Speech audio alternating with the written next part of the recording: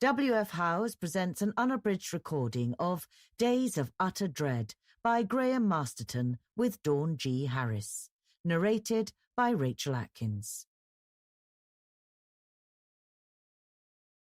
Those are the days when we wake to realise that we are one day closer to the coffin lid being closed over us, blotting out the light forever. Those are the days when we are aware that we are nothing more than a collection of random atoms that have temporarily clotted together to be us. Those are the days when we fear how easily we could be ripped apart, long before we have enjoyed the time that should have been ours, causing us terror and agony beyond description. Those are the days of utter dread. Manfred Waffenmeister, Das Buch der Angst, 1934. Content warning. This contains extreme adult content and exploration of subjects that will not be suitable to all reading tastes. Stranglehold, with Dawn G. Harris. Do you accept clothes from dead people? The girl asked, peering short-sightedly into the cramped back office of the animal charity shop. Lillian looked up to see a skinny and nervous-looking young woman, her face half masked by her long dark hair, her hand quivering as she held out a half-filled bin liner. My uncle died. He had a cat.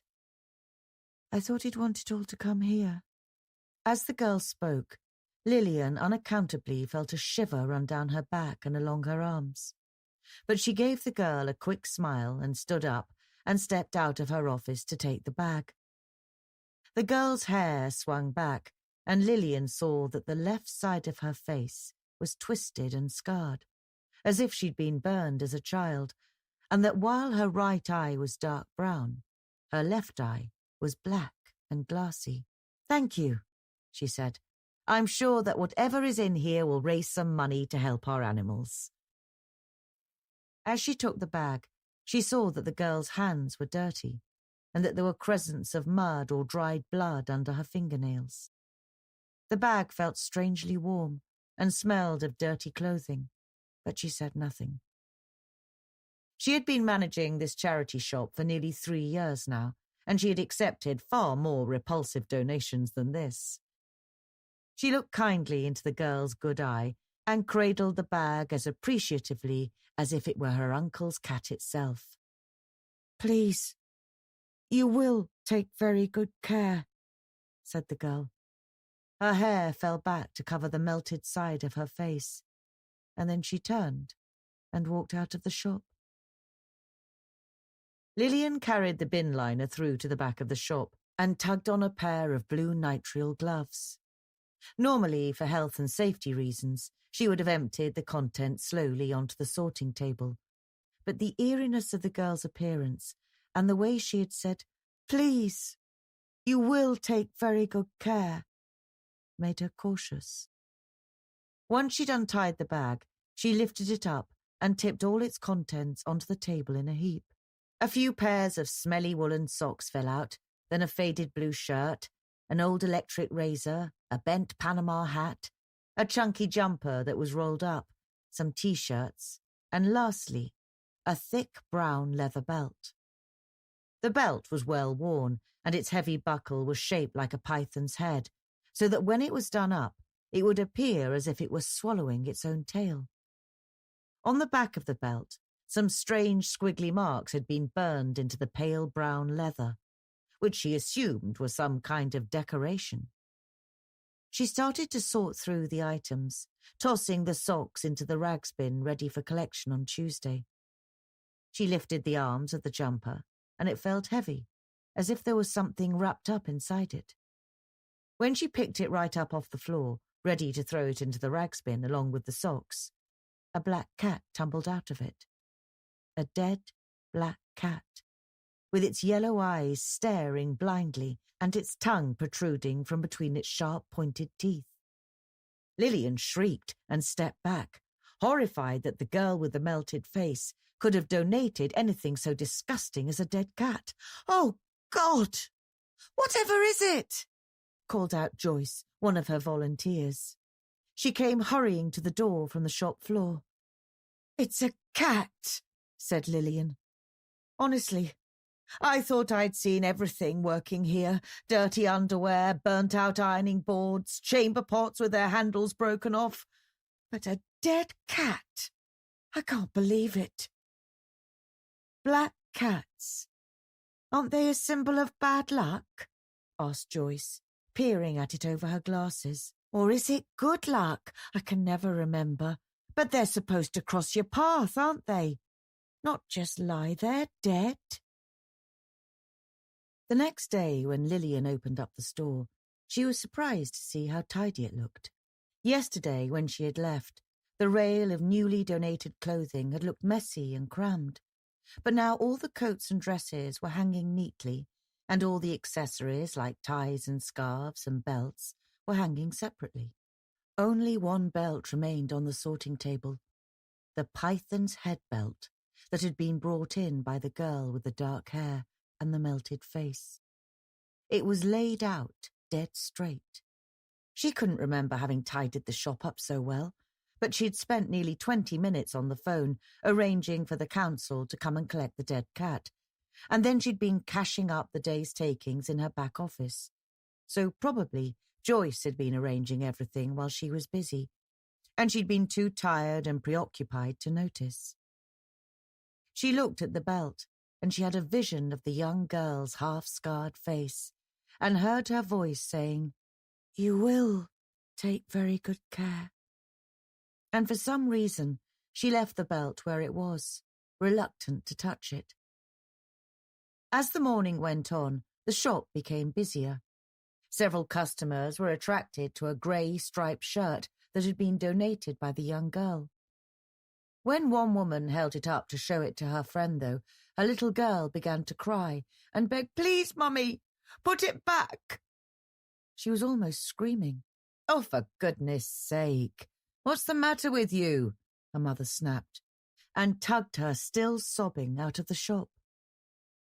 A middle-aged man with a large stomach and a comb-over had been rooting through the men's accessories, but now he came up to Lillian and said, "Not much of a selection, have you?"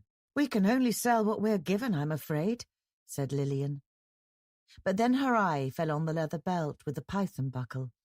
"Here, how about this charming leather belt? Most unusual." She picked up the belt and dangled it in front of him. His eyes immediately lit up, and he almost snatched it from her.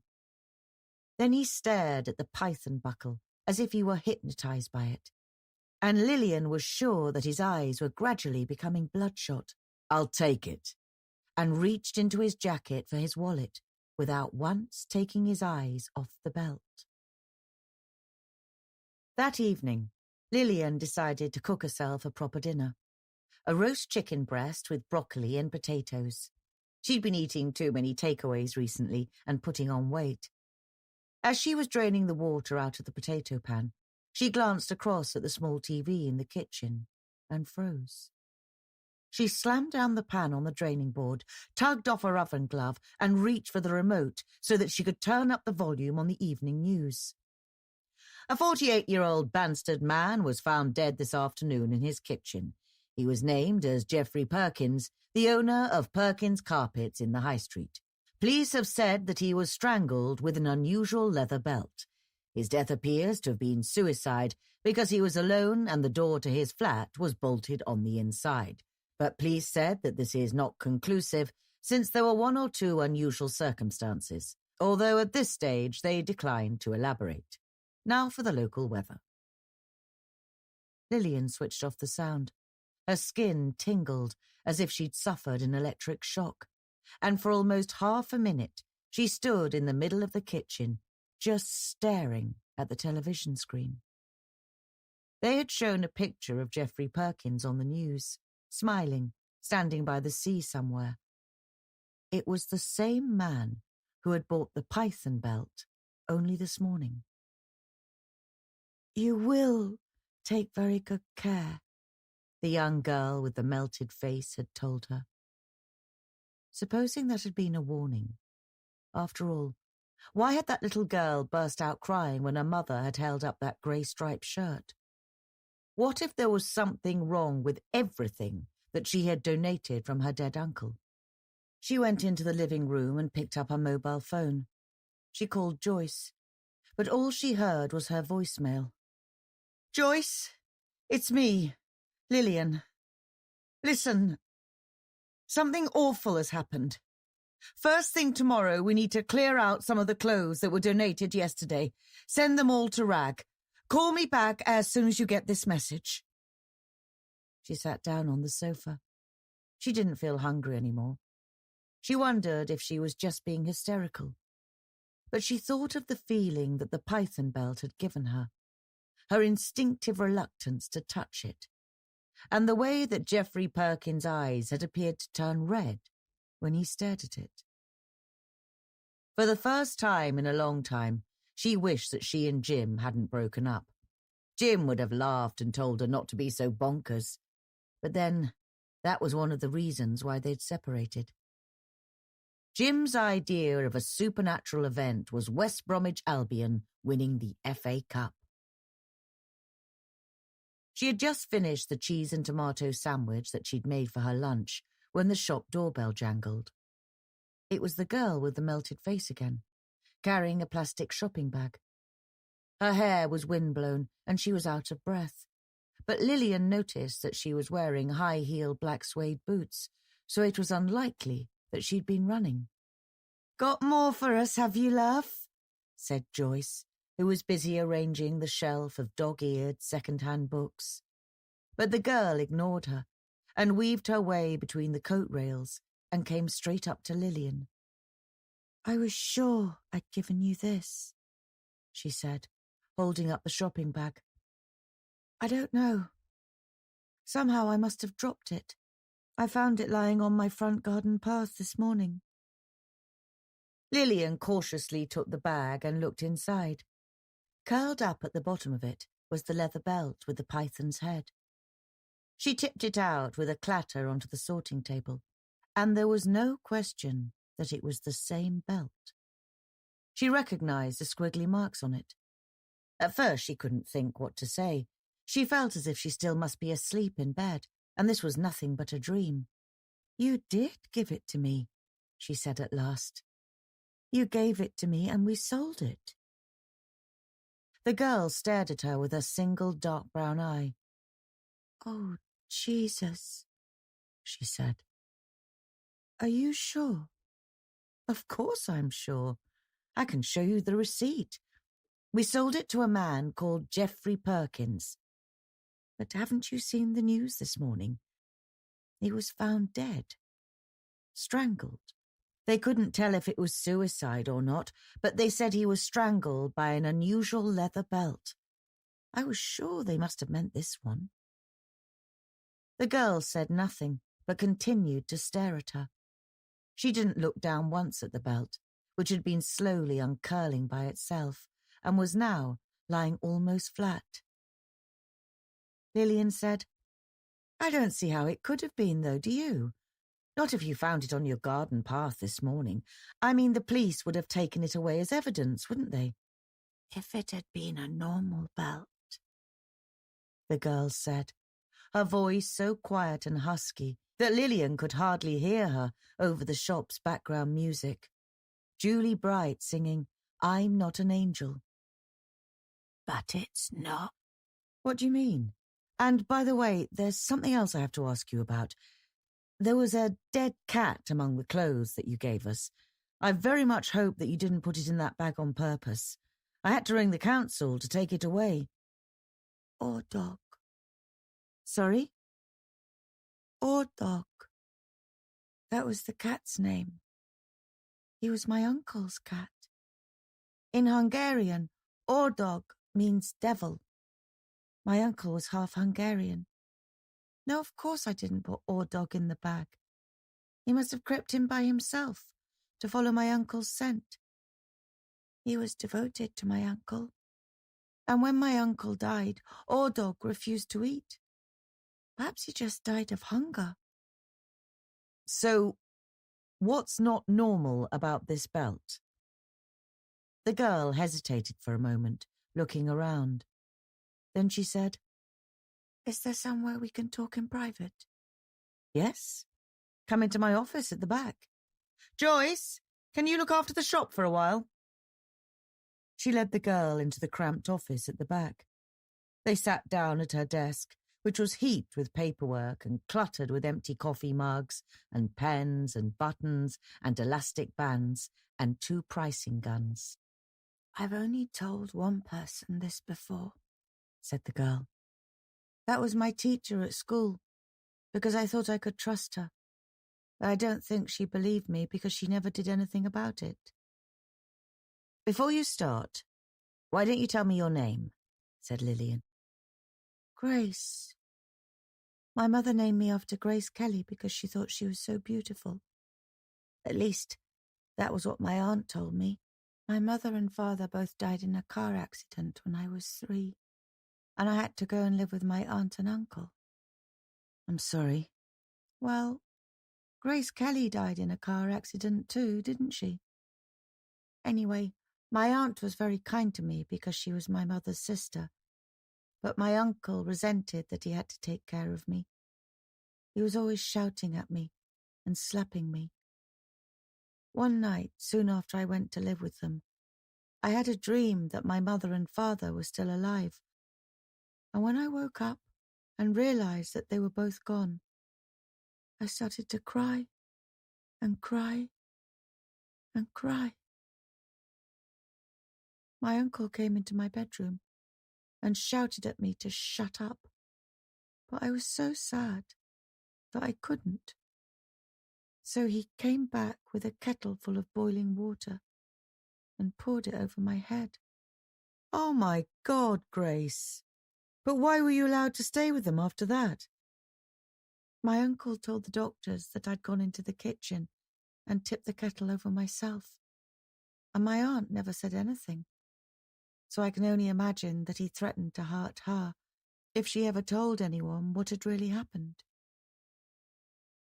Grace turned around and looked behind her before she carried on, as if she were anxious that somebody else might be listening. Then she said, "My uncle never showed any remorse. He always treated me as if it had been my fault that I was scolded. He was always brutal to me. And I was bullied at school too. The other kids used to call me Disgrace Face. When I turned 13, my uncle started to abuse me too, or tried to. He was always coming into the bathroom when I was having a bath, or asking me personal questions and touching me. I ran away twice, but I had nowhere else to go, and I was found both times and brought back. Then one day, on my way back from school, I went into that little shop at the end of the high street. Magic Mirror." "I know it," said Lillian. "They sell all kinds of charms and amulets and tarot cards and crystal balls and stuff like that, don't they?" "I wanted to buy a bead bracelet because everybody at school had loads of them. But while I was looking at them, the woman in the shop started talking to me. Right out of the blue, she asked me if somebody was hurting me. I don't know how she guessed, but I said yes, even though I didn't tell her about my uncle. I was too scared to." Grace's eyes began to glisten, and a single tear slid down her cheek. The woman went to the back of the shop and came back with the belt. She said that I could borrow it because nobody would ever own it, but I could keep it for as long as I needed it. She said it came from Sri Lanka, where they called it Kalutu Nerikum. That's what's written on it, in Tamil. It means stranglehold. "Go on," said Lillian. She was beginning to feel distinctly apprehensive now, and she leaned sideways so that she could make sure that the belt was still lying on the sorting table. "The woman said that so long as I had the belt in my possession, it would always protect me. And if anybody tried to hurt me, it would make sure that they never tried again. I didn't believe her, to tell the truth, and I didn't want to take it. But in the end, she insisted, especially when she offered to give me 2 bead bracelets for free. I kept the belt in the bottom of my wardrobe and never really thought about it much. My aunt was ill then with leukemia, and my uncle was too busy taking care of her to bother about me. Grace wiped her eye with a crumpled tissue and then continued. 2 months ago, though, my aunt passed away. My uncle didn't come near me or say much to me for a while, but then 2 weeks ago he came into my bedroom in the middle of the night, naked and drunk. He got into my bed. I was struggling to push him off me when he started to make these choking sounds. He fell off the bed and onto the floor, and when I switched on the light, I saw that the wardrobe door was open and that the belt was wrapped tight around his neck. He was staring at me, and his face was purple. I confess that I didn't try to pull the belt off him. Perhaps I should have done, but in any case I don't think I would have been strong enough. I just sat there and watched him being strangled. When he stopped breathing, I called for an ambulance, and soon after the ambulance arrived, the police came too. Why didn't the police take the belt away then? Because it had gone. I don't understand. The paramedics managed to unwind it and take it off him, and they put it down on the floor next to the bed. But by the time the police came, it had disappeared. The police looked everywhere for it, but they couldn't find it. Didn't the police ask you what had happened? I mean, there was your uncle in your bedroom with no clothes on and strangled to death. I told them that he tried to rape me, and I think they thought he had wound the belt round his neck himself. You know, some people do that, don't they? Half choke themselves when they have sex. Lillian sat there for almost half a minute, saying nothing. Why in the world had Grace brought her uncle's old clothes here, let alone his dead cat and her python-buckled belt? "Thank you so much for listening," said Grace, as if she could read Lillian's mind. "I came into the shop last week, and I heard you talking to an old lady, and I thought you'd be the kind of person who could understand and just, well, listen without judging me." Grace, I'm really sorry for what's happened to you, but I really don't want your uncle's old clothes. I have no idea why, but nobody wants to buy them.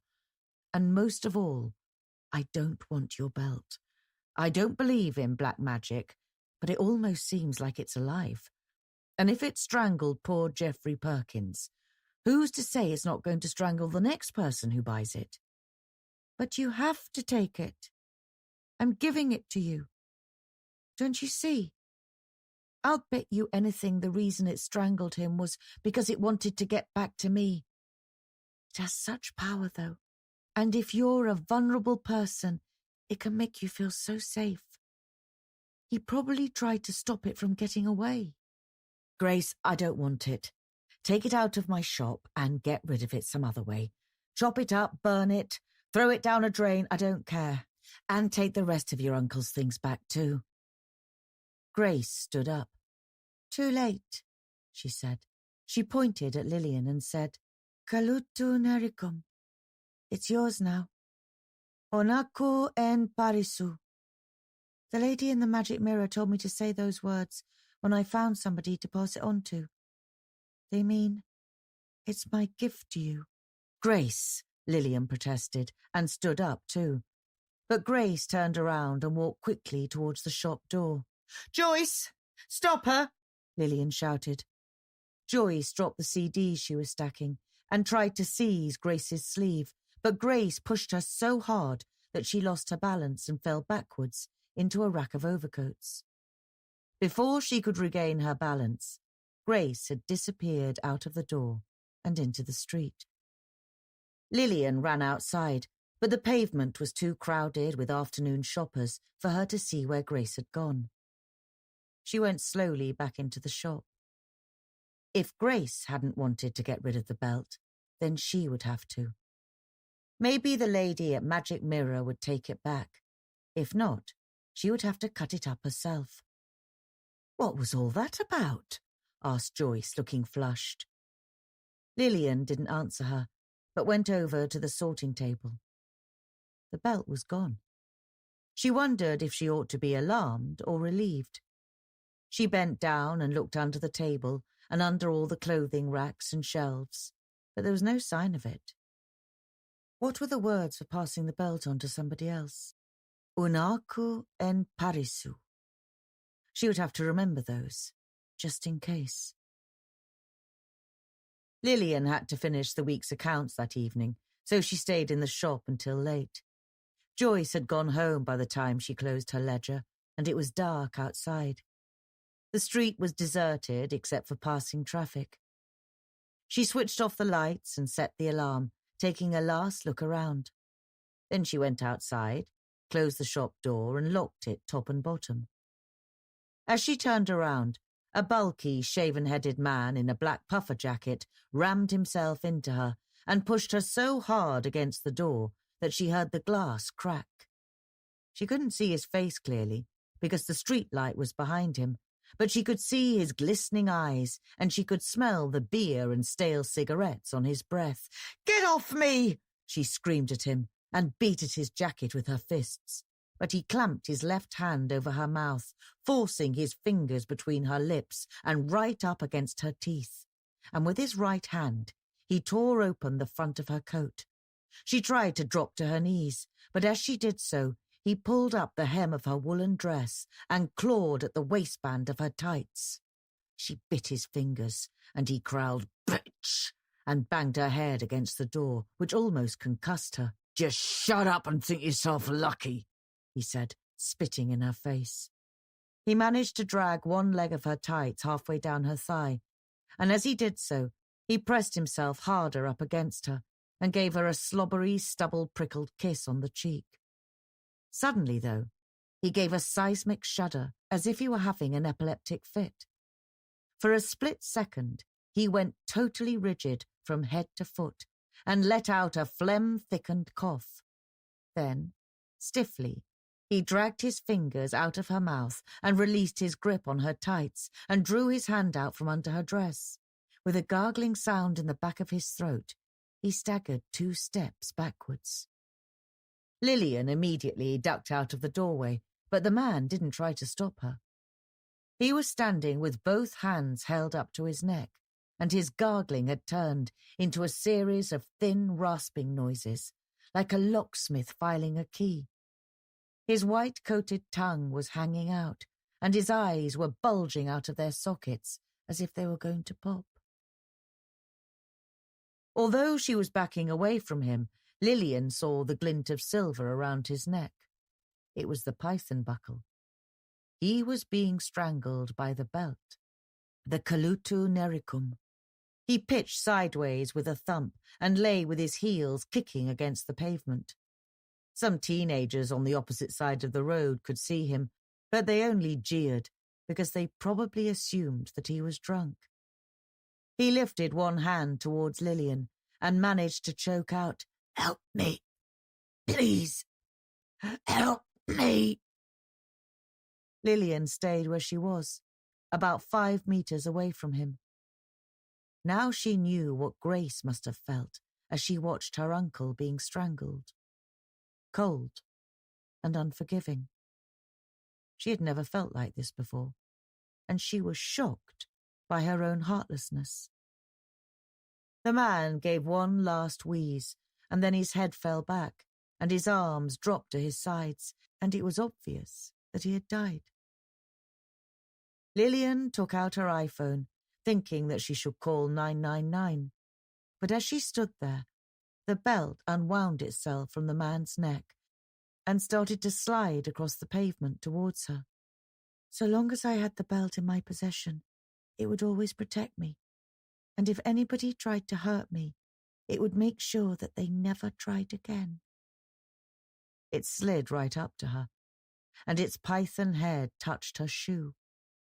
She hesitated for a moment, and then she bent down and picked it up. It had a tensile strength of its own, just like picking up a snake. She opened her coat and buckled the belt around her waist, the python head swallowing its own tail. She was still trembling from being attacked so violently, and her head throbbed where she'd hit it against the door. But the belt made her feel strong and peaceful, as if nothing bad could ever happen to her again. She dropped her phone back into her pocket. "One day, I'll be an angel. Wait and see," she sang softly to herself as she walked to the station to catch the late train home. "But now, I'm still alive and fancy free." Half sick of shadows. He stood well back from the window, waiting for the wintry sun to sink behind the leafless poplar trees and bite into the edge of the roof. The paved courtyard between the apartment buildings filled up with shadow, and one by one the lights came on, and the evening's performances began. In one fourth-story window, high up to his left, he could see a Hispanic woman in a bright red sleeveless sweater, reaching up to her kitchen cupboard with tattooed arms and bringing down a large casserole dish. In the next window, he could just make out the top of her husband's high black pompadour as he slouched in his armchair watching television. The light from the television flickered and jerked so that the interior of the apartment looked like an auto repair shop. Below him, to his right, an elderly woman in a grubby pink housecoat was bending over to feed her cats. Next door, 2 young children were sitting at their kitchen table, laboriously writing in their homework books. Immediately above them, a bald, bespectacled man was sitting with a cello in between his knees, not playing, just staring into space, as if he had forgotten all the music that he had ever learned. When he'd first moved here to Van Cortlandt Apartments, Jimmy had felt guilty about watching his neighbours as they went about living their daily lives. He had closed his blinds and tried to concentrate on writing his articles for Manhattan Living, Architectural Review, and Realty Week. But again and again he'd been drawn to close his laptop, switch off the lights in his living room, and pull up the blinds again. Each window on the opposite side of the courtyard was a miniature theatre, and every evening he had over 20 different dramas to choose from. The drama that he'd been following most attentively was the continuing battle between a heavily built middle-aged man and his much younger wife, a dark-haired woman who habitually wore far too much makeup. Jimmy had seen her sitting at her dressing table, peering into the mirror with utter self-absorption as she applied her thick scarlet lipstick. Then her husband would come in and an argument would start. Jimmy could tell that the man was shouting because of the way he kept banging his right fist into the palm of his left hand. Sometimes he would storm out and slam the door behind him. Other times he would grab hold of his wife by the arms, shake her violently, and throw her onto the bed. Jimmy had christened the couple Punch and Judy. In fact, he had given names to all the residents on the opposite side of the courtyard. The Huxtables, they were a black family, always smartly dressed, whom he'd named after the characters in The Cosby Show. Then there were Millie, Molly and Mandy, 3 girls who shared one chaotically messy apartment. Millie and Molly were American Airlines flight attendants and were always bringing different men home. They seemed to spend most of their evenings in their underwear or their boyfriend's shirts and nothing else. Most colourful of all were the Flying Burrito family, an argumentative crowd of Mexicans who he'd named after the rock band. They were constantly rushing from room to room in brightly coloured T-shirts, squabbling and gesticulating. The sad, bald cellist Jimmy had named Donald after the late Donald Pleasance. Donald always wore brown. On the second floor between Punch and Judy and the Flying Burrito family, there was an empty apartment with blacked-out windows. It had been empty ever since Jimmy moved in, but this evening the lights were switched on, and a woman in a blue dress walked into the living room. She crossed over to the windows, and Jimmy instinctively stepped back even further in case she looked up to the third floor and saw him staring down at her. But without any hesitation, she reached up and drew the purple loose-weave drapes across the window and tugged them to make sure that they were tightly closed. So, a new drama was beginning, a new soap opera to add to his evening entertainment. Even if she kept her drapes drawn together, he could see the woman's shadow crossing and recrossing the living room, like a figure in a Burmese puppet theatre. She seemed to be alone. At least, hers was the only shadow he could see. Several times she walked through to the bedroom. She didn't switch on the bedroom light, but she didn't close the drapes, and enough light was falling across the corridor from the living room for him to see her lift a suitcase onto the bed and start to unpack it. She had coppery, shoulder-length hair which hid her face from him, but he could tell from her bearing that she was probably in her late 20s or early 30s. Tallish, maybe 5'7" or 5'8" even, and very large-breasted. So large-breasted that after a few minutes he went across to his bureau, opened the top drawer, and lifted out his racing binoculars. Jimmy was always extremely cautious about using his binoculars in case the lenses caught the light and one of his neighbours realised that he was spying on them. He thought that if he ever got caught for peeping, he would probably die from humiliation. But he was fascinated by the way that all of these different lives unfolded in front of him, evening by evening. He had grown almost to love his neighbours, as if they were part of his extended family, even Punch and Judy and the lugubrious bald-headed Donald. He felt that he was doing more than watching them. He was watching over them. All the same, the woman in the blue dress had a spectacular figure. She was wide-shouldered, she had narrow hips and endlessly long legs. He focused his binoculars on her, ready to put them down instantly if she came closer to the window. She leaned over her suitcase, and he could see deep into her cleavage, where a glittering gold star dangled. Lucky star, he thought. I bet it's warm where you are, star, and fragrant with perfume. Chanel, probably. He watched the woman for over an hour, although she spent most of that time in the living room and the kitchen, and so she appeared as nothing more than a provocative silhouette. He wondered what her name was, what she did for a living, and why she was alone. Maybe she was a divorcee, or had recently separated from her boyfriend. Maybe she was a call girl. Maybe she didn't like men at all, or maybe she preferred to live on her own. He decided to call her Annie, after little orphan Annie, because she had red hair and she was alone. At about 11 p.m, Annie switched off her living room lights. She drew her bedroom drapes together, but only a little more than halfway, and he could see her staring down at the courtyard. Her bedroom was too shadowy for him to be able to make out her face in any detail, but she was very pale, as if she were the ghost of a woman who had lived there when she was a child and was trying to remember what it had been like to be young and alive. Eventually, she turned away, and he presumed that she'd gone to bed. He stayed watching her for a while, but then he went back to his couch and opened up his laptop. He had outstanding emails from South Korea and Australia, and one from the Colegio de Arquitectos de Chile, inviting him to give a talk in Ritoque, all expenses paid.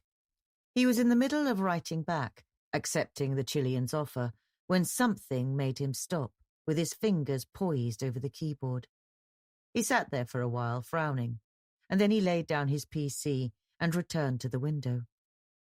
On his stereo, Barbra Streisand was singing about love being evergreen. Annie had switched on her bedside lamps, although she'd left the drapes as they'd been before, halfway apart. Inside, her bedroom looked inviting and warm, with a pale green patterned comforter diagonally pulled back across the bed, and dark green cushions and carpet. Annie was standing naked with her back to the window. Her coppery hair spread out over her dead white shoulders. But even though she had her back to him, there was a tall mirror on the opposite side of the bedroom, and he could see her full frontal reflection with startling clarity. He turned his head away. He didn't really know what to do. This was hardcore slot machine style peeping Thomism. His decency told him to draw down his blinds and go back to his laptop and finish his reply to the Chileans. Gracias por su invitación buena. Me plazco decir sí. Oh, Jimmy, Jimmy, Jimmy, he breathed. He was supposed to watch over these people. He was supposed to take care of them, or at least make sure that no great harm befell them. If Punch had started to beat up on his wife, like seriously beat up on her, knocking her teeth out and blacking her eyes, Jimmy would have been round to their apartment so fast, hammering on the door, or at least he would have dialed 911. If the elderly lady in the grubby pink housecoat had taken a tumble while she was feeding her cat, Jimmy would have phoned for a paramedic. Or if he had seen any of those Mexican kids being mistreated, he would have informed Children's Services. They were totally unaware of it, the people who lived in Van Cortlandt apartments. But Jimmy was their protector, their unseen, all-seeing guardian angel. Yet here he was, peering secretively into Annie's bedroom. And here was Annie's full-length, full-frontal reflection, and she was wearing nothing at all, except for that glittery gold star.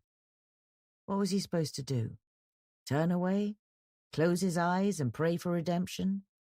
She was standing completely still, her arms by her sides, staring at herself, and she had the faintest smile on her face. If she moves, thought Jimmy, then I'll stop looking. I'll go back to my laptop and finish my emails.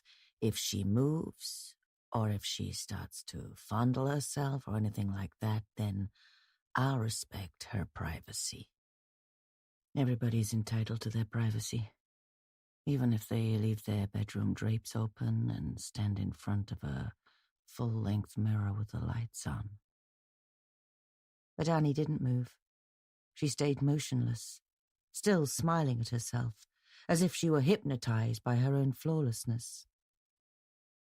Jimmy felt hot. He wiped the perspiration from his forehead with the back of his hand, and then he wiped his hands on his shirt. Goddamned heat in these apartments was always too high. Sometimes it made him feel as if he was suffocating. He glanced across at the binoculars on top of the bureau. No, that would be much too intrusive. It was obvious that Annie didn't realize that anybody was watching her. To stare at her through binoculars would be a breach of trust, a lack of human respect, or something. All the same, it wasn't as if he was going to rape her or anything. He wasn't even going to touch her. And what she didn't know couldn't hurt her, could it? And from the way she was admiring herself so intently, it was obvious that she was more than proud of her nudity. I'll bet she's even modelled for Playboy. And if several million Playboy readers can ogle her in the nude, why shouldn't I? Jimmy propped his elbows on the windowsill so that he could focus the binoculars to pin-sharp detail. God, she was beautiful. Her red hair was soft and shining. Her eyes were as green as a cat's. She had high cheekbones and a tilted nose and lips that looked as if she'd just finished kissing. Annie, whispered Jimmy, you really are something. Although they were so big, her breasts were high and rounded, with the palest pink nipples. Her waist was narrow, and there was an emerald set in her navel to match her eyes. She held her hands together between her thighs in a pose that was modest and yet highly provocative, as if at any moment she might slyly choose to expose herself. Jimmy stared and stared for almost a minute, and then he deliberately fell back on the carpet and lay there, staring up at the ceiling tiles. He felt stunned. A goddess, he thought. A goddamned goddess sent by God. Without any question, Annie was the most beautiful girl that he'd ever seen in his life. Even more beautiful than Eveline Chatwin, with whom he'd fallen in love at Barnard Castle when he was studying architecture, but who had always laughed at him and called him Frank Lloyd Wrong. He sat up again. But while he'd been lying on the floor, Annie had switched off her lights. She still hadn't drawn her drapes, but her bedroom was too dark for him to see anything except shadows. It took him a long time to go to sleep that night. When he did, he dreamed that he was crossing the courtyard in between the apartment blocks and entering the lobby on the opposite side. There was a thick rushing noise in his ears, like water running. He pressed the button for the elevator, but its door refused to open. He pressed it again and again, but still nothing happened. There was a small window in the door, however, and when he looked through it, he could see Annie standing naked inside the elevator car, under a single bare light bulb. She was trying to say something to him, but he couldn't hear her. When he shook his head to show her that he didn't understand, she came right up to the window and shouted at him. He thought she was shouting, "You can't come in here. You mustn't." The following evening, Jimmy had to attend a promotional party for US Design magazine at their glossy offices on Madison Avenue. It was the usual crowd of preening interior decorators in black shirts and arrogant celebrity architects with grey swept-back hair and all of the scruffy, bespectacled oddballs who designed peripherals such as bathroom faucets and light switches and kitchen cutlery drawers. As he circled around the room, with a glass of warm red wine in one hand and a prawn canapé in the other, he saw several people he recognized. But he didn't feel very sociable tonight. At least not to the extent of shouting about armchair designs for half an hour with perspiring men in over-tight bow ties. He went to the window and looked down over Madison Avenue. It was raining, and the glass was beaded with glittering droplets. He could see his reflection in the window, and he wondered if Annie was home yet, and whether she was standing in front of her mirror, admiring her nakedness. He was still standing there, watching the endless stream of traffic below him, when he felt a tap on his shoulder. In the window, he saw a woman's face, and for one ridiculous second, he thought it was her. But when he turned around, it was a plumpish woman with a short black bob, with wide blue eyes and bright crimson lipstick. She was wearing a tight brown velvet dress with a plunging cleavage, which made her look like a burst-open bratwurst at a neighborhood barbecue. "Jimmy Lightoller," she said in a breathless little scream. Jimmy blinked at her. "Heidi?" he ventured. "Heidi Branning?" She gave another little scream and flung her arms around him and gave him a sticky kiss directly on the lips. "It's so good to see you.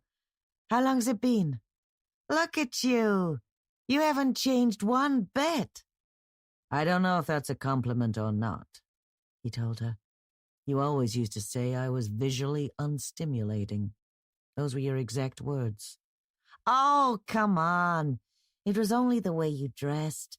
Everybody else was walking around the campus like goths or punks, and you were dressed like a bank manager." "Well, you've sure changed," he acknowledged. When he had known her at Barnard, she must have weighed at least 165 pounds. She'd always worn black lipstick and her hair had reached down to her waist. They'd slept together only once, after a very drunken party at a friend's loft in the East Village. But they had remained friends until they graduated. "I'm working for Bloomingdale's now," she told him. Interior design consultancy for people with more money than taste. How about you? This and that.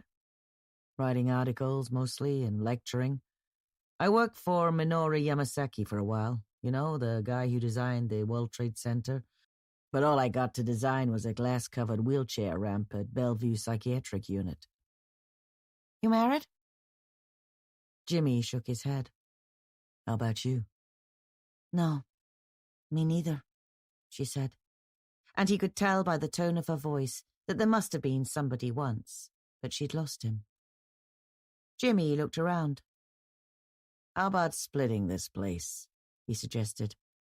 I think I've had it up to here with poses, and all this boasting has given me a migraine. Okay, sure. Where do you want to go? How about you come back to my place? He hesitated, wondering if he was making a ridiculous mistake, but he couldn't keep Annie to himself much longer. Somebody else had to see her. Somebody else had to know what he was feeling about her.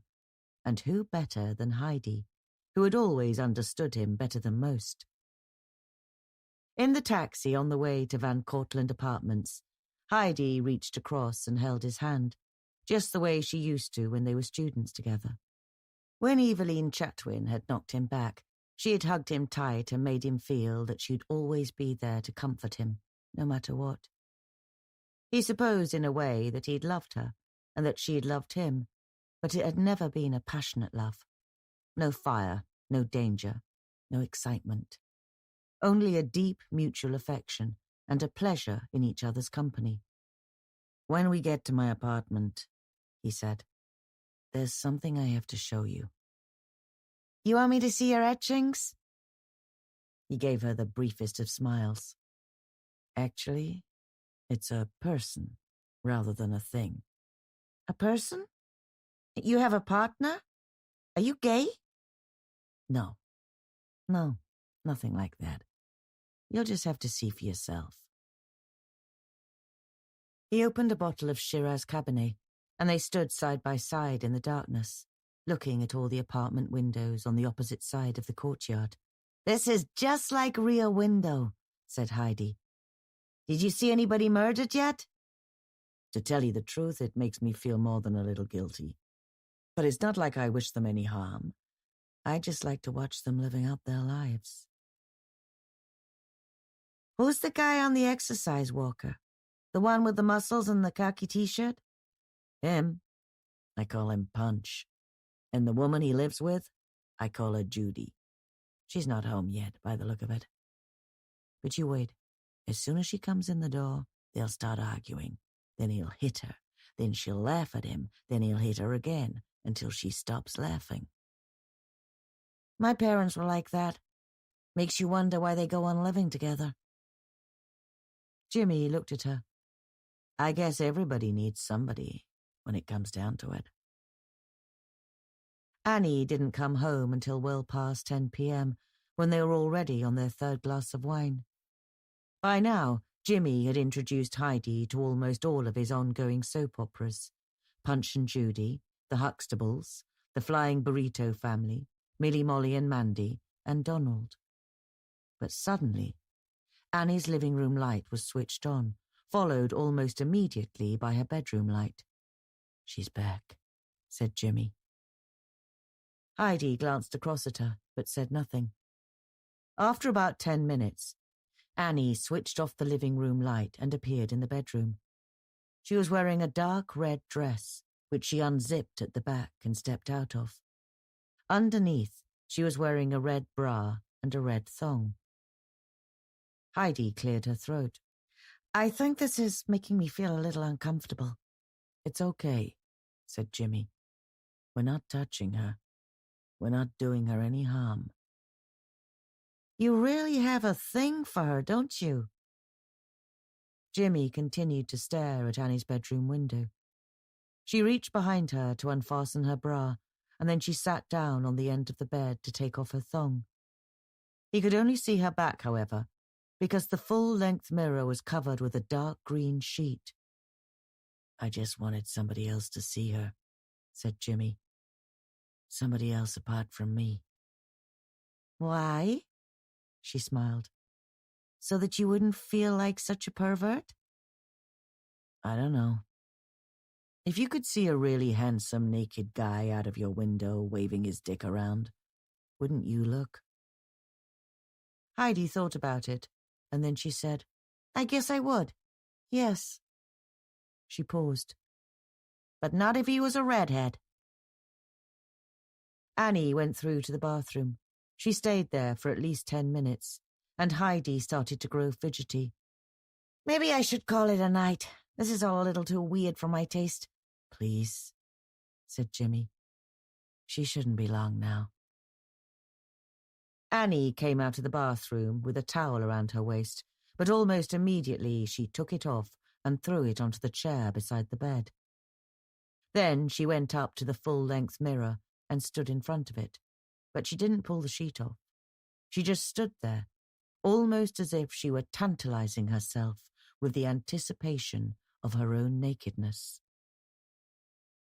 Heidi put down her wineglass and came up close to Jimmy, putting her arm around his waist. He looked down at her, and she looked up at him. He kissed her on the forehead, and then her lips. They were only quick kisses, but then she reached up and touched his cheek and kissed him back. And this time, the kiss was long and exploratory, and she closed her eyes. Heidi, he said, but she raised her fingertip to her lips and said, shh. They both knew that what they were doing was strange, and maybe a little depraved too. But this was one of those moments when the normal rules of morality were suspended. Annie would never know, and neither would anybody else. They looked back to Annie's bedroom window. She'd pulled the sheet away from the mirror now and was standing in front of it, quite still. Jimmy said nothing, but looked at Heidi to see what her reaction was. She's stunning, said Heidi. I have to admit it, even as a woman. She stared at Annie's reflection for a long time, and then she turned around to face Jimmy. She kissed him, and kissed him again, and then she reached down and grasped the front of his pants. She turns you on, doesn't she? She said. She really turns you on. Heidi? What? Maybe she turns me on too. She kept her mouth pressed against his while she located his zipper and tugged it downward with 3 insistent jerks. Then her hand burrowed inside his boxers until she found his gradually stiffening erection. She pulled it out, quite roughly, and started to pump it until it reared up hard and curved as a rhino horn. She pushed him 2 or 3 awkward steps until he was stopped by the back of the couch. He perched himself on the edge of it, while Heidi dragged up her dress to her waist. Her thighs were big and white and soft, and she was wearing a tiny pair of black lace panties. She didn't take her panties off. She pulled them to one side, so that her bulging bare lips were exposed. She climbed onto him, panting with effort, lifting one heavy leg over the back of the couch and then the other. Then awkwardly, she guided him inside her.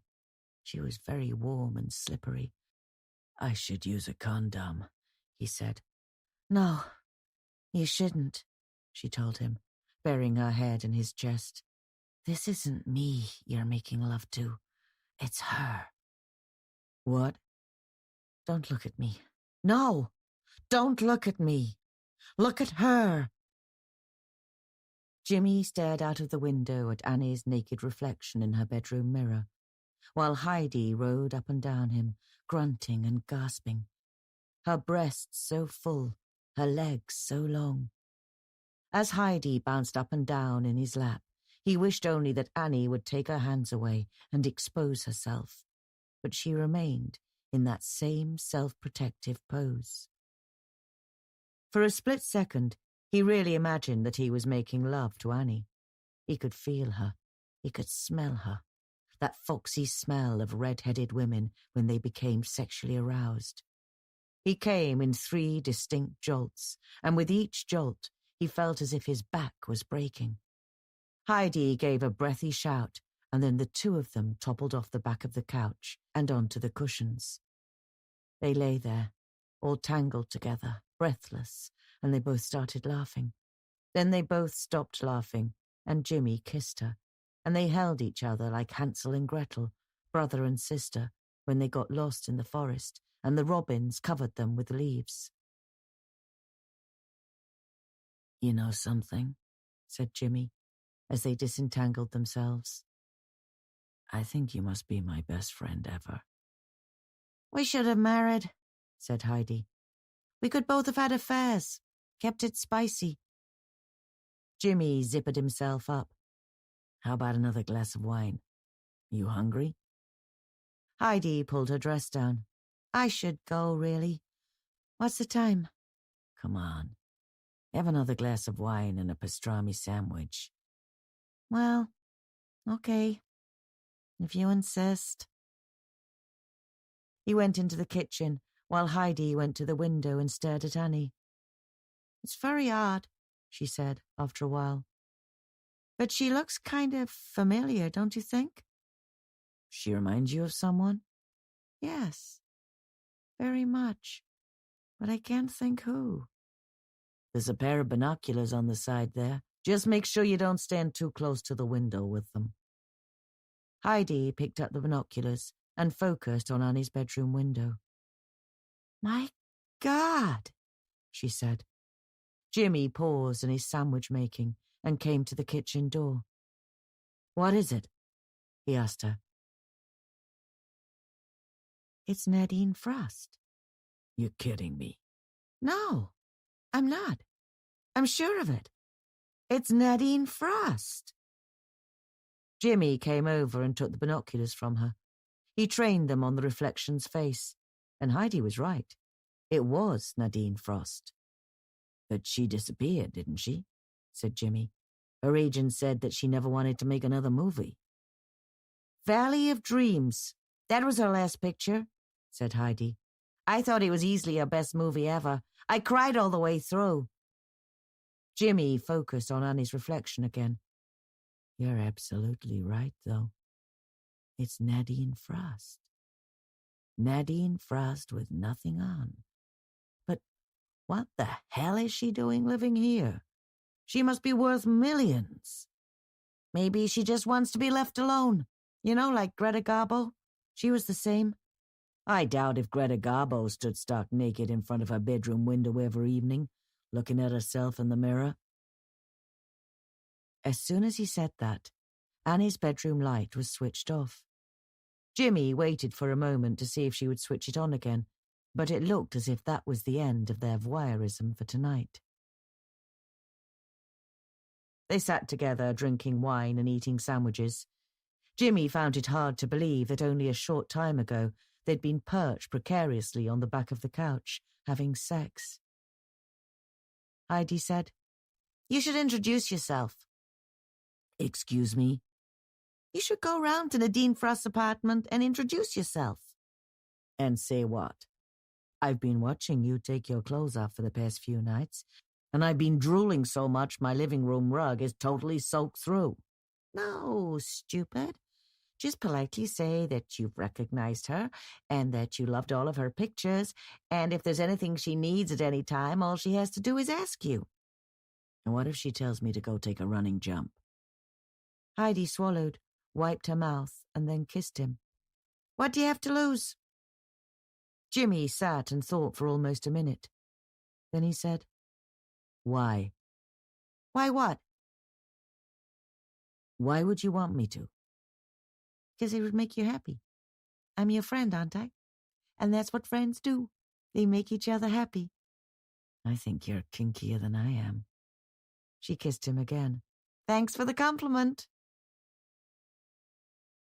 Late that night, he Googled Nadine Frost and looked up her career in the movies. Nadine Frost. Real name, Zuzana Erdely, was born in a suburb of Budapest, Hungary, in February 1973. Her father was an electronics engineer, and the family moved to Los Angeles, California in 1982, so that he could work for Modex Inc. Susanna excelled at school, both in sport and drama, and when she was 15, she was offered a part in the family TV drama The Love Hearts. After that, she appeared in 7 more movies and was nominated for an Oscar for her supporting role in Thunder Bay. A month after the release of her last movie, however, she disappeared from public view, and her agent, Cy Willard, made a statement that she'd given up her acting career and was looking for seclusion and spiritual solace. Despite the efforts of the media, her whereabouts were never discovered. Until now, when she had unexpectedly appeared in one of Jimmy's nightly dramas, in the Van Cortlandt apartment block in Manhattan. He didn't have the nerve to go around to Nadine Frost's apartment until 2 evenings later. On the first evening, he stood and watched her for over 20 minutes, as she stood naked in front of her mirror. Now that he knew who she was, he found himself asking even more questions about her. Did she regret giving up her movie career? Was that why she stood in front of her mirror, night after night, admiring her body?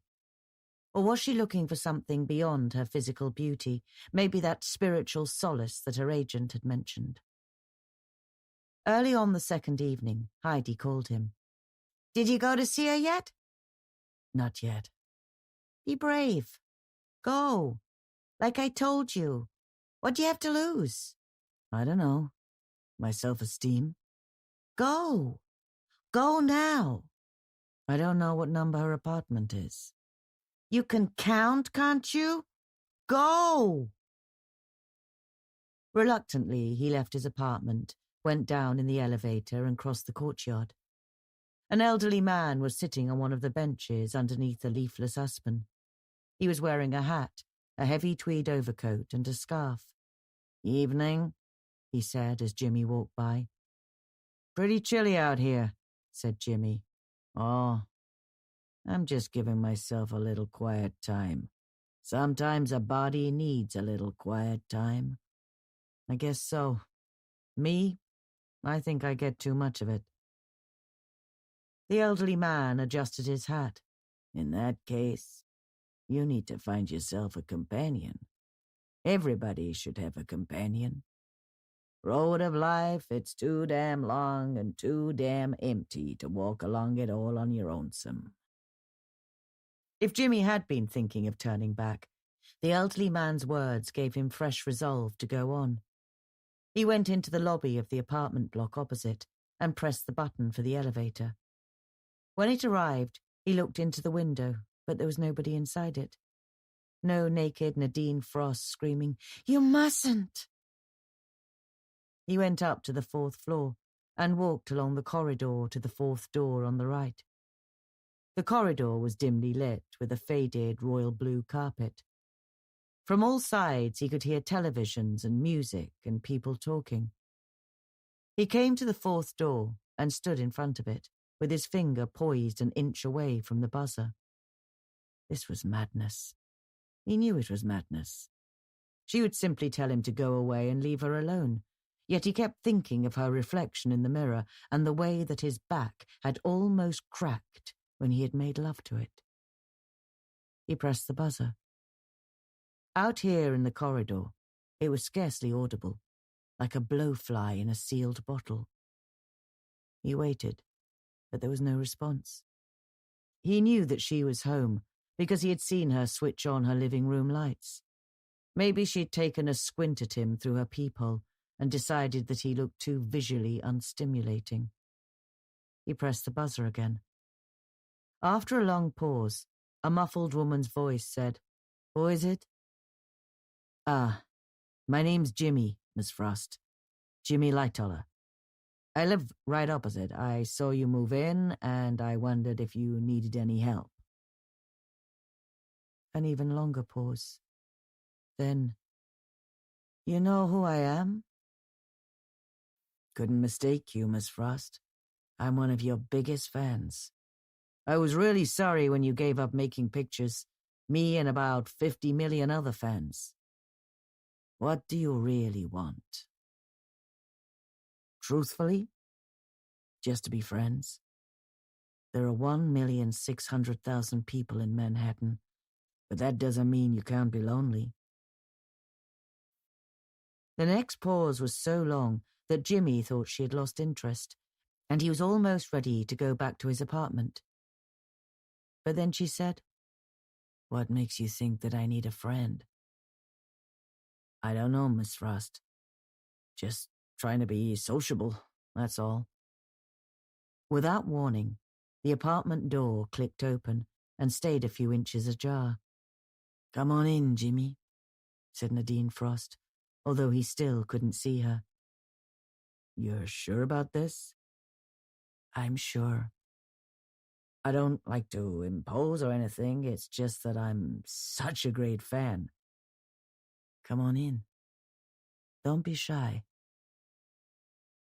Jimmy stepped into the apartment. As he did so, he saw Nadine Frost disappearing through the living room, heading towards the bedroom. She was wearing a long white satin robe with a hood so that she looked like a ghost. I'll close the door, shall I?" Jimmy called out. "Of course," she called back. He closed the door and walked into the middle of the living room. It was plainly furnished with dull Swedish-style furniture, oatmeal-coloured chairs and a pine coffee table, and a pottery jar with dried bulrushes in it. On one side of the room hung a large multiple portrait of Nadine Frost in all of the major roles she had played. As the heiress to a cotton plantation, as an Egyptian queen, as a female aviator, as a frontierswoman, as a prostitute with a heart of gold. "Fantastic picture," he said loudly. "You like it? Fantastic. If you don't mind me saying so, you really look terrific." "Only terrific?" "Well, beautiful. You really look beautiful." He waited. He wondered what she was doing in the bedroom and whether he ought to sit down and make himself at home. "So you think I'm beautiful," she said. "No other word for it." Another pause. Then, "I've seen you watching me, Jimmy." "It was you, wasn't it?" "Excuse me?" "Oh, don't try to pretend. I saw you watching the very first night I moved in. That's why I put on my little show for you." "I don't know what you mean. I really don't." "Oh, come on, Jimmy. You don't have to pretend. You stood in your window, and you watched me for hours." Jimmy felt himself flushing hot with embarrassment. "Look," he said, "maybe this wasn't such a good idea after all. Maybe I'd better leave." "No, Jimmy. Don't do that. Come into the bedroom and see me as I really am." "Listen, please. I'm sorry if you thought I was spying on you. I really wasn't. It's just that I saw you in your mirror, only a few seconds glimpse, and, well, you're beautiful. That's all I can say, except that I'm sorry. You saw me in my mirror. Only a few seconds glimpse, I swear it." "You saw me in my mirror?" "Yes." "Come into the bedroom, Jimmy." Jimmy hesitated, and then he walked out of the living room and into the corridor. The bedroom door was half open, and up against the left-hand wall he could see the full-length mirror framed in gilt. And there was the image of Nadine Frost, utterly naked, smiling. Except that the full-length mirror wasn't a mirror at all. It was a full-length painting in oils, meticulously detailed, highly realistic, but only a painting. "Come on in," Nadine Frost repeated. "Come and see me as I really am." It was only now that Jimmy noticed a curious whistling sound in her voice, followed by the soft cackle of phlegm at the end of every phrase. "I think I've made a mistake," he said. "I think it's probably better if I go." "No, Jimmy. I wouldn't go, not if I were you. You wouldn't want me to cause a fuss, would you? A peeping Tom who forced his way into my apartment and tried to assault me?" "I'll just go," said Jimmy, his voice rising in panic. "Don't you want to take advantage of me first?" "What?" "It's been a long time since a man took advantage of me. Not once in 7 years, ever since my accident. Come on, Jimmy. Think of what we could do together. Deep throat, with a woman with no face. You could actually watch as it disappeared." The bedroom door opened wider. Nadine Frost was standing in front of him now, in her white hooded robe. Inside the hood, he could see her eyes glittering, but underneath her eyes, there was nothing but shadows. "Oh, God," he said, and sank to his knees, his head bowed. Nadine Frost came up to him and rested her hands lightly on his shoulders. "Come on, Jimmy," she said. "You and I are going to be wonderful together." She twisted her shoulders so that her satin robe whispered to the floor. Jimmy raised his head, and her plume of russet hair was right in front of him. Then he looked up.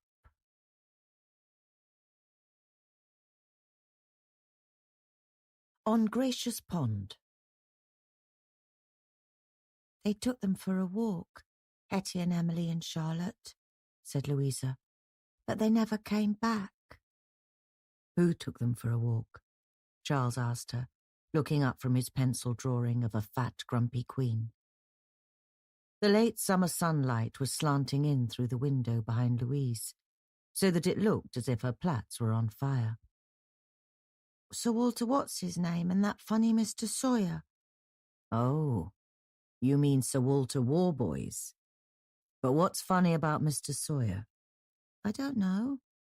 He's always sniffing. Sniff, sniff, sniff, as if he's got a cold, although he hasn't.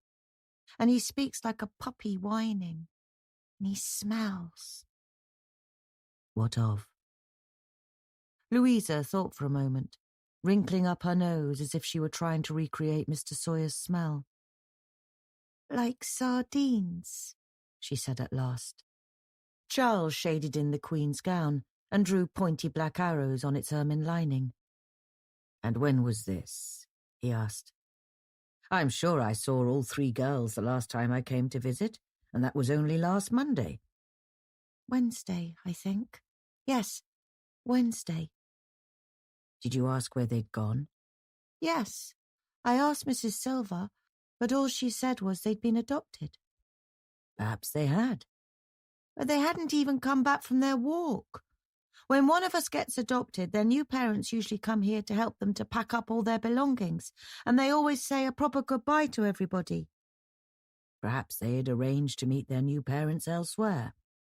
"Well, yes, I suppose they might. But they didn't take their clothes or anything else. All their belongings were still there the next morning, even Emily's ballerina doll, and she never went to bed without her ballerina doll.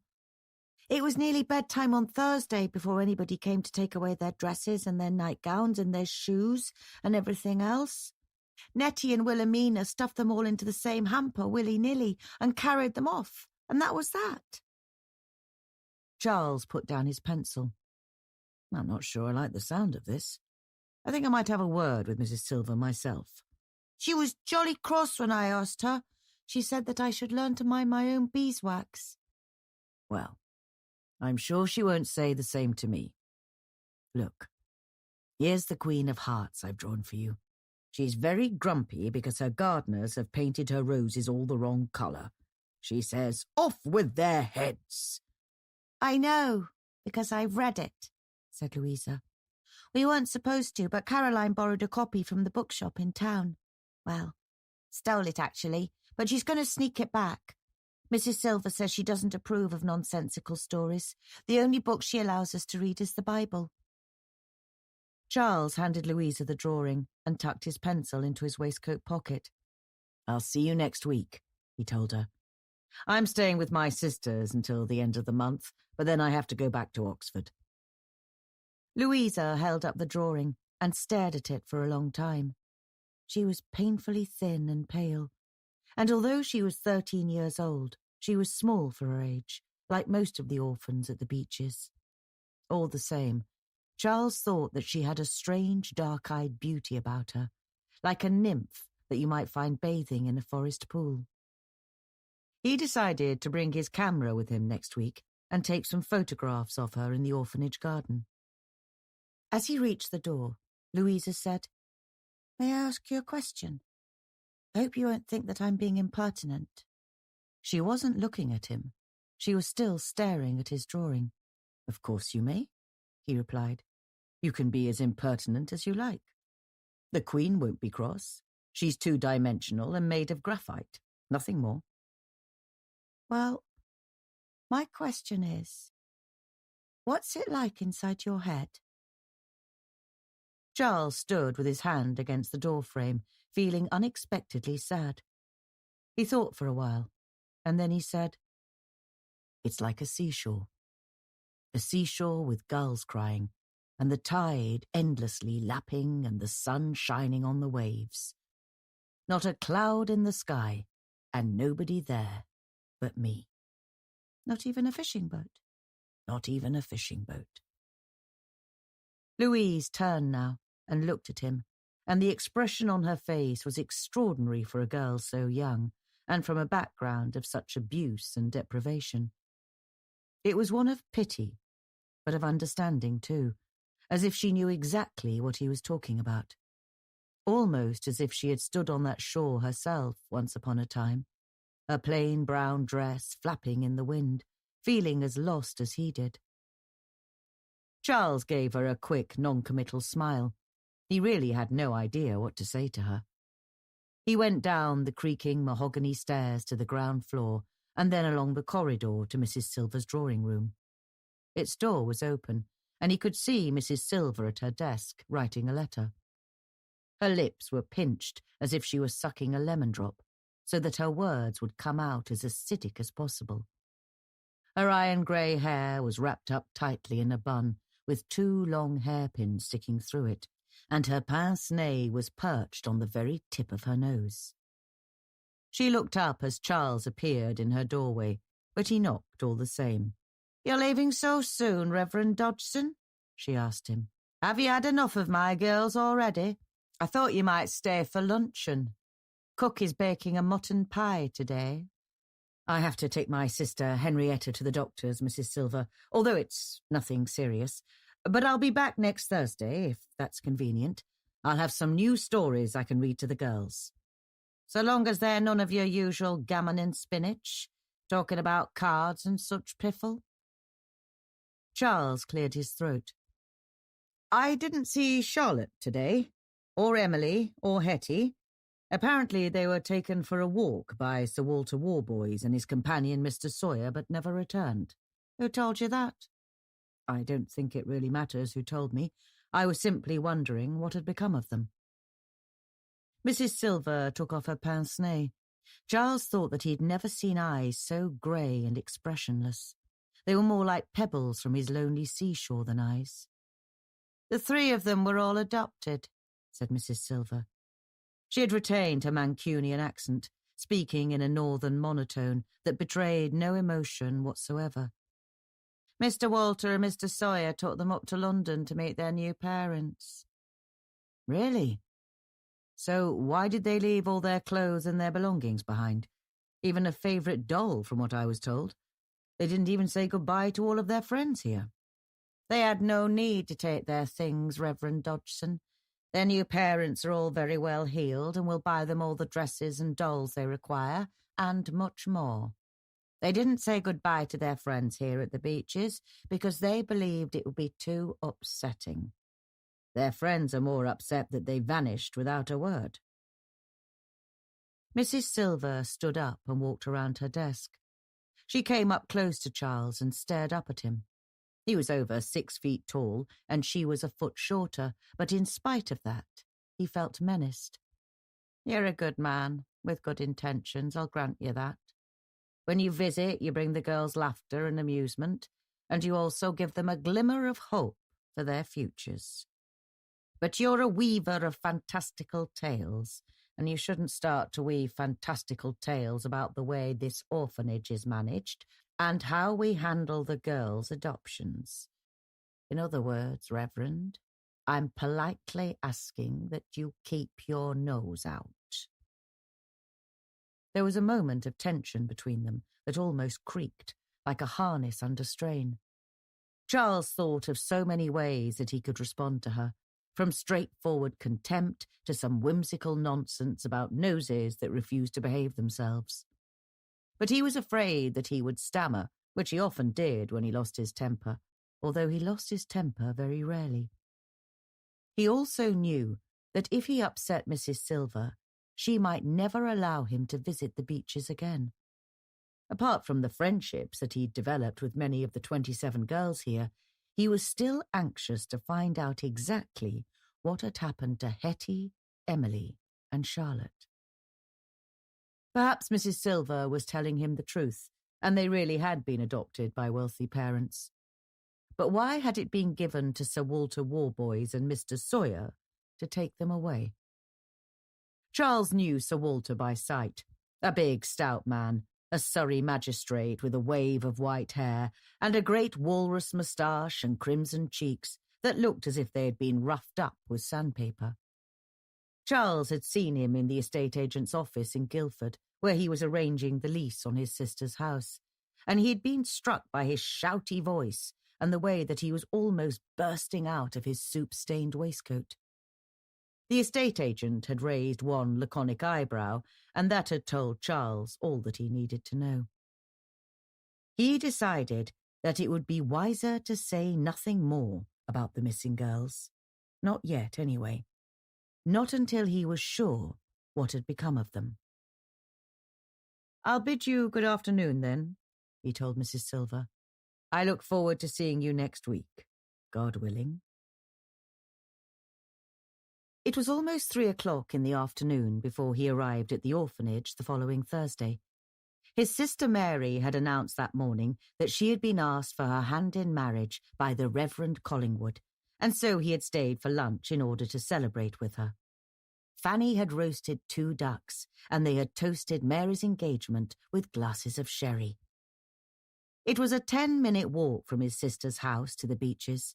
The day was sunny and warm, but a blustery wind was blowing, so that the poplar trees were thrashing as if they wanted to uproot themselves. When he arrived, he saw that a black 4-wheeled brougham was drawn up by the stable at the side of the house, with its shiny chestnut horse feeding from a nosebag. He knocked at the front door, and Nettie, the maid, let him in. She was skinny and pasty-faced, but her eyes were needle-bright, and she was giving him a cheeky grin. "Something amusing you, Nettie?" he asked her. "Your titfer, Reverend. I loves how you've gone and decorated it." Charles took off his wide-brimmed hat and saw that there were 7 or 8 prickly burdock burrs clinging to the crown. There were 3 more stuck to the back of his coat, all of which must have blown there by the wind. "You know what they said about burdock burrs, don't you, Reverend?" said Nettie. She took his coat, hung it up in the hallway, and picked off the burrs. "I'm afraid not. What do they say about burdock burrs?" "Miss or madam, master or sir, be you wary of the burdock burr. The day she sticks so small and brown, she'll turn your whole life upside down." "Well, I can't say I've ever heard that before, but if there is any truth to it, I shall proceed with the utmost caution. Not that my life isn't upside down already. Perhaps they're telling me that it's about to be turned the right way up again." As she followed him along the corridor, Nettie said, Sir Walter Warboys is in there with Mrs. Silver at the moment, Reverend, along with that Mr. Sawyer. With that, she pinched her nose and flapped one hand, as if she'd suddenly caught the whiff of something unpleasant. Charles couldn't help smiling. Yes, I am reliably told that he has the redolence of sardines about him. Sardines? More like whales, if you ask me. And dead whales at that, long gone mouldy. Mrs. Silver's door was closed, and so he knocked. And when Mrs. Silver called out, "Come," he turned to Nettie and winked at her, and then went in. Mrs. Silver was seated at her desk, while Sir Walter Warboys was standing by the window, blocking out half the light, and Mr. Sawyer was wedged into a small, tight armchair in the right-hand corner next to Mrs. Silver's bookshelf. "Aha! The famous spinner of silly stories," cried Sir Walter. "I'm sure you know who I am. Walter Warboys, and this is my aide-de-camp, Jack Sawyer. How do you care to be addressed, sir? As Mr. Carroll, is it? I must say that you're a good deal less extravagant in your dress and your appearance than I expected. I thought you might at least be wearing a topper with a 10 and sixpenny price ticket in it." Jack Sawyer let out a cackling laugh and kicked his boots on the carpet like a galloping pony. "Thank you, all the same, Councillor," said Charles. "I'm flattered that you appear to have read my book, or perused the illustrations at the very least. But I would be quite content if you called me Reverend Dodgson." "Hoity-toity!" Jack Sawyer grinned, baring his tobacco-stained teeth, with the front two missing. Charles took a breath to restrain himself from answering back, and he could definitely smell fish of some kind. Perhaps Jack Sawyer existed on a diet of mackerel and coley, and it seeped out through his pores when he perspired. "Your girls are waiting for you in the summer room, Reverend," said Mrs. Silver. "They have plenty of sewing to keep them occupied while you amuse them with your latest stories." "What will you be telling them, Reverend?" asked Sir Walter. "Some twaddle about smoking caterpillars?" "Actually, no. I have a story based on Jesus feeding the 5,000, told from a young child's point of view. Mrs. Silver is not enthusiastic about absurdity." Sir Walter grunted. The long case clock in the hallway struck 1:30, and he took out his pocket watch and flipped open its lid to check that it was keeping good time. Charles cleared his throat and said, "Before I go upstairs, Sir Walter, I have a question for you, if I may." Yes, and what would that be?" "I was wondering about the parents who adopted Charlotte, Hetty, and Emily. What manner of people they might be. I became quite close to those girls while they were here at the Beeches, and I would be reassured to know that they all had been found good homes. Perhaps it might even be possible for you to inform me of their new addresses, so that I may visit them on occasion." Sir Walter glanced at Mrs. Silver with what Charles took to be a look of some concern. But Mrs. Silver slammed shut the desk drawer in which she had been rummaging, tented her fingers, and snapped, "Not possible, Reverend, I regret. The law is adamant that when one of our charges is adopted, her adoptive parentage must remain confidential. And I believe that we discussed those 3 girls last week, did we not?" Charles looked down at Jack Sawyer, who was still giving him a gappy grin, as if he were really relishing his discomfort. "Very well," said Charles. "I will see you before I leave. Sir Walter, Mr. Sawyer, I'll bid you good afternoon." Sir Walter bowed his head, and Jack Sawyer gave him a salute. Both appeared to be mocking him. He left Mrs. Silver's office, went along the corridor, and started to climb the stairs. He was less than halfway up when 3 girls came scampering down, all of them wearing coats and bonnets and gloves, their boots clattering loudly on the uncarpeted treads. Charles recognized all of them. Fiona, a skinny-wristed blonde of about 11 years old, Hilda, a freckly redhead who had just celebrated her 12th birthday, and 14-year-old Mavis, a serious brunette with a bun and circular glasses. Careful, young ladies, he cautioned them, raising both hands. Remember the nanny who rushed down to the hall only to stumble and only to fall. Why are you in such a hurry? Sir Walter Warboys is taking us out for a picnic, said Fiona. Well, that should be pleasant. It's a nice sunny afternoon, if a little fresh. Did he say where he was taking you? Gracious Pond, put in Mavis. He said it's private and quiet, and we can sing and dance and make as much noise as we like. He's not taking you off to be adopted, then? Oh, no, said Hilda. He said that we'll have venison pies and raspberry tarts and syllabub. Oh, you mean syllabub? Well, that sounds very tempting indeed. I hope you have a splendid time. The girls carried on hurrying down to the hallway. Charles stayed where he was, halfway up the stairs, one hand resting on the banister rail. He heard the door to Mrs. Silver's study open, and Sir Walter shouting out, "Wonderful! There you are, my little treats! All ready to go, are we?" As Sir Walter and Jack Sawyer and the girls made their way along the hallway to the front door, another girl leaned over the banisters from the landing and called out, "Can I come?" Charles recognized her as Lizzie, a half-caste girl of about 15 years old, who had been rescued by Dr. Bernardo 6 months ago from a brothel in Stepney. Sir Walter stopped and called back, "Who is that?" "Lizzie! Lizzie Ruffles!" "Perhaps next time, Lizzie. We came today in my brougham, which has but 2 seats and 2 more small seats that tip down. I'm afraid that we have only 1 place for each." "Next time, then, if you'd be so good, sir." "We shall see, Lizzie. I cannot make promises." With that, Sir Walter stepped out of the front door, and Nettie closed it behind him. Charles looked up at Lizzie, and she shrugged and smiled and said, "Come to tell us more Bible stories, have you, Reverend?" Charles hesitated, but at that moment he heard a knock at the front door, and Nettie opened it again. When he looked down to the hallway, Charles saw a handsome cab driver standing outside in the porch. He handed Nettie a small wicker hamper with a label tied onto it, and Nettie closed the door and took it into Mrs. Silver's study. Charles hesitated for 3 seconds more, but then he turned around and galloped back down the stairs. He ran along the corridor and burst out of the front door, just as the handsome cab driver was snapping his whip to start his horse moving. "Wait! Please wait!" Charles cried out. "Requiring transportation, are we, Governor?" said the cabby, pulling back on his reins.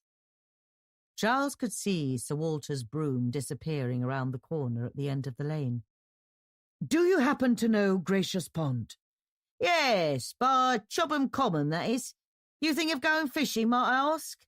"Can you take me there, but discreetly, so that we're not spotted by the driver of that brougham who has just left here?"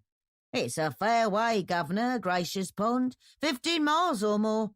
"That doesn't matter. Would 1/2 crown cover it?" "An alderman? Whoa, I'll need to make my way back here to Guildford, won't I? If you can make it 2 more diners." "How about 3 and 6? I'll have to make the return journey myself somehow." "Fair enough, Governor. Hop in." Charles opened the folding doors at the front of the hansom cab and climbed up into the seat. The cabby snapped his whip again, and they rattled off down the lane. As they crossed Whitmore Common, Charles began to wonder if it was madness following Sir Walter Warboys and Mr. Sawyer to spy on their picnic. What was he really going to do? Hide in the bushes to watch them eating venison pies and raspberry tarts and syllabub and singing The Man on the Flying Trapeze? And how was he going to make his way back to his sister's house once they'd finished their picnic and packed up? He could have told the cabby to turn around, but he had a burning feeling that he was on a mission to protect those 3 girls, Fiona, Hilda, and Mavis, even if he did nothing more than watch over them while they ate their picnic and played. He believed deep in his heart that his ordination as an Anglican deacon had not been in name only. He He was sure that God had forgiven him his past errors, so that he would carry out his chosen will. The cabbie opened the hatch in the hansom's roof. "I'll spy your feller up ahead, governor. Don't you worry none, though. I'll stay well back, so he doesn't twig that we're tailing him." And so they rattled on, through Mayford and Hook Heath and Horsell, between trees that waved in the wind as if they were frantically warning Charles not to go any further. After nearly an hour, they saw the broom turn into Gracious Pond Road and disappear amongst the dense bushes that surrounded it. The cabbie drew his hansom to a halt. "Is do you, governor?" Charles counted 3 shillings and 6pence out of his waistcoat pocket and handed it up to the driver. "Thank you, yes, this'll do perfectly." "Begging your pardon, sir, but these coves we've been following after, they're not busters of any kind. They've not half-inched nothing of yours or nothing like that, have they? You need to be well wary if they have." "I am hoping against hope that they are men of virtue. However, one can never be too certain. Appearances can be deceptive, as can smells." The cabbie stared at him, not knowing how to reply to that. Then he wheeled his cab around and snapped his whip and headed off back to Guildford. Charles cautiously made his way along the rutted path that led to the pond. It was more of a lake than a pond, covering more than an acre and a half, and surrounded on all sides by bushes and birch trees. It reflected the clouds that were sailing across the blue August sky as perfectly as a mirror. Charles thought it could have been a wonderland like Alice's, only upside down. And he remembered what Nettie had warned him about the burdock burrs. Jack Sawyer had driven the broom into a small clearing about 50 yards away from the pond and tied up the horse. Charles could faintly hear the girls' voices chattering and laughing, but he approached the pond very cautiously in case he was spotted. He wished he'd been wearing his dark green jacket today instead of his light caramel suit, and he also wished that he'd thought to put on his overcoat. Although the sun was shining, the breeze was brisk, and in 2 or 3 hours the temperature would start to drop. He struggled his way through the bushes on the northern side of the pond, following the sound of the girls' voices, but keeping himself as well hidden as he could. Soon he saw grey smoke rising from a clearing by the water's edge, and he approached it as near as he dared without being seen. Jack Sawyer had stacked up birch branches into a pyramid and set them alight, while Sir Walter was sitting on one of 2 tartan blankets, cross-legged like a Buddha, humming to himself and lifting pies and cheese and bottles out of a hamper.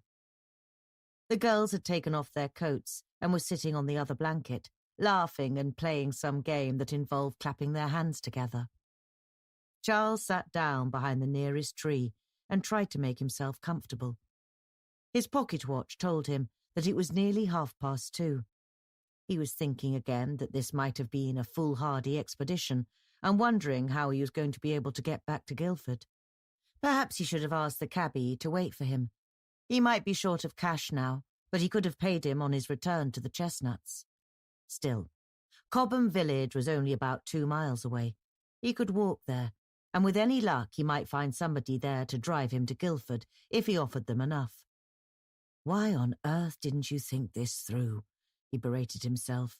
"You're a logician, a mathematician. But as soon as young girls come dancing into your life, you become as mad as a hatter." He heard Sir Walter calling out, "Cheers! Good health, and may we all have a hearty appetite." Jack Sawyer and the girls echoed, "Cheers!" and this was followed by the clinking of glasses.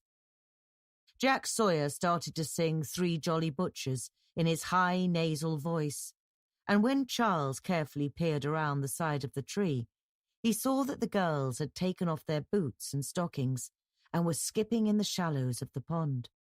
Fiona staggered and almost fell over, but Mavis managed to grab her arm. All 3 girls started laughing so much that they had to splash out of the water and drop back down onto their blanket.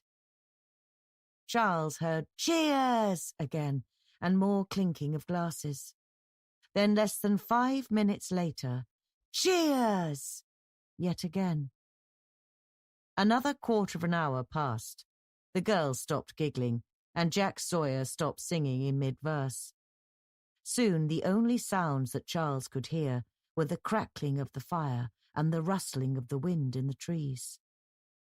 He looked around the side of the tree once more and saw that all 3 girls were lying on their backs on their blanket with their eyes closed, as if they were sleeping. Sir Walter heaved himself onto his feet and turned around in Charles's direction, so he quickly ducked his head back. He waited for a while, holding his breath, but after about a minute, he heard Jack Sawyer cackling like a chicken, and so he took a chance and looked around the tree yet again. Both Sir Walter and Jack Sawyer were standing up now, bending over the girls, and at first he couldn't understand what they were doing. But then Jack Sawyer triumphantly lifted up a white broidery Anglaise petticoat, flapped it around his head, and shouted, "Ta-da!" Charles realized that the girls weren't sleeping at all, but were drunk or drugged, and that Sir Walter and Jack Sawyer were stripping their clothes off them. He sprang to his feet and stormed out from behind the tree. "Stop that!" he roared, almost screaming. Striding around the fire, he went up to the 2 men, his fist lifted as if he were about to hit them. "What in the name of God do you think you're doing?" Sir Walter had rolled Hilda onto her side so that he could unbutton her dark red dress. He let her drop onto her back again and stood up straight, waffling in indignation. "Well, I'll be damned and double damned. The Reverend Dodgson? Where in the infernal hell did you spring from?" "That's of no consequence. What matters is what bestial acts you're intending to commit with these innocent young girls." "Innocent? Pah! These girls are about as innocent as a hola and a holy bar. I presume you know your Bible, Reverend Dodgson, the 2 whores of Egypt. I am warning you, sir, not to lay one more finger on them. What have you given them to make them fall unconscious? Drink, was it? Or some kind of sleeping draught?" "None of your affair, as it happens. Mrs. Silver told us that you've been poking your proboscis in where it's not wanted." "I am doing nothing more than protecting these young girls from the depredations of 2 loathsome lechers. You will allow them to recover, and then you will return them to the beaches. In any event, I intend to report you to the Clerk of the Peace so that he can decide what action to take against you. If there's one thing you can be sure of, Sir Walter, you will never again find yourself presiding over the quarter sessions." Charles managed to say all of this without a single stammer. His chest had tightened up, but he was so fired up with righteous rage that he felt all-powerful, as if God were right behind him. Sir Walter, however, seemed to be utterly unimpressed. "I'm afraid you're deluding yourself, Reverend Dodgson. You still seem to be living in that topsy-turvy world you wrote about in that fantastical book of yours. Well, let me tell you this. This is the real world, and it isn't ruled by rabbits or smiling cats or playing cards pretending to be kings and queens. This world is ruled by gentlemen like myself. It is up to us to judge what is moral and what is not. We are the ones who will decide if a fellow is to be given an award for his service to the community, for instance, or if he is to be jailed for some petty misdemeanor. These girls are nothing. Nothing but sluts and thieves and a needless drain on the public purse. The fate they will meet here this afternoon is in the common interest, and if they happen to afford us a little pleasure and a little nourishment as their miserable lives draw to a close, at least they will have made some contribution to this world before they leave it. Isn't that so, Jack?" "Just so, Sir Walter," said Jack, and gave a rattling sniff. Charles was aghast. "You intended to murder them?" Rape them and then murder them? Oh, come on now, Reverend Dodgson. Congress with whores has never been rape, whether they're awake or asleep, willing or unwilling, and sending a worthless soul to heaven can hardly be classified as murder. You are not to touch a single hair on these girls' heads, Charles warned him. Otherwise, believe me, you will suffer the Spit it out, Reverend D, Jack said with a laugh. Sir Walter stalked up to Charles, so that his swollen waistcoat was almost touching him. His breath smelled brown, tainted with brandy, cigars, and dental caries. I have never tolerated threats of any kind from anybody, ever, Sir Walter told him, and Charles could hear his lungs wheezing in and out like leather bellows. You are making such a damned nuisance of yourself that I am tempted to dispatch you too, here and now. Unfortunately, you are too damned celebrated because of that ludicrous book of yours. And if you were to vanish, the whole damned country would be gibbering to know where you'd been spirited off to. True, Sir Walter, too true, Jack put in with a solemn sniff. And think about it. There might well be a witness to his whereabouts already. He couldn't have run here after us, could he? He must have followed us by cab or carriage, and if he didn't drive it himself, somebody must have driven him. I'm not concerned too much about that, said Sir Walter. You can induce most witnesses to suffer selective amnesia if you reward them sufficiently. But we don't know who else the Reverend might have told where he was going. You can't possibly expect to get away with this, said Charles. You can't rape and murder 3 young orphans and then sail through the rest of your life as if you'd done nothing wrong. He paused and looked down at the 3 girls, sprawled on the blanket, their petticoats lifted, their dresses half unbuttoned, and their eyes still closed. Or perhaps you can. What did happen to Hetty, Charlotte, and Emily? Were they really adopted? Or was that a fiction to cover up the fact that you raped and murdered them, too? Sir Walter looked at Charles with his eyes narrowed, stroking his moustache over and over in the same way that he might have stroked a cat on his lap. Jack, he said. That was all he needed to say. Jack immediately took 3 quick steps forward and punched Charles hard on the left side of his head. He was wearing 2 heavy signet rings, and so his blow burst open Charles's earlobe, and blood spattered over the shoulder of his jacket. Charles staggered sideways, stunned, and then dropped onto his knees. Sir Walter went up to him and pushed him so that he fell backwards amongst the dead leaves that had carpeted the ground. No threat from nobody, Mr. Airy-fairy storyteller. That's what I said, and that includes you. Charles dabbed his blood-wet earlobe with his fingertips. You're a villain, Sir Walter. A villain of the darkest dye. I shall see you justly punished for this. Jack, strap him up, said Sir Walter. Jack dragged off his thin leather belt. Charles tried to sit up, but Sir Walter kicked him in the ribs and then kicked him in the head hard, so that his patent toe cap caught him right on his bleeding ear.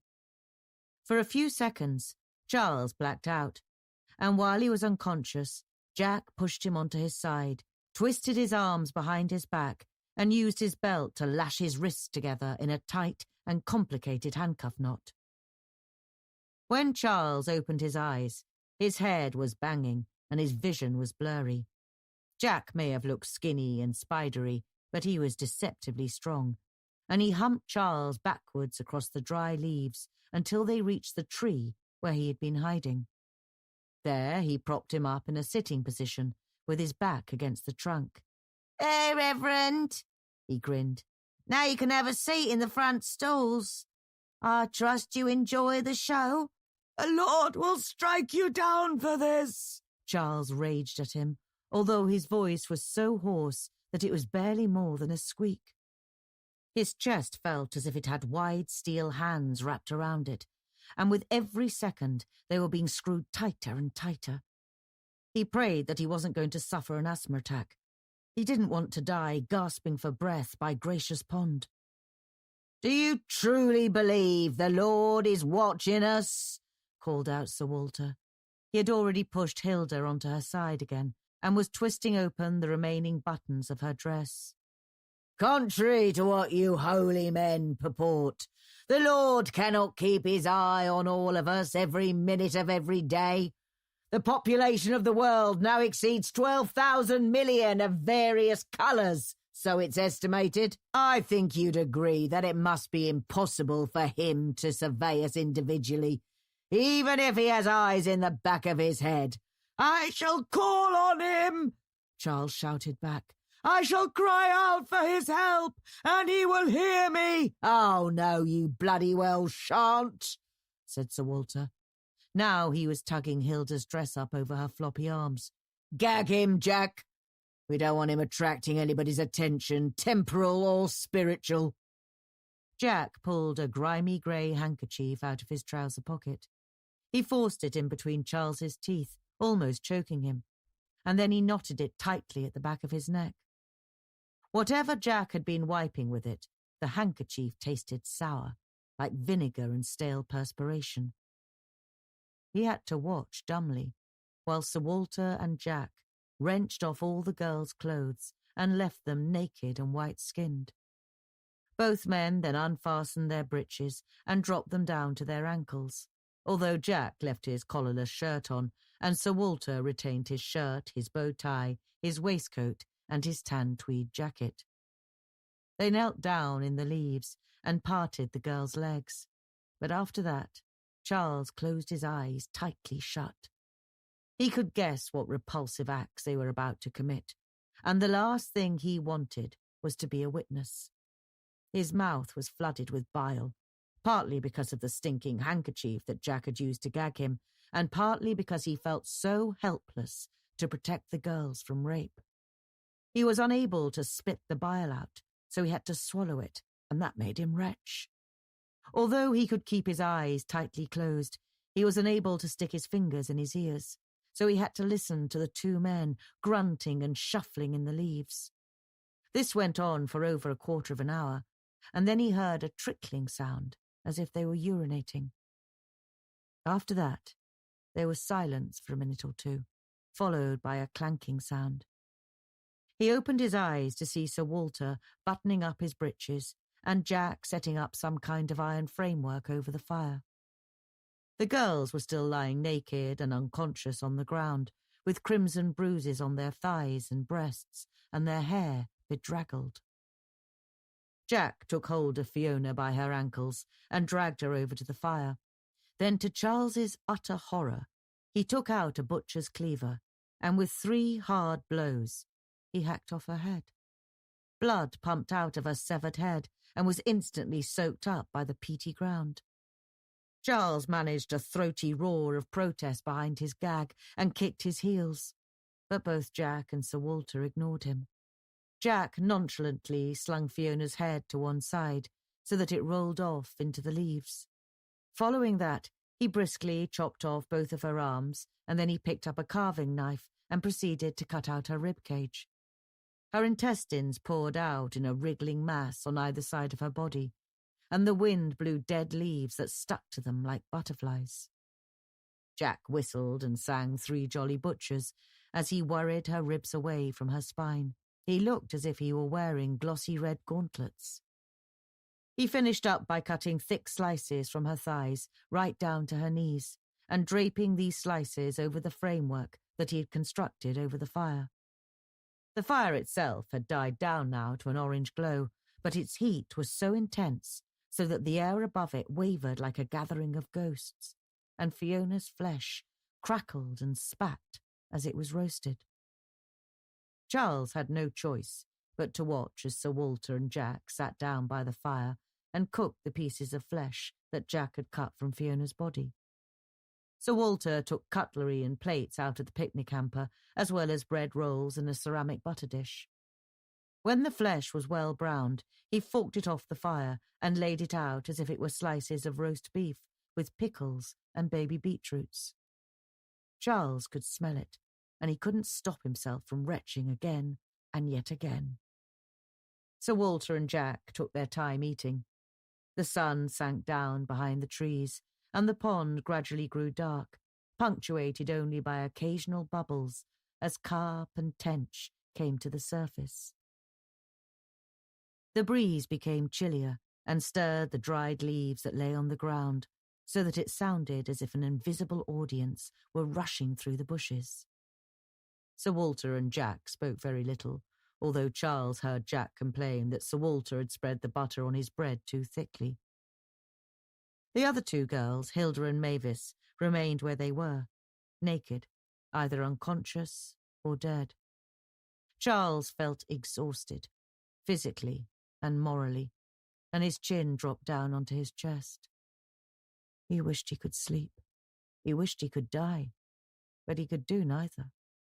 All he could do was listen to Sir Walter and Jack eating their grisly picnic and occasionally making random remarks or laughing. At last they finished and started to pack up. Jack dragged Hilda and Mavis into the woods, one after the other, and then he came back for Fiona's remains and dragged them off too. Charles could hear the chopping sound of a spade, and he presumed that Jack had previously dug a hole in the ground somewhere in the woods so that he could bury the bodies. He came back after about 10 minutes to dismantle the framework over the fire and kick what was left of the ashes into the pond. Meanwhile, Sir Walter folded up the blankets and stowed the plates and cutlery and other food into the picnic basket. By the time they had finished, there was hardly any trace of what they'd done here, except for a grey burnt patch on the ground. Eventually, the two men came over to Charles. Jack untied his gag and unfastened the leather belt that was binding his wrists together. "You're monsters," said Charles, rubbing his wrists. "I swear to God that you will be punished for what you have done here today." "Oh, I think not, Reverend Dodgson," said Sir Walter. He was picking a shred of flesh from between his teeth with his thumbnail. "There are no witnesses, apart from your good self. And I'm quite confident that you will not be speaking out.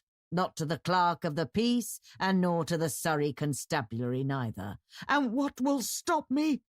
Charles demanded. He started to get to his feet, but Jack pushed him back down. "Your own good sense," said Sir Walter. "You have 7 sisters, do you not, who live halfway up Castle Hill in Guildford, in a house called the Chestnuts. It would be such a pity if any harm were to come to your sisters, if the house were consumed by fire, for example, in the middle of the night, and all your sisters were to be cremated alive. Or if their water were to be mysteriously contaminated with strychnine, so that all of them were poisoned and died in agony." "You wouldn't dare," Charles challenged him.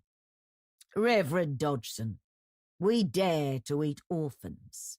Don't think we wouldn't dare to dispose of your beloved sisters." There was a long moment of silence.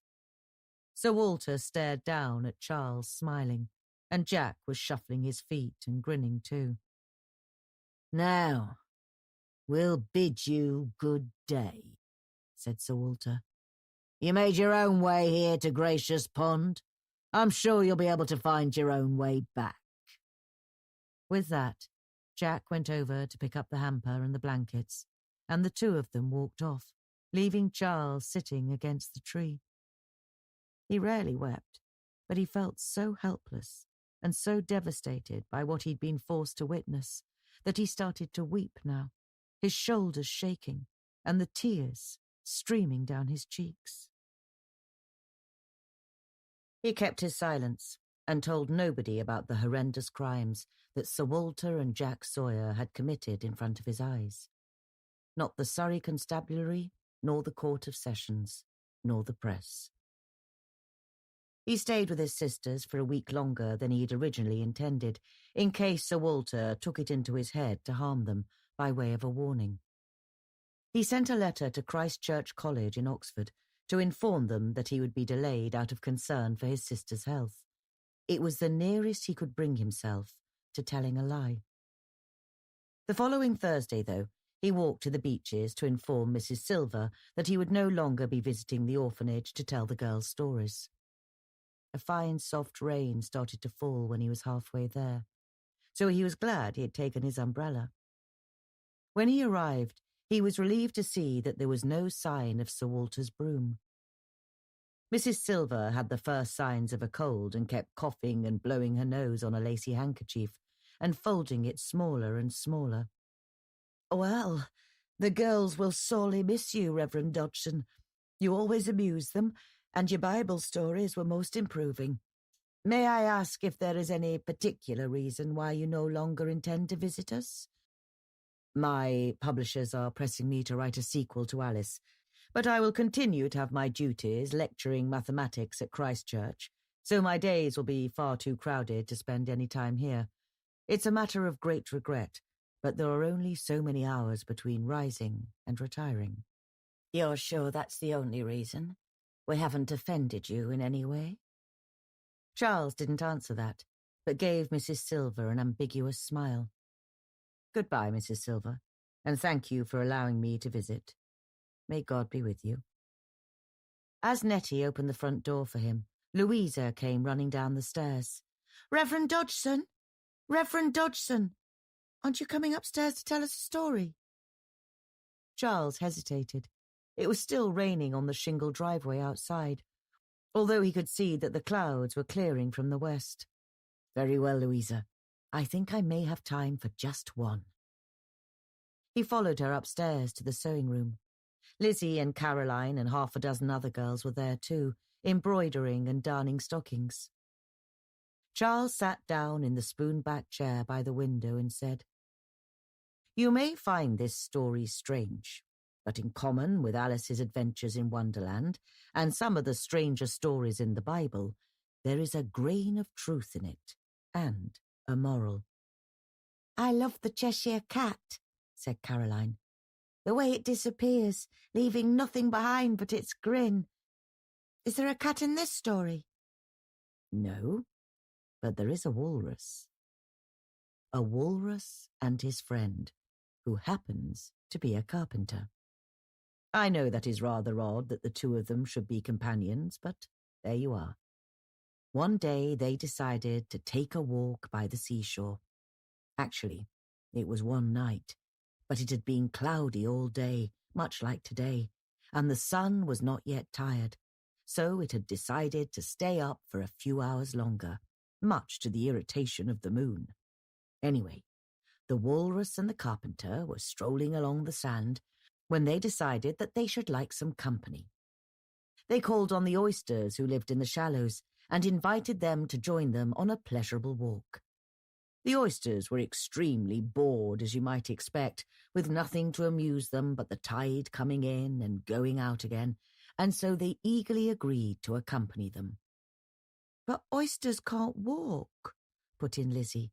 "They haven't any feet." "You're perfectly correct, of course," said Charles. "I hadn't thought of that. But never mind.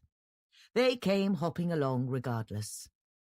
At first the walrus told them that they could take no more than 4, so that they could hold hands, and Lizzie, please don't tell me that oysters haven't any hands.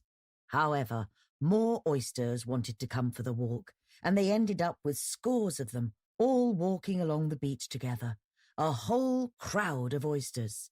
"And then what did they do?" asked Caroline. "They sat down on some rocks, and the walrus suggested that they have a picnic. But the eldest oyster said, 'How can we have a picnic when you've brought out but a single loaf?' The walrus smiled, and it was then that the oysters realized that he and the carpenter had brought plenty to eat, and it was them, the oysters themselves. "Oh, no!" cried one of the girls, putting down her embroidery. "Don't say that they ate all the oysters. What a rotten trick!" "I'm afraid they did," said Charles. with bread and butter and pepper and salt and vinegar." Louisa was looking at Charles keenly. He could see in her periwinkle blue eyes that she half understood what he was trying to tell them. "Is that the end of the story?" she asked him. "Yes, my dear, I'm afraid it is. After they had finished, there was nothing left on the beach but empty shells." "So, what is the moral?" "I suppose the moral is, beware of walruses and carpenters who promise pleasurable walks. The only people who will derive any pleasure from such outings will be them." The sewing room was silent. Charles had never told the girls a story like this before, with such a depressing denouement. "I must go now," he said, standing up. "But please don't forget about the walrus and the carpenter. Life is hard enough as it is, especially for orphans like you, without such characters sweet-talking you into giving them much more than you ever intended."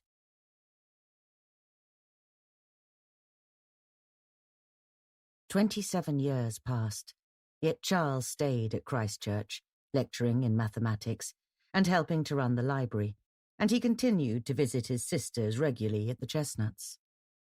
Alice Through the Looking Glass was published 2 days after Christmas in 1871 and became a great success, although it was universally thought to be a darker story than Alice in Wonderland.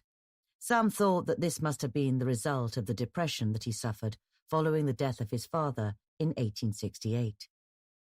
2 weeks before Christmas, in 1867, when the county of Surrey was thickly blanketed in snow, Charles arranged to meet his boyhood friend, Harold Chimes, at the King's Head pub in Quarry Street, since it was less than a 5-minute walk downhill from his sister's house. They sat by the fire in the oak-beamed bar and exchanged reminiscences about their days as boys at Rugby School, where Charles had used his fists on several occasions to protect Harold from bullies. "I believe that was the most miserable time of my entire life," said Charles. "If ever I was inspired to write a book about what it would be like to be condemned to hell, I would have only to describe my 3 years at Rugby." They were eating a lunch of lamb chops and mashed turnips when a woman in a dark blue coat excused herself from her companions who were just about to leave the pub and came over to their table. She was pale-faced but attractive, with her dark hair tucked under a cloven-crowned hat. "It's the Reverend Dodgson, unless I'm mistaken. Do you not remember me? Louisa, from the Beeches." Charles tugged his napkin out from his collar and stood up. "My goodness, Louise, after all these years. I trust you've been keeping well." "My husband and I have just celebrated our 21st wedding anniversary. We have the happiest life that I could possibly have wished for, with 3 beautiful children." "Well, it's wonderful to see you. This is my friend Harold. We were at school together. Not the happiest time for us." Louisa looked serious. "There is one question I must ask you, Reverend Dodgson. It has troubled me ever since I last saw you, when you told us the story about the walrus and the carpenter. I bought your book, of course, and I read it to my children when they were little. You told the same story in that as a poem." "So what is your question?" "It was not really about a walrus and a carpenter at all, was it? It was about Sir Walter Warboys and Jack Sawyer, the one who smelled like sardines. It was about what happened to Hetty, Emily and Charlotte, and all those other girls they took to Gracious Pond. All those girls they took out for a walk, and who never came back. Mrs. Silver would never tell us where they'd gone, but I'm guessing that you knew, didn't you? And that is what your poem is all about. The walrus and the carpenter." Charles glanced over at Harold, and then looked over Louisa's shoulder at her husband and her friends, who were waiting for her impatiently by the door. "Sir Walter Warboys is still alive, Louisa. He might be an old man now, but it would not be safe for me to tell you even today." "You have to tell me. Please, Reverend Dodgson. It has been nagging me for all these years. What did they do to those girls?" "Do you live far from here?" Charles asked her. "Just across the river on the mount." "Then please, Meet me here tomorrow at noon, say, if you can, and I will tell you everything." Louisa rejoined her husband, and they left the pub. Charles sat down and stared at his lamb chops, and all he could think of was the smell of the birch sticks burning at Gracious Pond and Fiona's rib cage. "Lost your appetite, Charles?" Harold asked him. "Yes," said Charles. "I think I lost it a long time ago." The next day it was snowing heavily, and the town of Guildford was eerily silent. Charles made his way down to the King's Head, slipping several times on the icy pavement.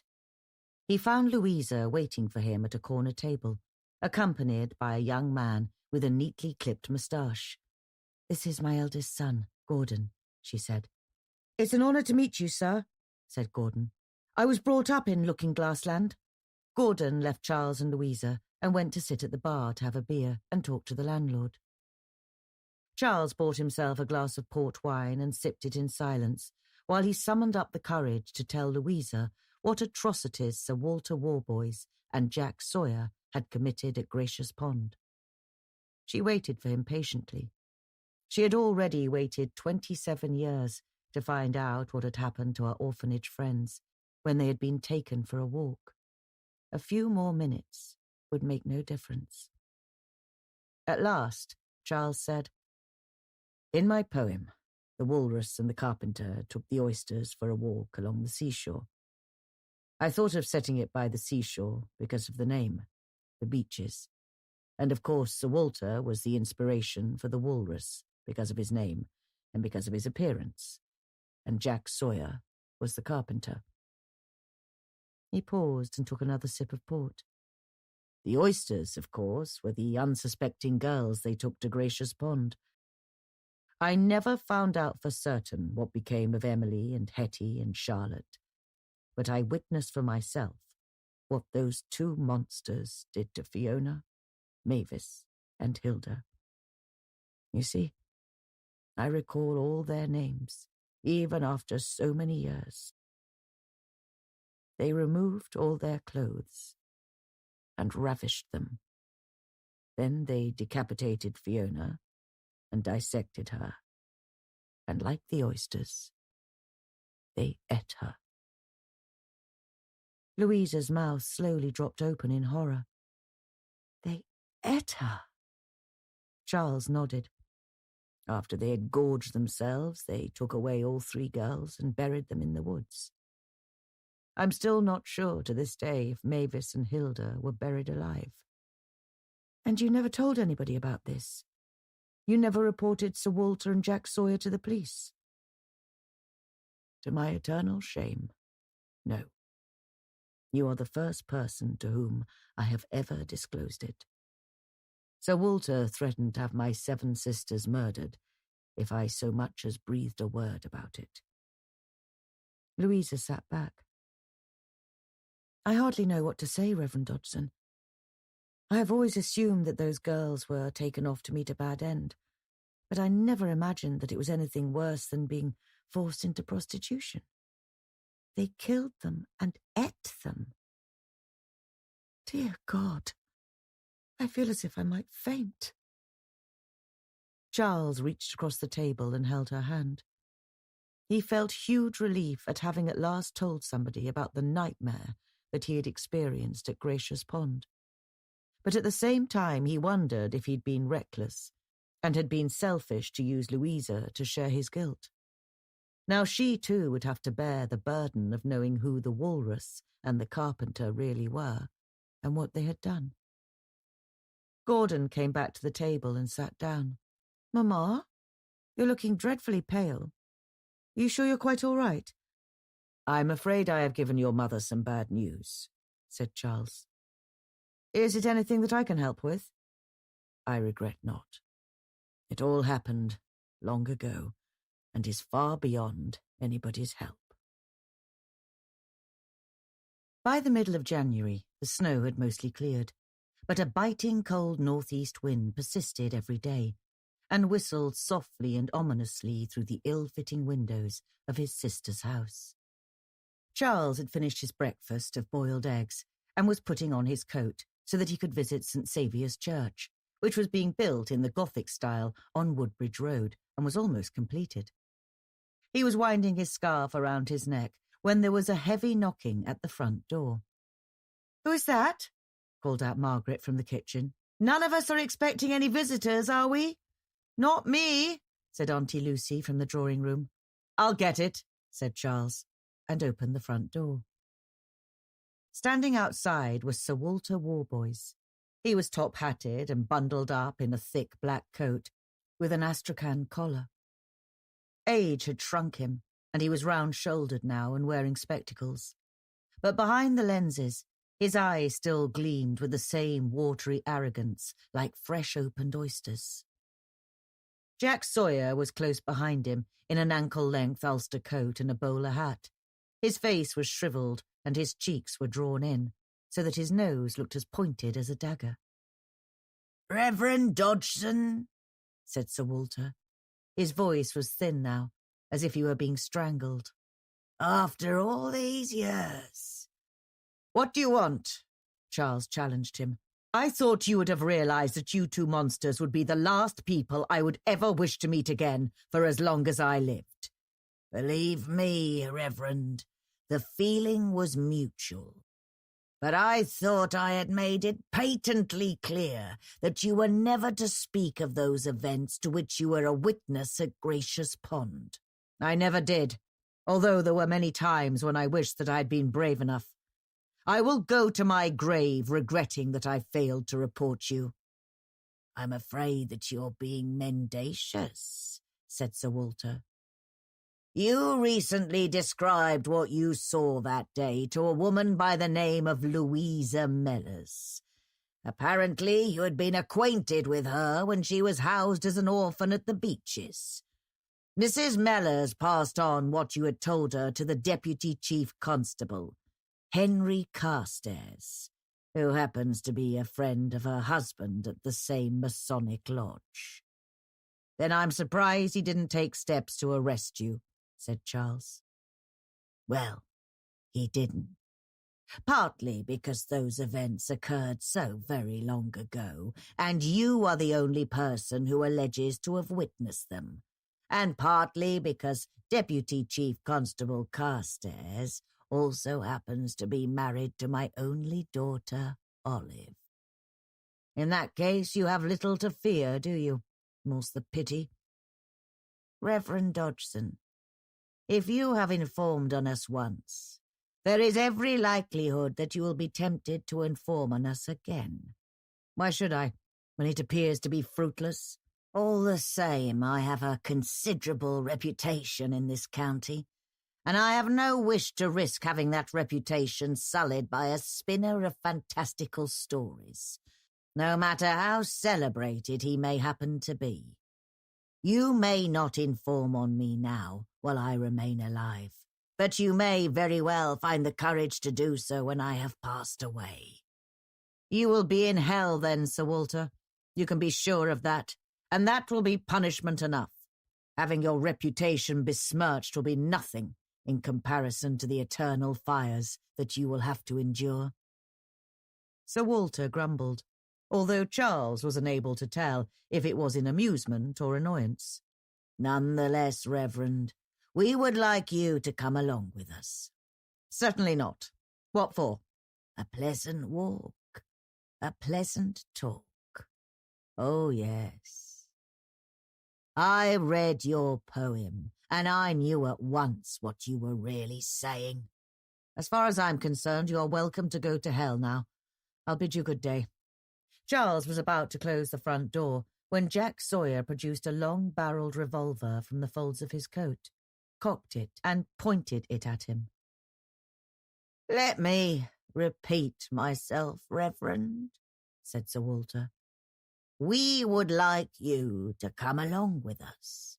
In fact, we insist on it.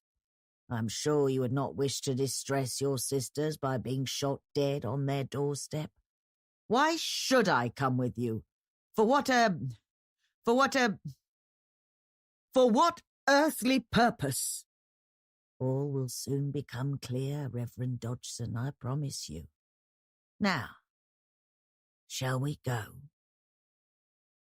Charles was tempted for a split second to slam the front door in their faces, but if Jack were to fire his revolver at him, it was likely that the bullet would penetrate the panelling and hit him square in the chest. He was not a coward.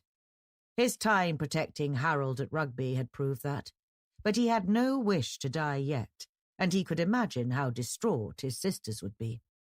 "Margaret," he called out, "I'm going out now. I'm not sure how long I shall be."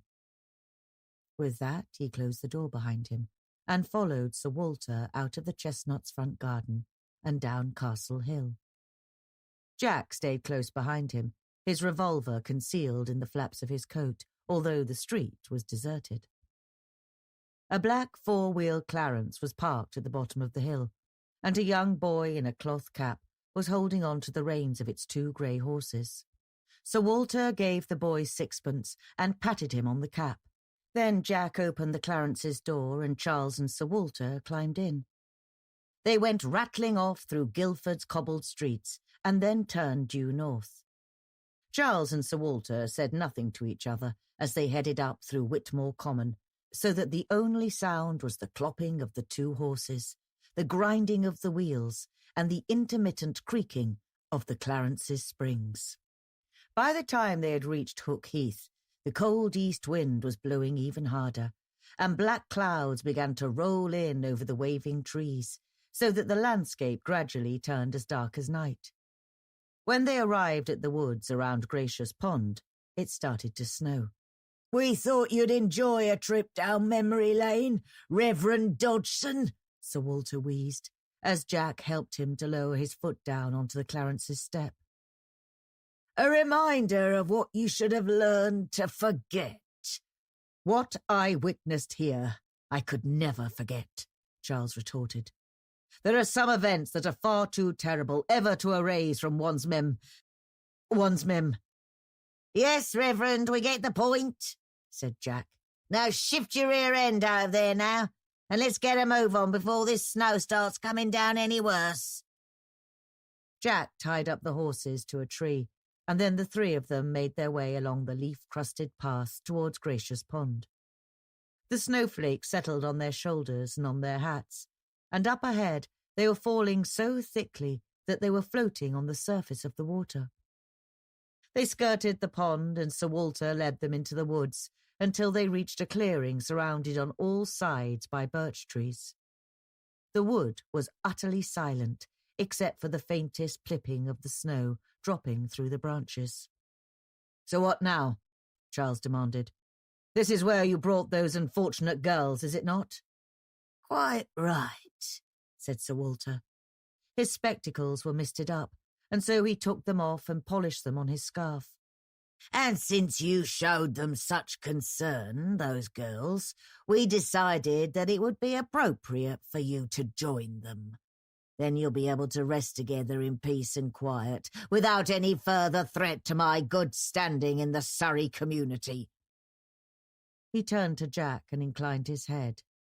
"Jack, whenever you're ready." Jack walked up to Charles until he was less than 6 feet away. Then he took out his revolver, holding it in both hands, and pointed it directly at Charles's face. He cocked back the hammer and sniffed. "Do you wish to say a valedictory prayer?" asked Sir Walter.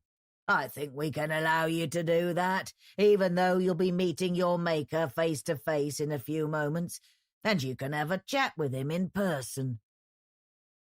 Charles clasped his hands together. His weak chest had made him feel sometimes as if he were just about to breathe his last. But he never thought that his life would be ended like this, in a wood, far from Oxford, with his brains blown into the snow. As he tried to think of a prayer, he heard a shuffling sound. The shuffling grew louder, as if somebody were raking leaves. Sir Walter said, What in the name of God, Jack? What in the name of God is that?" Charles turned around and saw that fibrous lumps of peat were being torn up, as if a mole were digging them up from under last autumn's leaves. To his horror, A human head slowly rose out of the ground, a girl's head, with damp, dark hair sticking to her scalp. Her eyes were black as jets and glittery, and her face was dead white, although her lips were tinged pale green. She rose higher and higher, as if she were being lifted on a stage trap door. She was wearing a red dress, stained with mud, and drooping grey stockings. "Go away!" screamed Sir Walter in his high, whistly voice. "You're not real! You're an apparition! Go away!" He started to back towards the trees, but stumbled down onto one knee. "Jack!" he wailed. "Shoot it, Jack! Shoot it! It's an apparition! Shoot it! Shoot it!" That was all he could manage to say before he collapsed into a fit of coughing. Jack pointed his revolver at the girl, but she pointed back at him with the finger of her right hand. Charles could see that he was struggling to hold the pistol straight. He was gritting his teeth and trying to keep it steady with both hands. But then the girl opened her mouth and let out the weirdest shriek that Charles had ever heard. It was like 100 fingernails being scratched down 100 blackboards. The revolver flew out of Jack's hand and span off into the trees. Jack staggered around and tried to run after it, but the girl shrieked again. He dropped face down onto the leaves and lay there trembling while the snowflakes continued to gather on his back. Now more lumps of heat were starting to be forced up from under the ground. Another girl's head appeared, as white and as ghastly as the first, with greenish blonde curls that were stuck to her head like seaweed. Then another, and then a girl who had no head at all, but only the stump of her neck. When she rose up to her full height, Charles saw that she was naked and that her stomach was split apart, so that her intestines hung down to her knees, speckled with peat and leaf mould. "Fiona," he whispered to himself. "Oh, dearest Lord, it's Fiona."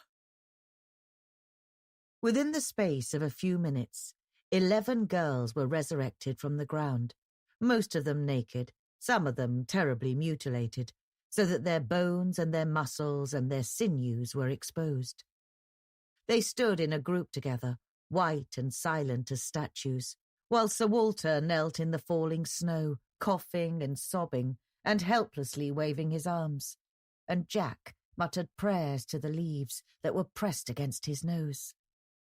The girl in the red dress screamed again, a scream that went on, and the girls started to walk forward, although some of them were limping, and there was one girl whose legs were both severed from the knees downward, who had to swing herself along with her arms, like an ape. "No!" coughed Sir Walter. "No! Please, no! You're not real! I beg of you! I beg of you!" But 4 of those girls who still had arms and legs took hold of his astrakhan coat and began to drag him along the ground. 3 more girls seized the tails of Jack's long ulster and pulled him along behind them. They ignored Charles completely, as if he wasn't even there. But Charles followed behind them as they dragged Sir Walter and Jack through the trees until they reached the muddy edge of Gracious Pond. The girl in the red dress continued to scream, on and on, like an unbearable attack of tinnitus. When they reached the water, the girls didn't stop. They started to wade into the water, up to their knees first of all, and then up to their waists, even Fiona, who was headless. They pulled Sir Walter after them, even though he was thrashing his arms and kicking his legs and shouting out in terror. In contrast, Jack was strangely limp and unprotesting as they dragged him further and deeper into the middle of the pond.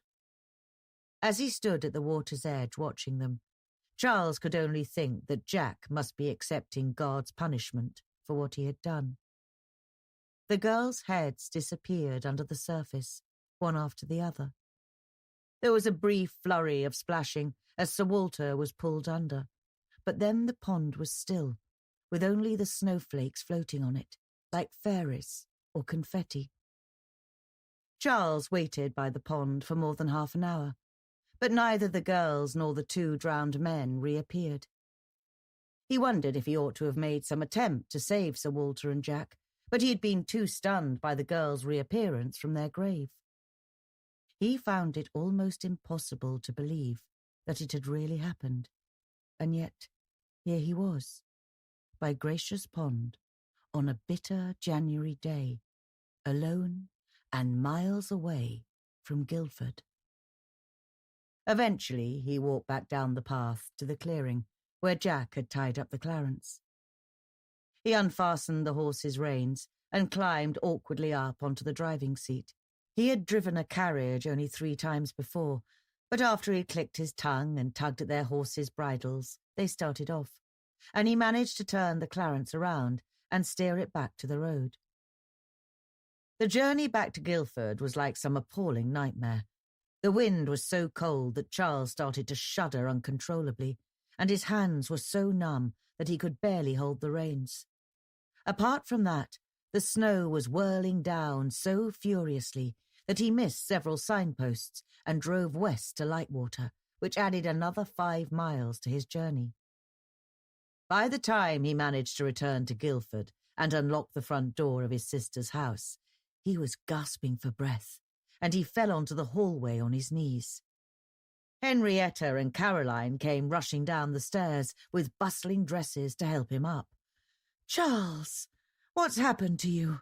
Where in the world have you been? We've been so worried about you." "They came back," he whispered. Who? Who came back?" "Hilda, and Hetty, and Mavis, and The Reverend Charles Lutwidge Dodgson succumbed to the flu after his journey back from Gracious Pond. And because of the weakness of his lungs, it developed within only a few days into pneumonia. He died in his bed at the Chestnuts on January the 14th, 1898, at the age of 65, 2 weeks shy of his 66th birthday, and is buried in the Mount Cemetery in Guildford. The Clarence belonging to Sir Walter Warboys was found tied up outside Castle Arch, at the bottom of Castle Hill, with nobody in it, and its horses cold and hungry and in need of watering. No trace of Sir Walter Warboys or his companion Jack Sawyer was ever found.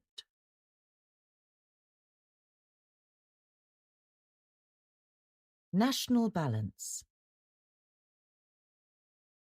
Michael was stirring aspidistra soup in the kitchen of his restaurant when 2 officials from the Home Office came in to tell him that his wife had ceased to exist. One of the officials was short and podgy, with a thinning comb-over and a scarlet face that looked as if it had been sandblasted. The other was tall and lugubrious and kept swaying like a poplar tree in a morning breeze. Both wore bronze puffer jackets that were still sparkling from the rain outside. "What the hell are you talking about?" "You are Mr. Michael Chandler of the Dentures, Box-Tree Road, Streatham, SW16? Michael turned off the gas. "Yes." "And your former wife was Susan Chandler of the same address?" "What do you mean, former wife? She is my wife."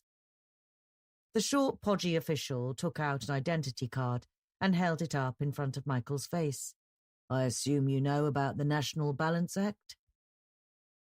Michael's assistant, Hamid, stopped slicing the badger steaks that he was preparing for tonight's special. He came around the counter and stood beside Michael, with his arms folded. Although he reached only up to Michael's shoulder, he was broad-shouldered and muscular. His hair was twisted up into a black man bun, and his nose was broken from elbow boxing. "I heard of this," he said with a hint of aggression in his voice. "But it is not law, only talk." "Well, I'm afraid that it is law now," said the short, podgy official. "It was ratified 3 weeks ago, although it wasn't publicised for the sake of public order." "What do you mean, cease to exist?" Michael demanded. "That's my wife. She can't cease to exist. We've been married for 11 years, and she's perfectly healthy." That's as may be, Mr. Chandler, but she was on the list, and if you're on the list, there's nothing that anybody can do. There's no appeal. An individual who doesn't exist, so they can't lodge an appeal. Michael wrenched off his apron. Where is she? What have you done with her? If you've hurt her in any way at all, she wasn't her, I can promise you that. But I can't tell you where she is because there's no such person. Are you out of your mind? If you don't tell me what you've done with her and where she is, I'm calling the police right now. You still don't understand, Mr. Chandler. The police won't be able to help you because they can't go looking for somebody who never was. We're extremely thorough, I have to tell you that. You won't be able to find a birth certificate in your non-existent wife's name. Neither will you be able to locate any school reports, employment records, tax details, bank accounts, or credit card statements. Nothing. I have our marriage certificate, I have letters from her, I have Valentine cards, I have photographs, hundreds of photographs. Look, I have pictures of her on my phone. Shaking with anger, Michael tugged out his phone and prodded the app for his photo albums. As he swiped through them, though, he couldn't find a single picture of Susan. There were 20 or 30 pictures of their holiday last September in Barbados, but in every picture he was standing alone, sunbathing by himself on the sand, lifting a bright crimson cocktail, sitting on the hotel terrace smiling, but always alone. You've hacked my phone. You've photoshopped her out of every picture, you bastards! This is insane! He flicked across to WhatsApp. There was no trace of Susan's address, and no email address for her either on Hotmail. He stood staring at the two Home Office officials, so bewildered and shocked that for a few seconds he was unable to speak. Then he said, "Get out. Get out, both of you. I'm going to report you for this. I'm going to have your guts for garters. Just get out." "Very well," said the short, podgy official, completely unruffled. "We're quite used to a response of this nature, Mr. Chandler. There's only one other thing I have to do before we leave, though, and that is to formally remind you of the terms of the National Balance Act. In order to alleviate the pressure on the population and the public services of the United Kingdom, for every immigrant granted asylum from another country, one member of the British public will cease to exist, thereby maintaining the population at a constant level. Particular consideration is, of course, being given to improving the diversity of the population, so priority will be given to immigrants of varying ethnic origins, non-Christian faith, and differing sexual identity." The officials turned around and left, talking to each other as they made their way through the restaurant. Michael said, "Hamid, I'm closing down for today. I have to go home right now and find out what's happened to Susan. This is lunacy. It must be some kind of practical joke." "If it is a joke, Mr. Candlemaker, then it is a joke in the worst of taste," said Hamid. Whatever anybody's name was, Hamid would always translate it into its historical origin. "He who laughs hysterically at the desperation of others will surely have his sides split when it comes to the day of ultimate reckoning." Michael drove home to Box Tree Road and parked his Ford Rocket outside their large semi-detached house. As he was making his way up the crazy paving path to the front door, his neighbour, Major Broughton, came past in his usual brown herringbone overcoat. His Afghan hound lifted its leg against Michael's gatepost and doused it with a copious stream of urine. "You're home early, old chap?" "Yes, John, bit of a crisis. Sorry, can't talk. Totally understand. It's nothing but one crisis after another these days. The shortages, the power cuts. Did you see the news this morning? The lorries are tailing back all the way from Dover to Hemel Hempstead. And do you think that Tesco had any dandelion cheese left?" Michael unlocked his front door and went inside. The hallway was chilly and smelled of dust and dry rot. The whole house was silent, which it had never been when Susan was at home, because she liked to keep the television muttering away in the background. "Susan?" he said softly, although he knew that he wouldn't get an answer. He went into the living room first. It was furnished with a bulky three-piece suite in beige corduroy, and the walls were crowded with framed family photographs. Through the French windows, Michael could see the York stone patio and the bird bath. But there was no sign of the grow bags in which Susan was cultivating edamame beans, and beside the white cast-iron table, there was only one chair. He went over to the beige tiled fireplace. His reflection approached him in the mirror over the mantelpiece, and its expression was so emotionless that he could have been another man approaching him from another room. He stood and stared at himself for a moment, breathing slow and deep, summoning up the courage to look at the family photographs. The largest was their wedding photograph, taken on that gusty March day when they'd emerged together from St. Tofu's church, Michael holding on to his fedora and Susan trying to stop her veil from flying upward. The photograph was still there, and all the guests were just as Michael remembered them, and Michael was there too. Standing arm in arm with him, though, with one eye closed against the wind, was the Lady Vicar, the Reverend Wilfrid Uterus. There was no sign of Susan, not even in the background. Every photograph in which Susan had appeared was the same. She had been completely erased from all of them, and in her place there was another person, or a tree, or an animal. Michael trudged upstairs. He knew now what he was going to find, but he still had to look to see if there was any trace that Susan had existed. In the bedroom, when he slid open the wardrobe doors, he saw that his own clothes hadn't been touched, but that all of Susan's dresses and jackets and skirts had disappeared. Even her quilted hangers had been taken. The drawers of her dressing table were empty too, and the indelible pink stain where she'd spilled her foundation had miraculously vanished. He drew back the green candlewick bedspread and buried his face in her pillow. She had always sprayed on essence of traveller's joy before she went to bed, but now her pillow had absolutely no perfume at all. Somehow, they had eradicated even the smell of her. He checked the bathroom and the two smaller bedrooms, as well as the lavatory and the airing cupboard. Everything of Susan's had gone. Her towels, her toothbrush, her razor, her yak-fat body lotion. He could find nothing that proved she had once been living here, and that she had once been his wife. He sat at the top of the stairs with his hands cupped over his face. He didn't want to see any more. He didn't want to know any more. Without Susan, he felt as if the Home Office had emptied not only her wardrobe, but his whole world too. He wasn't even a widower, because widowers have graves to visit, or ashes, or recordings of long-ago laughter. And widowers always have pictures. His front door chimed. At first he ignored it, but it chimed again and then again, and after the fifth chime he climbed slowly down to the hallway and opened the door. It was Hamid, wearing a tight navy duffel coat. He was holding up a paper bag from Ethnic Wines and Spirits. "I've brought you a bottle of gin, Mr. Candlemaker, in order to mitigate the pain of your loss." "Come in, Hamid. That's very thoughtful of you, but I'm numb enough already."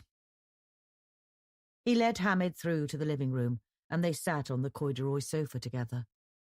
They said nothing at first, but after a minute or two, Michael stood up and went to the kitchen and came back with 2 glasses. He opened the bottle of saintly gin and poured them each a large measure. "Here's to non-existence," he said. The gin smelled of wet laundry. "I'm thinking, Mr. Candlemaker, that whatever the efforts of the Home Office, your wife can never be utterly eradicated. She exists still in your memory, which they cannot erase. Don't count on it, Hamid. They'll probably come sneaking into the house when I'm asleep and give me a lobotomy. If you are devoutly religious, you will believe that she survives in heaven or some other hereafter, or that she has been reincarnated as a vixen or a cormorant." Michael shook his head. "I was brought up a Christian, but then my twin sister was killed. A window frame fell onto her in Oxford Street. I turned to the Bible for consolation, and it was only then that I realized what a collection of poisonous, ignorant, primitive rubbish it actually is." Hamid laid his hand on Michael's arm. Ah, yes. But even if you are not religious, and you do not believe in heaven, it is scientific fact that no matter what happens to us, our atoms survive. Our atoms are constantly streaming from place to place, and they come together only momentarily to make you or Susan or me. The me that you see sitting beside you this afternoon, Mr. Candlemaker, is not the same me who was born and educated in Pakistan. It is not even the same me who first came and applied to you 2 years ago for work in your kitchen at the Deluded Brill. The atoms that made those Hamids have all flown away, and the same has happened to your wife's atoms. In order to delete her existence completely, the Home Office would have had to track down every single one of the atoms and split them. You cannot obliterate even one human being totally without setting off the biggest nuclear explosion that ever was. Michael stared at him. How do you know all this? Hamid gave a coy, sideways smile. Before I decided to become a chef, I was trained in the Pakistani nuclear program. I was taught how to destroy the world, but I decided that I would rather feed the world than destroy it. Even if some maniac does choose one day to unleash Armageddon, at least I would have given a reasonable number of people a tasty last supper. Michael sat and thought for a while, taking occasional swallows of gin. It's no good, though, is it? He said at last. The Home Office may not have been able to find every one of Susan's atoms, but there's no way that I can either. How can you find something you can't even see? That is not what I'm suggesting, Mr. Candlemaker. All I'm saying is that somewhere on the wind, your Susan still exists. You may not be able to hold her in your arms again, but you will be breathing her in through your nose. And who can get closer than that? Michael's eyelashes were crowded with tears, and his lips puckered. Hamid laid his hand on his shoulder. Every living creature has a different reality. For all it knows, the wasp that is drowning in your wash basin could be drowning in the Atlantic. Does that make its death any less dramatic? A month went by. There were days when Michael felt like closing down the Deluded Brill and driving far away and never coming back, somewhere like the Aran Islands, where he could sit back on a rock and watch the Atlantic rolling in, with or without wasps. However, he found it easier to cope with his grief if he continued to work and invent new dishes. It was much more difficult to think about Susan when he was blending a mixture for a ewe and hamster sauce or making sure that his kestrel's beak soufflés didn't fall flat. Every night he would return home to the dentures, exhausted and half drunk. Once he'd climbed into bed, he would put on headphones so that he could listen yet again to Bizet's creaking door chorus, which made it impossible for him to wish for anything except for it to end. On the first day of March, though, his next-door neighbour, Bill Twill, came into the restaurant. Bill was about 45, bald except for some wildly straying blonde strands. He'd been a goat juggler until the Vegan Performance Act had been passed, but now he paid his mortgage by doing odd jobs, such as painting soffits and sculpting butter, because he'd always been artistic. He knocked on the open kitchen door. "Michael? Haven't caught you at a bad moment?" Michael was flambeing a panful of chopped pony livers, but as soon as the flames had died down, he beckoned Bill to come into the kitchen. Bill came and stood close to his shoulder as he carefully tipped the livers into a trayful of vol au vents. "I love watching a skilled man at work," he said. "I don't care what they're doing. Plastering a ceiling, draining a pustule, it's pottery in motion." Hamid was grating horseradish. "It is poetry," he laughed. "I agree," said Bill gravely. Then he said, "Michael, I've seen something, and I didn't know if I ought to tell you about it, but in the end I decided I would, because to be frank with you, I found it extremely disturbing." "What is it, Bill?" Don't tell me my overflow's leaking again. No, nothing to do with your house. But this morning I went to the Tate to see that new exhibition of circus paintings. Bit of nostalgia, I suppose, for the old goat-juggling days. While I was there, I went and took a shufti at that Derby Day painting. Do you know the one? Derby Day in 1856 by William Powell Frith? One of my favourites. That's when painting was painting, and not your splodges. Can't say that I know it, Bill. Mind out, this pan's hot. It's a magnificent painting. Huge. Hundreds of people in it. You know, spectators, entertainers, bookies, gypsies. But here's the thing. There's a very posh-looking woman sitting in a carriage underneath her parasol on the right-hand side of the painting, and I don't exactly know how to put this. Michael stopped beating eggs and put down his whisk. Go on, Bill. What are you trying to tell me? It's Susan, Michael. She's the absolute spit of Susan. I know that sounds bonkers, but I stared at it, and there's no doubt in my mind whatsoever. Bill, she may look like Susan, but when did you say that was painted? 1850-something? Bill reached into his anorak pocket and pulled out his phone. He jabbed at it 5 or 6 times, and then he handed it to Michael. Michael wiped his hands, took it and held it up. The picture showed a young woman in a white and yellow dress, sitting in a shiny black landau under a small white parasol. She was studiously ignoring a leathery-faced old gypsy woman in scarlet who was leaning into the landau, holding out her hand for money. The young woman had rouge-red cheeks, which Susan had never had, but the resemblance was so extraordinary that Michael felt as if a torrent of ice-cold woodlice were running down his back inside his shirt. It's a coincidence, Bill. It has to be. Ah, that's what I thought at first, Bill told him. But he reached out and took his phone back, and then he jabbed at it again. That picture you've just seen, that's the one I took. But when I got home, I looked up the painting on your Google to make a comparison. Here. Michael's mouth felt dry. Hamid could see that he was upset and came across the kitchen, frowning, still holding his cleaver. The Google version of the Derby Day painting was identical to the photograph of it that Bill had taken, except that the young woman in the landau didn't look like Susan at all. The shape of her face was oval, with a receding chin. Her eyebrows were thicker, and she had a more prominent nose with a slight bump in it. Michael showed the 2 pictures to Hamid. I don't understand this, he said. How could this possibly happen? Hamid shook his head.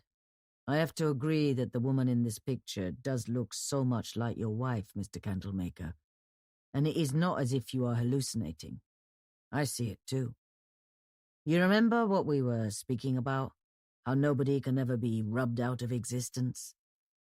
Somehow your dear wife's likeness has appeared in this painting. I once saw my late grandfather's face in a rock when I was walking in the Margalla Hills near Islamabad. Perhaps this is how all of us reappear after death. Perhaps we should look for the features of our deceased loved ones in wallpaper, in the bark of trees, in paving stones. Michael said, This is Susan. This is 100% Susan. Somebody has tampered with this painting and changed this woman's face to look exactly like her, and I want to know who did it, and I want to know how they did it. I'm going to the Tate right now, Hamid. Can you manage on your own? I'll ring Josh and get him to help you. Are you sure this is wise? Will you not be causing yourself even more grief than he is suffering already? If a man hits his thumb with a hammer, he does not ease the agony by throwing himself into a blackberry bush. Hamid, I have to see this for myself. You can take the stag's antler pâté off the menu if you like. That'll give you more time. I don't think our working-class customers were ever very comfortable with it anyway. It was raining hard when Michael arrived at the Tate, so that the Thames was shrouded in a late grey mist. He could hardly see the shoals of orange-rented pedalos, although he could distinctly hear the frantic shouts of their peddlers as they tried to avoid bumping into each other. Once inside the gallery, he made his way stiff-legged to the room where the Derby Day painting was hanging. There was nobody else in the room except for an elderly Japanese couple who were peering intently at a tiny still life of cucumbers and discussing it in breathy Japanese. Michael approached the Frith painting slowly, his attention already focused on the woman in the white and yellow dress sitting in her landau. Even from halfway across the room, he could see that she was Susan. And when he came right up to the canvas, he was sure of it. The likeness was so overwhelming that it could have been a photograph. "Susan," he said under his breath. "Susan, can you see me? Can you hear me, Susan? Please, give me a sign, my darling. Anything. A wave, a nod, a smile, a blink of your eyes. You don't know how much I miss you, Susan. Please." The Japanese couple turned and stared at him. Said the husband. He took hold of his wife's arm and shuffled her out of the room. Michael stood in front of the painting for more than 10 minutes, occasionally moving from side to side to see if Susan's eyes were following him. She gave him no response whatsoever, any more than she was giving to the scarlet-dressed gypsy woman who was accosting her for change. All around her, the downs were crowded with race-going punters, all dressed in their finery, as well as acrobats and pie-sellers and assorted Epsom riffraff. In the distance, the grandstand was filled with hundreds of spectators, and beyond that, Michael could see as far as Cobham and Payne's Hill. "Susan, I'm going to stay here all afternoon if I have to. Please, Susan, just let me know that you're still alive." He waited for nearly a quarter of an hour longer, silently mouthing her name over and over, pleading with her. A gallery attendant appeared in the doorway and stared at him for a while, but then he obviously decided that he was harmless and strolled away. He was about to give up when Susan dropped her white glove out of the landau onto the ground. He saw it actually fall, and his heart almost stopped. A painted glove fell out of her painted hand and down to the painted grass. And what had Susan always done at a drinks party or a dinner or a local preservation society get-together when she was bored? She would never say a word or even look at him and raise her eyebrows. She would drop her handkerchief. Dropping her handkerchief meant, "Get me out of here as quickly as you decently can." Oh, Susan. Oh, my God. You are alive. Don't worry, my darling. I'm not leaving you here in this painting, my darling. I'm taking you with me. He looked over his shoulder to make sure that the room was deserted and that nobody could see him from the next room either. Then he took a snap-off craft knife out of his raincoat pocket and carefully positioned the point above Susan's parasol. He was just about to cut into the canvas when he heard the squeaking of crepe-soled shoes on the parquet floor behind him. A husky voice called out, "Hey, you there! What do you think you're up to?" Michael quickly pushed the craft knife back into his pocket, slicing the tip of his index finger as he did so. A bulky man in a beige corduroy jacket, almost the same colour and texture as Michael's sofa, came striding up to him. He had black, thick-rimmed spectacles, a mess of tangled grey hair, and a bulbous, bifurcated nose.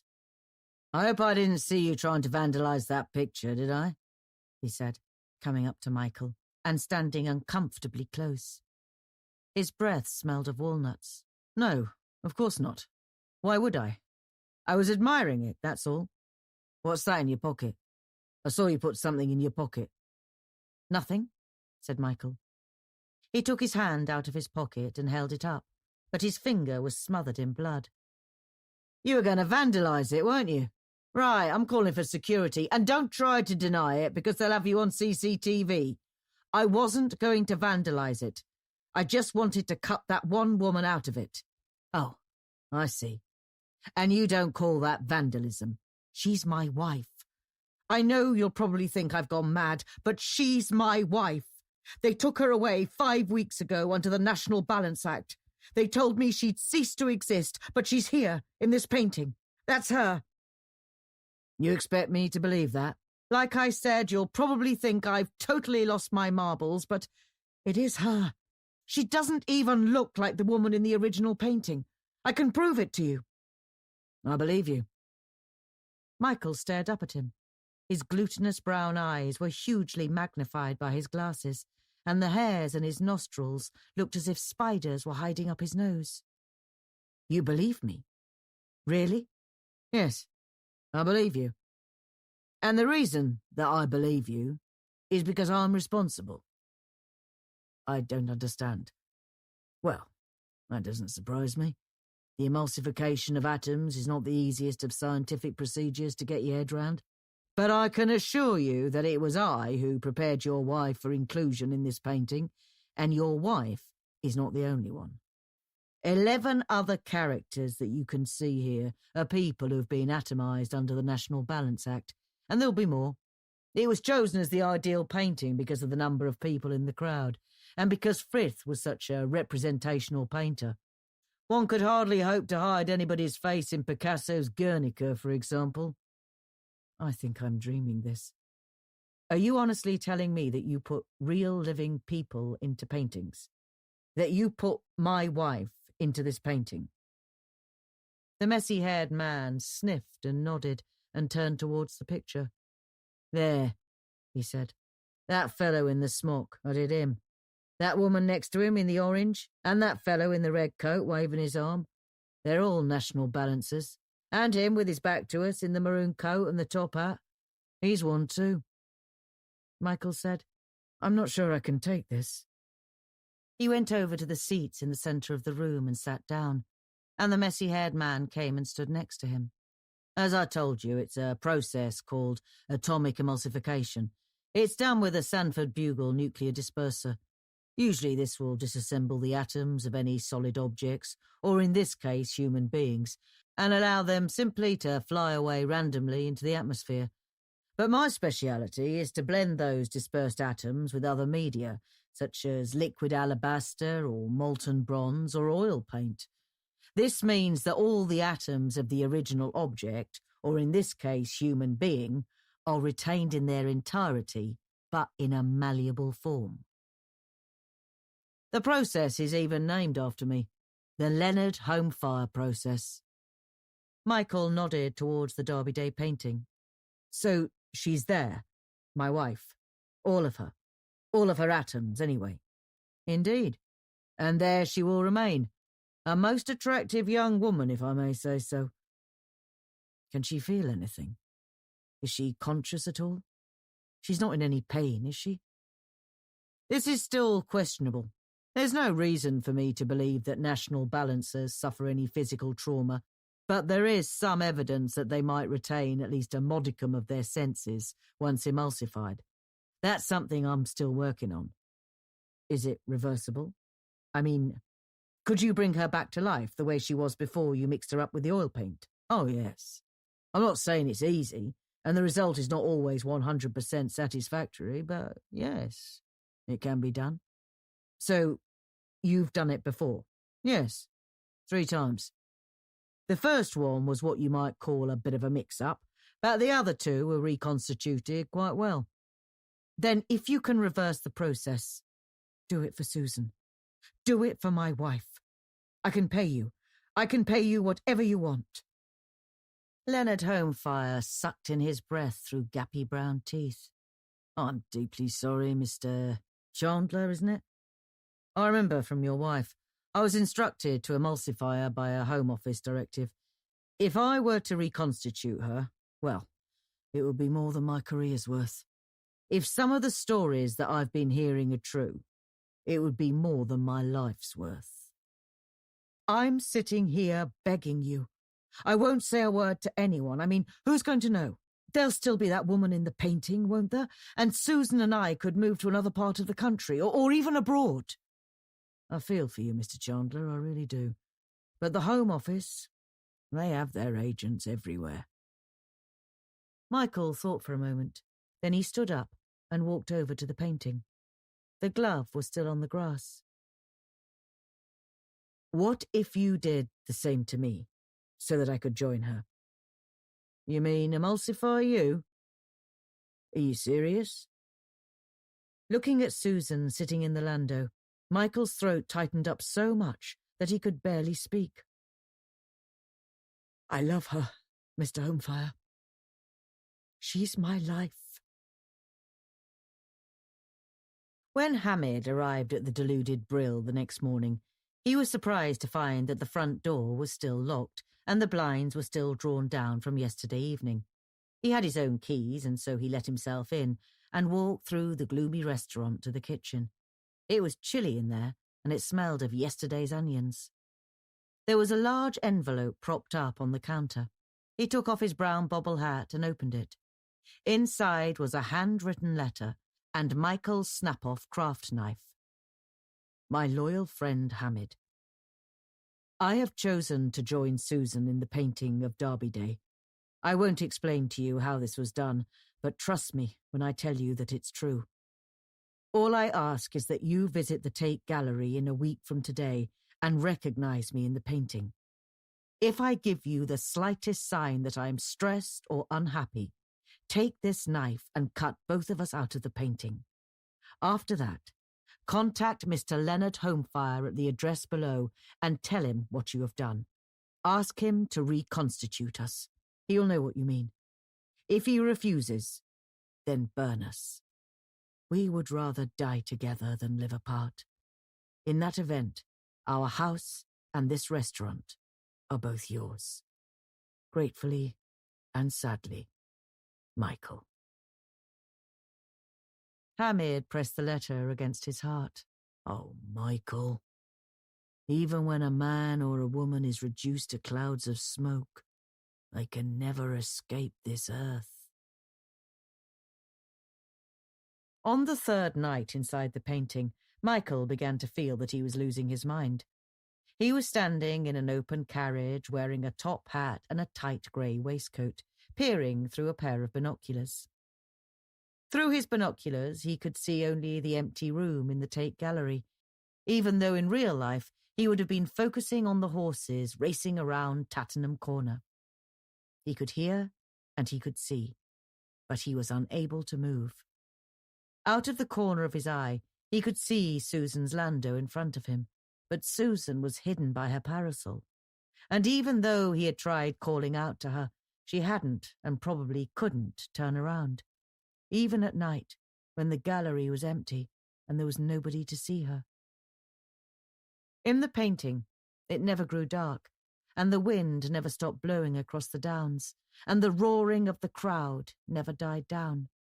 He would never die either. He could be standing in this carriage for hundreds of years to come, driven mad by the thudding of racehorses' hooves and the endless cries of "Heather! Lucky Heather!" On the seventh day, Hamid appeared in front of the painting. He was wearing a long black coat, and he looked sad and worn out. Michael wondered if he'd closed the deluded Brill or had tried to continue running it on his own. Hamid frowned closely at the painting and said, Michael, are you in there? I can see Susan, but which one is you? It was then that Michael realized that with his binoculars in front of his face, Hamid couldn't recognize him. He gritted his teeth and strained, but he couldn't release his grip on the binoculars. I can't see you, Michael, even if you're in there. I'm sorry. Hamid had already started to turn away when Michael jolted his head back so that his top hat dropped off. Hamid turned back, his mouth open in shock. Michael, is that you? Hamid looked around the room, and then he took out the craft knife and approached the painting with it lifted high, breathing as if he'd been running. I will save you, my friend. You and your Susan. I will save you. He was about to stab the point into the painting close to Michael's shoulder when, through the distorted vision of his binoculars, Michael saw 2 gallery attendants running into the room. Without a word, they seized Hamid's arms and dragged him away. I have to save my friends, shouted Hamid. I implore you! I have to save my friends! Susan was woken by the doorbell chiming. She sat up and looked around the bedroom, unsure of where she was or what time it was, and where was Michael? The doorbell chimed again and again, so she climbed out of bed and went over to the window. When she drew back the curtains, she saw 2 men in puffer jackets standing outside the porch, one short and one tall. And they had the look of men who were going to stay there until she opened the door. She put on her dressing gown and went barefoot down to the hallway. Who is it? She called out. Home Office, Miss Brightwell. She opened the door. It was chilly and grey outside, and dry leaves were rattling across the crazy paving. What do you want? We've come to fetch you these, Miss Brightwell. Your birth certificate, your school reports, everything that was confiscated when you temporarily ceased to exist. The podgy man handed her a large blue plastic folder. You were lucky there, he told her. That chap Hamid Bukhari, who worked at your restaurant, he was deported, so that made room for you again. National balance. That's what it was, Miss Brightwell. National balance. My name's not Brightwell anymore. It's Chandler. I'm Mrs. Chandler. I don't think so, Miss Brightwell. Well, ask my husband, Michael Chandler. Sorry, there's no such person. Not anymore, anyway. He's ceased to exist. With that, the 2 officials walked off, talking to each other. When they reached the front gate, the tall one laughed.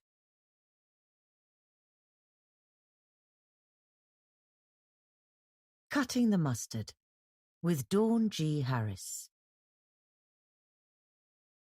The library door flew open with a bang, and a chilly gust of wind blew in, so that the leaflets on the librarian's counter were blown up into the air like a flock of seagulls and were scattered all over the floor. Terence Coleman looked up from his computer as Mrs. Parker stamped over to slam the door shut again. That was the 2nd time this afternoon that it had swung open by itself, and the 2nd time that Mrs. Parker had been obliged to bend over, puffing in annoyance, to scoop up all of her leaflets. Terence hadn't gone across to help her. As far as he was concerned, he was in charge of the non-fiction section of Broadbent Community Library, and his responsibility were clearly demarcated. He kept a running inventory of all the non-fiction titles and their condition, and ordered more when requested. Fiction, children's books, CDs, and library administration. None of those were Terence's department. As far as he was concerned, shutting the door and picking up scattered leaflets would come under library administration. Apart from his computer, its screen clustered all around with post-it notes, there was nothing on Terence's desk apart from a well-chewed ball pen, a notepad, and a half-eaten ham roll. There wasn't a photo of a loved one. There wasn't even a lucky mascot. Terence typed in, "The History of Double Enveloping Worm Gears" by B. M. Truscott, B. Eng, B.Sc. The library needed a new copy because somebody had inexplicably stolen the last one or forgotten to bring it back. A noisy group of about 15 schoolchildren passed his aisle, as they did almost every day at 3:40 p.m. after they'd finished their reading circle, and almost every day they would poke fun at him. It was mostly because of his name, which was displayed on a plastic holder on his desk. But maybe it was the way he looked, too, with his gingery grey hair that stuck up like a worn-out scrubbing brush. "Coleman's mustard, Coleman's mustard," they would chant at him. But today, one girl of about 12 or 13 came right up close to his desk and whispered, "Terence Coleman doesn't cut the mustard." He stared back at her, and she gave him an extraordinary smile, a knowing smile, as if she were privy to all of his innermost secrets. She had blonde hair plaited in a tight coronet and limpid blue eyes, and for a girl of her age, she was almost unnervingly pretty. "What?" he said. "Terence Coleman doesn't cut the mustard," she repeated. But this time she shrieked it at the top of her voice, and all her school friends laughed and jeered and made raspberry noises. "Doesn't cut the mustard," they chanted. "Doesn't cut the mustard." They were still chanting it as they pushed their way out of the library, leaving the door open behind them. At the open door, the blonde girl with the blue eyes paused for a moment and turned around to look at Terence and smile. And as she did so, another cold gust of wind blew in so that her dress flapped. Then she was gone, and more leaflets flew onto the floor. Terence sat unresponsive and stared at the computer screen in front of him. He was used to this daily taunting, even though it made him feel more unworthy at work than he did at home, all alone without even a fish to care for. Today, though, that girl had unsettled him more than anybody had for a long time, and he didn't understand why. "You still here? Doesn't your shift end at 4?" said a sudden deep voice behind him. Terence turned slowly to see a man in a black gabardine jacket staring directly at him. He looked back at his keyboard before answering. "What do you want, Inspector Riley? Come to see what I'm up to, have you?" "Whatever would give you that idea, Mr. Coleman," replied the man, lifting himself slightly onto his toes in what was almost a parody of a police officer. "Working in a library, teenagers around, ex-school teacher. Is there something I need to worry about? I can see I don't need to worry about your dress sense." No. Benefit of the doubt. I always said that I'd give you.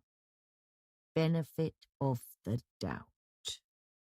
If you must know, I'm awaiting information on the new book For the Sake of Reptiles, Inspector. I'm the head of non-fiction, as you well know, and we have a customer order request. Reptiles? Ah, you mean like snakes. Deal with snakes too, do you, Mr. Coleman? Consider yourself something of a snake yourself, do you? Always thought you were a bit on the slithery side. Terence took in a deep breath and closed his eyes. "I wish he would leave me alone." "I'm simply misunderstood, Inspector," he replied. His patience was beginning to wear thin. "I'm no more of a snake than the next single middle-aged man, just because I live on my own and like to keep myself to myself." "If only I could believe that, Mr. Coleman. But, well, the jury believed it, didn't they? And I suppose that's all that matters, as far as you're concerned." The afternoon sun suddenly shone through the narrow library windows and lit up the dust particles that were floating above Terence's desk. Strangely, they seemed to be drifting towards his blank computer screen, and as they reached it, it looked as if they were disappearing into the blackness, like a swarm of tiny fireflies being drawn into a long dark tunnel. But then the sun went in again, and they vanished. Terence ran his fingertips across the screen, but there was no dust in it. "I'll leave you be, Mr. Coleman," said Inspector Riley. "The wife's cooking bangers and mash tonight, and I love a bit of mustard with my bangers and mash, so I might well be eating your namesake. Be good, won't you, Mr. Coleman? Keep yourself to yourself." He patted Terence on the shoulder and walked off.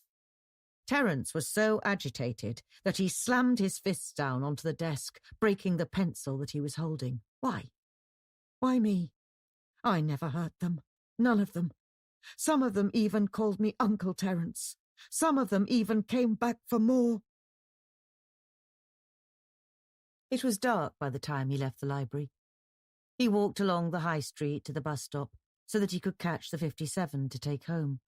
A strong headwind made the tails of his raincoat billow and snap, and he gripped his lapels tightly together because it was so cold. He felt almost as if the wind was trying to blow him back towards the library. At least a dozen people were already waiting at the bus stop, and he joined the end of the queue. He stood there, shivering and stamping his feet to keep warm, cupping one hand over his left ear to stop the wind blowing into it and giving him earache, and still clutching his lapels together. This morning's weather bulletin had said that it was going to be chilly, but he didn't remember a warning of strong winds. The Met Office never seemed to get their forecasts right. After only a minute or two, he noticed something that puzzled him. The woman in front of him in the queue was wearing a broad-brimmed brown hat with a beige ostrich feather stuck in the hatband, but the feather wasn't ruffled by the wind at all. Frowning, he looked further up the queue and saw that a man was reading the Evening Standard, holding it wide open. The pages of his newspaper weren't flapping, as he would have expected.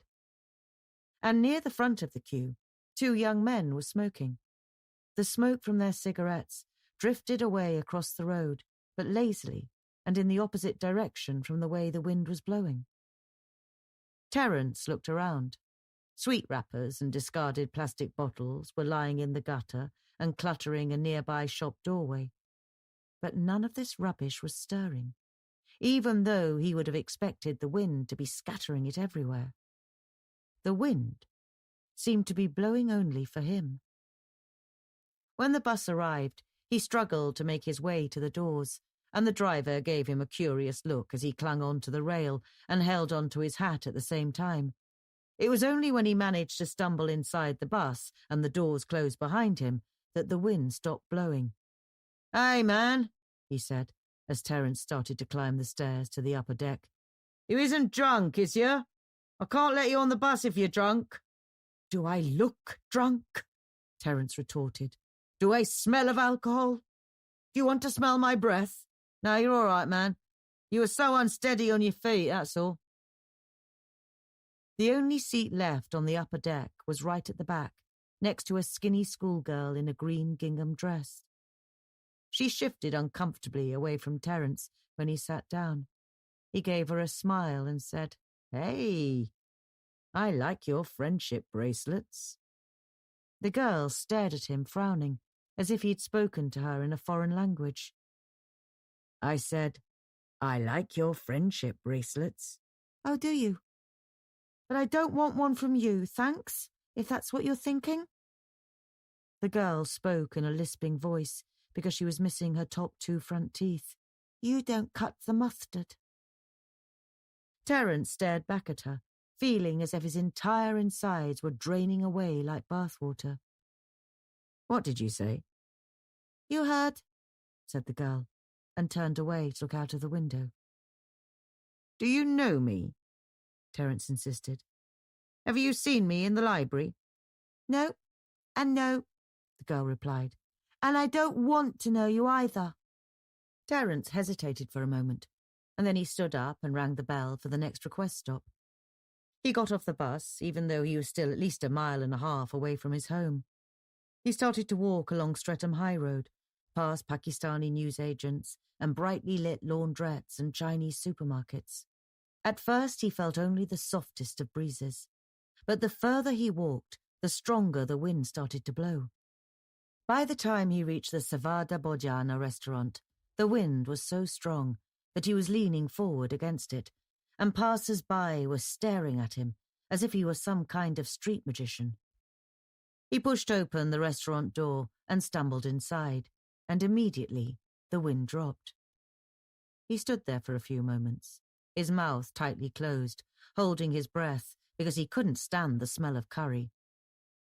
The door had a bell attached to it, which jangled loudly every time a customer went in or out, and it jangled now and seemed to go on jangling for longer than usual. He could hear that jangle from his bedsit upstairs, and every time he heard it, he sucked in saliva between his teeth in futile annoyance. Upstairs, he could also smell fenugreek from the restaurant. It seemed to permeate everything from his clothes to his mattress. He could even smell it in his nostrils when he was sitting in the library, although that may have been imaginary. If he could have afforded more than £125 a week, he would have moved tomorrow. He sorely missed the large ground-floor flat where he used to live in Polwarth Road, when he was head of physics at St. Martin's Secondary School. He missed it to the point of grief. He missed the silence and the high ceilings and the morning sun that shone through the living room windows.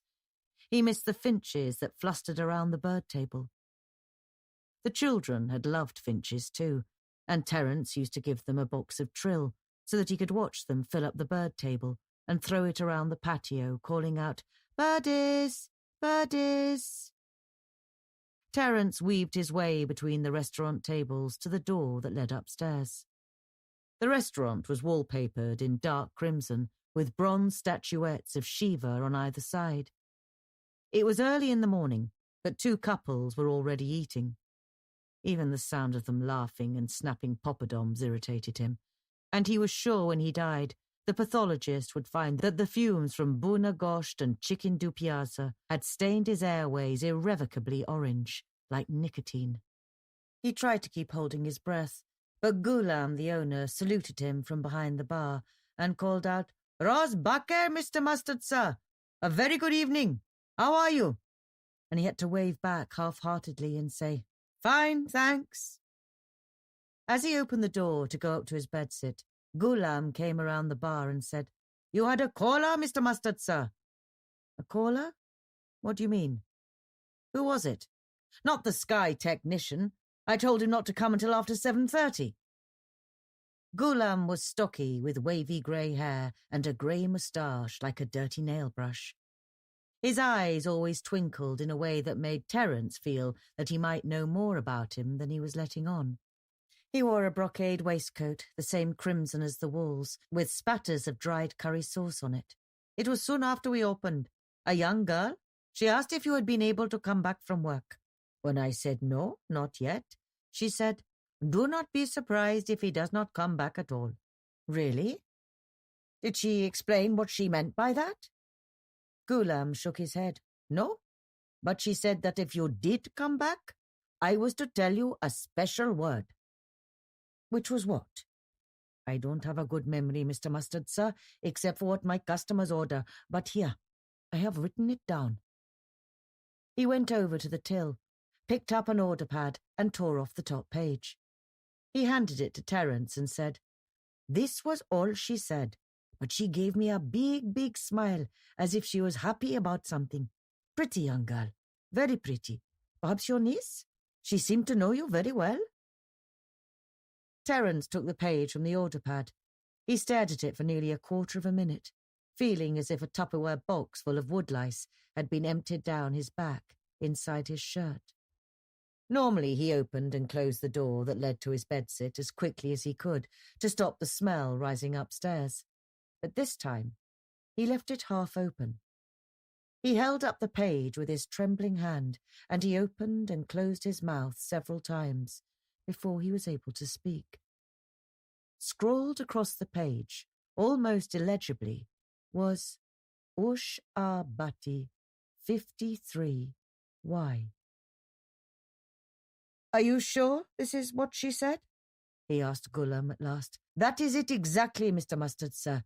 She even spelled out the letters for me, one by one. U, S, H, and so forth." Terence said nothing more, not even thank you, but climbed the steep Hessian carpeted stairs to his bedsit, closing the door behind him. It was too late, though. The strong smell of jalfrezi had already risen to the landing, and he knew that it would have leaked under his door. He had intended to heat up the fish pie that he'd bought yesterday from Lidl, but now he had no appetite at all. He could do nothing but sit on his sofa with his head bowed and his hands clenched together. His room was bare. There were no pictures on the walls, no ornaments, only a dead cactus in a pot on the windowsill and an empty budgerigar cage. The inside of his brain felt like a blizzard, not of snowflakes, but of ripped-up photographs, thousands of ripped-up photographs, each of them featuring a leg or an arm or a bare shoulder or a wide-eyed, pleading face. He should have deleted them. He knew he should have deleted them. He should have used that software that blanks out pictures with zeros, so that they can never be recovered from any hard drive or databank or iCloud, ever. But they were so precious to him. They meant so much. Every one of them told a story of gentle coaxing and soft encouragement, of laughter and tears and promises of Ferrero Rocher, of kisses on lips that had never been kissed before, softness, darkness, muted sobbing. For Terence, those pictures were a record of everything that had given his life meaning, the only times that he'd ever experienced anything that approximated love. He poured out the rest of the can of Carlsberg that he'd opened last night. It was flat, but that suited his mood completely. Who, in the name of God, could have found out the password to his work computer? He had never told anyone what it was, and he had never written it down. Who could have guessed that he had used the name of Usha Bhati Ghosh, the child bride of the 1920s Indian physicist, Satyendra Nath Bose, who had married her when he was 20 and she was only 11? He didn't pull out his bed that night. The restaurant's doorbell kept on jangling, and the smell of curry seemed to be stronger than ever. He lay sideways on the sofa and dropped off to sleep at about 2 o'clock. He dreamed he could hear the wind whistling sarcastically and children's voices taunting him. "Cut the mustard," they were singing. "Cut the mustard. You can't cut the mustard." At about 5 in the morning, he was woken up by a refuse lorry banging and crashing in the street outside. He sat up, confused, and found that his trousers were soaking. When he arrived at the library the next morning, he found a stack of books waiting for him on his desk, 7 or 8 of them, even though he'd ordered only for The Snake of Reptiles and The History of Double-Enveloping Worm Gears. His name, Terence Coleman, was scribbled on a post-it note and stuck to the top book. He laid his ham roll down beside his notebook and peered at the titles of the books with growing bewilderment. This was the non-fiction section, but these books all appeared to be fiction or poetry. The Dance of the Nymphs, Children of the Lost Forest, The Day My Youth Was Stolen, Lolita. Terence looked around, feeling increasingly unsettled. The library was deserted, except for Mrs. Parker and an elderly man sitting in the corner, leafing through an encyclopedia and systematically wiping his nose with a large white handkerchief. There were no schoolchildren teasing him about his name. Too early for that. No Inspector Riley standing behind him like Moros, the legendary Greek messenger of impending doom. He turned back to his desk, but even before he had reached forward to switch on his computer, he heard the library door swing open behind him and a soft, fluffing sound. He paused, not turning around, but alert and listening. The fluffing grew louder, and he heard a leaflet flutter from Mrs. Parker's counter and onto the floor. It was that wind again. He was sure of it. That wind that had blown only for him. The titles of those books should have told him that this was something sinister. More sinister than a knock on the window on a dark night, or the scratching sound of steel in a bleak winter storm. He didn't dare to look behind him, but as he sat there, a small figure glided to stand close beside him on his left-hand side. He slowly turned his head, his heart beating so hard that it hurt his ribs.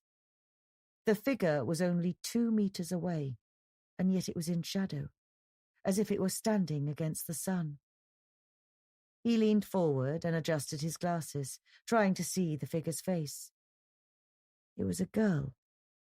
He could see that by her long hair, which was stirred by the rising wind, but he couldn't make out what she looked like, or if he knew her. "Who are you?" he demanded, trying to sound authoritative as he did in school. "What do you want? This is a public library. I hope you know that. We don't allow any nonsense in here, I'm afraid." Without warning, his computer monitor flicked on, fuzzed, and settled. Words started to appear on the screen, typing quickly from line to line, with the keyboard keys denting in accordingly, even though Terence wasn't touching them. He shoved his chair away from his desk, a blinding pain swelling in his head. "Who are you? Get away! Get away from me!" he shouted at the girl. He scrambled across his desk for his phone and frantically pressed Mrs. Parker's extension number on the front counter. The girl came closer, although her face remained in darkness. "Read the words, Terence," she told him, pointing to his computer screen. "Read the words. And wait." "Audrey? Audrey, you must help me. Something's happening. I can't explain, but it's happening now. Please come." And with that, he slammed the phone down. He looked back to the monitor. The lines of words were still climbing up the screen. There were hundreds of them, thousands even. At first he found it impossible to focus on them, but then they stopped. "Read them, Terence," the girl repeated. And as she did so, her face was gradually lit up, so that he realized it was the same girl who had challenged him yesterday. Terence squinted at the monitor. As far as he could make out, the words were all a list of names and dates and places. Sandra Livingstone, 14th of May, Tooting, Graveney Common. Jessie Wilson, 18th of June, Norwood Grove Recreation Ground. Asha Mabella, 12th of August, Brookwell Park. He read the last lines aloud, but in a whisper. "You must come in and talk to us, Terence. You must come in and pay the price for what you did. You think you're special, Terence? You think you can win? We will show you. We will show you your darkest thoughts and make you live them for us, the way that you made us live them for you." He turned back to the girl and said, "I don't understand." She gave him a knowing smile, but she didn't answer. Instead, she raised both of her hands, and the library doors swung open again. A wild gust of wind blew in, almost like a hurricane, so that the pages of books flipped furiously back and forth, with a sound like hundreds of people clapping. The girl paused beside Terence for a few moments more, her hair whipping across her face. Then she glided away towards the door, with books flying off the shelves on either side of her. "Terence!" shrieked Audrey. "Terence, what's happening?" She was struggling against the wind as she came around her counter and started to clamber over the fallen books towards his desk. More books tumbled off the shelves, and a heavy dictionary hit her on the shoulder. "Terence!" Gradually, though, the wind began to die down, and by the time she reached his desk, the library was silent again, and still. A last book dropped off a shelf like the last lump of ice after a thaw. "Terence," said Audrey cautiously. "Terence, where are you? Terence?" There was no sign of Terence anywhere. His corduroy jacket was still hanging over the back of his chair. His ham roll, wrapped in cellophane, was still lying on his desk. His computer was still switched on, but the screen was blank.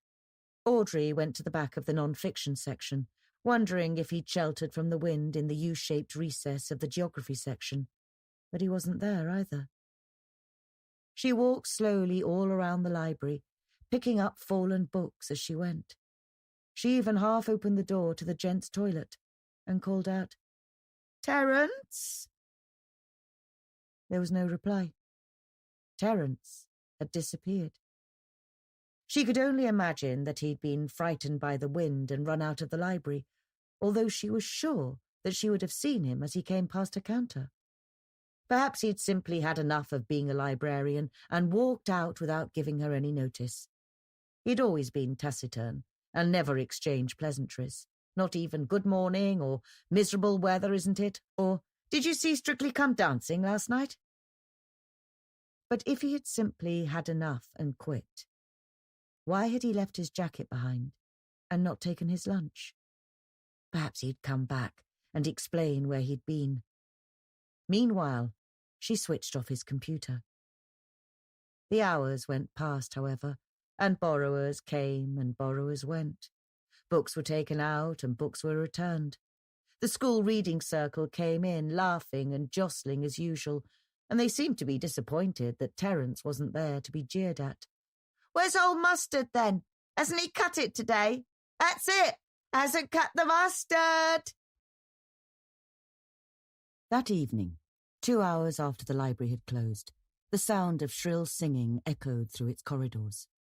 It was Mavis, the cleaner, singing to her heart's content, accompanied by the discordant squeak of trolley wheels.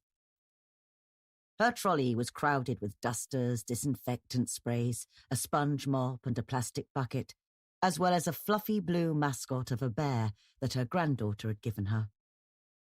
She swept the floor past the library doors and into the non-fiction section. As she entered it, a chilly draught blew around her ankles and fluttered her pinafore.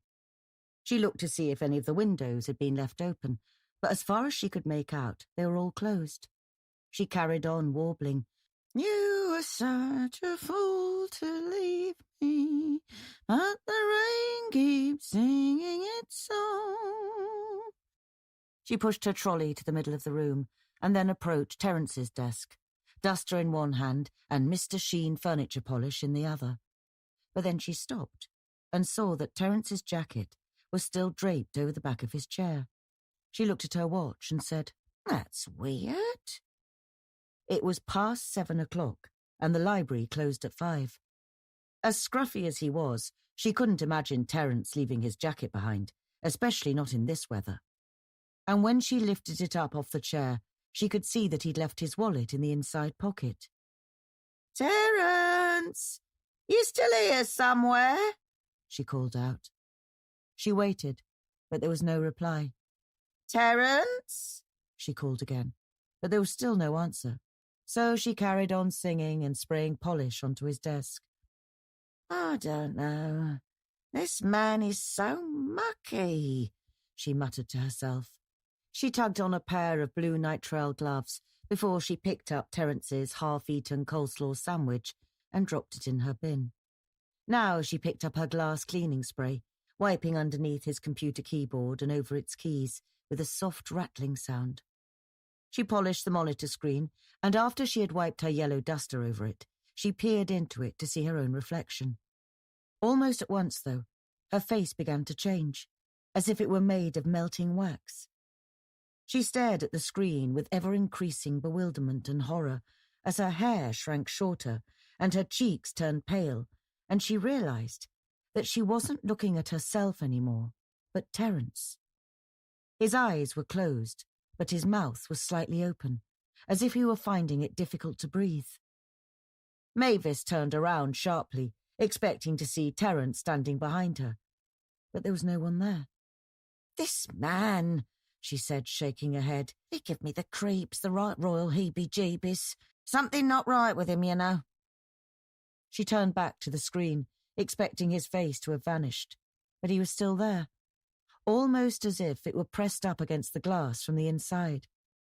Now, though, he opened his eyes and stared directly at her, and his lips moved as if he were trying to say something, and she was sure that she could hear a faint, tiny voice calling out to her. She felt a shivery tingle all the way down to her feet, and she rubbed hard at the screen with her duster, trying to wipe his image away. As furiously as she wiped, though, she couldn't erase him, and she could still hear that tiny muted voice. In all the time he had worked at the library, Terence had never once said hello to her, even though he expected his desk to be clean every morning. Yet here he was, calling out to her, as if he desperately needed her to help him. It was then that the temperature in the library suddenly dropped like a stone, and Mavis felt as if all the blood in her body had become so cold that it was as thick as treacle. The bookshelf started to creak, and a freezing draught made her arms go prickly with goosebumps. "What you doing, you horrible, horrible man?" she screamed at Terence's face. "Stop staring at me, will ya? Stop staring!" She wiped the monitor screen around and around, harder and harder. It was then that the duster began to squeak and slime, and before long she realised it was becoming soaked in red, and that she was swirling wide red streaks all over it. The harder she pressed, the more red liquid seemed to swell from the seams of the monitor frame, and she realised, from its metallic smell, that it was blood. She had been a trainee nurse once, and she knew what blood smelt like. Blood was not only oozing from the frame of the monitor, but now it started to dribble from the ventilation holes underneath the screen and drip all over the keyboard. Within seconds, it was pouring out, sliding across the desk and pattering in blobs and sticky glops onto the carpet. Mavis flung her blood-soaked duster to one side and tried to take a step back. But the interior of the library was now so cold that the blood had coagulated and it stuck to the sole of her shoe.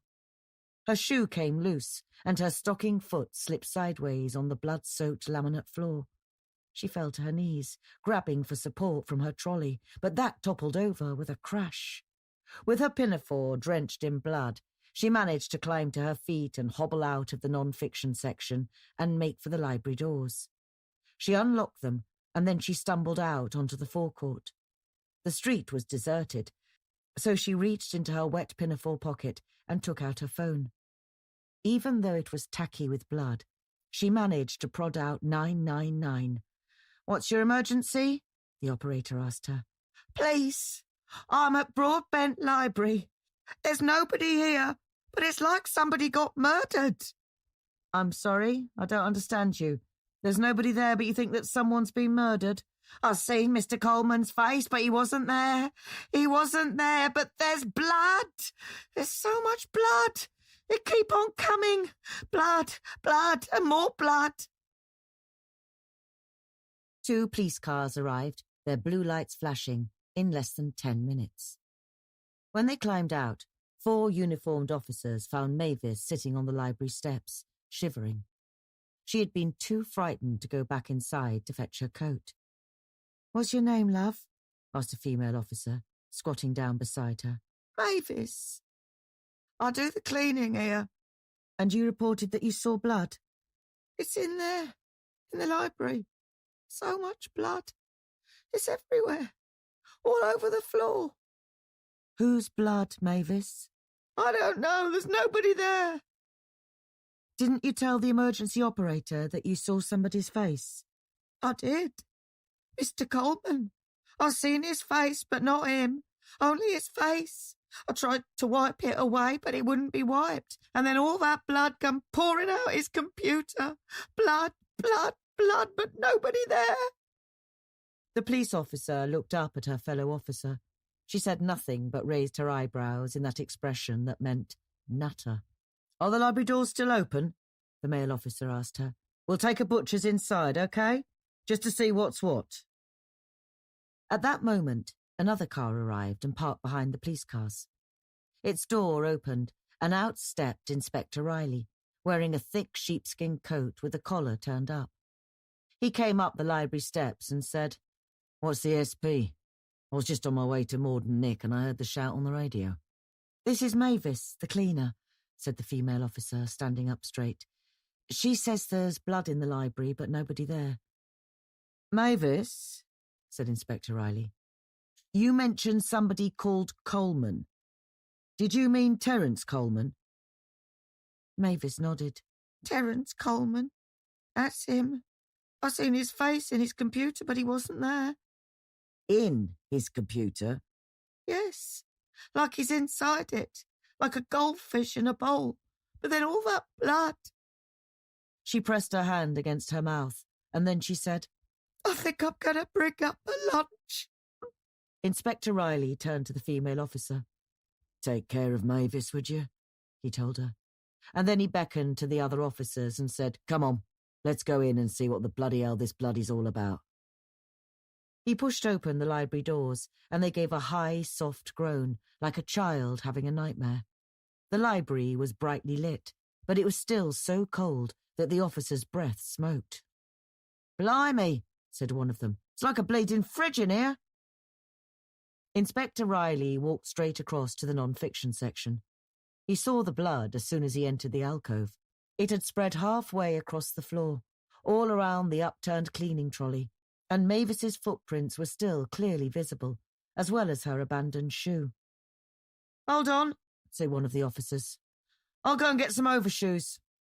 Inspector Riley waited at the edge of the pool of blood, while the officer went off to fetch some plastic forensic shoe covers. He noticed that it was still creeping across the floor until it was almost touching the toes of his suede hush puppies. He could see Terence's blood-smeared PC on his desk, but apart from the crimson circles where Mavis had wiped it, the screen was black and blank. Once they'd all pulled on their blue plastic overshoes, Inspector Riley told two of the officers to make a thorough search of the library, including the book storeroom, the staff room, and the toilets. "Somebody must have been killed to produce all this blood, unless it was brought in here in a bucket, and I don't think that's very likely. There's no footprints apart from the cleaners, and no tracks to show that a body was dragged out of here, so presumably the deceased is still on the premises." He went up to Terence's desk, his shoe covers making a sticky tape sound on the floor. "It looks like the blood came from inside the computer. How weird is that?" The sergeant standing beside him shook his head. "On a weirdness scale of 1 to 10, Gov, I'd say about 73. At that moment, even though Inspector Riley hadn't touched the keyboard, the computer screen switched itself on. At first it lit up bright and blank, but then the scene of a local park appeared, with flower beds and thick bushes. A pretty young girl of about 12 appeared, with blonde plaits, a pink blouse and jeans. She was laughing as she ran into the bushes and disappeared, but the camera followed her. It looked as if she were playing hide and seek, and whoever was holding the camera was trying to find her. After 2 or 3 minutes, the camera found her crouching down behind a bush. The cameraman's hand appeared, seizing her arm. She laughed again, but then the camera was dropped onto the ground, and she stopped laughing and said, "No, no, no." Her voice became muffled, and then her pink blouse fell onto the ground, in view of the camera, followed a few moments after by her jeans. Inspector Riley and the sergeant watched in silence as they heard the crackling of leaves and twigs, and then grunts and cries, and finally the thin, pathetic sound of sobbing. The camera was picked up and focused on the girl lying beside the bush, naked. "Emily Wilson, July the 12th, Dulwich Park," said a clear, childlike voice. "Jesus," said the sergeant. But the videos continued, showing one young girl being molested after another, sometimes in parks, sometimes in alleyways, sometimes indoors. At the end of each video, the same childlike voice would announce the girl's name. There must have been well over 40 in all, but at last the screen went blank.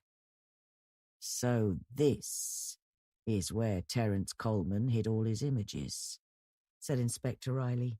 "Right here, in his library computer. We searched his own PC and his laptop, but we never found anything to incriminate him." "But where is he?" asked the sergeant. "And what's all this blood?" The other 2 officers came back. "We've searched the whole place, Gov. Not a sausage. No dead bodies either." "Well, at least we've got enough evidence to take him back to court if we do find him. That's if this blood isn't his. I'll give Forensic a ring so they can—" Before he could finish, the computer screen cracked diagonally from one side to the other, and then it shattered completely, with sparkling glass spraying across Terence's desk. Out of the broken screen, something greasy and pale and bloody came bulging. To begin with, Inspector Riley thought it was a fire hose, but then there was a slopping noise, and yards of this blood-streaked tubing came piling out of the computer and onto the floor at his feet. It smelled rich and fetid, like the inside of an abattoir when dead cows are disemboweled, and it was then that he realized that it was human intestines. As soon as the last of the intestines had slithered out, a dark brownish liver dropped onto the desk, followed by a sagging stomach and deflated lungs, and then a heart with all its arteries sprouting out of it. After that there was a clattering sound, and a shower of bones came tumbling out, almost all of them broken into pieces. A pelvis, a rib cage, shoulder blades, and then a spinal column, which rattled out like a skeletal boa constrictor. When the spine had collapsed onto the floor, a head appeared inside the screen. It was deathly pale, with gingery grey hair clotted with blood. Its hazel eyes were open, and it was staring blindly but accusingly at Inspector Riley, as if it blamed him for its dismemberment. Inspector Riley was shaken, and he could hardly find the breath to speak. As the head rolled onto the desk, though, and lay on its side, he managed to say, "Terence Arthur Coleman," as if you were arresting him. "Is that really him?" asked the sergeant in awe. "That's him, all right. We couldn't catch him, could we? But all those children he abused, it looks like they managed to cut the mustard." A Portrait of Kasia. As Leonard was walking back to his car, he glanced into the Pondview Cafe. A woman with tangly blonde hair was sitting in the sunlit window seat with her back to him. He carried on a few steps, but then he stopped and turned around to look at her again. Although he couldn't see her face, her hair was so much like Kasia's that she could almost be Kasia. She herself had jokingly said that she had lion's hair. Yet Kasia was in Wrocław in Poland, more than 800 miles away. It was impossible that she could be sitting in this cafe in Walton-on-the-Hill in Surrey in England, especially since she had given him no indication that she might be coming over to see him. All the same, Leonard was so intrigued by her resemblance that he went back, pushed open the cafe door, and went inside. The young woman behind the counter was steaming milk for a cup of cappuccino, so the noise was deafening. But she gave Leonard a smile and a wave, as if she knew him, even though he'd never been in here before. He went over to the window. For an instant, he was blinded by the sunlight. But then he saw that it was Kasia. It had to be Kasia. He had never met her in person before, but she had sent him 20 or 30 photographs of herself already, either at home or walking in the woods, or standing on the Pieskowe Bridge overlooking the Oder. The sun made her wild hair appear to be on fire, and she was looking up at him over the rim of her coffee mug with mischievous green eyes. "Kasia?" he said. "Of course," she said, putting down her mug. "I've been waiting for you. You said 3 o'clock, didn't you?" Leonard drew out a chair and sat down next to her. "I don't remember. I didn't expect you to be here." "You're going to show me your studio. You haven't changed your mind, have you?" "No. Well, no, of course not. But when did you get here? I can't believe that I invited you and then clean forgot about it. How on earth did I forget about it?" "It doesn't matter," she said, and laid her hand on top of his. Her fingernails were painted silvery green to match her eyes, and she was wearing a green pearl bracelet. "I'm here now, and nothing else is important. As we say in Poland, miłość pozostaje świeża nawet wtedy, gdy ser pleśnieje." "Oh, yes? And what does that mean?" "Love stays fresh even when the cheese goes moldy." Leonard laughed and shook his head. He couldn't believe that this was really Kasia.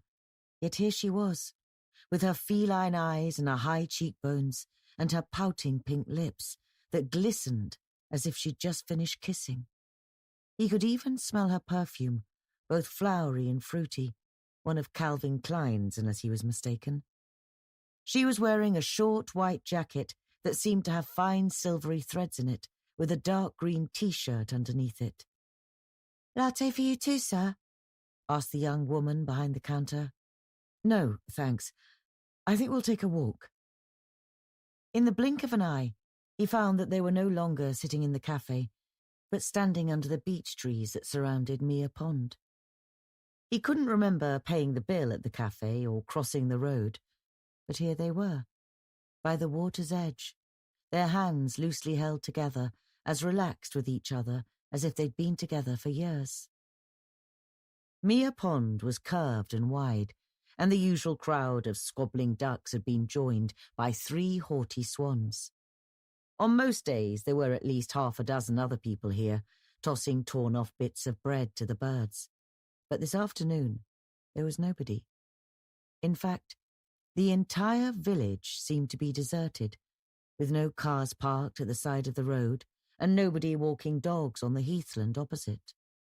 There was only him and Kasia and the cloudless sky, which the pond reflected without a single ripple, like a mirror. "So what are you painting now?" asked Kasia. "Oh, some fellow's portrait. He's the chairman of the local golf club. His cheeks are so red I ran out of carmine and I had to nip out to the art shop and buy another tube." "I love your country scenes, the forests and the seaside, and your nudes." "Yes, well, I much prefer painting landscapes and women, but portraits pay well and I have to pay the mortgage, and of course I have to eat." "The women you paint are always so lovely. But not only that, they have so much feeling about them. It seems like you can capture their inside as well as the outside. How can I put it?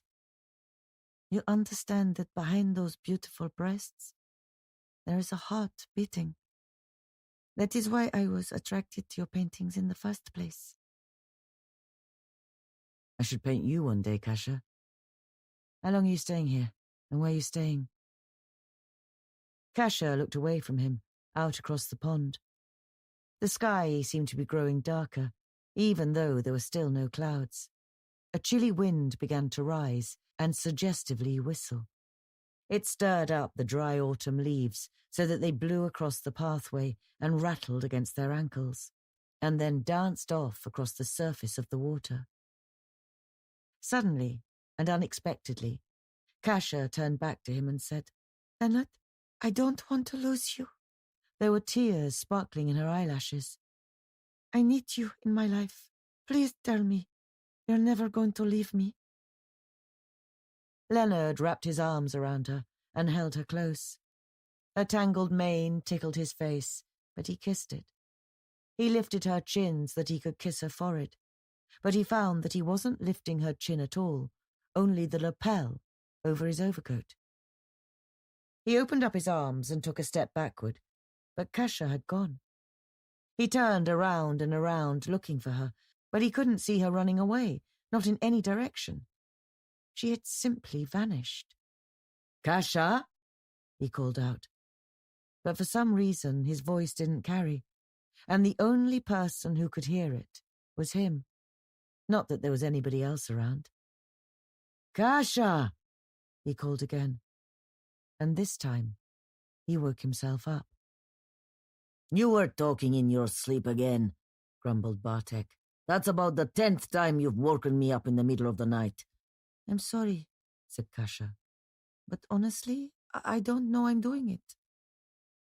Bartek rolled off the bed and stood up, scratching himself under his hairy armpits.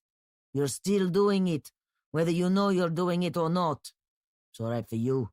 All you have to do is sit on your ass all day and you can catch up on your sleep whenever you like. I have to stay awake and crunch numbers. If I dozed off, they'd fire me like the crack of a whip." Kasia pulled the duvet right up to her neck and stared at the side of the bedside table. She felt worn out, as if she'd hardly slept at all. She could remember dreaming that she had met Leonard beside a pond somewhere, and that Leonard had been wearing a long oatmeal-coloured overcoat, but that was all. Even now, as she heard Bartek banging up the toilet seat and urinating with a seemingly endless clatter, she could feel the details of the dream sliding away, like an ebb tide sliding away down the beach. She could recall Leonard saying in that warm bass voice of his, "I should paint you one day, Kasia," and the way he had lifted one mahogany brown eyebrow when he said it, and smiled. "I'm taking my shower now," Bartek called out from the bathroom. "Come on, Kasia. Get your lazy backside out of that bed and make my breakfast. And my drugi śniadanie, too, to take to work. Jesus." Kasia threw back the duvet and sat up, furiously shaking her tangled hair. Then she padded through to the kitchen barefoot, and wearing only her nightshirt with its pattern of green oak leaves. The kitchen was cramped, more of a galley than a kitchen, with a counter where they would sit to eat their meals, with 2 tall stools. Bartek always wanted the same for his breakfast every day. 3 open-top sandwiches with kielbasa and tomatoes and quark cheese with radishes and 3 scrambled eggs. He always wanted the same for his drugi śniadanie too, his second breakfast. Sandwiches with smoked sheep's cheese and those little dry sausages called cabanossi. Kasia made his sandwiches, and then she cracked 3 eggs into a dish and whipped them up with a fork. She had just poured them into the frying pan when Bartek came into the kitchen. His reddish hair was still damp and sticking up, but he was dressed now. He was wearing tight grey trousers with his belly bulging over the belt, and the white shirt that Kasia had ironed for him yesterday evening, and he was tightening the knot of his purple company tie. "Aren't those eggs ready yet?" he asked her, coming up close behind her and peering over her shoulder, his belly pressing against her back. "Almost. You can sit down now." Instead of sitting down, though, he lifted the hem of her nightshirt and slid his hand up between her legs. "Bartek, don't!" she protested, and twisted her hips to shake him off. Bartek laughed. "What? You don't like a little stimulation while you're scrambling eggs? I bet they'll be even more scrambled if I turn you on." "You're not turning me on. You're just being a nuisance. Go and sit down." "Hey, you're all prickly. You need to shave again. I hate it when you're all prickly." Kasia swung round and pushed him away. As she did so, she knocked the handle of the frying pan, and it tipped off the top of the stove. It hit Bartek on the left knee, and the scrambled egg splattered all the way down his trouser leg and onto his shoe. Bartek took 2 or 3 steps backwards, looking down at his trousers in horror. Then, without a word, he stepped forward again and slapped Kasia on the side of her head, so hard that she fell sideways against the stove and hit her forehead on the knobs. "You stupid, stupid bitch! Look what you've done! These are my only trousers for work. What do you think I'm going to do now? Go to the office in my underpants? You're so fucking stupid, I can't believe it." Kasia was on her knees on the vinyl-tiled floor. Her head was ringing, and her right eye was already beginning to swell. "Look at my fucking trousers!" Bartek screamed at her. "How can you be so useless? How? But then you've always been useless. Kasia the fucking useless. That's what they should have christened you. You can't cook for shit. You can't sew. Your hair's like a fucking bird's nest. You can't even give us a baby because you're barren." He smacked Kasia across the face both ways, and then he seized her tangled hair in both hands and wrenched her violently from side to side before throwing her backwards. She hit the back of her head against the leg of one of the stools, and for a few seconds she blacked out. When she opened her eyes again, she could see tiny white sparks circling around her. She lay there for a while, listening, not daring to move. She could feel something cold and damp against her bare legs, but she didn't want to lift her head to see what it was, in case Bartek hit her again. After about a minute, though, she heard the front door slam. Bartek must have stormed out. He might have been angry, but she knew that he was terrified of losing his job. She raised her head and then reached up for the crossbar of the stool to help herself to sit up. The cold and damp feeling on her legs was Bartek's sandwiches, tomatoes and cheese, and slices of ham. He must have swept them off the counter in his rage. Kasia climbed to her feet. Her lips were tightly pursed, but she was still making a thin mewling sound, and tears were running freely down her cheeks. She had never felt so lonely and so helpless in her life. She had already told her sister Ola how badly Bartek treated her and how he was always shouting and hitting her. But Ola had simply shrugged and said it was her fault for marrying him. She had told her mother too, but her mother had said that she'd always obeyed her father when he was alive. Kobieta powinna znać swoje miejsce. A woman should know her place. She picked up the sandwiches and dropped them into the bin. Then she scraped up the scrambled eggs. When she'd cleared up, she limped into the bathroom and stared at herself in the mirror over the wash basin. Her right eye was crimson now and completely closed up. She thought she looked as if she'd been in a road accident. Perhaps that was what she could tell her friends. I was driving to Nissa, and I swerved to avoid a dog and hit a tree. Henry Walters knocked at the door, and when Leonard opened it, he blurted out, "So sorry to be late, old boy. It was the annual club dinner last night, and I'm afraid I overdid the brandy." "Don't worry," said Leonard, as he followed him along the corridor into the studio. "I didn't get up until 8:30 myself. I slept like a dog, but I was dreaming all night." "Well, you know what that's a sign of, don't you?" "It's probably a sign that I should have downed a few brandies before I went to bed like you." He helped Henry to struggle out of his velvet-collared Crombie overcoat and hung it up behind the studio door. "No," said Henry, "it's a sign that there's something lacking in your life, something unfulfilled. That's what dreams are all about. I used to have dreams that I was Henry VIII, honestly. Henry VIII. Night after night, eating chicken legs and throwing the bones over my shoulder, ordering people who annoyed me to have their heads cut off, all that. Then they elected me chairman of the golf club, and I never had that dream again." Leonard thought about Kasia and the way she'd looked up at him with tears sparkling in her eyes, begging him not to leave her, but he said nothing. Henry went over to the high-backed armchair where he was sitting for his portrait, while Leonard crossed over to the sideboard where he kept all his paints and his brushes and his bottles of linseed oil. His studio was a glass conservatory that was built onto the back of his semi-detached Victorian house. The roof panels were painted white to subdue the sunlight, so that it looked already like a painting of a studio rather than a real studio. It was cluttered with at least 6 easels and stacked with canvases and various props that Leonard used in his portraits. Over the years, he had acquired a pot-bellied Etruscan vase filled with purple ostrich plumes, an antique cello, a stuffed golden Labrador with only one eye, and even a human skull, ideal for portraits of amateur actors who wanted to look like Hamlet. "My goodness," said Henry, as he made himself comfortable in his armchair. "Is that your new model? She's a cracker." Leonard was struggling into his paint-spattered smock, with both arms lifted up in the air. "What do you mean?" he asked. "That young filly there." Henry nodded his head towards an easel that was angled towards him, but from where he was standing, Leonard couldn't see the canvas on it.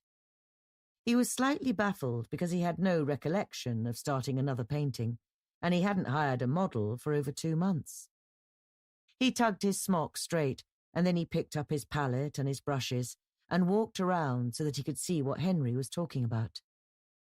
The picture on the easel was only half finished, but there was no doubt that it was in his own idiosyncratic style, the underpainting with burnt sienna and the blocking with a dry flat brush. It was a nude girl, sitting in the same armchair that Henry was sitting in now. Her face was not yet recognizable, although the outline that was painted so far suggested she had wide, distinctive cheekbones. However, it was her wild blondish mane that gave away her identity. He had underpainted it already and used the scratching technique called scravito to give it a fine, hairy texture. "Wouldn't mind taking a sneaky look in here the next time that she's sitting for you," Henry chortled. Leonard stared at the painting, speechless. It was Kasia. It had to be Kasia. But when had he started painting this picture of her, and how? He had plenty of photographs of her, but she had never sent him any nudes, and he had never asked her for any or expected them. 5 months ago, she had sent him a friend request on his Facebook page. Leonard Slater, illustrator and fine artist. She had told him that she was a librarian and had admired his book illustrations for years, especially the pictures he had painted for the Polish language edition of Alice Through the Looking Glass. He had checked her Facebook page before accepting her as a friend, as he did with every request. But when he had seen her profile picture, he'd been struck by how attractive she was, that tangly hair and those impish eyes. He had written back to her, and she had written back to him, and over the weeks and months that had followed, their correspondence had grown warmer and closer, until they were writing to each other every day. She was married, apparently, to an accountant called Bartek, but she told Leonard that since their marriage 3 years ago, he had become increasingly cold and uncaring. In her own words, she felt broken. She needed someone to make her feel whole again and valued. He had dreamed about meeting her, but the travel restrictions imposed by the COVID-19 pandemic had so far made it impossible for him to fly to Poland. He was still staring at the nude painting when Henry said, "Come on then, old boy. You're going to crack on painting? I'm sorry I'm late, but I don't have all day." "Yes, of course," said Leonard. He went over to Henry's portrait and squeezed some phthalo blue onto his palette so that he could finish painting his golf club tie.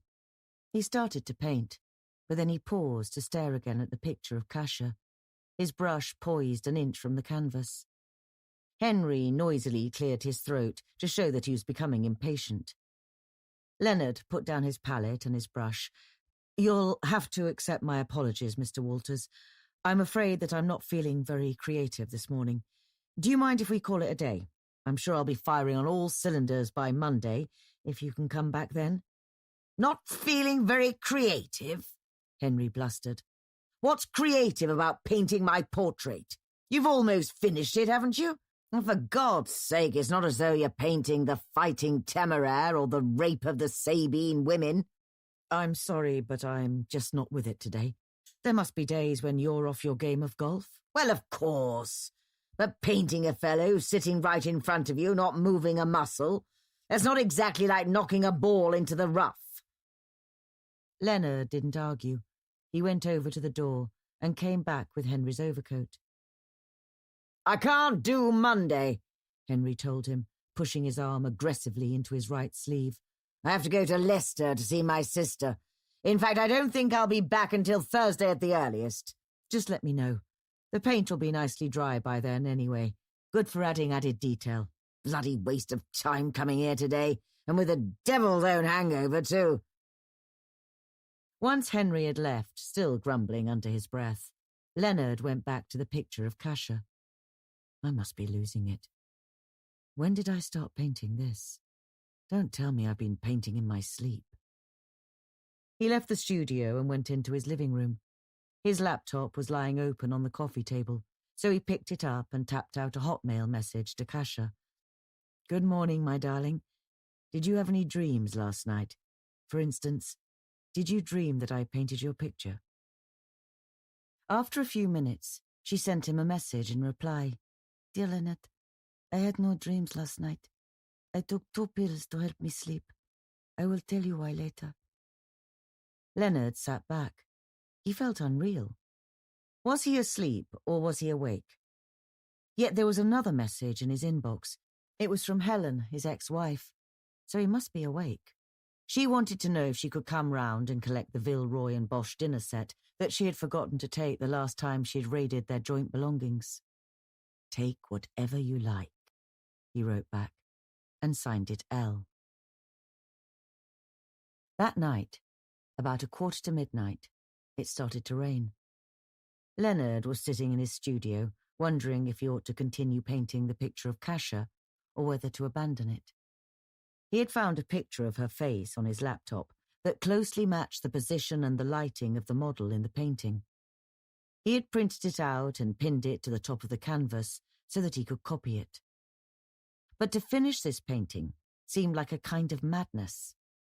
He had grown to love Kasia, but so far it was only a distant relationship, like pen friends.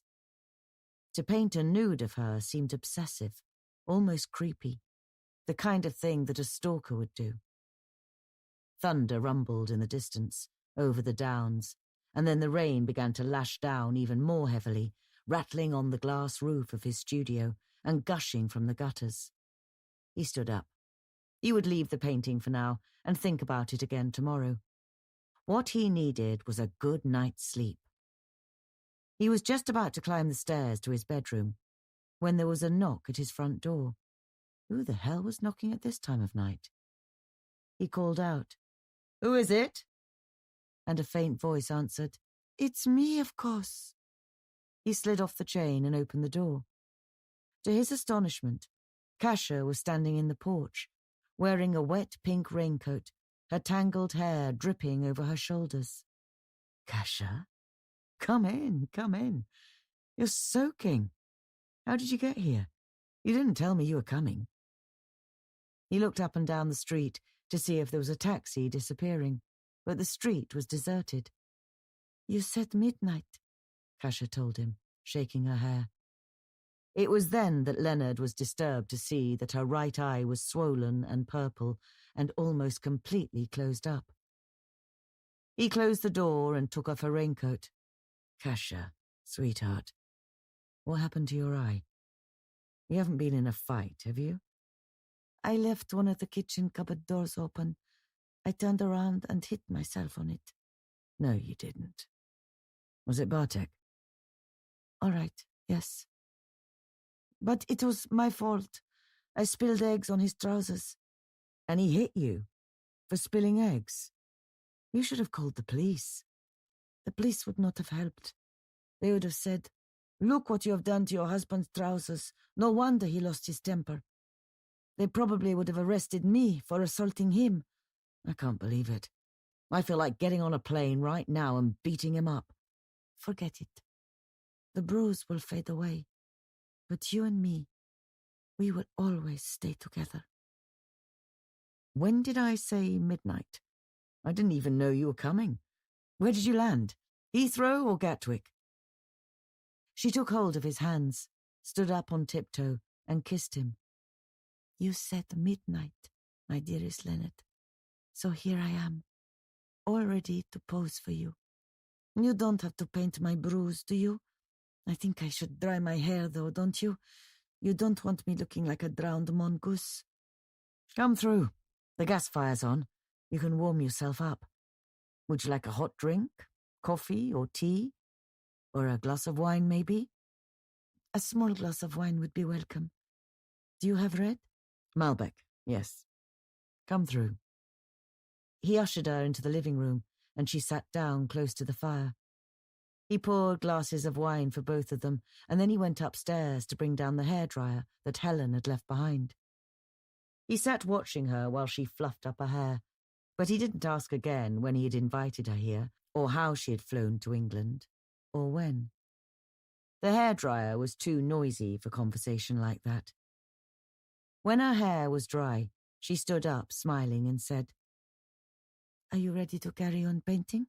"I'm not sure. I mean, are you ready to sit for me? What with that black eye and everything?" "You were so keen last night. You haven't changed your mind." She was wearing a bottle green roll-neck sweater and a sandy-coloured skirt and dark brown leather boots. She pulled off her sweater and dropped it onto her chair, and then she unzipped her skirt and stepped out of that. Underneath, she was wearing only black tights. "Would you unfasten my bra for me?" she asked, turning her back to him. Leonard hesitated. Is this a dream? No, it can't be a dream. The painting is real, so she must have come last night, and I must have started to paint her then. If it's a dream, though, it doesn't matter if she's asking me to undress her because it's only a dream. And if it's real, she's asking me to undress her, she wants me to, so how can that be wrong? He slid open the catch of her bra, and she dropped that on the floor too. Then she sat down and levered off her boots. Finally, she rolled down her tights and kicked them off her feet, so that she was completely naked. When she stood up again, she faced up to Leonard and opened up her arms. He took hold of her and held her close and kissed her, first her forehead and then her lips. And then they were kissing like hungry wolves, clinging on to each other, as if they were trying to tear each other apart. Leonard gasped, "I need you, Kasia. You don't know how much." He steered her gently backwards towards his large Victorian sofa, which was upholstered in soft purple velvet. He laid her head down on one of the pink twill cushions, with her wild blonde hair spread out, and kissed her again. She reached up and started to unbutton his shirt and tug it out of his waistband. He pulled his shirt off and dropped it onto the floor, while she was already unbuckling his belt. "What is that?" she said. "On your shoulder. Is that a tattoo?" "No, it's a birthmark." "It looks like a bird, with its wings spread out, and it has a pointed beak, like a hummingbird." Leonard glanced at it. The birthmark was dark brown, a little over 4 inches wide, which was the wingspan of a real hummingbird. It's hereditary, which is quite unusual. It gets passed down from one generation to the next. Kasia stroked it with her fingertips, as if it were a real bird. "Really?" "My mother has one, and my grandfather has one too. And yes, it does look like a hummingbird. We always thought that too.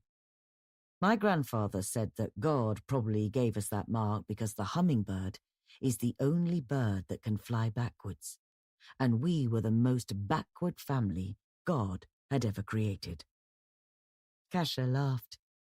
Even though her right eye was puffed up, her left eye was shining with delight. She tugged down the zip of his trousers and slid her hand inside his briefs.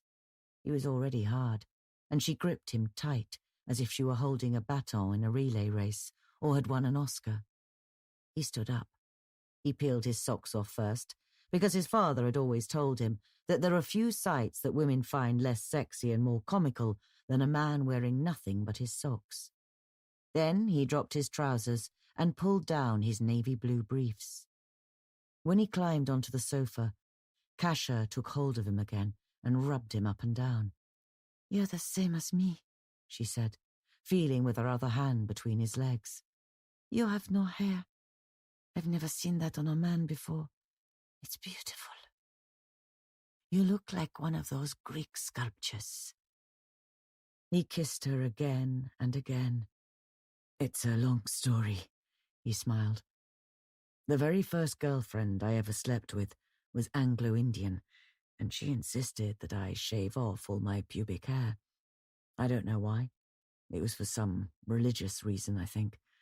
But after that, it became a habit. My ex-wife liked it, although she didn't like it enough to stay faithful."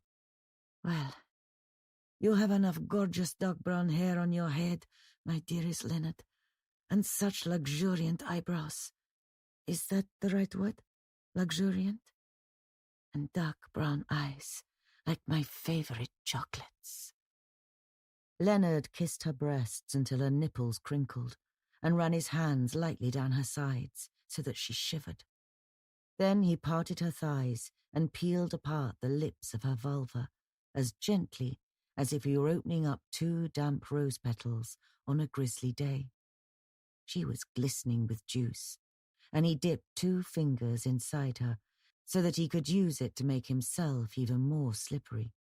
Then, very slowly, he slid himself into her as deep as he could, until their bare skin was pressed together, and they could hardly tell where one of them ended and the other one began.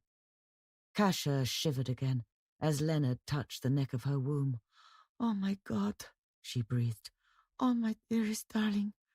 Why didn't I meet you years ago?" "Kasia," whispered Leonard, close to her ear. "You're an angel." Their lovemaking went on and on.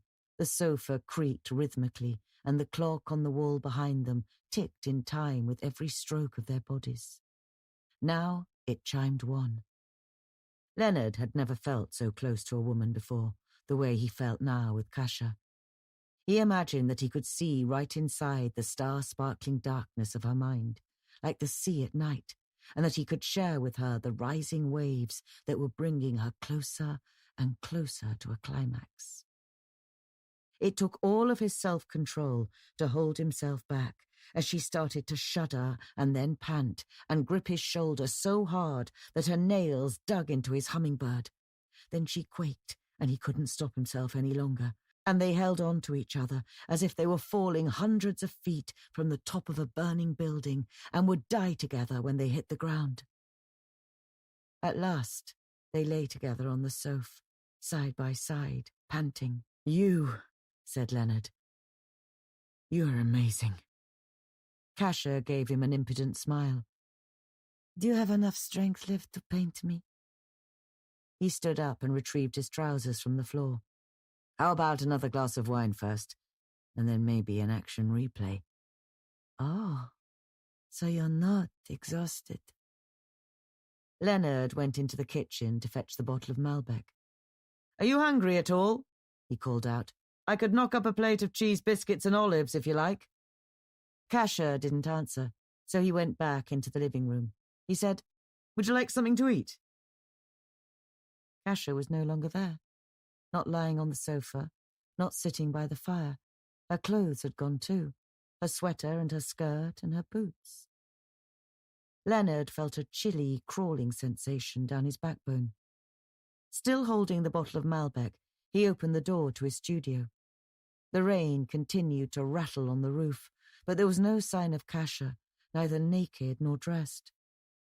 He went through to the hallway where he'd hung up her wet pink raincoat. The hook was empty. The front door was locked, with the chain on. "Please don't say that this was all a dream. Please don't say that Kasia didn't come here at all, and that I only imagined that we made love. But she had a black eye. Why would I have dreamed that she had a black eye?" He returned to the living room and stood there for over a minute, frowning at the sofa. "Kasia," he said, "where in the name of God are you?" Then he woke up. He was lying on the sofa, fully dressed. The lamps were still on and the gas fire was still alight. The bottle of Malbec was standing on the coffee table next to him, 3/4 empty. As he sat up, the clock on the wall struck 5. He stood up and went over to the fireplace, staring at himself in the large gilt-framed mirror over the mantelpiece. Perhaps she'd climbed into Looking-Glass World, like the illustrations he'd painted for Alice. Perhaps he had been dreaming of somebody he could never have. Bartek returned from the office at 7:15. Kasia was standing in front of the stove, stirring a saucepan of spaghetti bolognese. Before he took off his black puffer jacket, Bartek came into the kitchen and dropped a bunch of white roses onto the counter. These are to say that I'm sorry I hit you.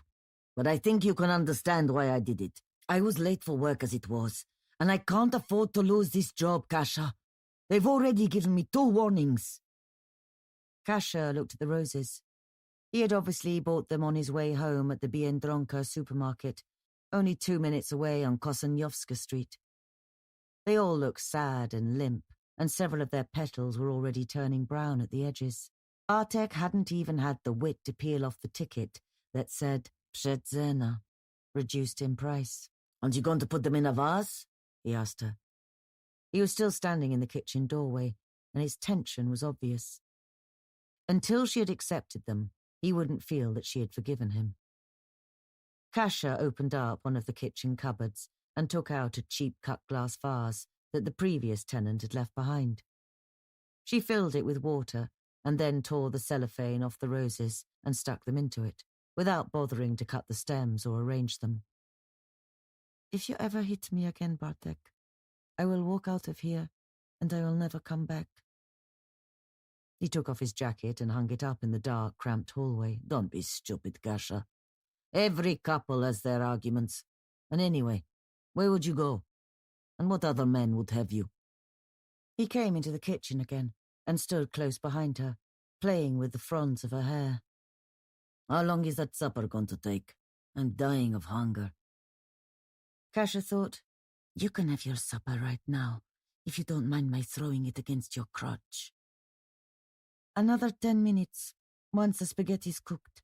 Jesus. How many times a month do we have to have spaghetti? You don't have Italian blood in you from somewhere, do you? Maybe your granny was gang-raped by a battalion of Itais during the war. I love my grandma. I love her dearly. Don't you dare to say disgusting things like that about her. Spaghetti's cheap.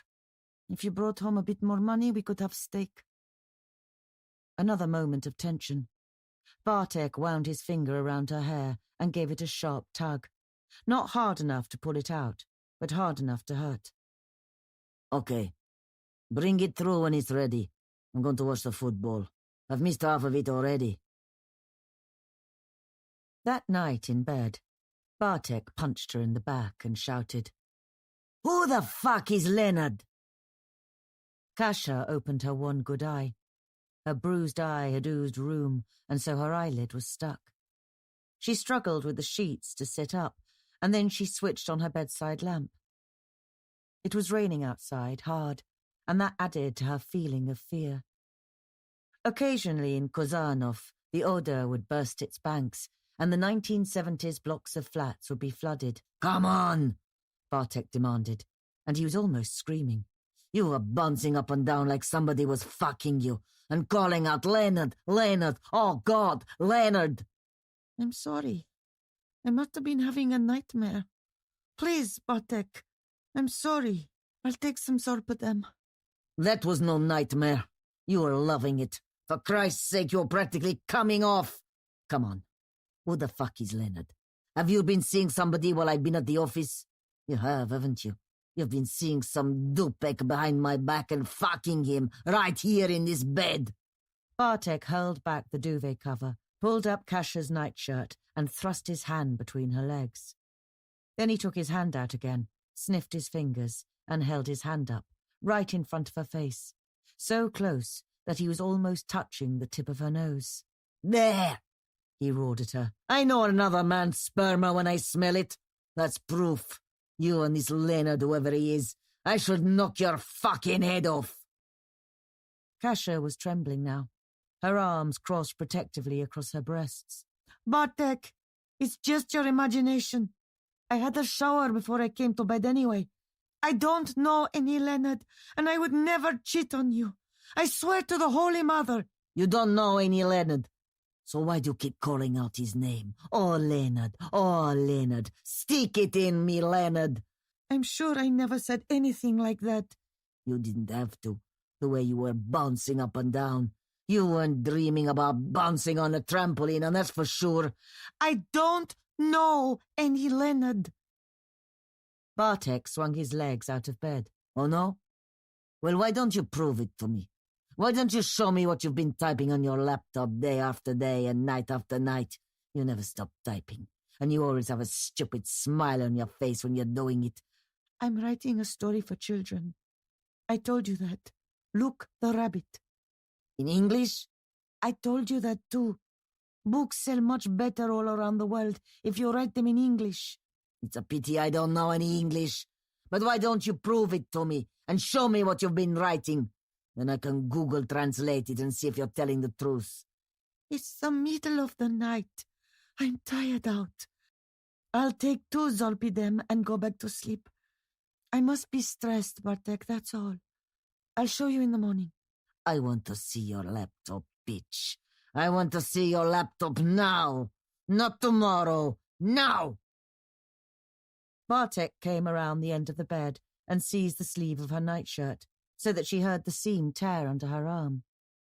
He lifted his fist and said, How would you like it if your left eye matched your right eye? Huh? She sat on the bed for a moment, staring up at him.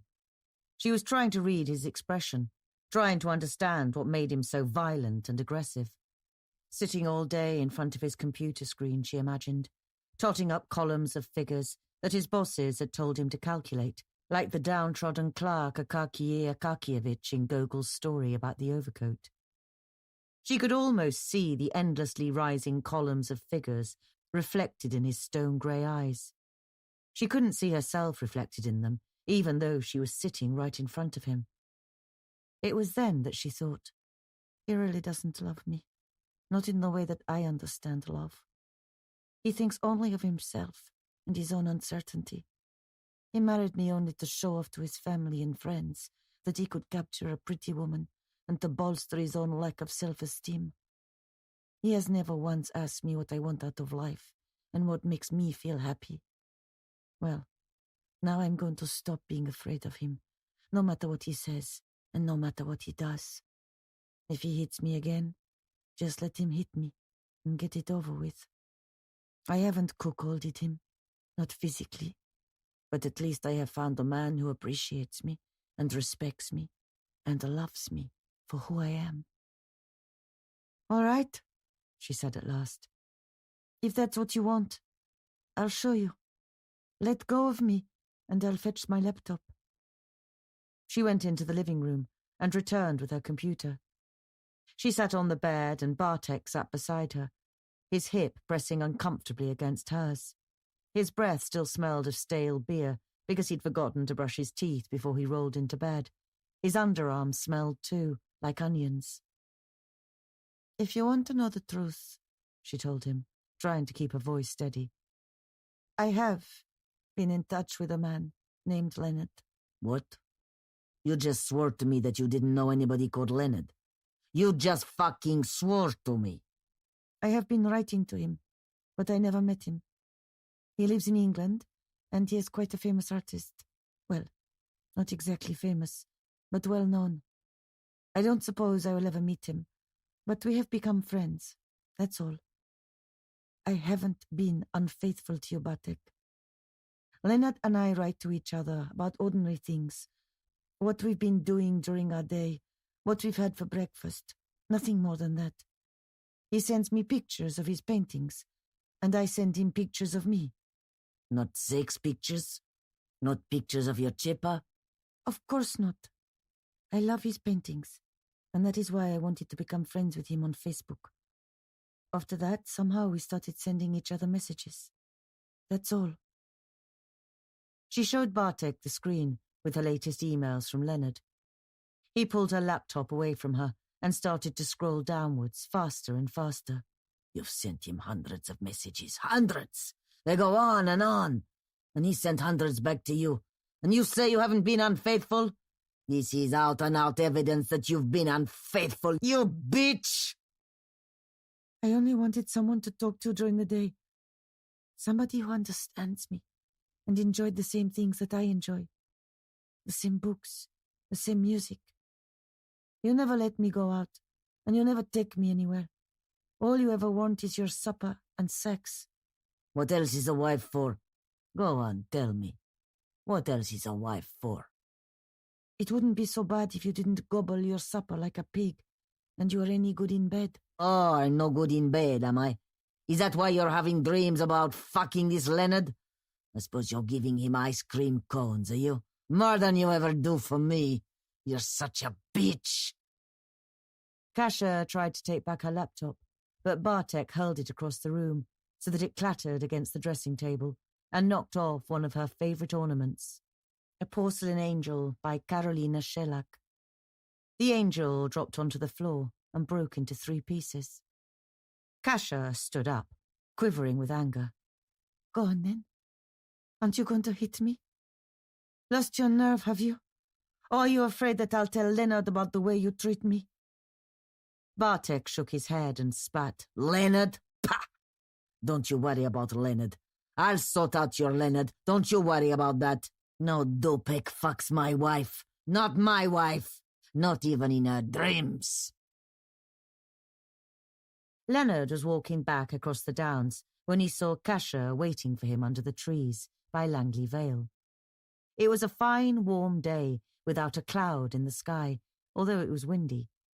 He had been to the Rubbing House pub next to Epsom Racecourse for a pint of beer and a ham salad sandwich, and now he was on his way home to finish an illustration for Fairy Wars.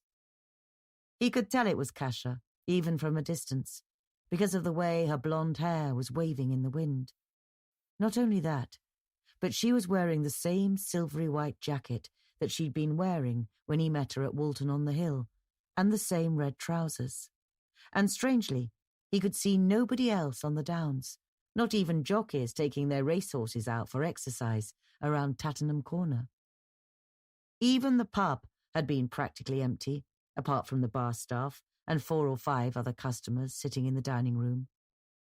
On a sunny day like this, it was usually crowded. "Have you been waiting long?" he asked Kasia as he walked up to her. "Not long. And anyway, I didn't mind waiting for you. It's such a beautiful day."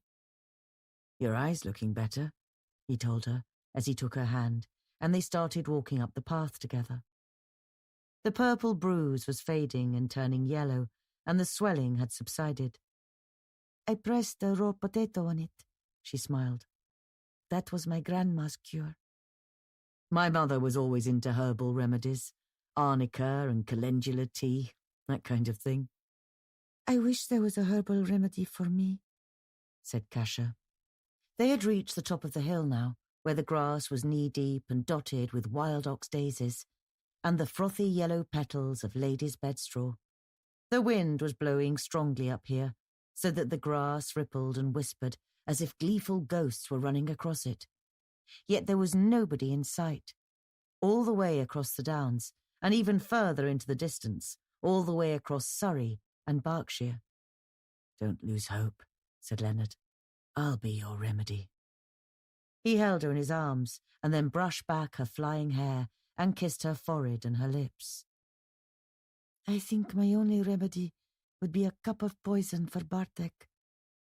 "You could leave him, couldn't you?" "But he's right. I don't have anywhere to go. My sister Ola doesn't have room with all her kids, and my mother is not well, and I have hardly any money of my own. I feel like a mouse that was tempted by a piece of cheese, and now I find that I'm trapped." "You said yourself that love stays fresh while cheese goes mouldy." "I feel so helpless that I can't even cry. I swear to you, Leonard, I have run out of tears." Leonard kissed her again. "I'm here for you, Kasia. I will always be here for you, no matter how things turn out." She looked around. "It's so warm. It's lovely up here." Without saying anything else, she took off her jacket and dropped it into the grass. Then she crossed her arms and lifted off the pink t-shirt that she was wearing underneath, reaching behind her back to take off her bra. She bent down to ease off her slip-on shoes. Then she stood up on tiptoe to kiss Leonard with a flurry of tiny kisses, like a bee sucking pollen from a flower. While she was kissing him, she unfastened her belt and tugged her trousers down over her hips. Leonard could only shake his head at her in wonder and amusement as she sat down amongst the grass and the yellow flowers to kick off her trousers, and then pull down her lacy white thong. She tossed that into the grass, where it was caught on an ox-eye daisy. "Now, you celebrated artist, it is your turn," she said. She stood up again to unbutton his shirt, unbuckle his belt, and take down his trousers. Soon they were both standing in the warm wind, naked. Kasia kissed the hummingbird on Leonard's shoulder. "Time for another beautiful flight, little bird." She knelt down in front of him and took hold of his penis. He was already so hard that it was curving upwards, but she rubbed it again, slowly, 3 or 4 times. "It looks like a plum from my grandma's garden," she said, looking at him. Then she licked it and took it into her mouth and sucked it, bobbing her head backward and forward. "It even tastes like a plum from my grandma's garden." Leonard laid his hands on her shoulders. "No, stop," he said. "If you do that to me, I won't last more than 10 seconds. Here, lie down. Let me give you some pleasure. It's about time somebody pampered you." She looked up at him again, her eyes mischievous, wiping her lips with the back of her hand. Then she said, "Okay, Yes, I'd like that. She lay back in the grass and the flowers and opened up her legs for him. He knelt down and parted those rose-petal lips again. Her anus was like a tightly knurled rosebud, and he licked it with the stiffened tip of his tongue. Then he parted her thighs a little wider and tasted the clear juice that was flooding her vagina. Kasia had told him that he had tasted like a plum, and she tasted like no woman he'd ever tasted before, like a cocktail of peaches and sweet pomelos. He started to strum her clitoris with his tongue, and she let out a long sigh of contentment, one hand resting on his hummingbird birthmark. He stimulated her as lightly as he could, barely touching her, so that her arousal would last as long as possible. He wanted to bring her to a climax before he entered her, so that she might then have another climax, and then another. Just like the first time they'd made love, he could almost feel that he was sharing the dark, warm sensations that were rising inside her like a flood tide. The wind whistled softly across the downs, so that the grass was blown against their bare skin, and the wild flowers all around them nodded, as if in approval. Here are two lovers who really adore each other, as close as two people can ever be. Kasia moaned and began to lift her hips. Her eyes were closed, and Leonard's were closed too, as he licked her ever more quickly. Neither of them saw the man climbing the hill towards them, or the determined way in which he was stamping towards them, like a man on a mission. Kasia reached her climax and gasped and shuddered from head to foot as if she'd been electrocuted. When she lay still, Leonard laughed and dropped his head down against her stomach, kissing her navel. "You are my Superman," said Kasia, running her fingers into his thick brown hair. "You really are." But it was then that she opened her eyes and was shocked to see that the man who'd been climbing the hill was now standing right over them. He was wearing a black puffer jacket and jeans, and it was Bartek. "Leonard!" she screamed, but it was too late. Leonard said, "What?" and lifted his head.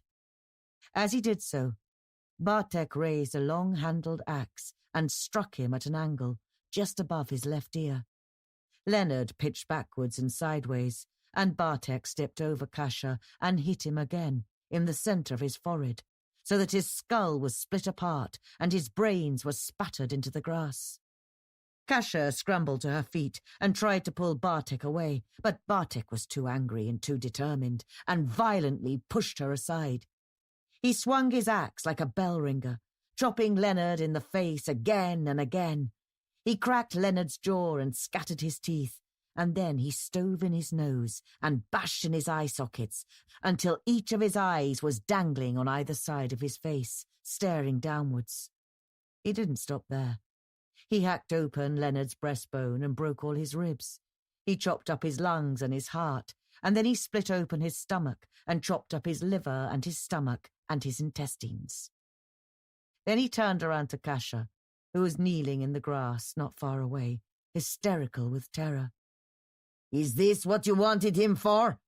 he shouted. "Is this why you wanted him more than me?" With that, he brought his axe down between Leonard's legs over and over and over, until his genitals were reduced to a bloody arrangement of string. The next morning, after Bartek had eaten his breakfast and gone off to work, Kasia went next door to her friend Kinga and asked if she could borrow her laptop. "Mine's not working. I don't know why." Kinga looked at her narrowly.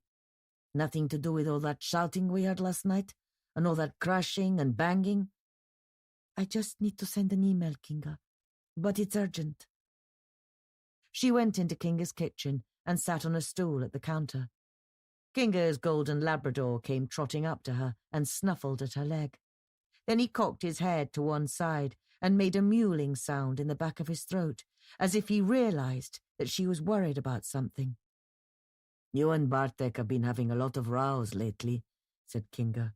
watching Kasia as she quickly typed a message to Leonard. I don't know why you don't kick him out. I know it's not my place to say so, but I don't think he's the right kind of man for you at all. My Piotr calls him a zbir, if you must know. A right thug. Our apartment's in Bartek's name, so I can't kick him out. And if I left him, he would probably hunt me down and drag me back. He wouldn't want his friends to think that he wasn't man enough to keep his wife. Dearest Leonard, I had a terrible nightmare about you. Please write back at once and let me know that you're all right. Kiss, kiss. Kasia. She waited for more than 5 minutes, but there was no response. Kinga went into the living room to vacuum clean the carpet, and then she came back into the kitchen, followed by her Labrador. Both of them looked at Kasia sympathetically. Perhaps he's out somewhere. Perhaps he's driving. Kasia didn't ask Kinga how she knew that she'd been sending a message to a man and that she was anxiously expecting a reply. Kinga had been through an abusive marriage herself before leaving her husband and finding Piotr. Can I come back and try again later? Kasia asked her. Stay for coffee. Stay for coffee and tell me everything that's been happening to you. Don't worry. If this man has any feelings for you, he will call back as soon as he gets your message. Kinga brewed 2 cups of strong coffee and set out a plateful of dark cherry biscuits, and then they sat together in the living room while the Labrador lay down between them, as if she too wanted to listen to Kasia's problems. Half an hour went past, yet Leonard didn't answer. She tried again, in case there had been some technical glitch and her first message hadn't reached him. She also sent him a message on his Facebook page. Another 20 minutes went past, but there was still no reply. Do you have his phone number? Or do you know any of his friends? Asked Kinga. There's a phone number for his gallery on his Facebook page and their email. I'll try them, if you don't mind me using your phone. She paused for a moment and then said, My phone's broken. Bartek stamped on it. She tried ringing the Surrey Arts Gallery, but it rang and nobody picked up. She sent them an email asking if they could call her, but since there was nobody there to answer the phone, she doubted if they would. Kinga's Labrador stood up and rested her head in Kasia's lap. Kasia stroked her ears and wished that she could cry. On Thursday morning, Henry Walters arrived at Leonard's house to have his portrait completed. He had emailed Leonard to tell him that he was coming, and yet when he knocked at the door, Leonard didn't answer. He knocked again, and when there was still no response, he bent down and shouted through the letterbox, Leonard, are you in there? It's Henry Walters, and for a change, I haven't got a hangover. He was still waiting outside when a neighbour appeared from next door to take out her rubbish. You haven't seen Leonard this morning, have you? Asked Henry. Mr. Slater, I mean. He's supposed to be painting my portrait. I've been knocking for the past 5 minutes. The neighbour shook her dreadlocks. I haven't seen him since, I don't know, Sunday, I think. Maybe he gone away somewhere. Usually he always say hello. Henry bent down again and opened the letterbox flap. He could see inside the hallway, and although it was a sunny day, it looked as if the ceiling light was still on.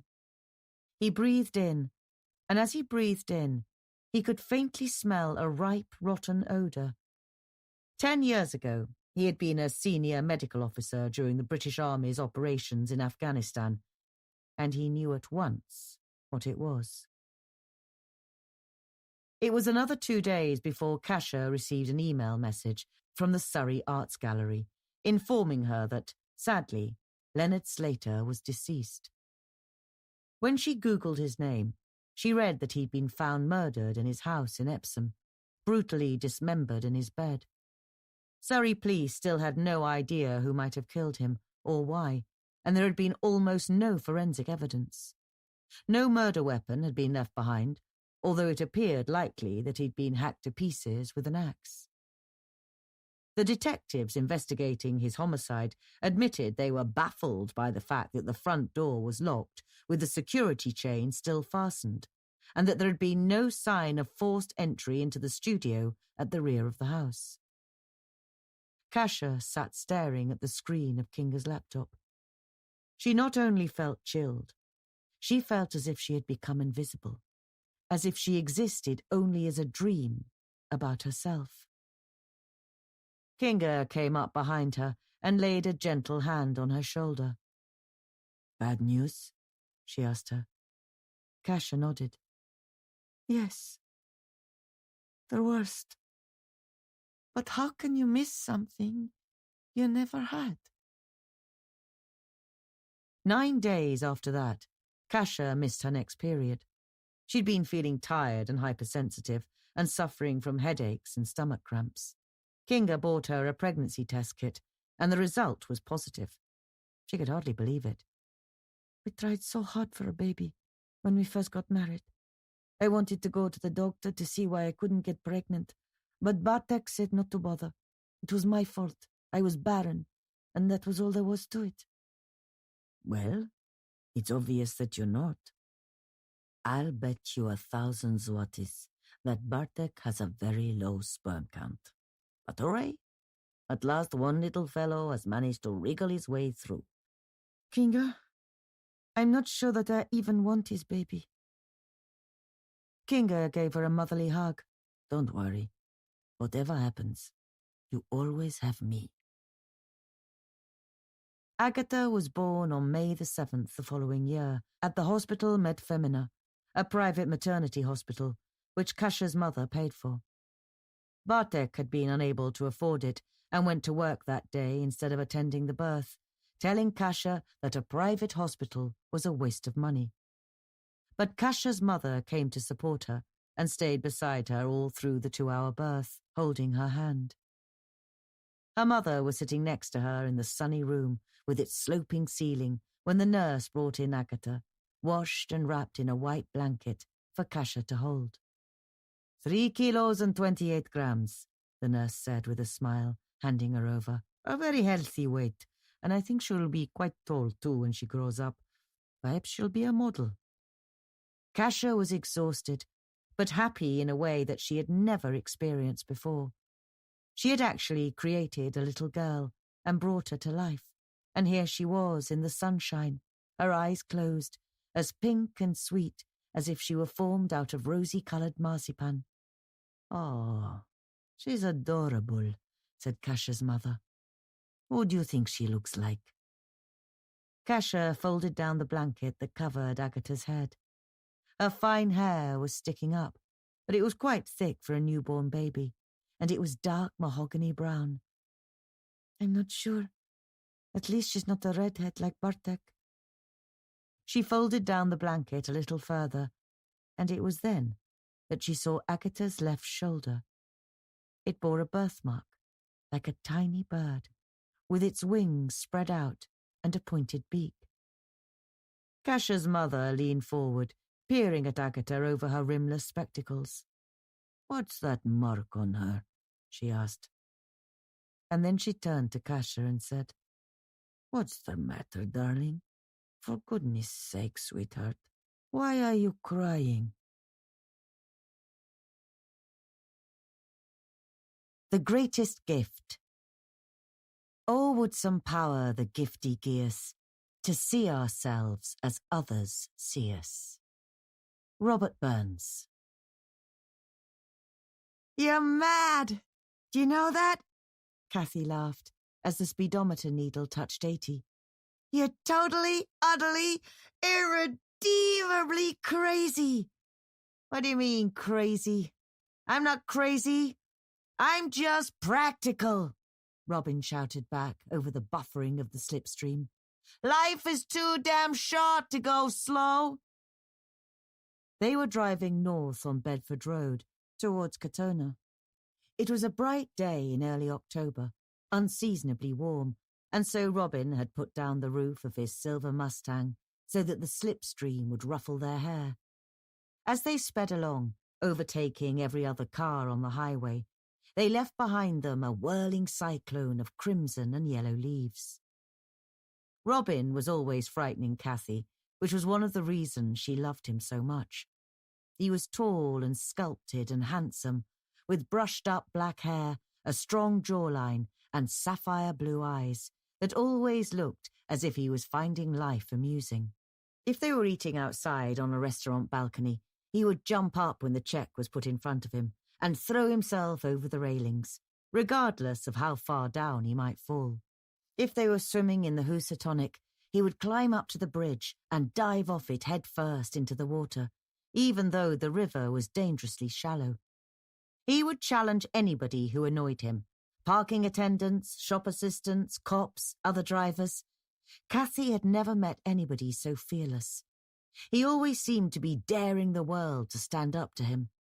"We can stop at Willie Nick's before we go to your sister's," Robin shouted.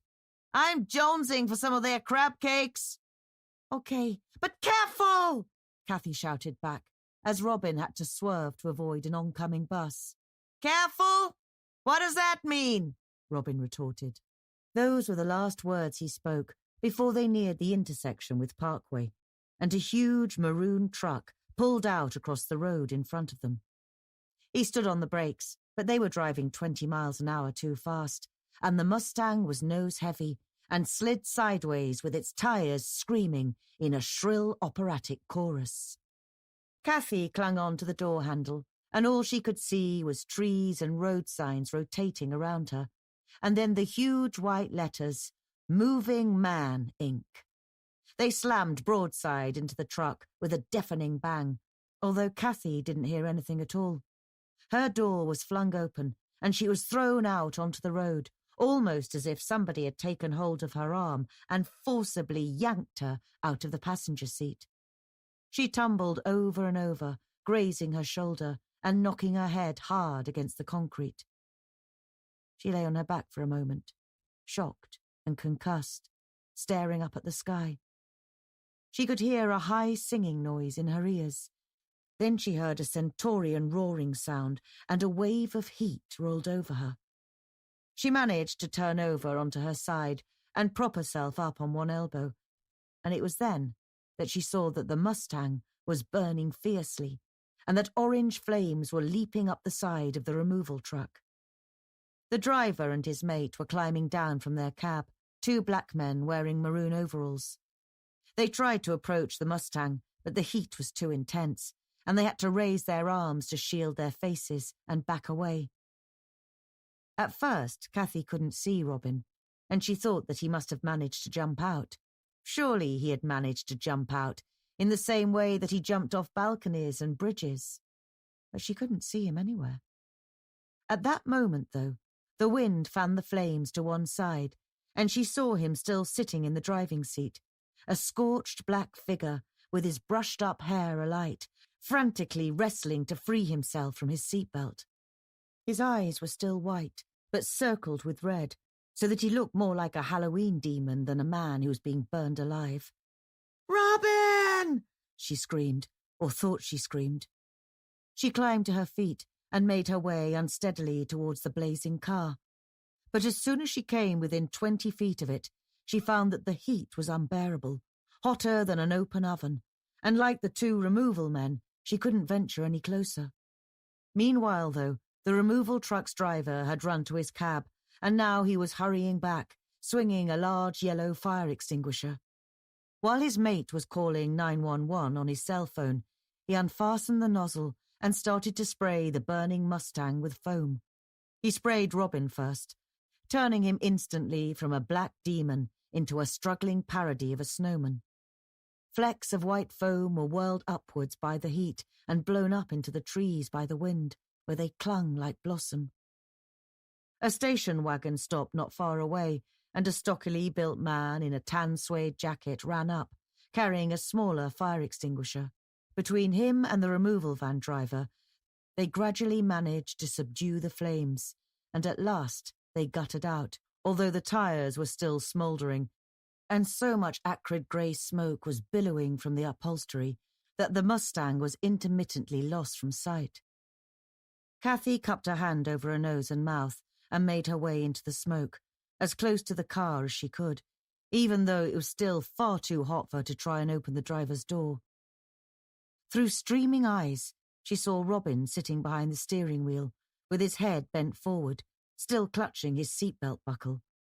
His hair looked like a yard broom that had been burned right down to the last few spiky bristles, and the skin on his hands and forearms had blackened and split, so that the scarlet flesh showed through. The removal truck driver came up through the smoke behind her and laid one hand on her shoulder. Ain't nothing you can do for him, lady. I'm sorry. We've called for the paramedics and the police. You'd best take care of yourself. Make sure you ain't got no bones broken or done yourself any other kind of mischief.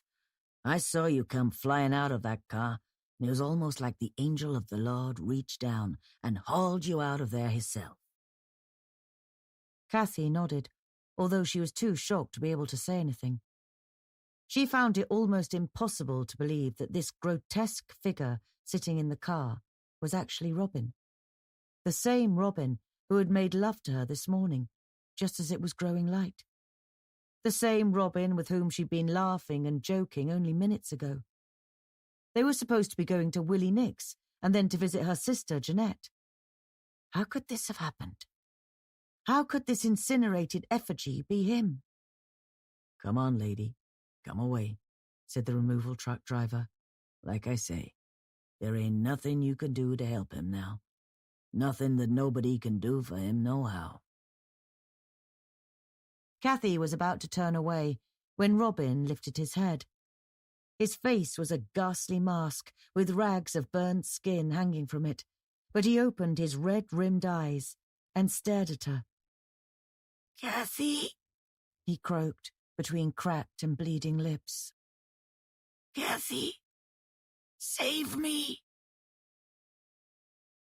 It was early on a Friday morning in the second week in January when Cathy's iPhone warbled. She was standing in the kitchen, filling the kettle to make tea. It was still dark outside, and a light but steady snow was falling. Cathy, this is Megan. Megan was Nurse Megan Wing from the burn centre at Bridgeport Hospital, where Robin had been taken after the crash, and where he'd been undergoing specialist treatment ever since. She sounded emotional, and Cathy's heart sank. "What is it?" she asked. She could see her own face reflected in the kitchen window, and she thought she looked like a ghost, standing in the snowy yard outside, staring in at herself. "What's happened?" "It's good news, Cathy. Robin has come out of his coma. He opened his eyes for the first time about an hour ago, and he's actually managed to say a few words. He asked where he was, and he also asked where you were." "Oh, my God. Really?" said Cathy, and her eyes were instantly crowded with tears. "Is he still conscious now?" "He's under heavy sedation, of course, but he's been drifting in and out. I'm sure that when you come over today, he'll be able to speak to you." "I'll come right now. It's snowing some, but it doesn't look too bad."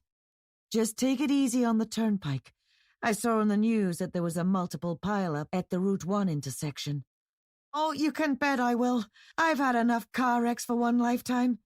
Thank you, Megan. I'll see you later." Cathy hurriedly dressed in her pink roll-neck sweater and jeans, and then shrugged on her dark brown duffel coat. She was sitting on the stairs, pulling on her Ugg boots, when her cousin Holly came out of her bedroom door, yawning. "You're not going out already? It's only 10 after 6. Look out there. It's snowing." "The nurse at the burn centre just called me. Robin's woken up. He opened his eyes and he actually spoke." "He's awake?" said Holly. "That's amazing." She made no effort to sound enthusiastic. They had argued about this over and over again. Even if Robin survived, Holly had insisted, he would never again be the handsome, athletic daredevil that Cathy had fallen in love with. He had suffered over 70% burns, especially to his head and arms and upper body, which should have been more than enough to kill him. It would take years of intensive therapy for him to be able to perform the most rudimentary functions, such as feeding himself and keeping himself clean, and apart from that, he would be hideously scarred. Even Nurse Wing had warned Kathy that underneath the pressure mask that was protecting his face, he no longer had a nose or lips, and his ears had been burned off. Even the most skillful of reconstructive surgeons would never be able to give him his good looks back. But Kathy had said, "I don't care how much he's changed. He's still Robin underneath. Can't you understand that? His soul is still Robin." Nurse Wing said the first thing he asked was, "Where was he?" And the second thing was, "Where was I?" As she went to the front door and opened it, Holly followed her and said, "You know how much I care about you, Kathy. You really need to think about what you could be letting yourself in for. You're only 22, for Christ's sake. You're clever, you're pretty. You have so much to look forward to. Don't saddle yourself with a cripple for the rest of your life." "Holly! How can you use a word like that? I love him." "You love the memory of him, sweetheart, the way he used to be. But he'll never be like that again. And being all burned up like that, he will have changed his personality too. There's no way he's ever going to be the same. How could he be? Would you be, if you hadn't gotten out of that car and you'd burned up with him?" Kathy sat in the driveway in her scarlet Sonic with the engine running and the windshield heater switched on to full blast to melt the thin layer of pearly frost that had formed overnight. She knew how much of a challenge it would be to take care of Robin, but he was still alive, and now he was awake, and he had asked about her, and that was all she could possibly ask for. Nurse Wing was waiting for her in the smart open-plan reception area at the Bridgeport Burn Centre. She was tall and Swedish-looking, with blonde hair scraped back into a short ponytail and pale blue eyes. As soon as Kathy came through the door, she walked across and took hold of both of her hands. "Oh, you're so cold, but I hope this news will warm you up a little.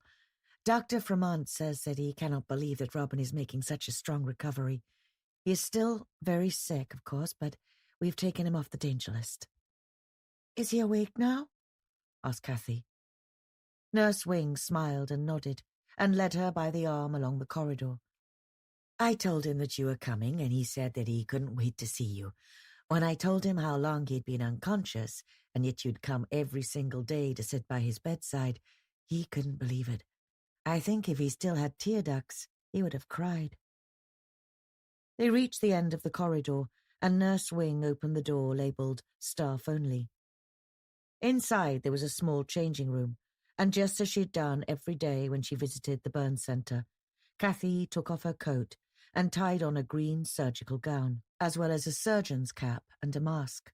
She took off her boots, too, and replaced them with pale green theatre clogs. When they were ready, they crossed the corridor to a room labelled Mr. Robin Starling, sterile area, strictly no unauthorised admittance. The room was dimly lit, and the Venetian blinds were drawn down, although Kathy could still see snow clustering on the windowsill outside. Robin's bed was in the centre of the far wall, with a softly bleeping monitor beside it and 2 drip stands. Robin was propped up by 2 large pillows. His face was covered with a transparent TFO mask, which allowed his doctors to see how the healing of his face was progressing. Kathy had already been told that even after reconstructive surgery, he would have to wear this for 20 hours a day for at least the next 2 years. Both of his arms and his chest were still wrapped in white mummy-like dressings. Kathy approached the side of his bed, and he turned his head towards her. All she could see underneath the plastic was a knotted mass of reddened wheals, but his eyes were open and glistening, and she could see that through the hole in the mask, he was staring at her. "You shouldn't have come," he whispered, although his voice hadn't changed. She pulled up a blue plastic chair and sat down close to him. "How can you say that? I love you. I've been coming every single day." "Megan told me. I don't know why you bothered. Look at me. And the same could have happened to you." "Robin, It's gonna take time. I know that. Years even. But I've talked to your doctors, and they'll be able to give you a whole new face. Robin's eyes rolled uncontrollably. They've told me that too. But what kind of a face? I don't have a nose anymore. My ears were burned off. I've seen people whose faces have been burned as bad as mine. It doesn't matter how good the surgeons are. They all look the same. Like monsters. Kathy laid a hand on his bandaged arm, and he grunted in bitter amusement. You won't even be able to hold my hand, you know that? I've lost all my fingers. Oh, I think my left thumb managed to survive. I won't be much use to you in bed either. Not unless you like your Venus extra well done. Kathy shook her head, and she couldn't stop her eyes from filling up again with tears. I don't care, Robin. I love you. I'm not going to walk away from you ever. Robin started to cough, harsh and phlegmy, and Nurse Wing came forward with a plastic bottle of water so that he could sip some through a straw. Thanks, Megan, he said when he could speak again. He turned his gleaming masked face back towards Kathy and added, Megan, she's been sent directly from heaven. She treats me like I look normal. You do look normal, Robin, for a severe burns victim, said Megan. And from now on, you can only begin to look better. Huh, said Robin, and then lapsed into silence. Kathy didn't really know what to say to him. Should she tell him about everything that she'd been doing since the accident?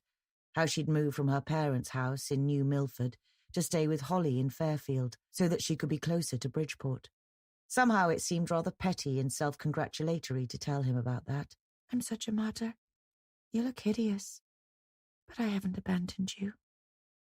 After a long silence, Robin lifted up both of his bandaged arms like a frustrated teddy bear and then let them drop back onto the bed cover. The first thing I thought about when I woke up, Kathy, was you. To tell you the truth, sweetheart, I haven't been able to think about anything else. Kathy smiled and said, I don't care how long it takes, Robin. I'll always be here for you. That's what I've been thinking about, said Robin, and coughed again. But when Nurse Wing came forward with the water bottle, he waved her away. You're such a pretty girl, Kathy. I can't expect you to devote the rest of your life to a man who looks like me. I'm going to be a freak, no matter how good they try to patch me up. What do you think people are going to say when you walk into a room with me? They're going to pity you. That's what. They're going to whisper about you behind your back, and they're really going to feel sorry for you. You don't deserve that. Robin, my feelings for you, they haven't changed at all. If anything, they've grown stronger. Well, I'm afraid that's just too bad, Kathy, because I'm not going to let you waste yourself on me. Not the way I am now. God made you beautiful, and you need a handsome prince in your life, not a burnt-up mess like me. Robin, Kathy began, but he started coughing again, and his coughing was so hard and so harsh that it sounded as if he were ripping his esophagus into shreds. Nurse Wing touched Kathy's shoulder and said, I'm afraid I think you should leave him for now, Kathy. He's very distressed. Robin went on coughing and coughing, gasping for breath at the end of each spasm, and so Kathy pushed back her chair and stood up. Please, said Nurse Wing. And so she left the room, feeling both guilty and abandoned. Does Robin really not want me anymore? Or is he just saying that to spare my feelings? How can he possibly understand how I feel? I don't understand it myself.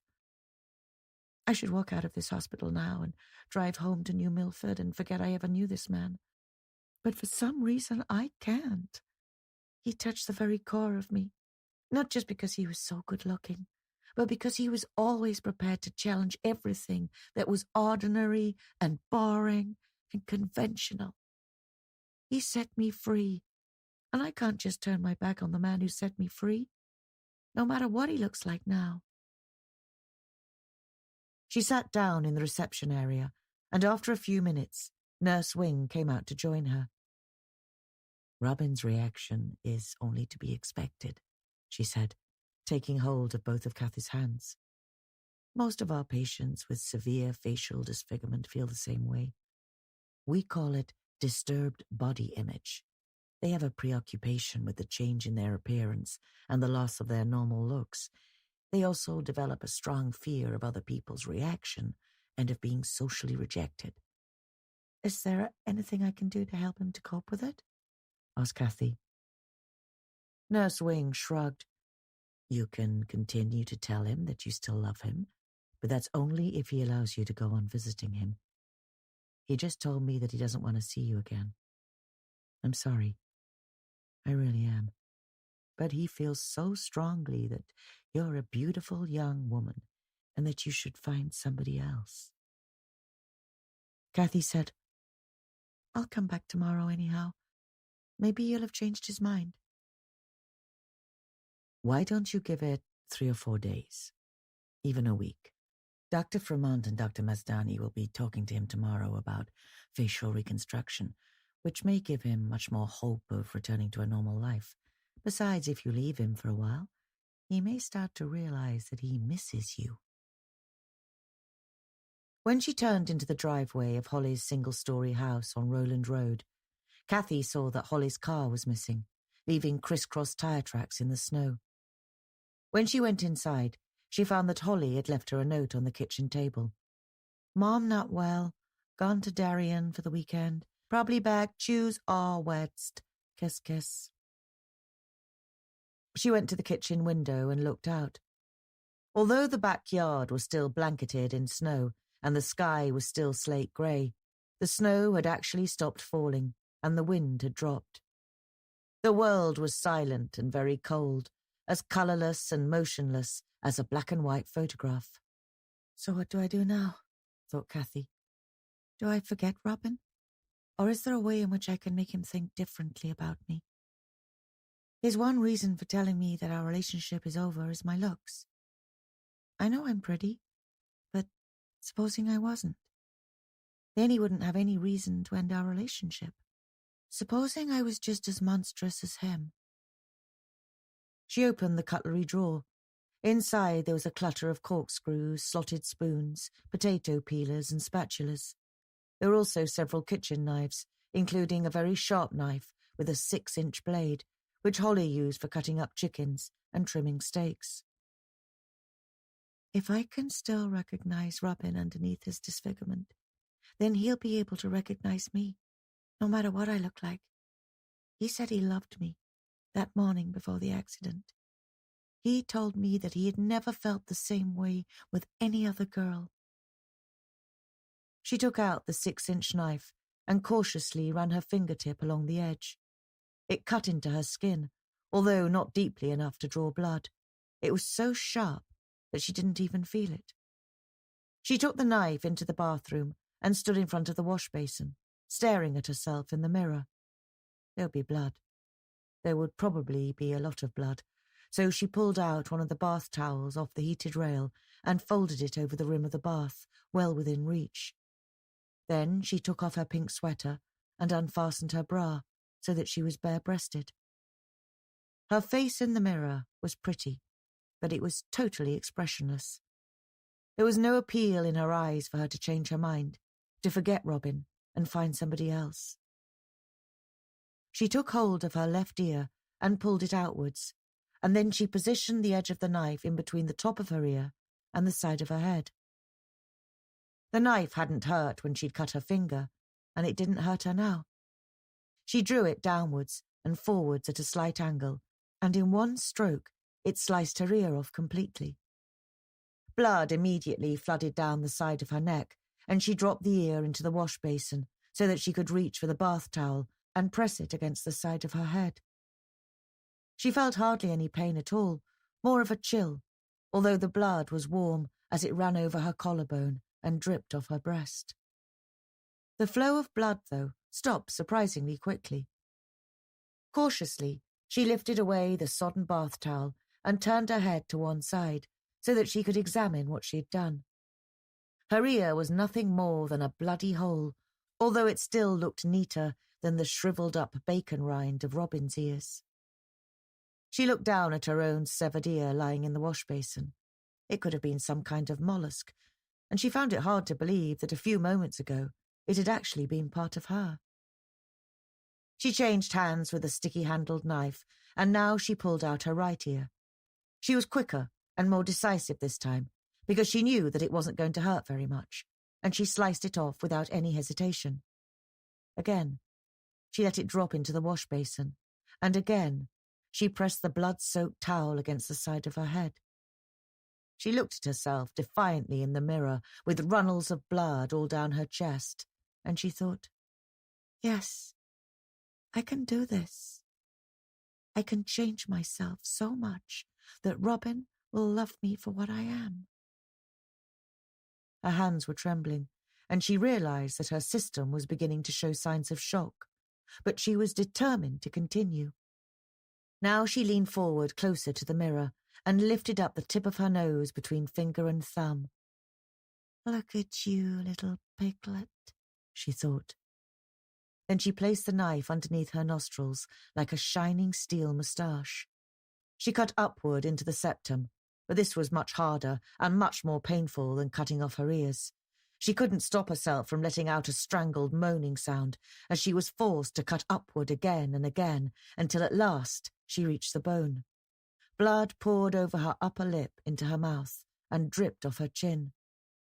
Gagging and shaking, she sliced the knife across the bridge of her nose so that she could twist the nub of flesh away from her face.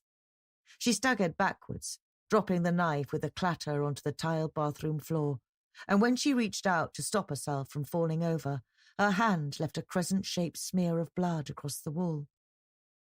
She stood in the middle of the bathroom, giddy with shock. It took her almost a minute before she was able to approach the wash basin again and look into the mirror. Where her nose had been, there was a gory cavern, and she could see right into the dark recesses of her sinuses. As she breathed, she made a thick bubbling sound, and she could feel the blood pouring down the back of her throat, which made her retch. She had begun her self-mutilation, but she knew that what she had done was not enough. Robin was disfigured much worse than she was, well beyond any chance of ever having his original good looks restored. He was suffering third-degree burns over most of the upper half of his body, and as he had told her, he wouldn't be much use to her in bed, so his genitals must have been shriveled up too. Kathy bent down, with blood still spraying out of her sinuses with every breath, and picked up the knife. She felt numb and detached now, as if she were having an out-of-body experience, or watching another young woman in a horror movie. Her hair was sticking up in a tangled fright wig, and her entire chest was varnished red with gradually drying blood. She took hold of her left nipple and stretched it outwards, in the same way that she'd stretched her ear. She hesitated for a moment while she swallowed a mixture of blood and vomit, and then she sliced upwards and cut her nipple clean off. She dropped it into the basin along with her ears and the lumpy remains of her nose. Next she cut off her right nipple, and she stood there with both breasts bleeding, as if she were ready to wet-nurse an infant vampire. She let the knife fall into the bath, and then she shuffled back into the kitchen, leaving a trail of bloody footprints behind her. Robin had suffered burns to turn him into a monster, so she had to suffer burns too. She went to the cupboard where Holly kept her blender and her weighing scales, and also the chef's blowtorch that she used for melting the sugar on top of creme brulee. She took the blowtorch down from the shelf and slowly made her way out of the kitchen and along the corridor to her bedroom. She sat down on the bed, and as she did so, she could see that it was snowing again. She was finding it very difficult to breathe now, and she kept making a terrible snorting sound. It seemed to take her hours to wrench down her jeans and push them off her feet. Her head was throbbing, and her breasts hurt so much that she couldn't stop the tears from running down her cheeks. Robin would have to love her after she had suffered so much. When he saw what she had done to keep him, he would have no choice. She dragged down her thong, although she left it dangling around one ankle. Then she picked up the blowtorch, thumbed off the safety catch, and pressed the button to light it. She sat there for a long time, staring at the pointed blue flame, while the snow continued to fall outside. She wondered if she secretly wanted the blowtorch's butane gas to run out, so that she wouldn't have to do what she intended to do next. "This will ruin me forever," she thought. "But then, I'm ruined already. I'm a monster, and there's no going back." She leaned forward and played the flame of the blowtorch up the inside of her left calf. The skin reddened and blistered instantly, and she gave a honking scream of agony through her noseless face. But somehow, the sheer intensity of the pain made her even more determined to do it again. And now she directed the flame at her knee and then her inner thigh. As she burned away the outer layers of skin and then her nerve endings, she felt as if she understood completely what Robin must have experienced when he was burning in the driver's seat of his Mustang.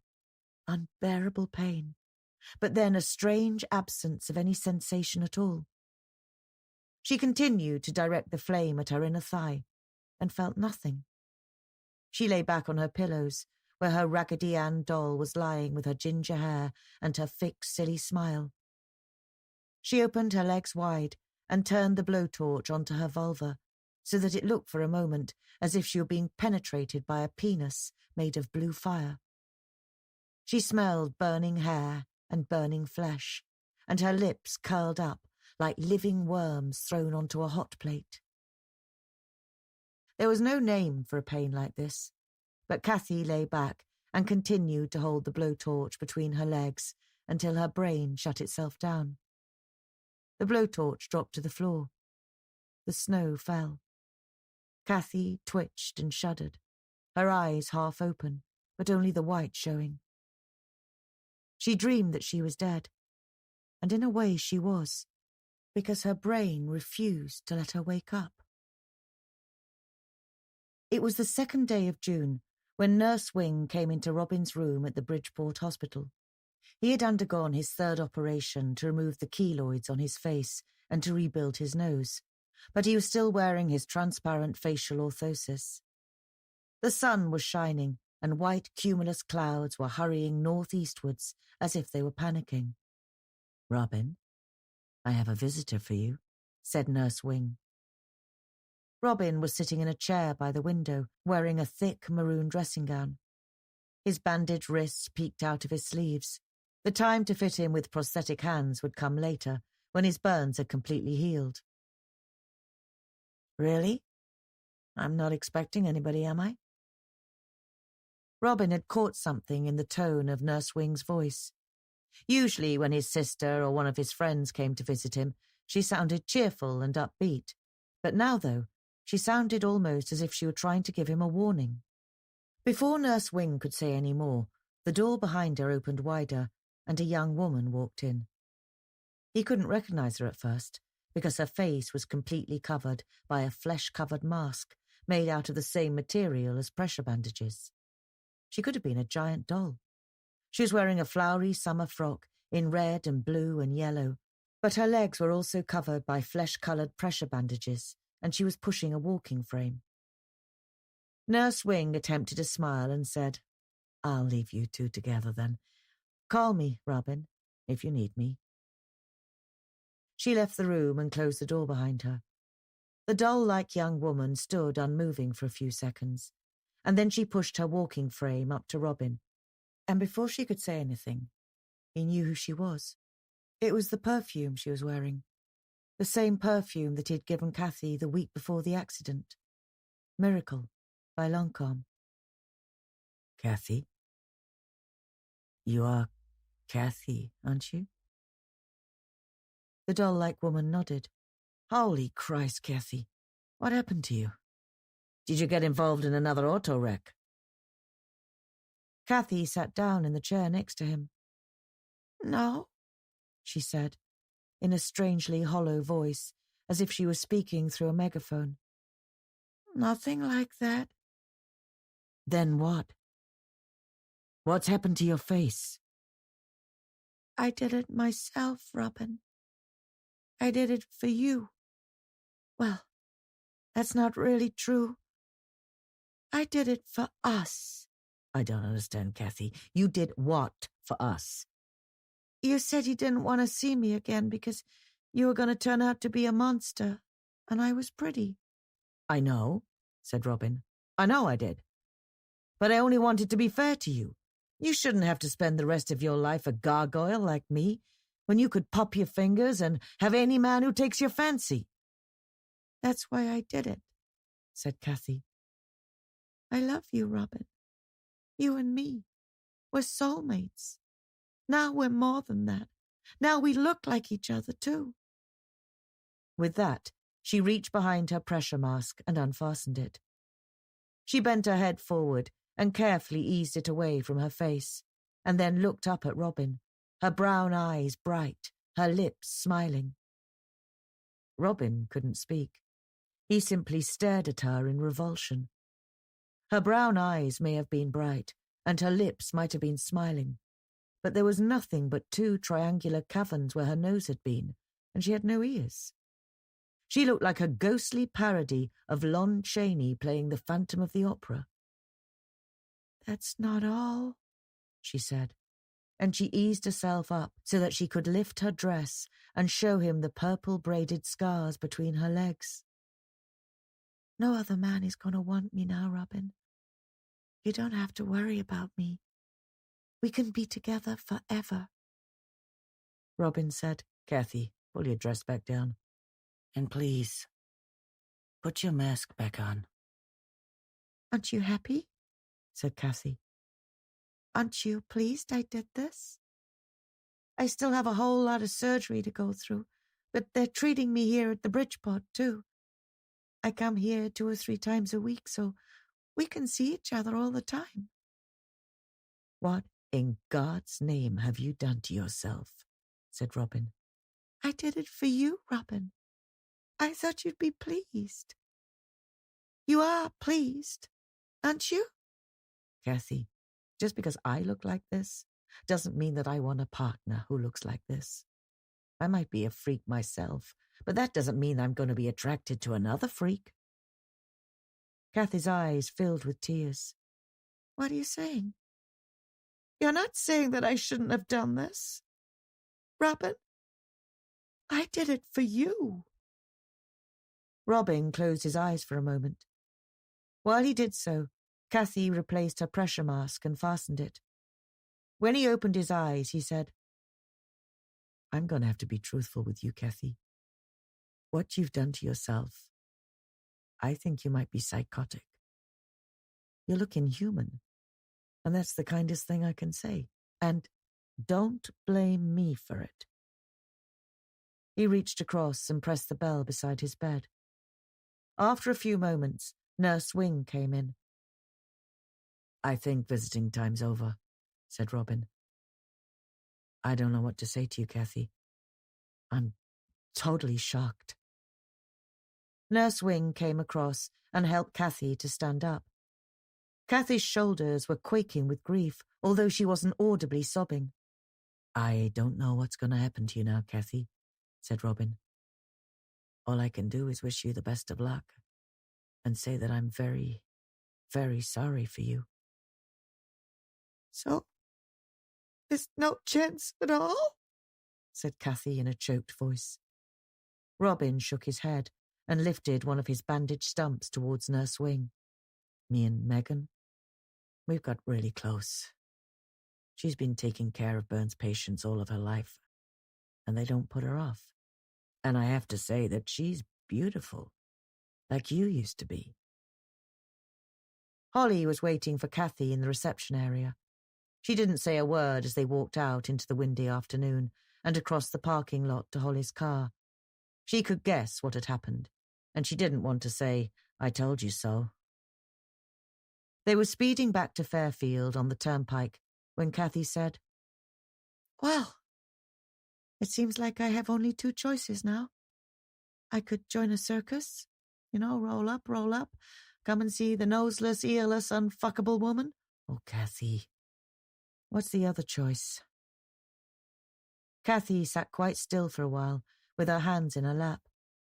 Then she unbuckled her seatbelt, opened the car door, and threw herself sideways out of the car and onto the road. She bounced and bounced again, her arms and legs flying, and then she was hit by a huge Mack truck and disappeared from sight. Later, when the police and the ambulance had arrived, Holly went over to the truck driver, who was sitting on the steel divider in the middle of the road, still badly shaken. It wasn't your fault, Holly told him. The truck driver shook his head. Never seen nothing like it. Your car door come flying open, and do you know, it was like the angel of the Lord plucked her out of there in person.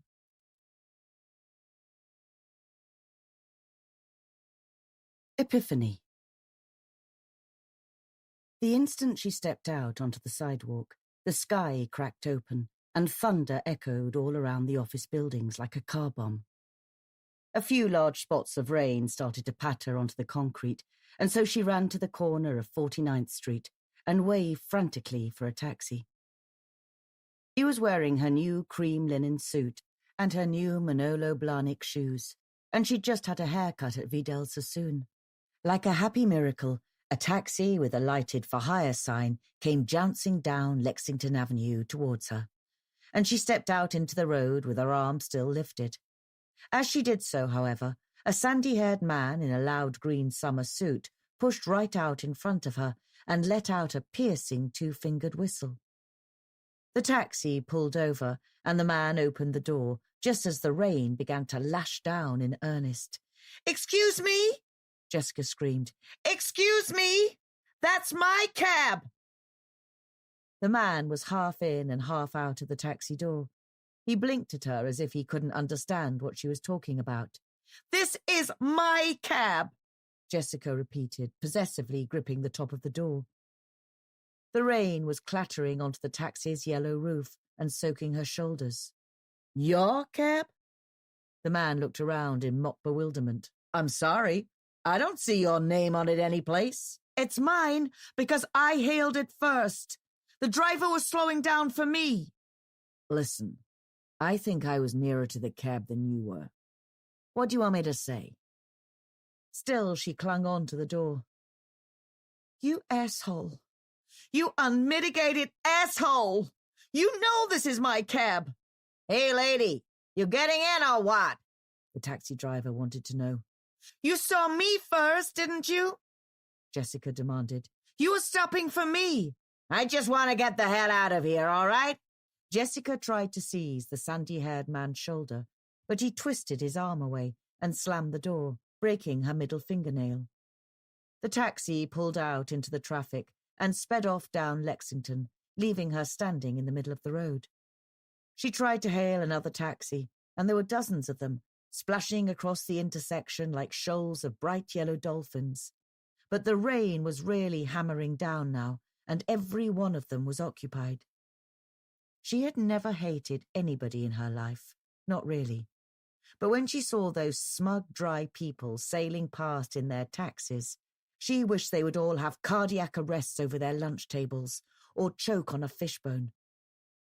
Her linen jacket was almost transparent. Her strappy little shoes were filled with water, and her hair was sticking to her forehead. There was another flicker of lightning, followed by a deafening thunderclap. Miserable, furious, she retreated to the nearest doorway. Even here the rain bounced against her shins, and the temperature was beginning to drop, so that she started shivering. She turned around to see if she could find any shelter inside the building. It was a small private art gallery, with heavy glass and stainless steel doors. She pushed her way inside, and immediately found herself in a world that was hushed and warm, thickly carpeted with bronze mirrors all around, and elegant arrangements of arum lilies in glass Japanese vases. The walls and the furnishings were pale and beige and restful. She took off her shoes and wiped the insides with a Kleenex. $308, and they were ruined. Two young men were sitting talking at a creamy marble desk, both of them dressed in expensive suits, their shirts gleaming white and their hair glossed back. The taller one turned and stared in surprise at her bare feet. "Yes? May I help you?" I just came in to look around, if that's okay." "Please do. You're more than welcome. My God, you poor thing. You're soaked. Listen, why don't you go to the restroom and dry yourself off? We have some lovely Turkish towels in there." "Well, thank you. I appreciate it." She went into the silent, expensively fitted restroom. The mirror was tinted a flattering pink, but she still looked as if the Coast Guard had fished her out of the East River with a billhook. She opened her purse and tried to comb her hair, but her feathery brunette bob had been ruined, and all she could do was slick it straight back in a style that was strangely reflected of the two young men. When she came back out, the two young men were waiting for her, smiling. "Better?" "Much, thanks." The taller one opened a drawer in the desk and took out a thick, shiny catalogue. "Here, you'll probably want one of these. $79.50, I'm afraid." "How much?" "Oh, don't worry. It'll be worth twice that in 6 months' time." She took the catalogue, and somehow she felt like a Dayak tribeswoman being handed a Manhattan telephone directory. The young man smiled and said, "The prints are all for sale, too, starting at 25. He gave a little cough and added, 1,000. Then, each. Jessica looked down at the catalogue. On the front cover, there was a black and white photograph of a young Mexican man. He had gappy teeth, and he was smiling wide-eyed and mocking at the camera. About 20 feet behind him, on a wide veranda, a silver-haired white man in a light grey suit was looking over a garden of impossible lushness, crowded with orchids and ferns and amaryllis. The brochure was entitled Queer Nation, the Photography of Jamie Stark. Oh my God, she thought. She had read about this exhibition only yesterday. Jamie Stark had been a protégé of the notorious homosexual photographer Robert Mapplethorpe, and this exhibition had been furiously and publicly condemned by Mayor Rudolph Giuliani. The mayor had tried to close it down, but there had been demonstrations in Gracie Square by hundreds of gay rights activists, and in the end, the mayor had been forced to give way, or at least to come up with the grudging acceptance that graphic depictions of alternative lifestyles in context may not be wholly deleterious to the city's moral fabric. I seem to have made a mistake," she said, trying to hand the catalogue back. "Of course you haven't," the young man replied. "Or even if you have, how will you know unless you see for yourself?" He was handsome, in an otherworldly way, and perfectly groomed. His skin was exfoliated and honey-tanned, and his fingernails were lightly polished. His necktie was silk, an expressionistic splash of carmine and gold. His spectacles were fashionably lozenge-shaped and immaculately clean. He wore a loose gold wristwatch by Jaeger-LeCoultre and a spicy and expensive cologne. Jessica could imagine that his underwear was Calvin Klein, blindingly white, without a single stain. "I've come to the wrong gallery, that's all." But the young man said, "Does it matter?" and took hold of her arm and guided her towards the exhibits.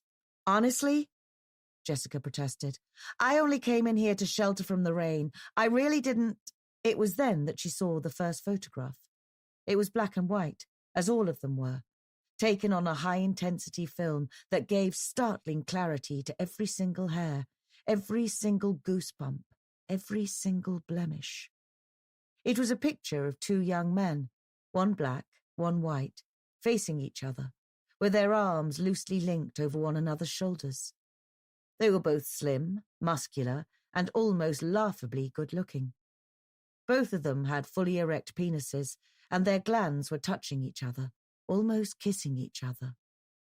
The photograph was labelled Racial Accord. Jessica stood and stared at it for nearly 10 seconds. Then she turned to the young man in the lozenge-shaped spectacles and looked in his face for an explanation. "You're looking for a meaning," he said, as if he could read her mind. She shook her head in confusion. "I never thought that—" "I know. This exhibition strikes everybody the same way, men and women. They come here with all kinds of preconceptions. I hate queers, or I'm straight but curious. But they all walk out enlightened, like Saul, you know, on the road to Damascus." Jessica moved to the next photograph, and the young man followed her, although he kept his distance. The photograph depicted a naked Arab kneeling in the desert, his cheek pressed against the hot sand, as if he were listening for the sound of distant hoofbeats. On the far horizon there were sand dunes, ribbed by the wind, and a cluster of palm trees. Close to the palm tree stood a white-bearded man, wrapped in Bedouin black, holding the halter of a highly uninterested camel. The Arab was pulling apart the cheeks of his bottom to expose his anus, in a gesture of extreme submission. His penis was erect, and the glans was seasoned with grains of glittering sand. The title of the photograph was Abid. "In Arabic, Abid means slave," said the young man, although he still kept his distance. I think I should go now," said Jessica. "Well, that's up to you. But you'll never see anything like this again. Ever. Jamie's dying of AIDS, and he's already lost 8% of his sight." As if she were dreaming, Jessica moved to the next picture. It showed a very thin, middle-aged man lying naked on a chaise longue. His eyes were half closed, as if he were dozing, and his hair was long and blonde and wavy, like a woman's. On the elaborately tiled floor beneath him lay a borzoi dog, sulking, as borzois do. A young Moroccan man in a huge top-heavy silk turban was kneeling next to the chaise longue. His turban was draped with strings of pearls, and he wore large dangly earrings. The young man's lips were closed around the Englishman's penis, while one long-fingered hand was cupping his testicles. The young man wore an embroidered waistcoat, but he was naked from the waist down, and semen was dripping like strings of pearls down his thighs. "What does it mean?" said Jessica. "Is it just perversion, or what?" The man in the glasses gave her a strangely confidential smile. "Perhaps it means that people should be free to express themselves in whatever ways they wish, no matter how bizarre." "Oh, yes? And perhaps it's nothing but hardcore porn, masquerading as art."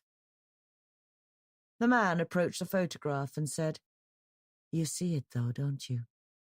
Each picture is a mystery, but each picture is also an answer."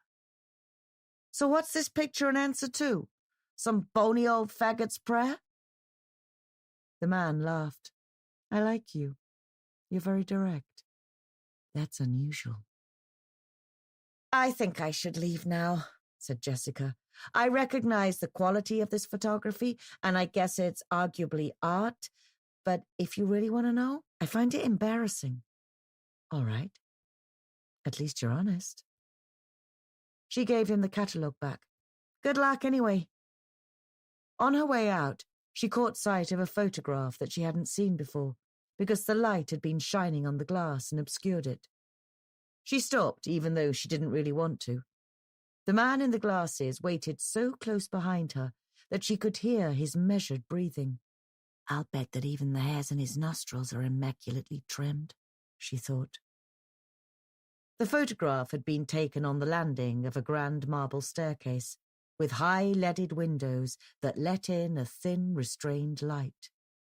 A young man of 19 or 20, naked except for thong sandals, was leaning languidly against a marble pillar. He looked Thai or Cambodian, and his hair was fastened with chopsticks in a geisha-like bun. His skin shone with a silky, almost unearthly radiance. His nipples were like ripe sultanas. His penis was half erect, with a foreskin that looked as if it were just beginning to slide back, and his scrotum was the texture of crumpled silk. A single sparkling drop of liquid quivered on the end of his penis, like a diamond. More than anything else, though, it was the expression on his face that caught Jessica's breath. He had high cheekbones and large, dark, unfocused eyes, as if he were drugged or hypnotized. He was utterly exquisite. "Ah," said the man in glasses. "All our women fall in love with Le Duc To." "That's his name? Le Duc To? Who is he?" "He was actually Vietnamese. Jamie found him in a grand house in Paris, next door to the apartment building where Marlene Dietrich used to live." Jessica approached the picture and touched one finger lightly against the glass. Le Duc To stared back at her enigmatically. "Each picture is an answer, but each picture is also a mystery." "What was he doing in Paris?" she asked. "He was a toy. I think that's the best description. The house was owned by a very wealthy lady whose father had made a fortune in Vietnam when it was still owned by the French.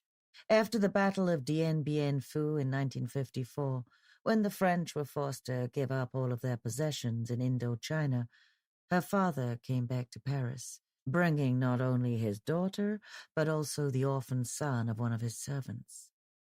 A child of 10 years old, and that was Le Duc To.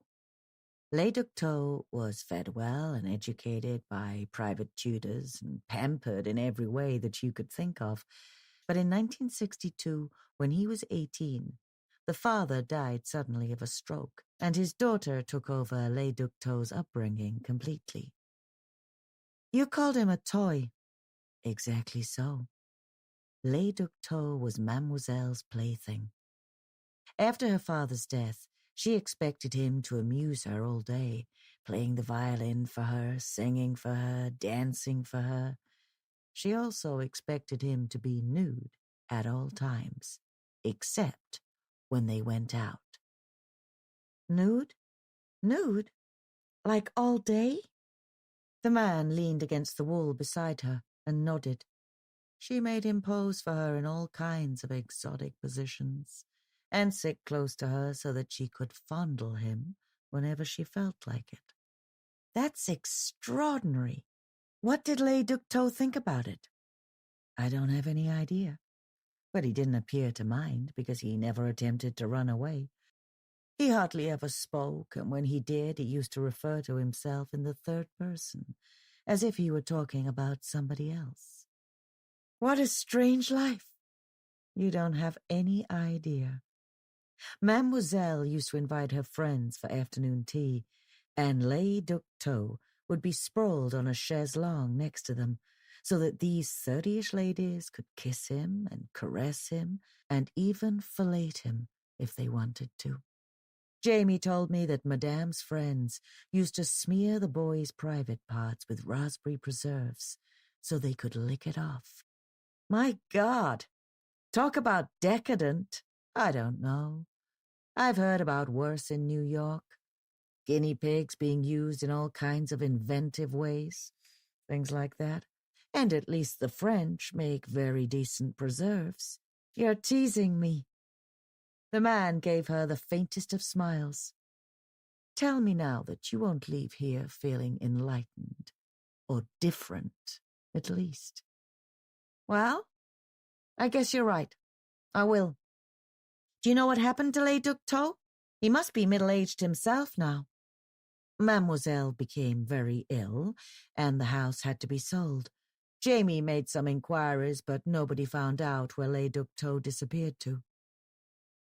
The man accompanied Jessica to the front door. It had stopped raining now, and the sidewalks were blinding with reflected light. "Thank you," she said. "It's been very interesting."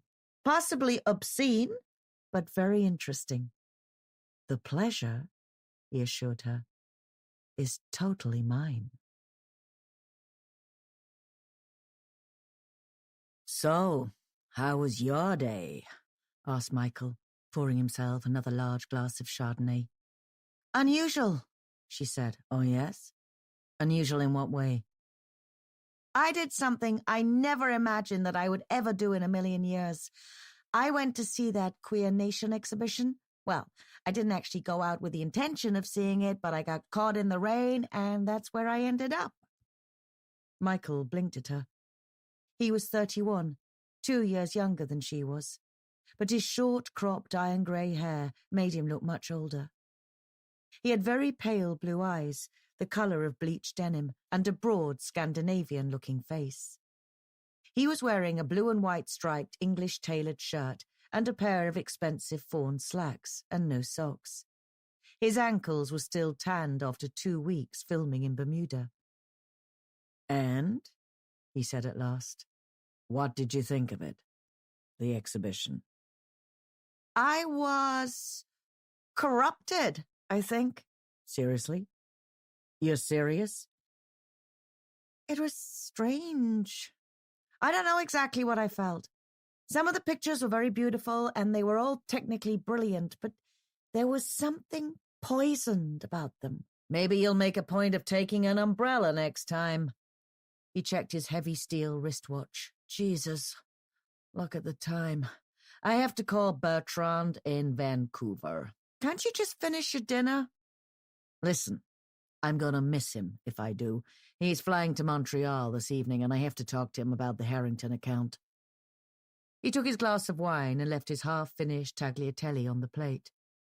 He went across to the living area and sat on the large black leather chair next to the window where the phone was. Jessica stayed at the table with its shiny black glass top and continued to eat and watched him while he talked. Outside the window, she could see the sparkling lights of the Jersey shoreline and 2 helicopters circling like fireflies. Both Michael and she worked in advertising. He was a freelance director for TV commercials, while she was a senior copywriter at Nedick Cool Friedman. They had lived together for 11 months now, renting between them this huge condominium overlooking the Hudson. They had furnished and decorated it in minimalist style, but very expensively. On the opposite wall, discreetly lit, hung a dot painting by Damien Hirst, for which they'd paid $78,000. Michael said, We could meet up in Cancun on the 25th. Yes, that's right. I need that very special light they have on the beach there. No, the Gulf Coast is no good at all, far too harsh. What are you talking about, filters? If you want perfection, you have to start with perfection. Jessica wound her tagliatelle around her fork. She couldn't help thinking about Les Ducteaux and how he had wandered around naked all day.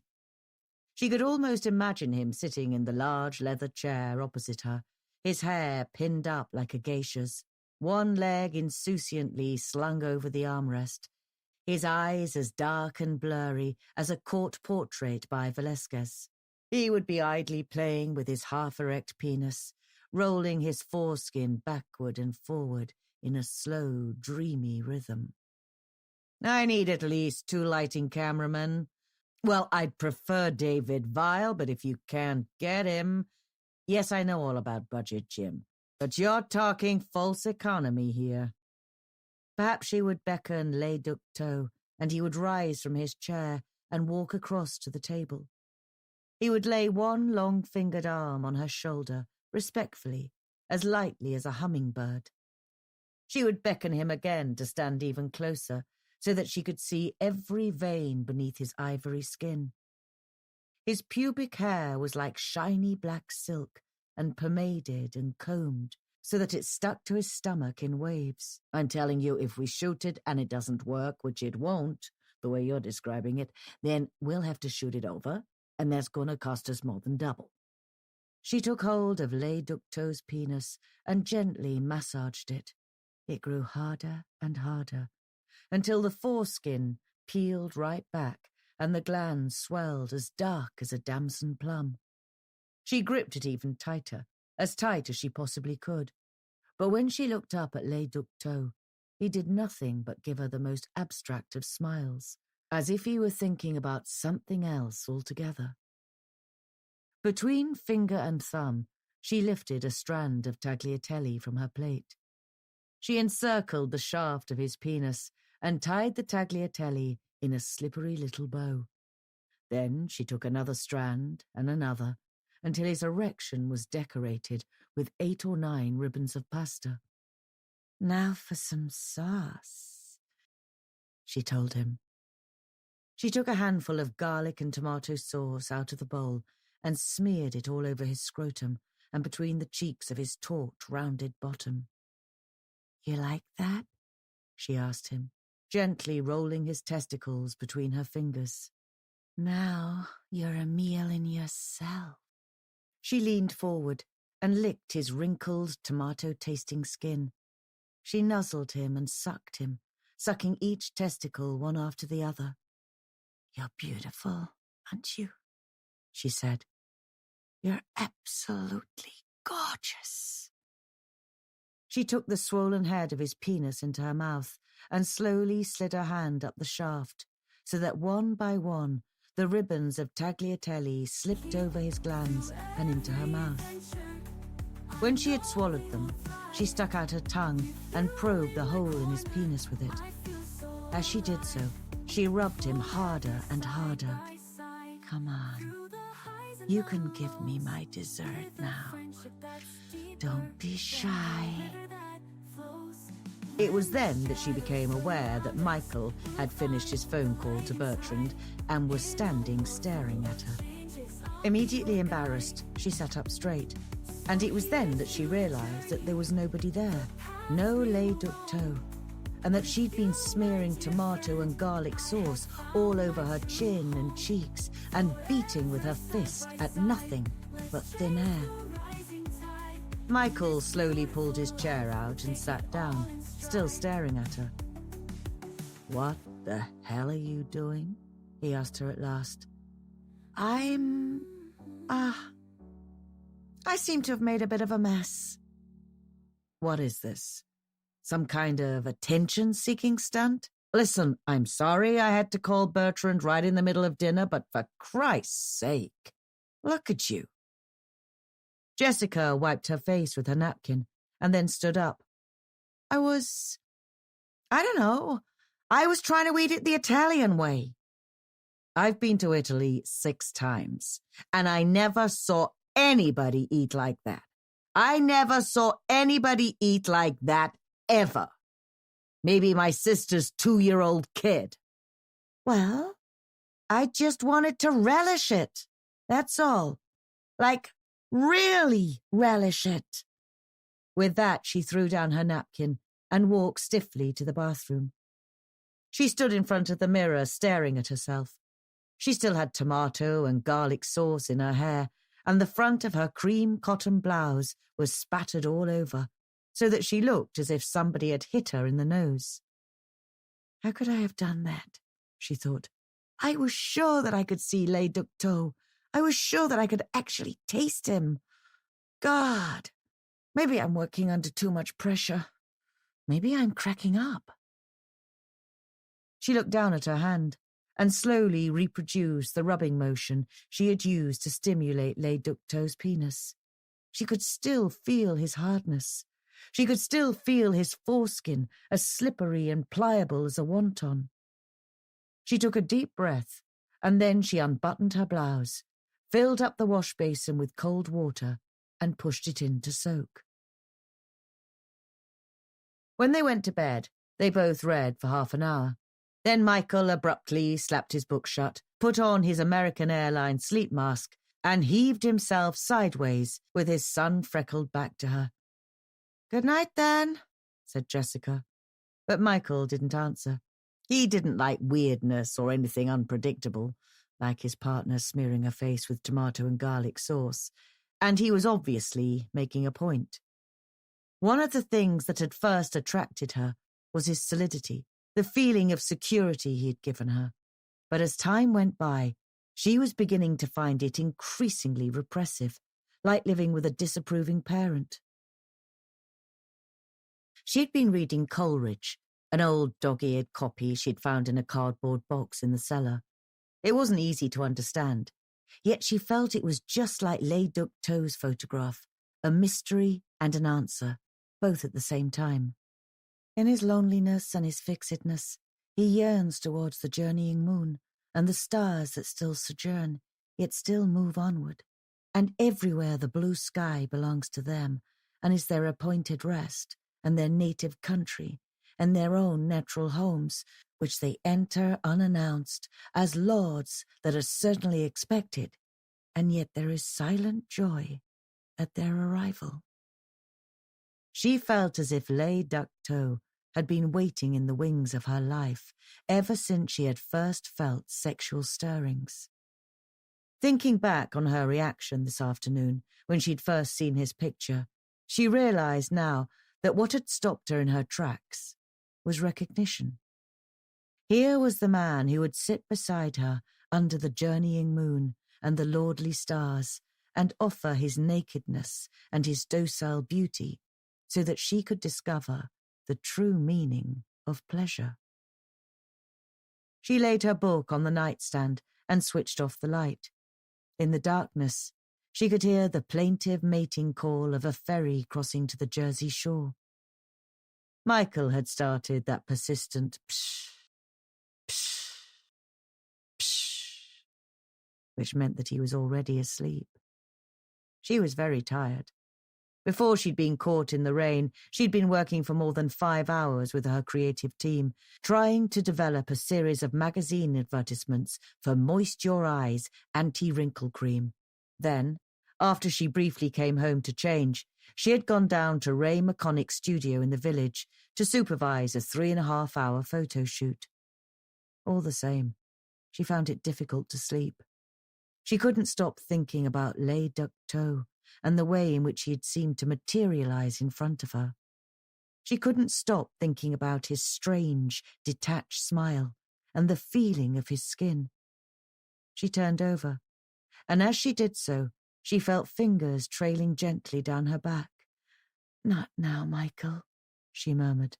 But the fingers kept on tracing patterns around her shoulder blades and down her spine and back again. The touch was so light that it made her skin tingle. "Michael," she said. But then she heard him grunt and stir and start that monotonous psh, psh, psh. "Michael?" She propped herself up on one elbow and looked around. Michael still had his back turned towards her, and he was deeply asleep. She looked around the darkened bedroom, frowning. She even slapped the comforter, as if there could be somebody hiding underneath it. Nobody. She must have imagined those fingers, or maybe they were nothing more than the draft from the aircon unit. Uneasily, she lay back down again. It was true that she'd been working far too hard for the past 3 months, but she knew that if she could pull off a really successful campaign for Moist Your Eyes, there was a vice presidency waiting for her and $25,000 more salary. She didn't want to come to pieces. Not now. Not when everything for which she'd sacrificed so much time and so much effort was right within her grasp. She tried to empty her mind, the way that she'd been taught at her yoga class. Imagine your thoughts pouring out of your ear and soaking into your pillow. Imagine blackness, infinite blackness. No sound, no sensation, just seamless darkness and total detachment. But then she felt the fingers again, delicately teasing her shoulders and following the curve of her body, so that she shivered as they reached her hips. She turned onto her back. Immediately, without a sound, Les Ducteaux materialized out of the darkness and lightly climbed astride her. She let out an of shock, but he pressed his fingertips against her lips.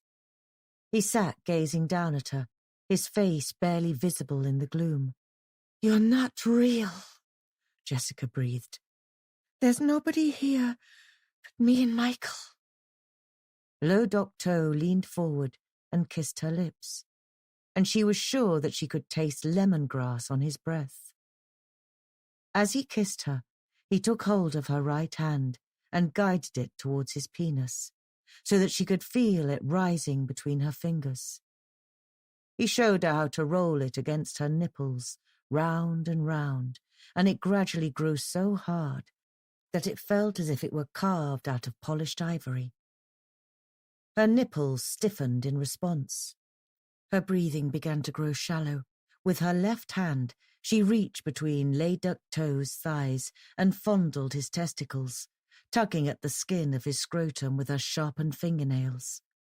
She tugged harder and harder, but Lay Duk To didn't utter a sound, although the head of his penis was slippery now, and so were her nipples.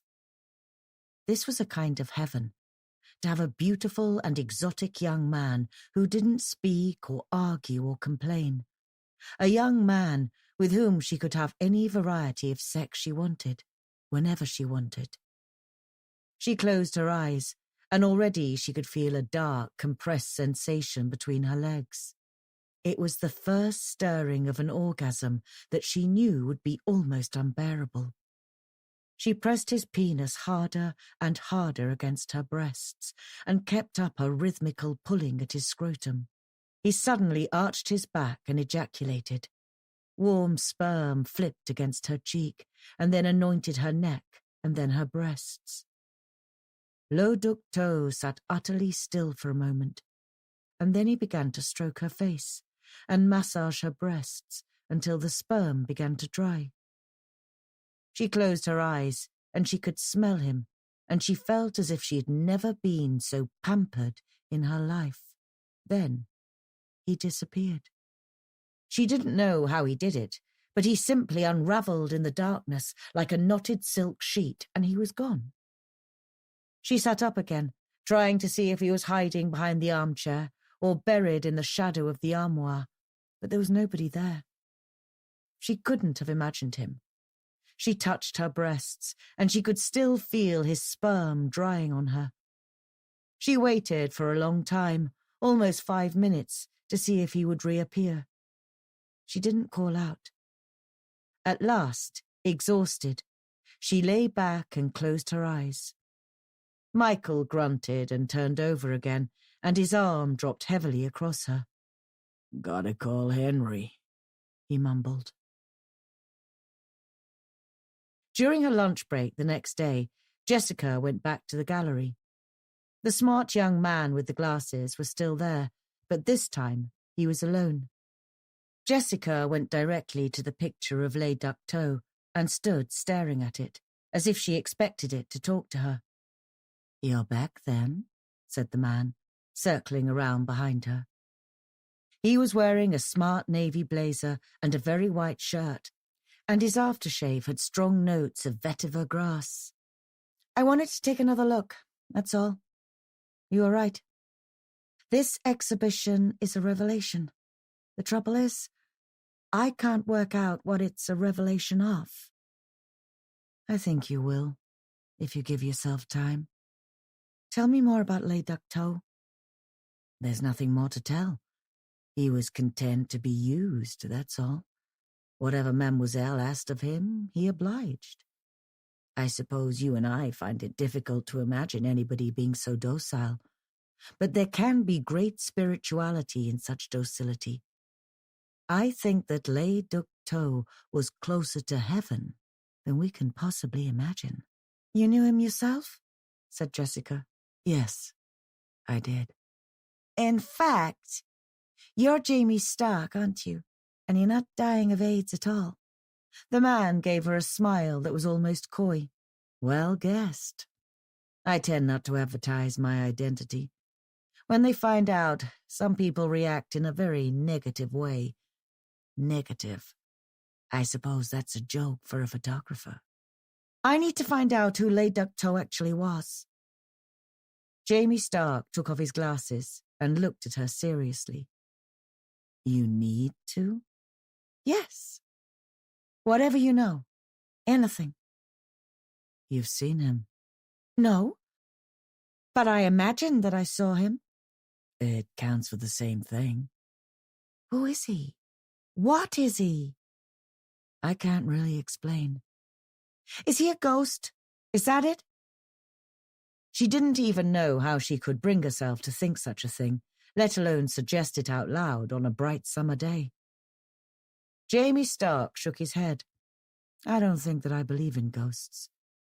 But perhaps I believe in the overwhelming power of human desires, particularly sexual desires. Think about it. Sometimes we can almost bring ourselves to orgasm, can't we? Just by thinking sexual thoughts. Lay duck toe is one of our desires, and that's what gives him such a grip on our imagination. Jessica said, You've seen him too, haven't you? I mean, after you took his picture? Did he come to your bed? Jamie Stark said nothing. Jessica hesitated for a moment, and then she said, He's very alluring. I'm not sure what to do. No, it isn't easy, I'll admit. It's that mixture of absolute innocence and absolute corruption. Let me tell you. I walked into Mademoiselle's salon one afternoon when she and her friends were gathered for tea.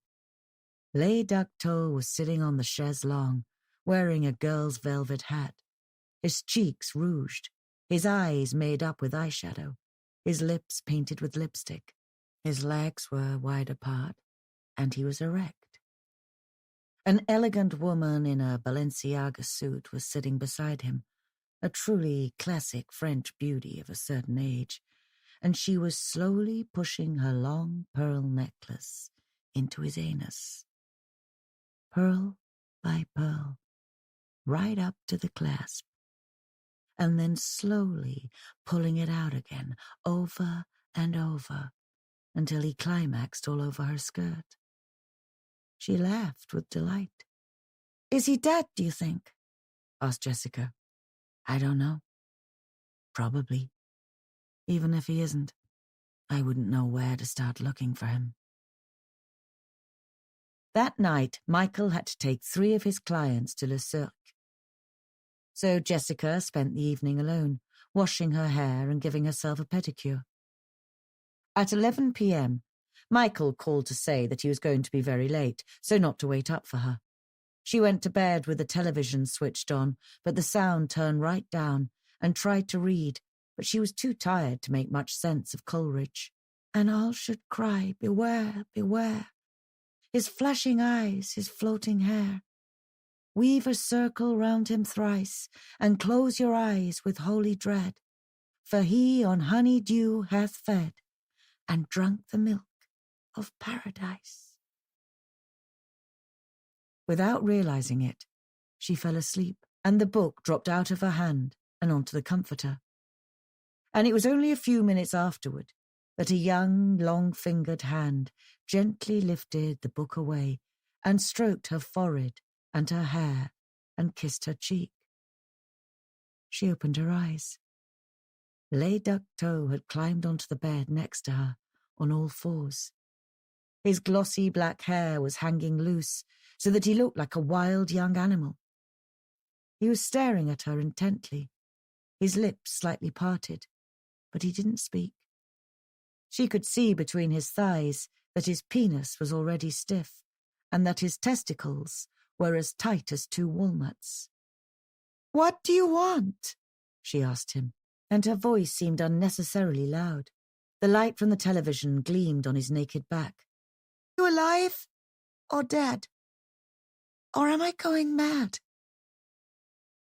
He kissed her again, and then he drew down the comforter. She was wearing a pink sleep tee, and he reached down with both hands and softly squeezed her breasts through the warm, brushed cotton. She no longer felt frightened. She could see now that Lay Duck Toe was everything that Jamie Stark had described. He was everything that she had secretly desired and never dared to tell anybody, come to life. She sat up in bed, crossed her arms, and took off her t-shirt. She stroked Lay Duck Toe's cheeks and upper lip, and pushed the tips of her fingers into his mouth so that he could kiss them and lick them and nip them with his perfect white teeth. Strongly but gently, she pushed him onto his back, and then she sat astride him, as he had sat astride her. With both hands, she moved his penis up and down, quite forcefully, so that on her downward stroke, his foreskin was stretched right back. "Are you never going to talk to me?" she said. Le Duc To gave her his abstract smile, but still didn't speak. "I suppose that's the nature of fantasies," she told him. "They don't argue with you, and they don't involve you in idle conversation." She leaned forward so that her nipples touched his chest, and she swung her breasts from side to side. "I think we're going to have to decorate you a little. How about some silver rings through your nipples? And some tattoos? You'd look gorgeous with a few flowery tattoos." She kissed him and ran her fingers deep into his clean, shining hair. His skin was absolutely flawless, except for a tiny star-shaped scar on his right shoulder. "Touch me," she said, sitting up again, and he slid one hand beneath her thigh and stroked her clitoris with the tip of his middle finger, so lightly that it was almost like being licked. She was so aroused that his stroking made a wet clicking noise, like somebody softly smacking their lips. She raised her hips and took hold of his penis in her hand and positioned it between her thighs. Then she sank down on it, all the way down, until she could feel his scrotum squashed against the cheeks of her bottom, and she let out a long, quavering moan of absolute pleasure. If this was nothing but a fantasy, if this was nothing but her own desire, it was a fantasy of unbelievable intensity, and she didn't care if she was going mad or not. "Le Duc To," she breathed again and again. "Le Duc To." He felt so long and hard and slippery that he seemed to penetrate deeper into her body than any man who had ever made love to her before. She could almost feel that the head of his penis would nudge her heart. "You're driving me out of my mind," she gasped. "You're killing me." They were both glistening with sweat, and yet Le Duc To still didn't appear to be exerting himself or involved in what he was doing to her in any way. She rode up and down on his penis even more forcefully, smack, smack, smack against his thighs, and she caught him closing his eyes for a moment, as if at last he was beginning to feel something like the same pleasure that she was. Exhausted, she lifted herself off him and rolled onto her back. Le Duc To rose up next to her, as if he was going to climb on top of her, but she threaded her fingers into his hair and said, "You're my fantasy, remember? I want you to lick me." This time, she wanted an orgasm too. This time, she urgently needed one. In silent obedience, Le Duc To crawled down the bed and lay between her thighs. She watched him enthralled as his narrow tongue flickered on her clitoris, and he watched her back, never taking his eyes off her once. The feeling he gave her was so strong that she felt as if they were on a raft, on the ocean at night, being washed out on an overwhelming swell. Jessica had an orgasm that made her deaf and blind. It went on and on until she couldn't tolerate any more back-breaking spasms, and she pushed down to push Le Duc To away from her. Except that Le Duc To wasn't there anymore. She was lying alone on the twisted sheets, with the silent television still flickering, and the Book of Coleridge lying on the floor where she must have dropped it. She couldn't move. She knew that she should have got up, but she couldn't. She lay staring at the ceiling and breathing like a marathon runner. She thought, "What's happening to me? I've never had sex like that before, ever. But maybe I haven't had it even now. She was still lying there when the bedroom door opened and Michael came in, tugging off his stripy silk necktie. Hey there. You still awake? Jesus. I thought those guys were going to go on drinking all night. He came over to her and sat beside her. You look hot. You okay? I'm fine. I'm okay. He reached out and touched her forehead. Jesus, you're burning up. I'm not kidding you. You look like you're going down with the flu. You should keep yourself warm, not lie here and dress like this. She couldn't think what to say. She couldn't stop trembling, and she was still short of breath. I'll call Dr. Biedermeier first thing, and there's no way you're going into work tomorrow. He came back with 2 glasses of milk. How you feeling now? I should have known something was wrong when you had that accident with the pasta sauce. She was sitting up straight in bed in a black silk kimono, with her hair in a towel turban. That was no accident, Michael. I don't get you. You didn't make all that mess on purpose. Michael, there's something I have to tell you. He took off his robe and climbed into bed next to her. You're very stressed out, honey. I know that. That's why I'm going to call Dr. Biedermeier.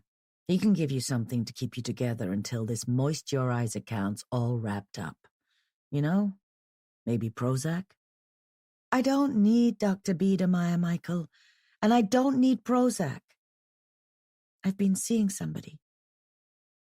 Michael had just taken a mouthful of milk, but now he slowly put his hand to his throat, as if she'd told him that she'd poisoned it. You've been seeing somebody? Who? It's not what it sounds like. I haven't been having an affair. I've been seeing somebody, like a hallucination. Here, in the house. What? He said, with a disbelieving laugh that was almost a bark. I don't understand you. A hallucination? Like a mirage? More like a ghost, except that he doesn't walk through walls or anything like that. I can feel him. I can actually smell him. A ghost? For Christ's sake, Jessica. I thought you were the most pragmatic woman I ever met. She was tempted for a second to tell him the truth, but then she decided that he wouldn't be able to take it. Apart from being very straight-laced about sex, he was also fiercely possessive. Even the thought of a ghost making love to her would upset him. He took hold of her hands. Listen, sweetheart. I still think this is definitely a stress thing. You know and I know that ghosts don't exist. What you're seeing, what you're feeling, it's all in your head. You remember Chet Lewis, who used to work with Langton and Clark? He got so overworked that he started believing that black dogs were chasing him down the street. Please, Michael, I don't want to see Dr. Biedermeier, and I don't want Prozac. This is nothing to do with stress. I guess the best way to describe it is that it's some kind of epiphany. Michael looked completely baffled. An epiphany? Like a revelation? The burning bush, something like that? Jesus, you do need a doctor. There's only one way I can explain it to you, and that's to show you. Meet me tomorrow lunchtime on 49th and Lex. This is crazy, Jessica. This doesn't make any sense at all.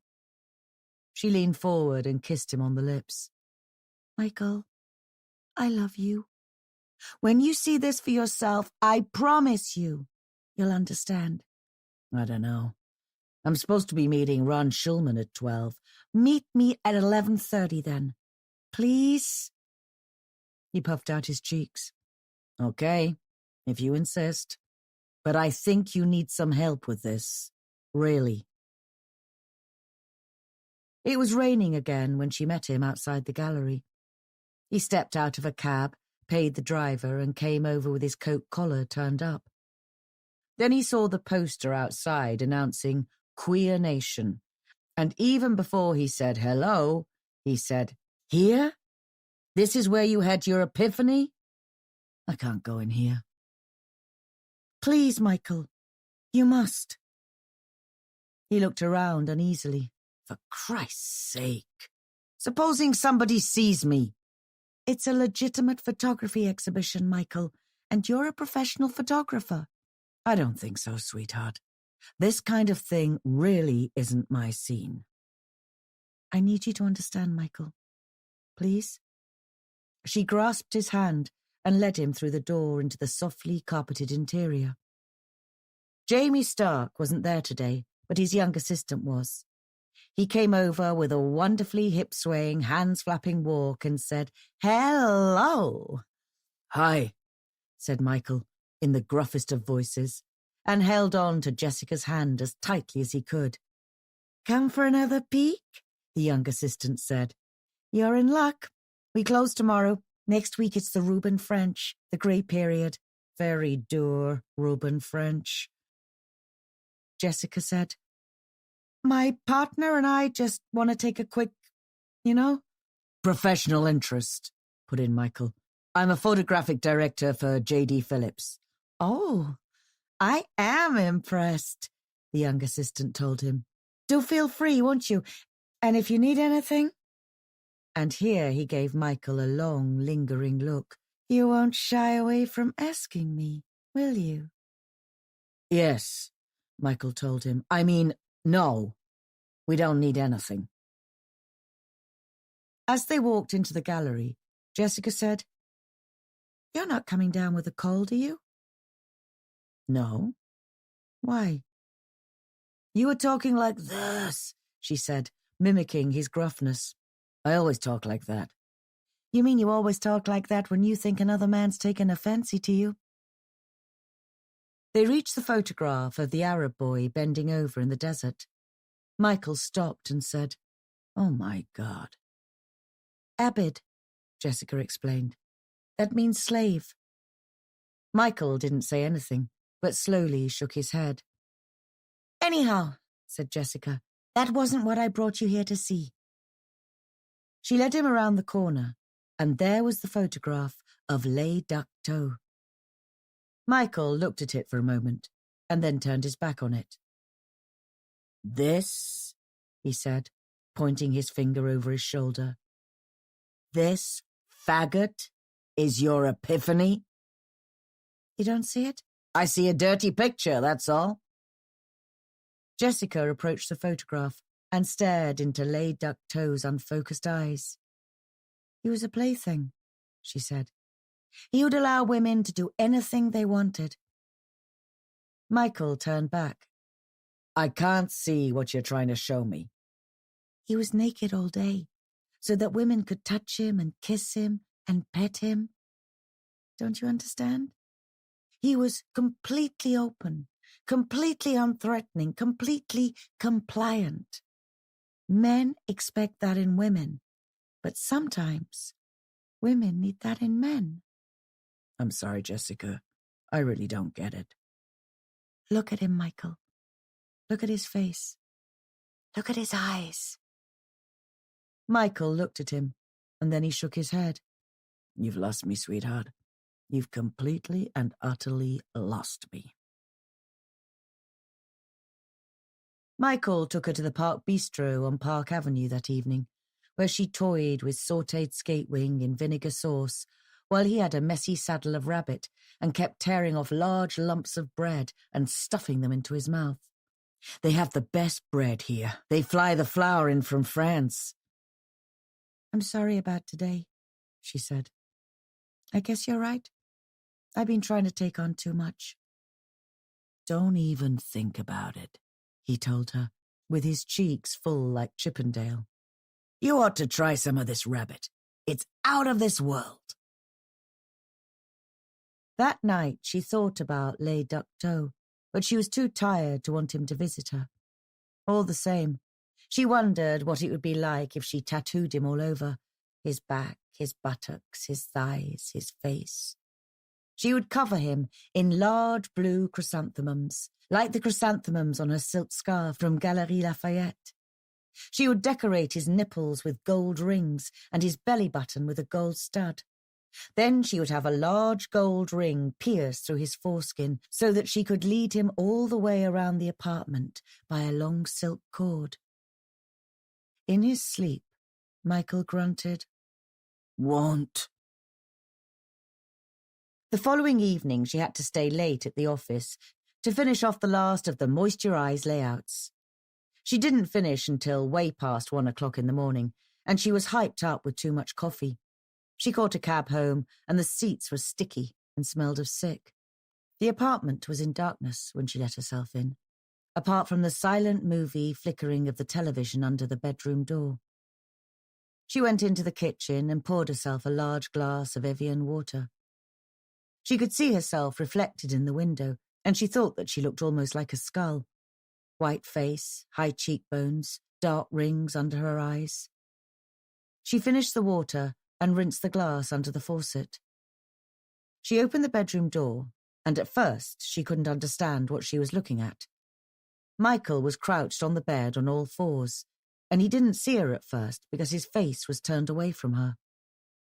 It was only when he slowly turned around and lifted up his head that she realized that he wasn't alone. There was a slight, mottled figure crouched beneath him. In the stroboscopic light from the television, she saw that it was Le Duc Toe. His long black hair hanging loose on the pillow, his thin elbows propping him up. He was decorated all over in chrysanthemum tattoos, and she saw the sparkle of nipple rings. Michael was hunched over him in the way that a stallion covers a mare. "Michael?" Jessica whispered. Michael sat up, withdrawing himself, his penis gleaming, one hand laid protectively flat on Le Duc Toe's slender back. He said nothing at all, but simply stared at her, caught in the act, waiting for her to say something. Jessica approached the bed. "Michael?" Le Duc Toe turned his head towards her and smiled at her shyly, his face half covered by his hair like a girl. "I fell asleep," said Michael in a parched voice. "I felt somebody touching me, and I thought it was you." "I never knew you. Well, I never imagined you ever wanted men." "I didn't. I don't." Michael's penis was sinking. Le Duc Toe reached around and took hold of it and started lasciviously to rub it. All the time he kept on smiling at Jessica in that secretive, superior way, as if he knew that she wouldn't do anything to stop him. Michael said, "He's not a man, is he? He's just an illusion." "If he's such an illusion, why is your cock going hard?" "You were right. It's just like you said. It's an epiphany. It's like understanding what you want for the very first time." Jessica stood beside the bed for the time it took her to breathe in and out, 10 deep breaths. Then she unfastened the buttons of her thin-ribbed cardigan and pulled it off. Neither Michael nor Le Duc Toe said a word, but both of them watched her unblinkingly. She unfastened her bra and dropped it on the floor. Last, she stepped out of her pale silk La Perla panties. Michael held out his hand to her, and she climbed onto the bed next to him.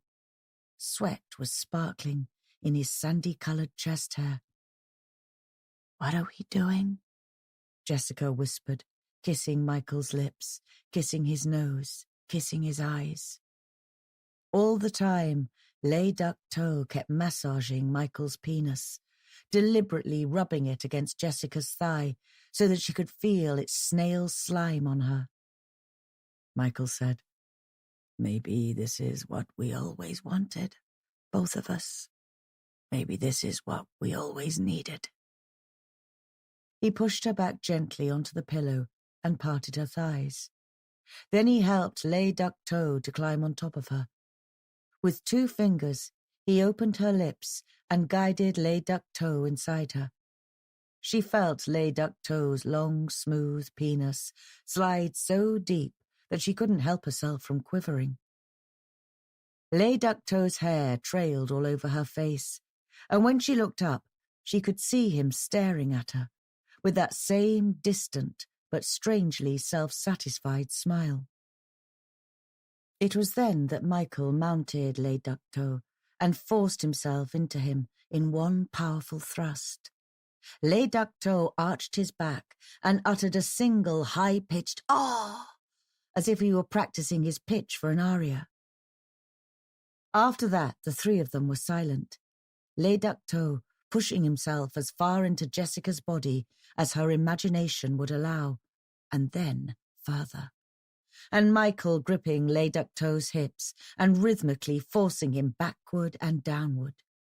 Jessica reached down between her legs and felt 4 slippery testicles jostling with each other, and it was then that she started quite unexpectedly to climax and couldn't stop. She lay in the flickering light from the television for a long time afterward, staring at the ceiling. When she sat up, Lay Ductow had dematerialized, and there was only Michael lying there, already asleep. She started to reach out to touch him, but then she changed her mind. She began to wonder if she still loved him anymore. The next day, she finished work early. She had lunch with her old school friend, Minnie, at Dos Sanco Noodle Restaurant on Madison Avenue, and then she went home. When she opened the front door, she was surprised to hear music playing from the living room, one of Michael's favorites, Samba Party. "I didn't know you'd taken the day off," she called, kicking off her shoes. "I met Minnie for lunch. You could have joined us." She walked into the living room. Michael was lying on the couch, naked except for his argyle socks. Lay Ductow was kneeling on the carpet next to him, his skin still tattooed all over with chrysanthemum patterns. His shining black hair was draped all over Michael's lap, and his head was bobbing up and down. "Christ, Michael! What's going on?" "What? You're going to start getting all censorious? You were the first one to conjure him up." "I know, but I don't know what to say. I never knew you were queer." Lay Ductow's head kept on bobbing, and in the end, Michael had to grab hold of his hair to stop him. Lay Ductow looked up and turned around, and when he smiled at Jessica, his lips were glistening. Michael said, "It's not a question of being gay, is it? It's a question of finding yourself." "Don't you understand?" Jessica retorted. "He isn't even real." "Then it doesn't matter, does it? Maybe you'd like to have sex with another woman, but if she wasn't real, that wouldn't make you a lesbian, would it?" "I don't know. I can't handle this, Michael. I don't want to handle it." "Lay Ductow gave you your revelation, didn't he? He gave you yours? Well, he gave me mine, too. He made me realize what I was and what I really wanted." "You want other men? Is that it?" "For the first time in my life, somebody allowed me to do what I've always wanted to do, without any shame, without any guilt, without making me feel disgusted with myself." "So, where does that leave us?" "Why should it affect us at all except to make our relationship more exciting, more honest?" "You call it honest when I come home in the middle of the afternoon and find you with another man?" "You said it yourself. He isn't real. We're imagining him. That's all." Jessica knew this had to stop. Lay Ductow was still kneeling beside the couch, still fondling Michael's softening penis, and the expression on his face told her what she was already starting to suspect. His appearance wasn't a sexual epiphany at all. It was a revelation of something much darker than that. It was the beginning of a downward journey into sexual self-indulgence that could only end in acts so obscene that they could scarcely be imagined. It was the ground opening up right beneath their feet. "Jessica, listen to me," Michael demanded. But Jessica went through to the kitchen, opened the cutlery drawer, and took out the largest knife she could find. She returned to the living room, where Les Ducteaux had risen to his feet, and Michael was standing with his arms wrapped protectively around his narrow shoulders. "Don't touch him, Jessica. You're not thinking straight. Put down the knife and we can talk this over like sensible adults." Jessica approached them with the knife held out stiffly in front of her. "This isn't something you can talk about, Michael. This is corruption. Mine as well as yours." "Jessica, put down the knife before somebody gets hurt." She came closer. Les Ducteaux was staring up at her with his dark, inexplicable eyes, his lips slightly parted. Michael held out his hand. "Come on, sweetheart. Give me the knife, will you?" Jessica put the knife behind her back. With her left hand, she took hold of Les Ducteaux's erection, slowly massaging it up and down. He grew harder and harder until he was fully erect. Jessica looked at Michael, and Michael looked at Jessica, and there was caution in Michael's face, but also expectation, as if he were waiting for her to say that everything was going to be all right, that they could share Les Ducteaux between them. After all, if he were nothing more than a fantasy, what difference did it make? Jessica rolled the ball of her thumb around the head of Les Ducteaux's penis, and at the same time she stared into his eyes. She didn't say anything, but she wanted him to know that she understood what he really was. "Can we?" Michael began. And it was then that Jessica swung her arm around from behind her back and cut with a grisly crunch clean through Les Ducteaux's penis. Michael shouted, "No!" like a curtain caught up by the wind. Les Ducteaux melted away in front of Jessica's eyes, but suddenly the world was smothered in blood, the carpet, the couch, the cushions. There was blood all over Jessica's hands and blood all over her blouse, and blood was spraying in her face. "Oh, God! Oh, God!" Michael was screaming and clutching his hand between his thighs. Blood was spurting out from between his fingers and halfway up the wall. Jessica stepped back, one step and then another. She looked at the knife in her hand, and then she dropped it. "Call the paramedics! For Christ's sake, call the paramedics!" Michael fell onto his knees, his forehead pressed against the floor. Blood was streaming down his thighs in dark red rivers. He started to sob, but all Jessica could do was stand and watch him. "Call me the fucking paramedics, for Christ's sake, you wench!" She didn't say anything, couldn't understand what was happening. Les Ducteaux had vanished, but after all, he wasn't real, and now she had proved it. Michael collapsed onto his back. He stared up at her, glassy-eyed, gasping. "Help me," he croaked. "Jessica, for Christ's sake, help me." He slowly lifted his hands away from his thighs, and Jessica could see that all he had left was 2 crimson testicles and a 2-inch stump, which was still pumping out blood. "Jessica, help me." But Jessica couldn't, or wouldn't. She turned away, and there on the arm of the couch, she saw her chrysanthemum scarf from Galerie Lafayette, and the gold scarf ring that went with it. She picked up the scarf and pressed it to her lips, and it was cool and silky, and smelled just like Les Ducteaux. 2 months later, a 30-ish woman wandered into the Wabash Gallery in Chicago. She stopped, looking bewildered. An immaculately dressed man rose from his desk and approached her. "Yes? Can I help you?" "I don't know. I think I must have come to the wrong gallery. I was looking for the Edward Harpers." "Last week, I'm afraid. But you're more than welcome to take a look around here." She frowned at the poster. "Oh, no, I don't think this is quite me." The man took hold of her sleeve, and guided her along the soft carpeted corridor. How will you know if you never even have a look? With a smile, he steered her towards her epiphany. The Red Butcher of Wrocław. This year, it was colder in Wrocław than the last winter of World War II, when the Germans were desperately holding out against the advancing Russian army.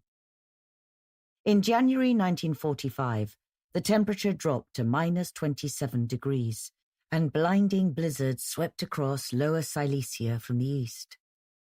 Back then, over 18,000 people in the city froze to death. I had expected snow. I had wanted snow. But what was tumbling out of the sky every morning was overwhelming. Like God and the Archangel Gabriel were having some never-ending pillow fight. From the weather forecast, I could see that our filming schedule would have to be put back by a week at the very least, with all of the extra cost and complicated rescheduling that would involve. I was here in southern Poland to film some critical outdoor scenes for a chilling supernatural movie for Universal, provisionally titled Chill of the Dead. But we'd already gone $2.5 million over budget. Not only that, our lead talent, Ada St. James, was booked to appear in another movie in only 3 weeks, a beach comedy set in Hawaii. So here I was, sitting in the bar of the Art Hotel with the movie's male lead, Ollie McBain, as well as our director of photography, Russ Mulroney, and our first cameraman, Jimmy Huang, and the movie's scriptwriter, Cindy Flinders, who also happened to be my current girlfriend. We had chosen to sit in the raised area in the bar which overlooks the narrow street outside, and we were all trying to pretend that we weren't keeping an eye on the thick, fluffy lumps of snow that were endlessly falling past the window in case they showed the slightest sign of easing off. "Jesus," grumbled Ross. "We could have built Wrocław in the 007 stage at Pinewood and called in snow business to do the effects, and I bet it would have cost us half of what this is costing. And we wouldn't have had to freeze our asses off or eat pierogi morning, noon and night." "You don't have to eat pierogi morning, noon and night," Ollie told him. "There's plenty of other stuff on the menu." "Yeah, but I feckin' love pierogi. It's that sledge I can't stand, that pickled fish. That's enough to make a maggot gag." Russ was short and bald with bulging blue eyes and a bristling ginger beard, and he had the thickest Sligo accent you ever heard. Every S sounded like Esh, like things will get washed before they get better. All the same, he was one of the best DOPs in the business, and 2 years ago, he had been nominated for an Oscar for his cinematography on that horror movie, Blood Season. Jimmy Huang was tall and lanky for a Chinese man, but then his Mandarin father had married a tall and lanky girl from San Clemente, while he was working for MGM in the late 1970s as a sound technician. His father was probably a foot shorter than his mother, but apparently he used to tell Jimmy that height is irrelevant when you're lying down. Jimmy had a handsome Tony Curtis kind of face, but Asian eyes and short black hair that stuck up on top of his head like a scrubbing brush. If he had inherited one Chinese characteristic from his father, it was his total serenity and his deep-sounding mottos like, "You can make as much cheese as you like from spider's milk, but do not expect to spin webs." Ada hadn't joined us. She had wrapped herself up in her faux fur coat and gone down to Rüneck, the city square, to do some shopping. She had rolled her eyes and admitted that for her, shopping is the nearest thing I have to religion. Cindy noisily sipped the last of her Negroni and looked across the table at me with those hazel eyes of hers and said, "We might as well go back to bed." Cindy was petite and pretty with a little snub nose and short but messy blonde hair. She was nearly 40, but she looked as if she'd just celebrated her 21st birthday. She was wearing a tight, real T-shirt with despair printed on it in white letters. Despair was some heavy metal band from Fresno that she knew, and I suspected that she might have had a fling with the lead singer, some messy guy with a nose ring called Frog. "I have to call Bob and tell him we're still snowbound," I told her. Bob Kaminsky was president of production at Universal, and I wasn't looking forward to telling him that we had filmed only 3.5 minutes so far, and those were of Ada staring out of the hotel window, and then turning to the camera and saying, "I'm frightened, Jerry. I'm more than frightened. I'm petrified." Bob hadn't been too keen on Chill of the Dead from the start. He preferred comedies and musicals, and he thought my horror movies were way too extreme. Behind my back, he called me Gruesome Newsome, and a couple of times he'd even said it to my front. My movies made a profit, though. Its Raining Brains had brought in $64.3 million, even though the critics hated it. I was just about to get up and call Bob when my daughter, Kathy, came into the bar, wearing her pink duffel coat with the pointed hood. Her hood and her shoulders were still speckled with snow, although she brushed it off onto the floor and it melted almost at once. Close behind her came Marcin Sokołowski, who worked for the city promoting culture and sport, and who was supposed to be helping us find locations and organise our shoots. "This is the best winter ever," Kathy smiled, perching herself up on one of the chairs. She was 8, skinny, and tall for her age, and she'd inherited the cheekbones of her Polish grandmother, my mother, Saskia. It was because of her Polish heritage that I'd offered to bring her along on this shoot to see the land of her forebears for the very first time. It had given my ex-wife, Melissa, a break too. "It's a gas, Kathy, I agree with you," said Ollie, lifting his glass up high so that the waiter could see that he needed a refill. "In fact, I could happily sit here drinking Pivo for the rest of my life, so long as I was getting paid for it." Marcin pulled out a chair and sat down next to me. He was a lean young man with short-cropped hair and a long pointed nose. He was wearing a dark green nylon jacket and a smart activity tracker on his wrist. "I've just been to the office," he told me. "I'm sorry to say that the weather forecast is not at all happy. The temperature is expected to go down even more in the next 2 days, and the snow will continue." "Oh, shit," I said, and Kathy frowned at me and pressed her fingertip to her lips. "Oh, shoot," I corrected myself. "What the two-tone tonker am I going to tell Bob? If we can't start tomorrow, he's going to pull the plug." What worried me was that Bob might not only cancel this location shoot, but that he might scrub the whole movie, since we had less than 25 minutes in the can so far, and he had never been too hot about it right from the start. Chill of the Dead was a zombie movie set around Christmas, with dead people rising from their graves and bursting into the homes of their still-living relatives while they were opening their presents and singing carols and enjoying their turkey dinners. The tagline was, "Merry Christmas, everybody." "Kathy, would you like a Coke?" I asked her. "And how about something to eat? You only had that paksiki for breakfast."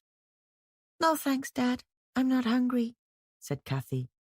She was standing up again now because she could see 4 or 5 children out in the street having a snowball fight. And on the sidewalk outside St. Elizabeth's Church, another 2 of them were building a huge snowman. "Can I go outside and play with them?" "You don't speak Polish." "I know, but you don't need to speak Polish to throw a snowball." "Okay, but stay where I can see you." "I will." She pulled on her mittens again, jumped off her chair and went down the hotel steps into the street. I could see her scooping up a handful of snow, packing it together and throwing it at the nearest boy, hitting him smack on the side of the head. Before I knew it, she was right in the middle of a fierce barrage of snowballs and obviously having the time of her life. "How about that?" said Rush, shaking his head. "I haven't had a snowball fight since I was at school in Cleaver, and I had to walk all the way home with my pants and my socks all wringing wet. But I'd give anything to be a 7-year-old again and go out there and chuck a few snocks around." If you were 7 years old again, you would have to be very careful here in this street, with the temperature so low, said Marcin. So the legend says, anyway. Oh, I was feeling Diana in them days. A tough little cookie, and no mistake, even though my ma said I had the brains of a bag of Lego. No matter how tough you were, that would not have saved you from Czerwony Rzeźnik, Marcin smiled. And what's that when it's at home? Czerwony Rzeźnik means the Red Butcher. His name is famous in Wrocław, especially among the older generation. Near the end of the war, when Wrocław was under siege by the Russians, and it was colder than it had ever been in Lower Silesia in all of recorded history, everybody, of course, was starving, as well as dying of hypothermia. But here, right on this corner, outside St. Elizabeth's Church, a kind of temporary store was set up with a coal fire. And this is where the Red Butcher was selling sausages. They called him the Red Butcher because he was dressed all in long scarlet robes with a hood. And that is why this street is still called Kiełbasnica, which means Sausage Maker's Street. It was a few days before parents began to come looking around here, saying that their children were missing. Of course, it was different then. The city was under constant bombing and shelling, and sometimes children wouldn't come home because they were sheltering somewhere, with their friends maybe. But more and more children were going out, and then never returning home.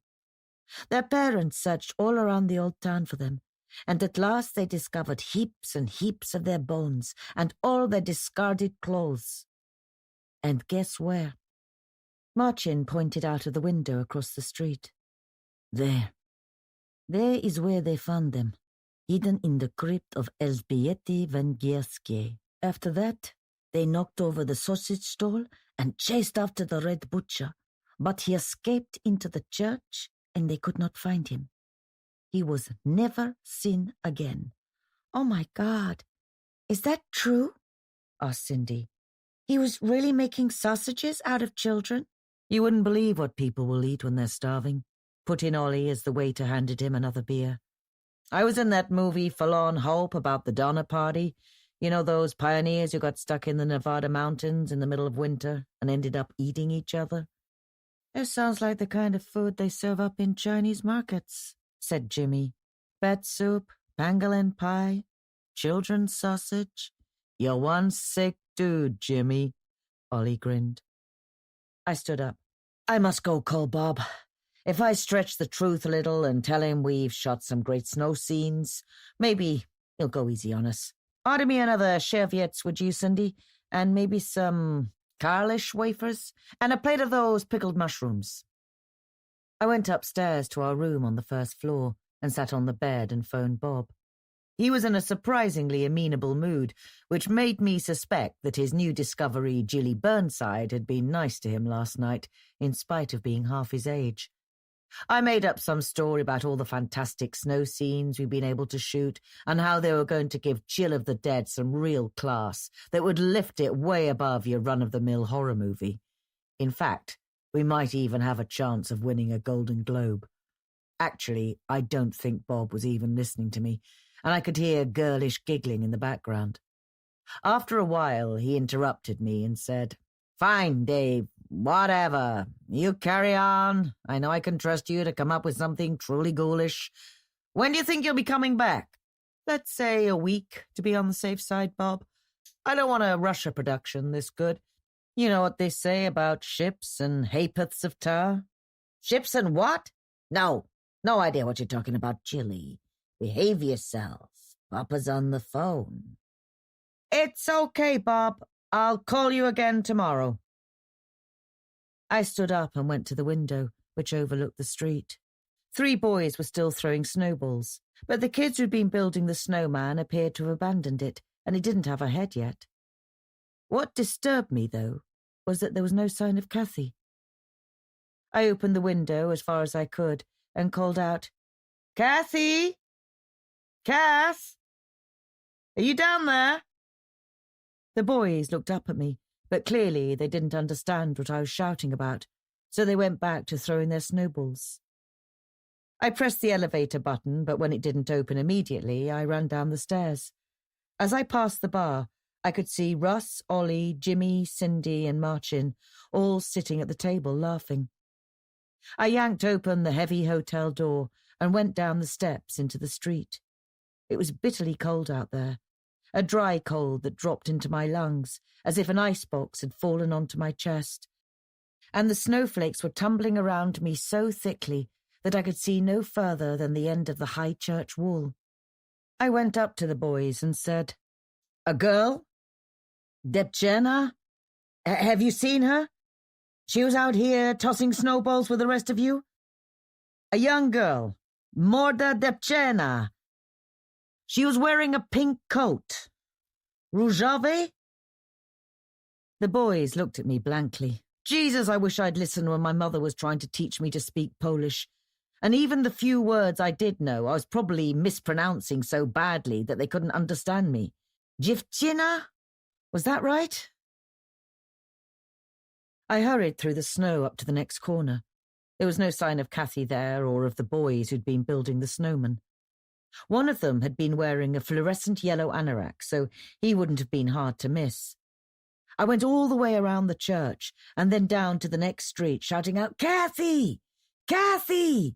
so that passers-by turned and stared at me, all huddled up in their snow-covered coats, while I was wearing nothing but a blue rib knit sweater. I stood by the headless snowman listening. The snow had built up into such a thick carpet in the streets of the old town that I couldn't hear any traffic. Only the flat clanging of trams along Nowy Świat at the end of the street. "Kathy!" I said. And then I realized that I'd said that almost soundlessly too. I walked back quickly to the hotel. As I came into the bar, Marcin looked up at me and said, "David, what is wrong? Have you been outside?" "My God, Dave," said Cindy. "You look like Frosty." "Kathy's disappeared. Didn't you see her go? I thought I asked you to keep an eye on her." Cindy turned around and stared out of the window. "Oh, no. She was there only a minute ago. I saw her." "Children can vanish in a minute, Cindy, and Kathy's vanished. I've looked all around the church and up and down the street, and I can't find her anywhere." "We will help you to look for her," said Marcin. "She cannot have gone very far." "I tell you, boy, it was literally only a minute ago that I saw her," said Russ. "She was right over there with them lads, packing snow onto that snowman." Ollie swallowed the last of his beer and stood up. "Come on, guys. We'll all go and look. Grab your coats." We all put on our coats and jackets and went outside. Ollie, Russ and Jimmy split up, with Ollie going down to the market square, and Russ heading up to Nowy Świat and the Oder River, while Jimmy went to look along the narrow streets behind St. Elizabeth's Church. Cindy stayed with me, and Marcin acted as our guide and interpreter. I knew young girl and pink, and I even knew zaginionie, meaning missing, but that was hardly enough. First of all, Marcin went over to the boys who'd been throwing snowballs. They had given that up now, and they were demolishing what was left of the snowman by drop-kicking it. He spoke to them for a few minutes and then came up to Cindy and me and said, "They said that your Kathy was helping the other boys to make the snowman when a priest came out and said something to them, and they followed him back into the church. But Kathy doesn't speak Polish, and she knows she's not supposed to go off with strange men. Well, he was a priest, so maybe she trusted him. It seems as if the boys did." "They must still be in the church then. But what have they been doing there? They've been there for, 15 minutes at least." I ran up the steps to the church door, nearly slipping over, and Cindy and Marcin followed me. The door creaked when I pushed it open, like the door in a haunted castle. Inside, behind the inner doors, it was gloomy and musty and smelled of stale incense. St. Elizabeth's had been built in the 14th century in the Gothic style. It had soaringly high vaulted ceilings and narrow stained glass windows decorated with angels and a benign-looking Virgin Mary. This afternoon it was almost empty, except for a priest lighting candles behind the altar and one elderly woman praying in front of one of the side chapels. Every footstep, and every word echoed. "It does not appear as if they are in here," said Marcin. "They could have come in through these doors and then out by the doors on the other side." My heart was beating hard, and I was beginning to panic. What would some priest want with Kathy and a couple of boys playing in the snow? Unless he wasn't a priest at all, but only dressed up to look like one, so that he could gain the children's confidence. Even then, though, surely the boys would protest if he tried anything sexual. I circled around the church, looking in all of the side chapels, and even opening up the confessional. Cindy and Marcin came after me, and our footsteps clattered like horses cantering. When I approached the altar, the priest who had been lighting the candles blew out his taper and came up to me. He was short and bald, with a cast in his left eye, so that he looked as if he were watching somebody behind my right shoulder too. He said something, but even though it sounded kindly, I didn't know what he meant. Marcin came up and translated for me. "He asks if you are looking for something, and perhaps he can help." I nodded to the priest, trying to work out which of his eyes to look at. "You bet I'm looking for something. My 8-year-old daughter. She was brought in here by another priest. Her and 2 young boys. She was wearing a pink duffel coat with a hood and red rubber boots." Marcin spoke quickly to the priest, who listened, but then shook his head. "He says he has only just come out of the sacristy to prepare for the next service, so unfortunately he did not see anyone of that description come into the church. But he wishes you the best of luck in finding your daughter and prays that you will find her safe and well." Cindy said, "What are we going to do now? I mean, where do you think he could have taken her, and for why?" "We'll have to call the police, Marcin," I told him. "The sooner they start looking for her, the better." "Okay, yes, of course," said Marcin.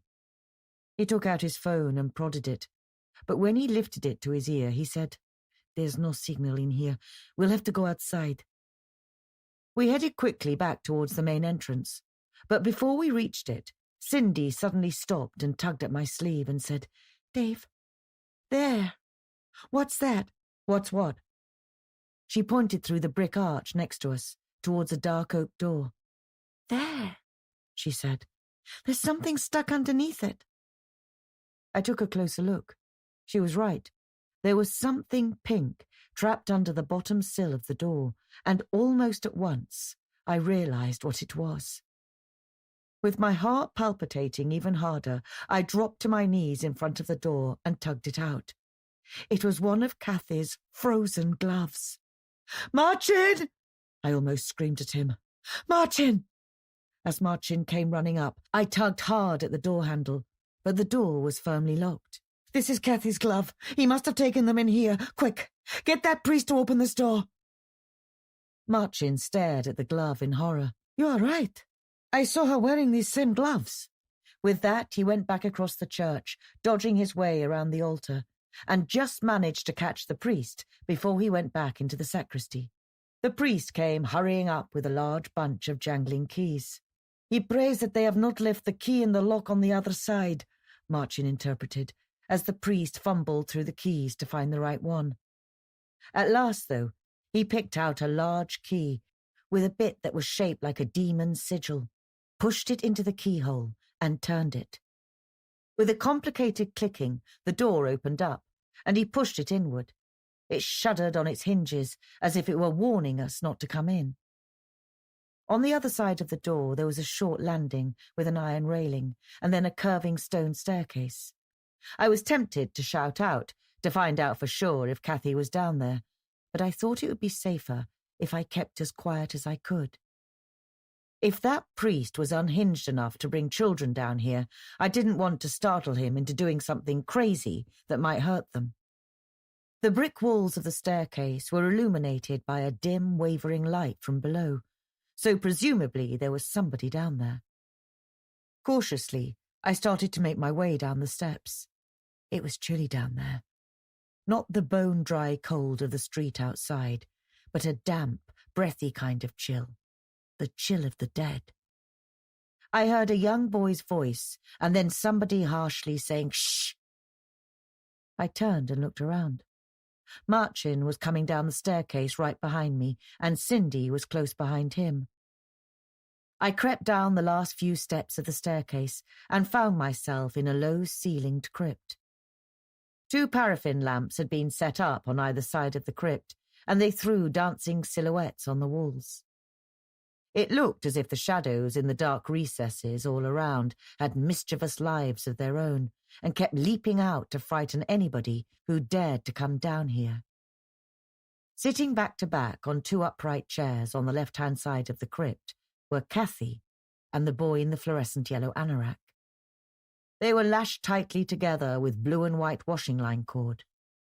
Kathy turned around and shook her head, her eyes wide, as if she were imploring me not to shout out loud. She didn't need to tell me. What I saw in the middle of the crypt stunned me into silence, and I heard Kathy let out a squeal of disgust. On a long wooden table lay a partially dissected body, its head removed, its rib cage and its pelvis stripped of flesh, and strips of raw meat heaped up beside it. Where its head had been, there was a beige woolen beanie soaked in blood, and where its feet had been, there was still a single lace-up boot. The other had dropped onto the floor. I said, "Right, Kath, let's get you out of here right now, you and your friend. Marcin, call the cops." I made my way around the table to untie Kathy and the boy in the yellow anorak, but as I did so, I was stopped in my tracks by a hoarse, high, hair-raising screech. Out of the darkness at the far end of the crypt, a figure appeared, a figure robed in red with a high-pointed hood. Its face was masked in black gauze, so it was impossible to see if it was a man or a woman. It was thin and round-shouldered, but so tall that its hood touched the ceiling of the crypt, and it came towards us with an odd, uneven gait, as if it were walking on stilts or very high heels. In one hand, it was carrying a huge triangular butcher's knife, stained with blood. The figure stopped at the far end of the wooden table and brandished the knife at me. "Marcin, call the cops now," I told him. Marcin took out his phone, but then the figure hissed and whispered something, so that the black gauze was sucked in and out. Marcin held up his hand and said, "Wait, David," and spoke to the figure in Polish. The figure hissed and whispered again. Marcin listened, and then he turned back to me. "He says he is the Red Butcher, and that he has come back because the winter is so cold, and there is an epidemic, and the people of Wrocław will soon be hungry. He's killing children. He's insane. Call the police. He says he is a man of God, a cardinal. He's only obeying the word of the Lord. When Jesus fed the 5,000, it was with loaves, yes, but fishes was a mistranslation of school. When the children were starving, Jesus fed them children. The young were rightly sacrificed to keep their elders alive. He's crazy. This is like something out of one of my movies. He says you cannot stop him because he has God on his side." The red-robed figure started to walk in that odd, stilted way towards Kathy and the boy in the yellow anorak, holding up his knife. Kathy screamed, and the boy let out a terrified moan. I ran forward and grabbed the Red Butcher's wrist. He twisted and struggled and hit me again and again with his free left fist, although he seemed to have very little strength. I wrenched the knife out of his hand, and when he tried to claw it back from me, I stabbed him as hard as I could, right into the middle of his robes. I dragged the blade upward until I felt it stick against his ribs, and then I pulled it out. "No!" Marcin shouted. "David, no!" And Kathy screamed again. The Red Butcher staggered, and I stepped back, still holding the knife.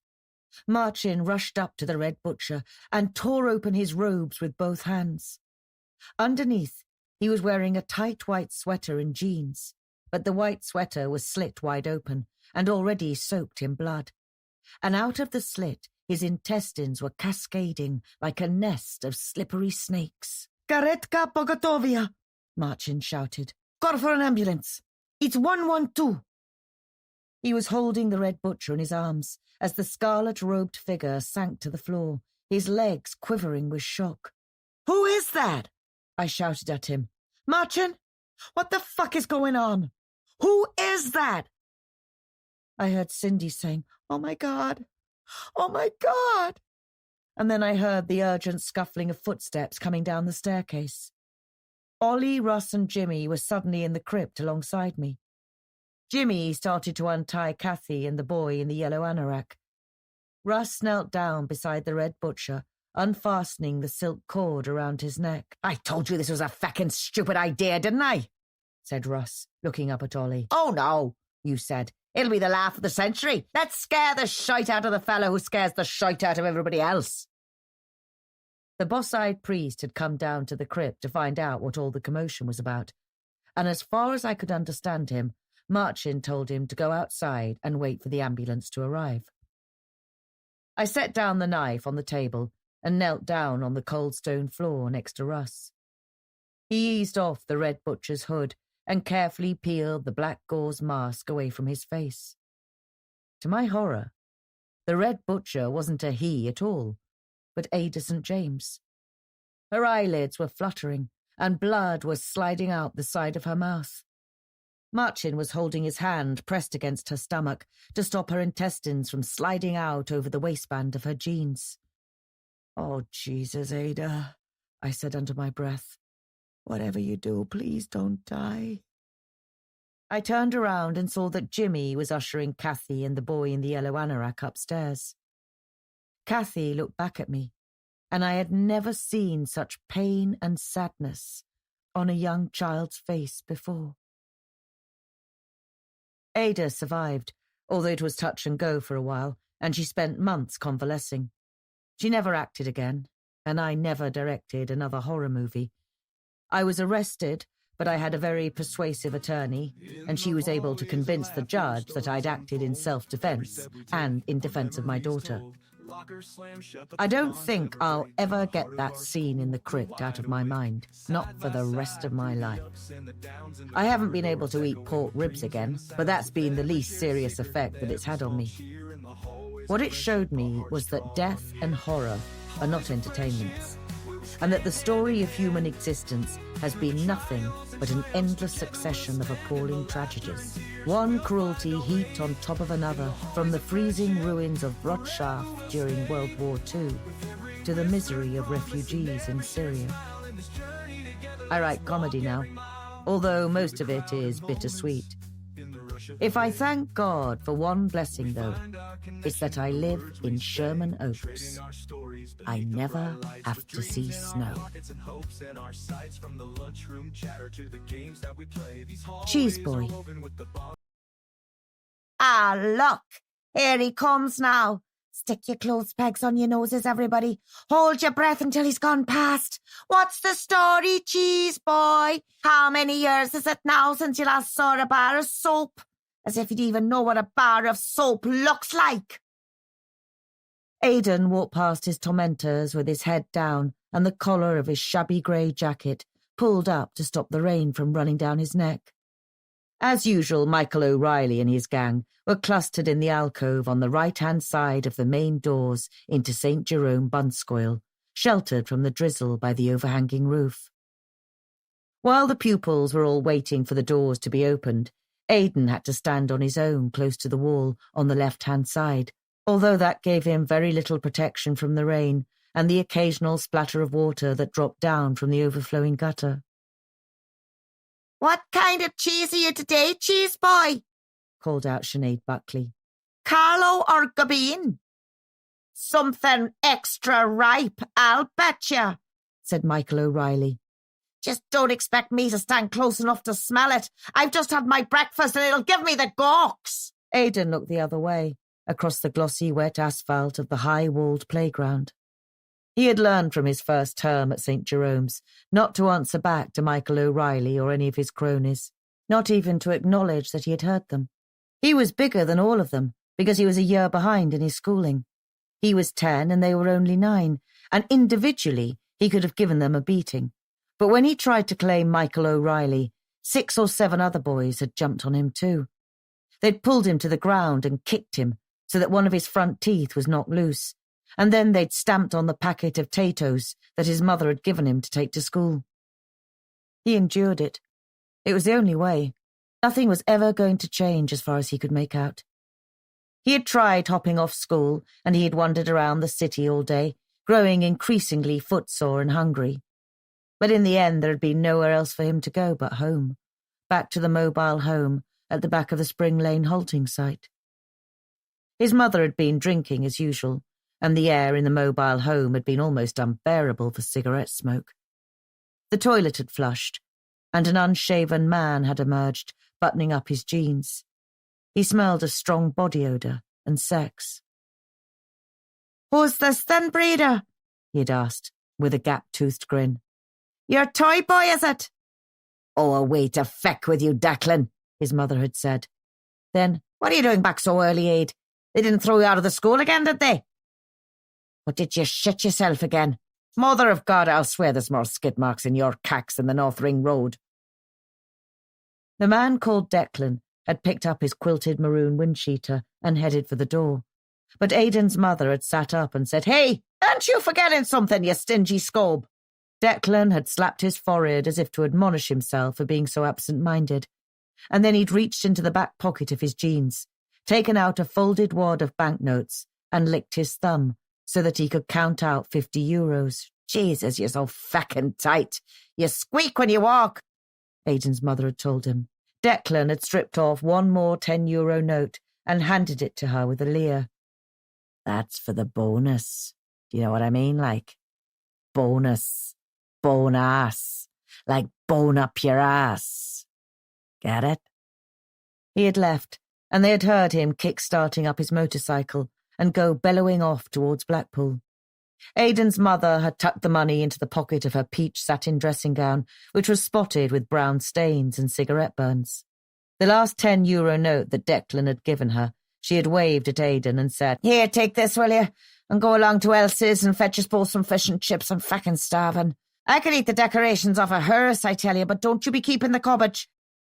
Later that evening, she'd finished a half bottle of Paddy's whiskey and fallen asleep on the couch, snoring softly, with a cigarette still burning between her fingers. Aidan had carefully taken her cigarette away and crushed it out in the tin lid she'd used as an ashtray. Then he'd collected up the half-eaten cod and chips that she'd left in their wrapping paper on the floor and bundled them up and pushed them into the overflowing waste bin in the kitchenette.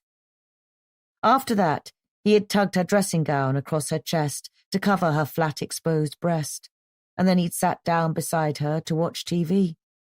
As usual, he had stayed awake until well past midnight. There was a photograph of her on the shelf next to the television set when she was 20, dark-haired and dark-eyed, with a mischievous smile. Aidan loved that photograph. This was what she had looked like when his father had made love to her, whoever his father was. He had been created because his mother had been beautiful. He never allowed himself to forget that. He looked at her now, and that girl in the photograph had almost vanished, leaving only this skinny, tangle-haired creature, more like a scavenging animal than a woman. It was hard to believe that she was only 31, but she was his mother, and he loved her, because there was nobody else in his life to take care of him. Nobody else wanted to, because he was Cheese Boy. Once the school doors were opened, the 19 children in Ronga Tree filed into the classroom, chattering and laughing. The classroom was as gloomy as a fish tank on a wet day like this, and old-fashioned, with battered wooden desks that seated 2 pupils each, sitting side by side. On the left-hand side of the classroom, nearer the windows, there were 2 rows of 5 desks. Then there was an aisle, and on the right-hand side, next to the wall, a single row of 5 desks. Aidan sat alone in this single row in the 3rd desk back, because Miss O'Connell had told him that she didn't want him sitting too close to the front, where she could smell him. All of the rest of the class sat in the 2 rows nearer the window. "Sure, this weather's desperate, isn't it?" said Michael O'Reilly. You can't open the windows when it's raining like this and let out the smell of cheese. Aidan said nothing, but untied the string that held together the broken buckles of the battered brown leather satchel that he'd rescued last term from the school rubbish tip. He took out his geography book and opened it to the last essay that he'd finished, Fishing off the West Coast. He had consistently misspelled herring as erin and trawlers as trawlers. Miss O'Connell had given him 1 out of 10 for writing neatly, but she had also written, "Please wash your hands, Aidan, before writing next essay," because he'd left smudgy black finger marks on the sides of the pages. They all filed into the school hall for morning prayers.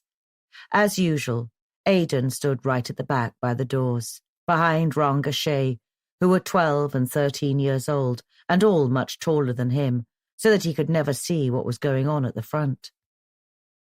None of his own class wanted to stand next to him, and even the older pupils would make a show of fanning their hands under their noses when he appeared.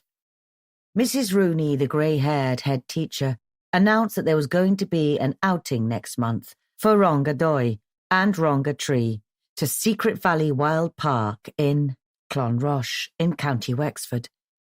It would cost €15 each, €750 for admission to the park and €750 for a packed lunch.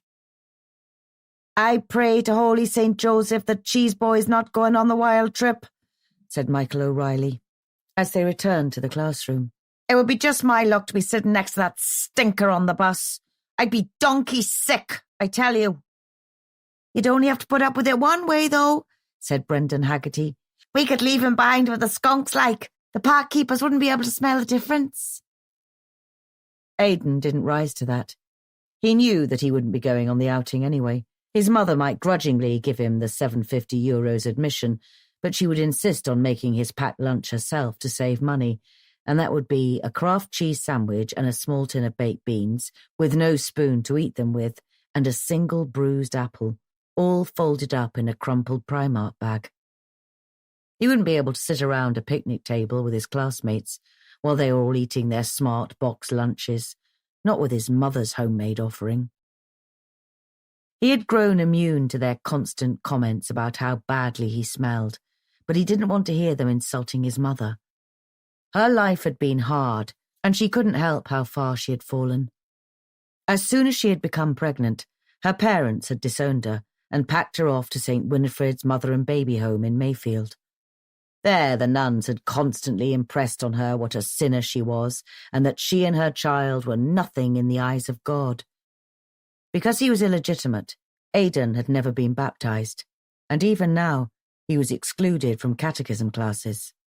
He never prayed, because the nuns had told him when he was little that he was a child of Satan, and that God would never listen to him. He had come to understand that if he needed salvation, he would have to save himself. Miss O'Connell came into the classroom, and all the children stood up. She was a plain young woman, Miss O'Connell, with rimless glasses and a pale, podgy face and ginger hair that was tied back with a ribbon like a chaotic bunch of French carrots. She was wearing a droopy green cardigan and a long fawn skirt and sensible shoes. "Today, class, we're going to start learning about the weather," she said. "We're going to learn about rain and fog and thunderstorms and wind." Somebody at the back of the class made a loud farting noise, and Brendan Haggerty put his hand up and said, "Dennis has the wind, miss. I just heard it." All the children screamed with laughter, but Miss O'Connell rapped her wooden pointer on her desk. "Who made that disgusting noise? Dennis Grace. Was that you?"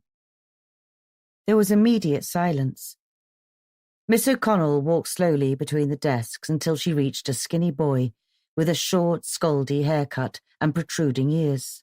His eyes were lowered, but he was smirking and obviously trying not to laugh. "I said, was that you, Dennis? And don't you try lying to me, because God knows the truth, and God will find his own way of punishing you, even if I don't." "Yes, miss," said Dennis Grace, almost inaudibly. "Yes, miss what?" Yes, miss, I made that disgusting noise, or yes, miss, I'm lying. Yes, miss, I done the noise. Why? Because you said wind, miss, and that's what my dar always says when somebody lets off.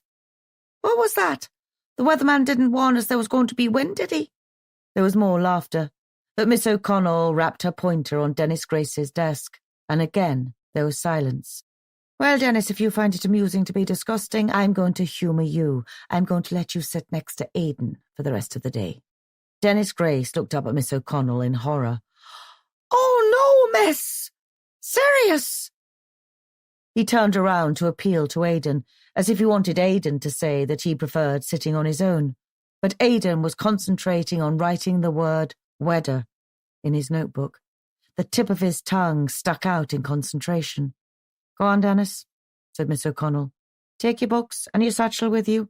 Oh, miss, do I have to, miss? I'll do anything else.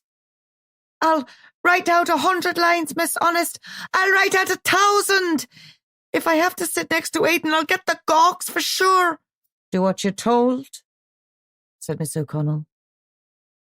Aidan may not have been looking, but he was listening, and he knew that forcing Dennis to sit next to him was as much a punishment for him as it was for Dennis. He had tried to have a wash this morning in the toilet block on the halting site, even though the water was a funny colour and freezing cold, and there was never any soap. His mother had run out of Dawn dishwashing liquid long ago, even though she rarely bothered to wash up the dishes. He had tried to wash his own vest and underpants the night before last, but they'd still been damp when it was time for him to get dressed for school, and so he'd put on yesterday's underwear. Dragging his feet with reluctance, Dennis came across the classroom and sat on the bench seat next to him, right on the very edge, as far away as he possibly could. When Miss O'Connell's back was turned, he stretched his mouth wide open and stuck his finger into it, miming that he was about to vomit. The class squealed with laughter again, at least until Miss O'Connell swiveled around and glared at them. Any more of this now, and there'll be less of it, she snapped. She started to draw a map of Ireland on the blackboard, with blue arrows to indicate how the Gulf Stream flowed across the Atlantic and kept the Republic's climate very temperate, considering how far north it was, but also very wet. They were all supposed to copy this weather map in their exercise books, and while they did this, there were 5 minutes of silence, interrupted only by an occasional cough. At this time of the year, at least a third of the class would have colds. Dennis was frowning with concentration as he scribbled away with his coloured pens, but he shielded his exercise book with the crook of his arm so that Aidan couldn't see what he was drawing. After a while, though, he dropped his pencil and slid his picture across the desk. There, he said. That's you, boy. He had drawn a giant yellow cheese with arms and legs and bulging red eyes, and a crowd of tiny people running away from it, all holding their noses and bringing up fountains of bright green sick. Underneath, he had written, Cheese Boy, the smell from hell. Aidan was carefully drawing streams of blue arrows across the Atlantic Ocean. At first, he wouldn't look at the picture that Dennis had pushed towards him, because he knew that it was going to be horrible, whatever it was. But then Dennis whispered, Go on, cheese boy. That's you, that is. You're the stinky, manky cheese monster. I'll tell you something. The bang of Benji off of you, it's enough to make a maggot gag. Aidan glanced at it sideways. Some of his classmates had drawn worse pictures of him and been far more abusive. But somehow the idea that he was a monster and not even human, and that he would disgust people so much that they would vomit as they ran away from him, that was more than he could bear. He was cold, too, and shivery, and hungry, and the insides of his thighs were sore because his flannel shorts were damp, partly from the rain and partly from urine.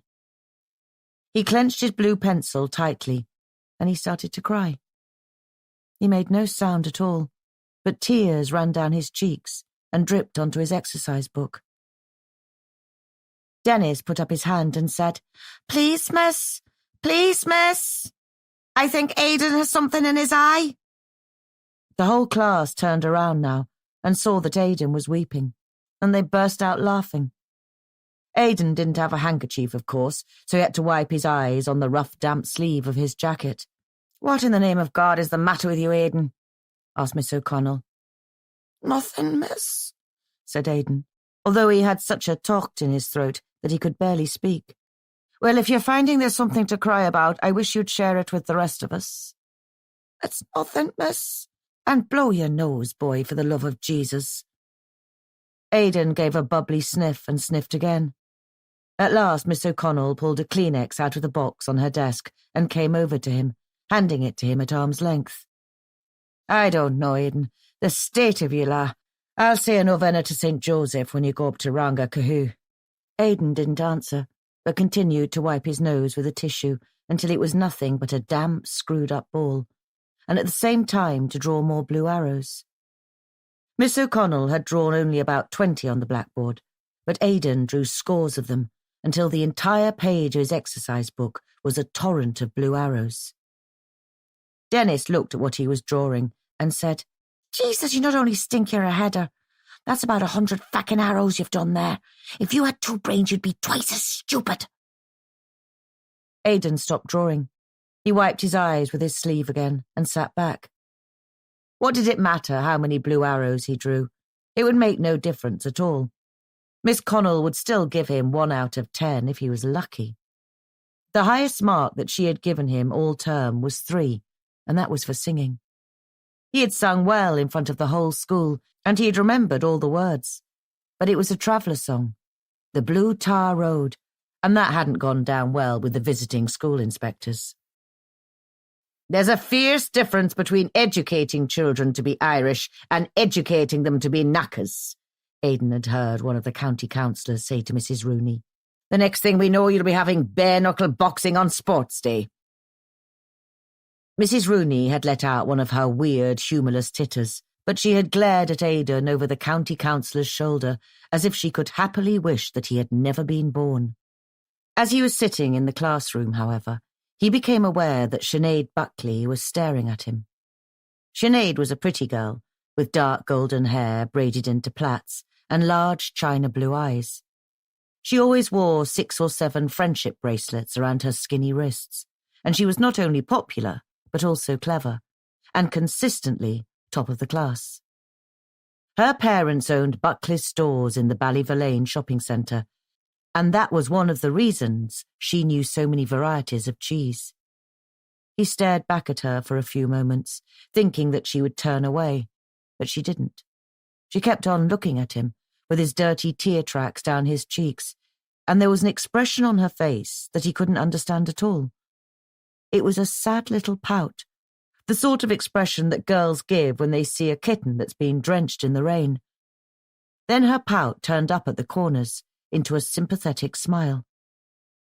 Aidan turned his head away and looked at the wall. He could guess what was coming next. She would pretend to be nice to him and tell him that she wanted to be friends and meet him after school. When he turned up, though, a whole gang of boys would be waiting for him, jeering and throwing clods of earth or dog shite. He'd been caught like that before, and he had sworn that he would never fall for it again. When he came out of school that afternoon, though, Sinead was waiting on the corner by the green postbox. It had stopped raining, although the sky was still grey and the pavements were still wet and shiny. Aidan stepped into the road to walk past her, but Sinead said, "Aidan, stall it a moment, would you?" Aidan stopped and looked at her suspiciously. "What do you want?" he asked her. "You going to ask me what kind of cheese I am, is that it?" Sinead glanced back towards the school gates to make sure that none of her friends could see her. "I saw you in the class today, and you were bawling and all." "I was not bawling. It was like Dennis said. I had a bit of grit in my eye, that's all." "All right, whatever you like. But I saw you weren't happy, and I know that I've been one of the worst ones for making you feel like that. And I wanted to say that I'm sorry." Aidan said, "Shouldn't have bothered. I don't give a shite if you're sorry or not." "I'm still sorry, and I was thinking that maybe I could help you." What's she going to do? Find me a gun so I can shoot Michael O'Reilly? Don't be an idiot, said Sinead, still glancing around to make sure that nobody was watching. I think it would help you if somebody could talk to your ma. Do you know what I mean, like? How would that help? Well, look, said Sinead. Supposing I was to ask my ma to come home with you tomorrow and have a bit of a chat with your ma. And what good would that do? Aidan, everybody in the school calls you cheese boy because you smell. Your clothes are dirty, your hair is dirty, and you have wax in your ears. You look like you never wash, and you look like you never get enough to eat either. So what if your ma talks to my ma? What difference is that going to make? It could make all the difference, Aidan, said Sinead. Your ma never visits the school, does she? So she probably doesn't realise what a hard time you're having. If she did, then maybe she'd change. Maybe she needs some help. You know, somebody to give her a hand with the cleaning and the cooking and all that kind of thing. Maybe she needs money.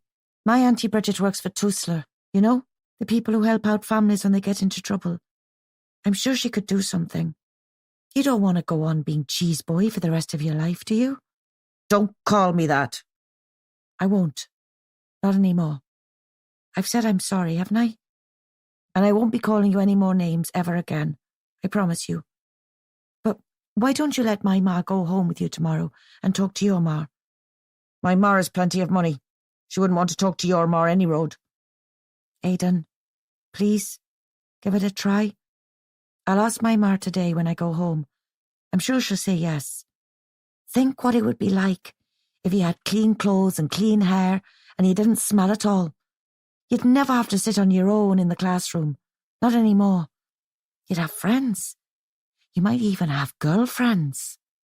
Aidan said nothing, but stood looking at her and thinking how pretty she was. He couldn't make up his mind if she was being sincere or not, or if this was going to turn out to be another one of Michael O'Reilly's grotesque practical jokes.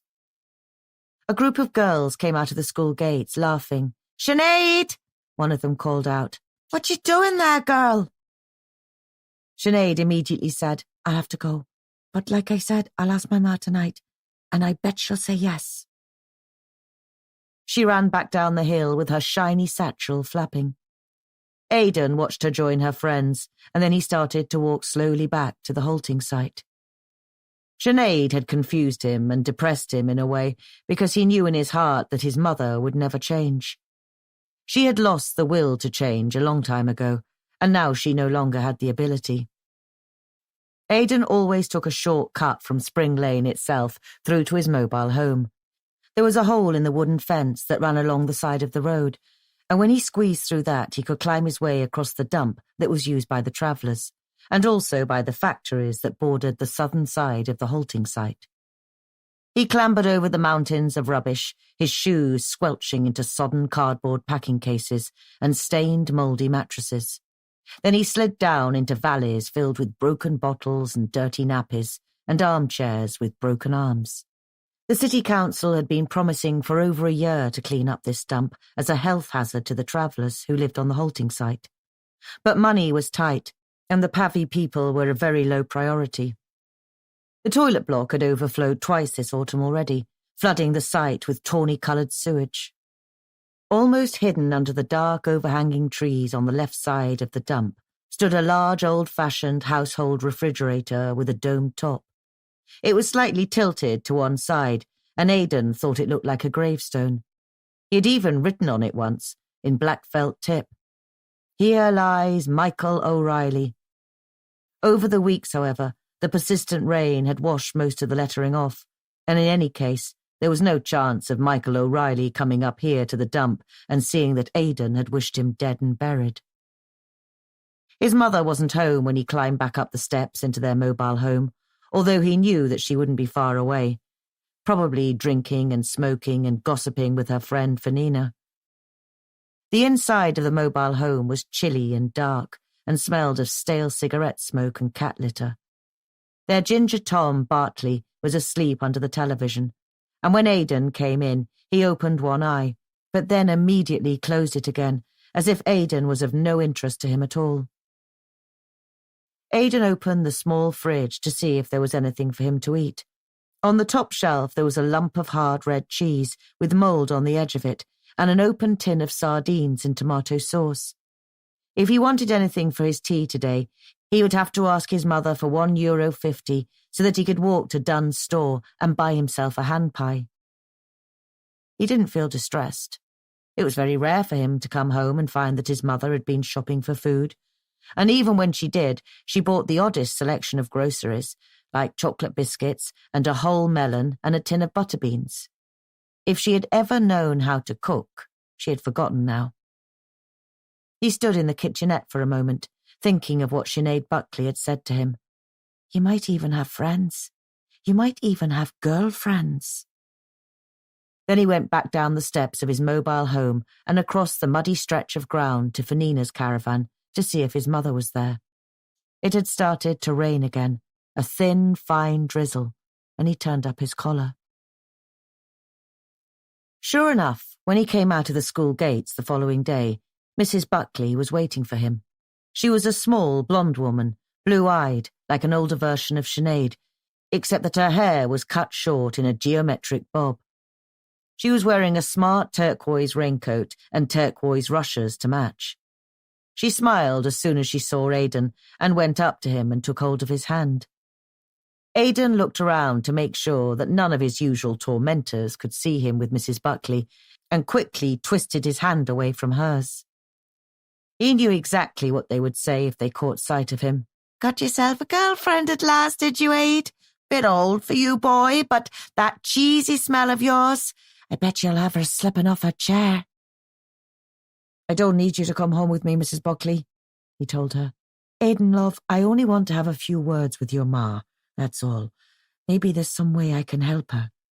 She doesn't need no help. She's grand altogether. Aidan started to walk up the hill as fast as he could, but Mrs. Buckley kept pace with him. Sinead told me about you, Aidan, and the difficult time you've been having at school. Don't tell me you wouldn't like all that bullying to stop. I don't pay it no mind at all. Any road, what can I do about it? They'd still say that I was a pew, no matter what I smelt like. He kept on walking, hoping that Mrs. Buckley would soon realise that there was no point in coming home with him and turn back. But even though she said nothing more to him, she stayed beside him. She even followed him when he squeezed his way through the gap in the fence and climbed across the dump. At last he arrived at his mobile home. Before he climbed the steps, though, he turned around and said, She won't want to talk to you, Mrs. Buckley. I know that for sure. Well, Aidan, I can at least try, can't I? Aidan didn't know what to say to her. She was giving him such a rueful little smile that he could hardly run up the steps and slam the door in her face. His mother was sitting on the couch when he went inside.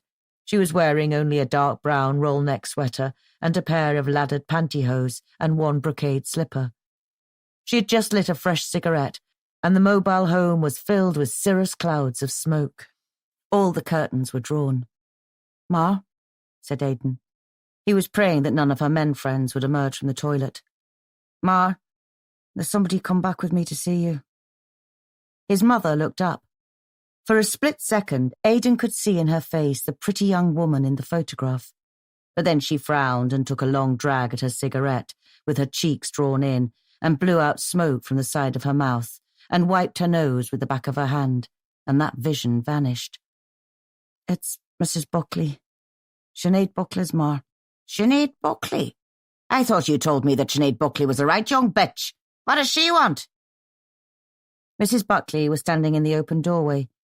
Is it all right if I come in and talk to you, Mrs. Nevin? Talk to me? What about? And it's Miss Nevin, if you don't mind. Mrs. Buckley came into the living room area and sat down on the couch. My first name's Finola, she said. Would you mind if I called you by yours? Breda, said Aidan's mother. Well, Breda, I hope you don't think I'm being intrusive or judgmental. I'm the last person in the world to tell another mother how to take care of her own child. So why did you come here? You want to talk to me about the weather? I wouldn't be able to help you there because I haven't been outside today. I've come to talk to you about Aidan. What's he done now? Have you been tossing rockers and breaking windows again, Aidan? I know for sure that you haven't been fighting. He never fights, you know that? I keep telling him to stand up for himself, but he won't. He's always been funky, just like his father. One sniff of trouble and he's gone. Mrs. Buckley said, "It's about Aidan's hygiene. To be absolutely honest with you, he never seems to be clean, and his clothes are always dirty, and he smells." He's a young lad. What the feck do you expect? All young lads smell. I'm sorry, but they don't. Not as badly as Aidan, anyway. And because of his hygiene problem, he's bullied at school by all of the other children. Including your Sinead, from what Aidan's told me. Yes, you're right. Sinead has been as guilty as all of the others. But now she's realised how unhappy Aidan must be, and she's apologised for being so cruel to him. That's why she's suggested that I come here and talk to you and see if we can't find a way for him to clean up himself, so to speak. Aidan's mother took another drag on her cigarette, and when she spoke, smoke came out of her mouth with every word, and out of her nostrils too. I'll say this, Finola. I've been taking good care of Aidan ever since I gave birth to him. His father didn't want to know him, and my family turned me out for getting knocked up without a wedding ring on my finger, and they've never spoken to me since. Not given me a cent of support, not ever. If I hadn't been taken in by a traveller fellow, I wouldn't even have this home to live in. So what's happened to him, this traveller fellow? He was killed in some fight about a horse. Stabbed. 5 years ago. 6 maybe, I don't know. But at least I have somewhere to live, and so does Aidan. And how I bring him up is my business. Breda, you don't understand that Aidan has no friends. His teachers won't even let him sit at the front of the class because he smells so much. Unless we can work out a way of getting him clean, he's going to have no future. Not in school, not in college, not in finding himself a job. Who's going to employ him if he smells so badly that nobody will go near him? All right, for feck's sake, said Aidan's mother. I'll send him along to the shops to buy some soap. I don't suppose you want him to wear perfume as well, do you? I wouldn't want him bullied for smelling like a botty boy. It's going to take much more than soap, said Mrs. Buckley. He's in desperate need of new clothes and new shoes and a shower or a bath at least every other day. And how am I supposed to buy him new clothes and new shoes? And how do I pay for all that hot water? I've barely enough to keep body and soul together. You could stop smoking and drinking, Breda. Or cut down, at least. Well, that's easy for you to say. But if I couldn't have a smoke now and again and a gat or two, I might as well take myself down to the river and throw myself in. Supposing I give you some money to help Aidan clean himself up, said Mrs. Buckley. She opened her bag and took out her purse. They sell packs of 3 school shirts in pennies for only €12, as well as really cheap socks and underpants, and he could do with a new sweater too. I don't need charity, thank you, said Aidan's mother. They might be giving Aidan a hard time at school, but I'll not have anybody saying that I'm a beggar. All right then. Let me lend you the money. Look, here's €50. Pay me back whenever you can. It's Aidan's well-being I'm worried about, not your reputation. Ah, go on to fuck, said Aidan's mother, and spat on the floor. I don't know how you have the brass nerve to come round here and tell me how to look after my own son. Go on, get yourself out of here. Mrs. Buckley snapped her purse shut and stood up. I'm serious, Breda. If you don't make sure that Aidan has a regular wash and his clothes are clean, I'm going to report you to Tussler. Do you think I care? You can report me to whoever you like. Now let me see the back of you interfering bitch. Mrs. Buckley held her ground. You don't seem to understand. Tussler have the authority to take Aidan away from here and put him into care. You listen to me, said Aidan's mother. She reached for her cigarette packet and took out a cigarette. Aidan is my son, and nobody's going to take him away from me. Now get out of here before I slap you in the kite. All right then, said Mrs. Buckley. You don't leave me any choice, do you? I'm going to call Tussler about Aidan and tell them how badly you've been neglecting him. If they don't make an application to the district court to have him taken into care, I'll be amazed. She stepped out of the door and down the steps. Aidan followed her. You won't really, will you? He asked her. Report you to Tussler? Of course I will. You can't go on living like this. What's going to happen when you grow up and go to man's school, and after you leave and try to find yourself a job? She started to walk away. Aidan stood still for a moment, watching her. and then he ran after her. "Please don't," he said. "I don't care what they say about me in school. I don't want to get my ma into trouble. I don't want to leave her. Please."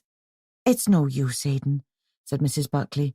"Once Tusla finds you a foster parent to take care of you and feed you properly, once you don't smell so bad anymore, your whole life will be so much happier. Your ma needs help too, the state of her. It's all for the good, believe me." Mrs. Buckley continued to walk towards the entrance to the halting site, past a broken-down caravan and a tractor with no wheels. The path curved around the side of the dump, where a new load of rubbish had been tipped that afternoon. A flock of seagulls was clustered all over it, flapping and fighting and screaming like frustrated children. Aidan looked around. There was nobody else in sight, only him and Mrs. Buckley. The sky was grey, and there was no wind at all. He saw a length of rusty angle iron, about a metre long, which looked as if it had been part of a demolished shed. He clambered up the side of the dump and picked it up, and then clambered back down again. He ran after Mrs. Buckley, his shoes pattering on the path, although the seagulls were screaming so loudly that she probably didn't hear him. As he came closer, he lifted up the length of angle iron and hit her with it as hard as he could. He had tried to hit her on the head, but she was walking fast, and he only managed to strike her between the shoulder blades.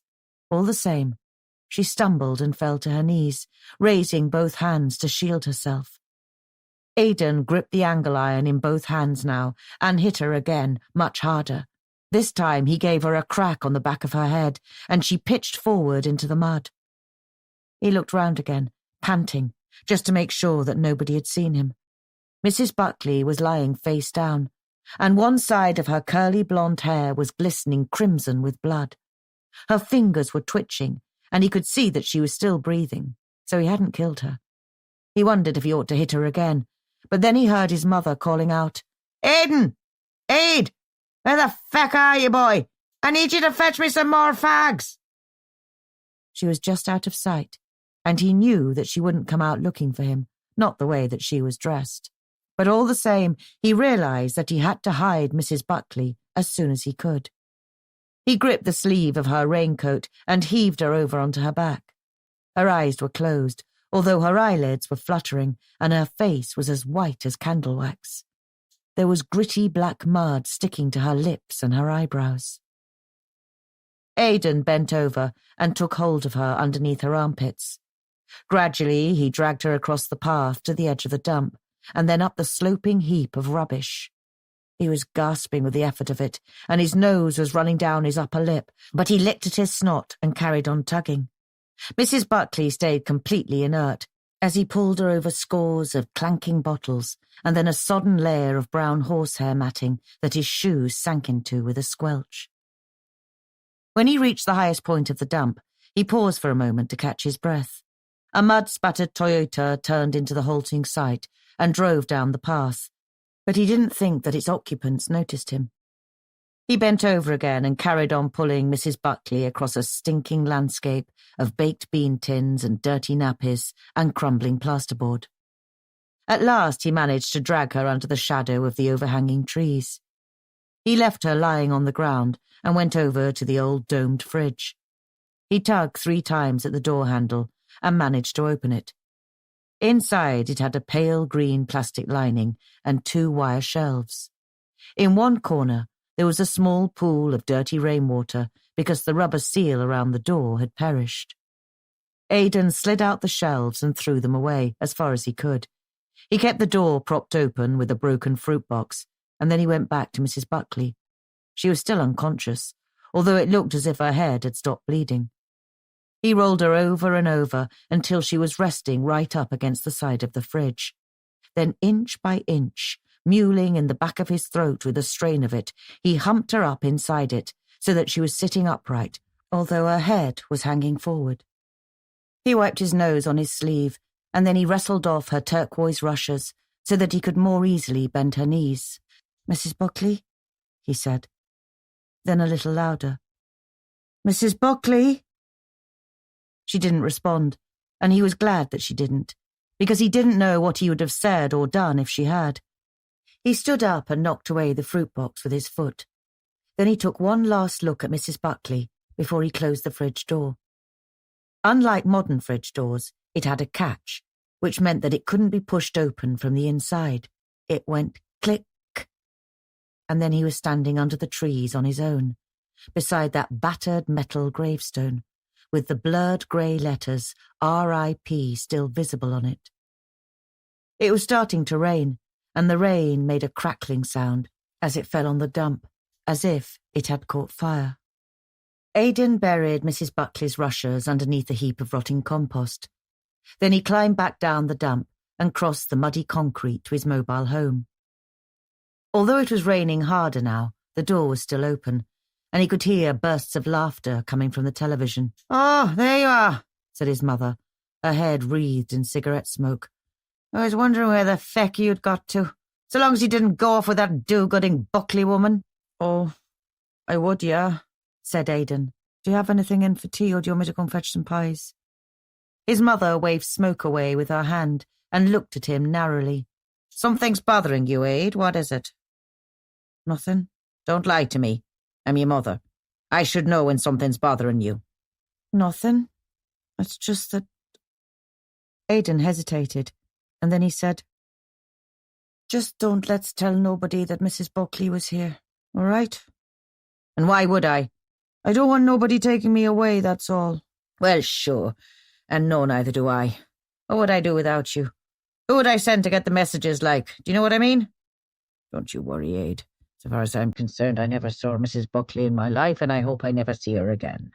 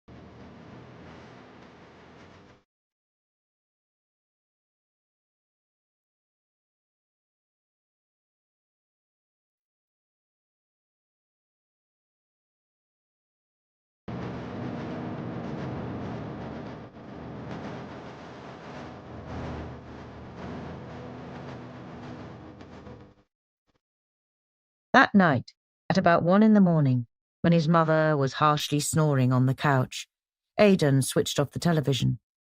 He picked up his mother's cigarette lighter from the floor, pushed it into his pocket, and then went into the kitchenette. There he opened the cutlery drawer and took out a small, sharp knife, the one that his mother usually used for cutting string. Then he reached up and opened the top cupboard, where she kept the pie dishes and the saucepans that she never used these days, and took down a screw-top pickle jar.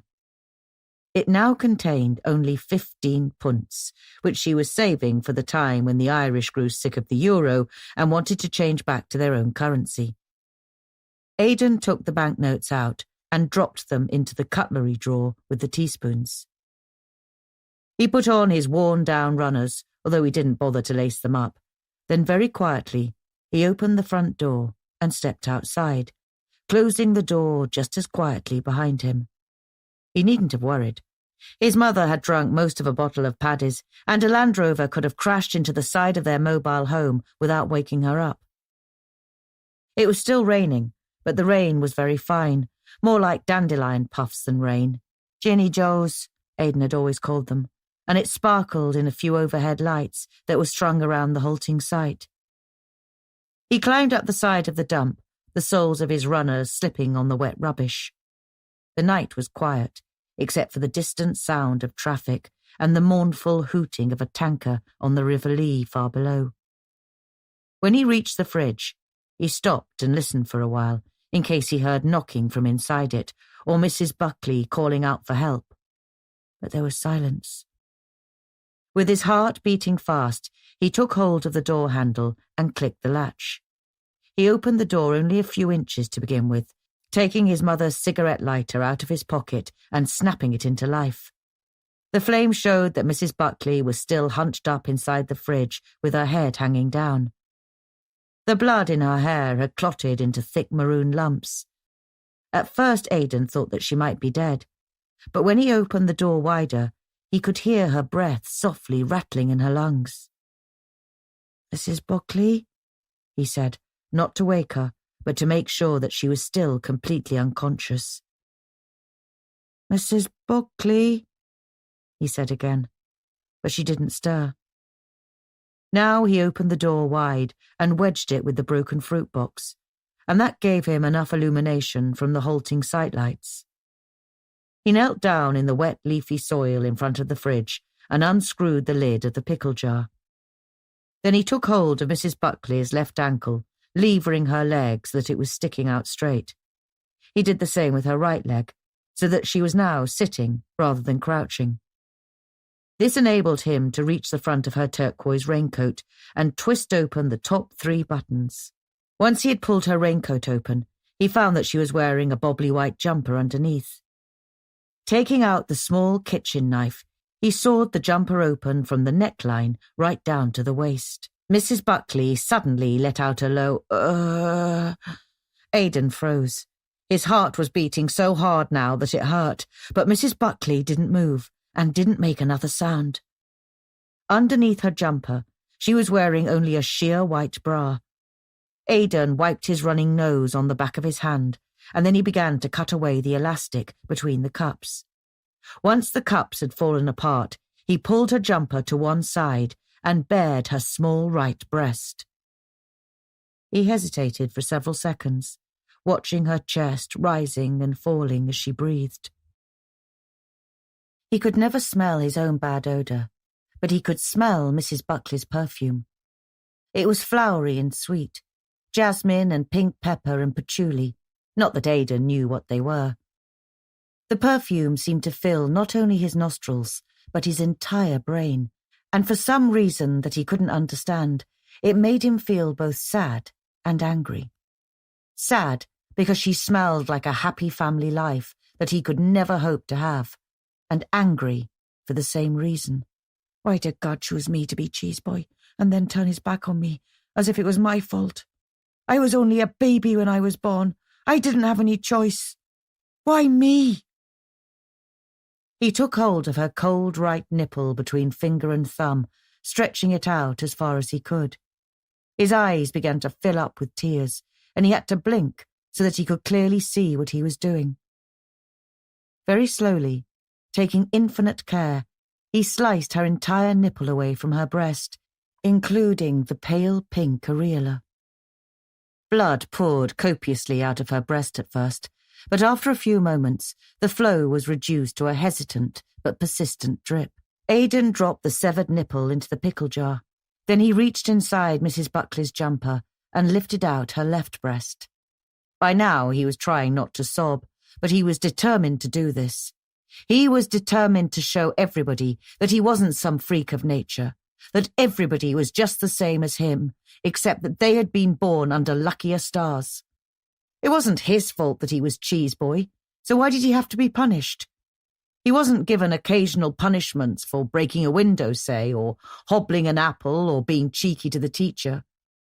He was punished every single day, every single week, every single month, and as far as he could tell, for the rest of his life, just for being him. He sliced away Mrs. Buckley's left nipple too, and dropped that into the pickle jar.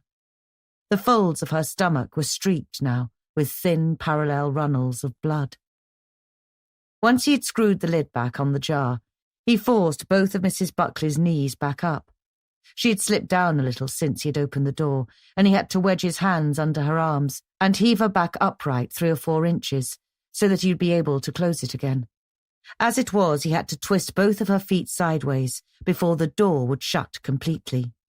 He climbed back down the dump without looking back at the fridge. Halfway down, he slipped on a sheet of rain-slick hardboard and dropped the pickle jar.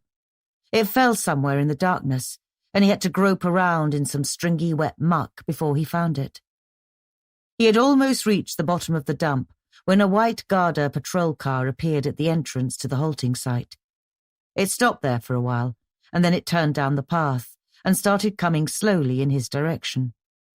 Aidan jumped down the last few feet to the path and then ran as fast as he could towards his mobile home. He just managed to reach it and climb the steps before the patrol car came around the curve in the path. Once he was inside, he pushed the pickle jar into the space under his bed. Then he pulled off his jacket and his shirt, unfastened his belt, and kicked off his shorts. By the time he heard footsteps outside, he was wearing only his vest and his pants and his wrinkly grey socks. But then he always wore his school socks to bed in the winter. He heard thick-soled boots climbing up the wooden steps outside, and then there was a sharp knocking at the door. "Guardie," said a loud voice. "Would you open up, please? We need to have a word with you." Aidan waited, holding his breath. He reckoned that if he answered the door immediately, the guards would wonder why a boy of his age was still awake when it was almost 2:00 in the morning. There was a long pause, and then another knock, much more insistent this time. "Hello in there. Guardie, would you open the door, please? We have to talk to you urgent-like." Aidan went to the door and opened it. A male Garda was standing outside in his yellow high-vis jacket, while a female Garda was waiting for him at the bottom of the steps. "Are you Aidan Nevin?" the Garda asked him. Aidan nodded but didn't speak. "Is your mother home?" said the Garda, trying to see past Aidan into the living area. "She's sleeping," said Aidan. "All right. Would you wake her up for us, please?" "I can't." "What do you mean you can't?" "Once she's asleep, I can't wake her up. Nobody can." "Why is that then? Has she been taking sleeping pills? Or is it something else she's been ingesting?" Aidan frowned as if he didn't understand what the Garda meant by ingesting. "Come on, son," said the Garda. "Has she been sniffing coke, or smoking weed, or drinking?" "She's beat out like, that's all," said Aidan. "Well, I'm looking for a woman called Mrs. Buckley," the Garda told him. "Her daughter Sinead's a friend of yours from school." "No, she's not," said Aidan. "She says she is." "She's not. Nobody is. I don't have no friends at school." The female Garda came up the steps behind her colleague and said, "Sinead says her mother went home with you earlier, Aidan, so that she could meet your mother." "She didn't," said Aidan. "Well, that's what Sinead told us. She said that you've been having trouble at school. You've been bullied, that's what she said, because you hadn't been able to keep yourself quite as clean as most of the other children, through no fault at all of your own. That's why her mother went home with you, to see if she could help your mother. My ma doesn't need no help. My ma's grand altogether." "Aidan, you're absolutely sure that Mrs. Buckley didn't come back with you?" asked the female Garda. "The thing is, she left home yesterday, saying that she was going to meet you, but she hasn't been seen since. Her family's fierce worried, as I expect you can imagine." "I haven't seen her," said Aidan. The male Garda said, "You know that it's against the law to tell lies to the guards, don't you?" "Yes," said Aidan. "I'm afraid you're going to have to wake your mother," said the female Garda. "We don't like to disturb her, but this is a very serious matter." "I can't," Aidan told her. "I could shake her and shake her, but she'd never wake up." The two Gardaí looked at each other. "I'll tell you what we'll do," said the male Garda. "We'll send another guard around in the morning, when she's awake, just to make sure. Meanwhile, if you see Mrs. Buckley or you hear from her, you ring us at once, okay?" "We don't have a phone," said Aidan. "In that case, go to the Garda station on Watercourse Road and tell them so." "Okay," said Aidan. "Can I go back to bed now?" The Gardaí stood looking for a few moments at this white-faced boy with his badly cut hair, standing in the open doorway of this run-down mobile home, in his grubby vest and yellow-spotted underpants and sagging grey socks. Then the female Garda smiled at him and said, "Yes, Aidan, you can go back to bed now." At 8:00, just before Aidan was due to set off for school, two different Gardaí came knocking at the door. They were both male, one tall and one short, and they both looked as if they wished they were anywhere else but here at this halting site. A group of 7 or 8 travellers were already beginning to gather around their car, their arms folded and their eyes narrowed, as if they weren't going to tolerate the presence of the Garda on their patch for very long, and for their own good health they'd better not try to arrest anybody. Aidan's mother was awake and dressed in a drooping beige cardigan and skin-tight black jeans. She had curlers in her hair, and she was standing in the kitchenette, spooning her breakfast of meatballs in onion gravy straight out of the tin and smoking her first cigarette of the day. Aidan opened the door and said, "Mar, it's the law." "What in the name of feck do they want?" The tall, gingery Garda standing on the step outside said, "We're looking for a missing woman, ma'am, Mrs. Finola Buckley." Aidan's mother came to the door holding a tin of meatballs and her cigarette in one hand and a dessert spoon in the other. "Who did you say?" "Mrs. Finola Buckley. She's the mother of one of the girls in your son's class at St. Jerome's. Her family say that she accompanied your son back home last night so that she could have a word with you about some trouble that he's been having at school." Aidan's mother sucked at her cigarette and blew out smoke. "Never heard of the woman, and even if I had, she wasn't here." "You're sure about that?" "Of course I'm sure. Why else would I say it if I wasn't? Any road. What trouble?" The Garda looked down at Aidan, who was surreptitiously picking his nose. "He's been bullied, apparently. First I've heard of it. Aidan can take care of himself, like. Can't you, Aidan?" Aidan said nothing, but rolled up the Grolier between finger and thumb and flicked it out of the doorway, unaware that the Garda had been watching him. "According to Mrs. Buckley's family, your son has a hygiene problem." "And what business is that of theirs, whoever they are? Aidan's 10, for the love of God, and what do you expect from a boy of 10? Do they want him to go around smelling all flowery like some feckin' steamer? He'd be bullied then, all right." "So, Mrs. Buckley didn't come to see you last night?" "Like I've just said to you, I don't even know the woman. Now, is it all right with you if I finish my breakfast?" The Garda looked around. One of the burliest travellers was sitting on the bonnet of his patrol car now, and the rest of them were clustered around it as if they were planning to overturn it if the 2 Gardaí didn't soon leave. "All right," said the Garda, "but we might be back with a warrant, so, for your sake, you'd better be telling me the truth. If Mrs. Buckley's been here, we'll be able to tell, no matter what you do to hide it." "You wouldn't give Aidan here a lift to school, would you?" asked his mother. "I don't want him to get into trouble for being late." "Sorry, ma'am," said the Garda, who could see that Aidan was digging his finger into his nose again. "That's against regulations like health and safety." "Well, if his teacher gives him lines for being late, I'll bring them round to the pigsty and you can do them for him." 5 days went by, and there was still no sign of Mrs. Buckley. Since both Aidan and his mother emphatically denied that they had seen her, and nobody else at the halting site had seen her either, the Garda appeared to be convinced now that she had not taken Aidan back home that afternoon, even if she'd told Sinead that she intended to. Detectives interviewed both Sinead and her father, and it turned out that Mr. and Mrs. Buckley had been having some marital problems. Mainly that Mrs. Buckley had suspected her husband of having an affair with an attractive young assistant who worked in their store. Mr. Buckley strenuously denied it, but the detectives noted that her suspicions might have given Mrs. Buckley sufficient motive for leaving him and not telling him where she had gone.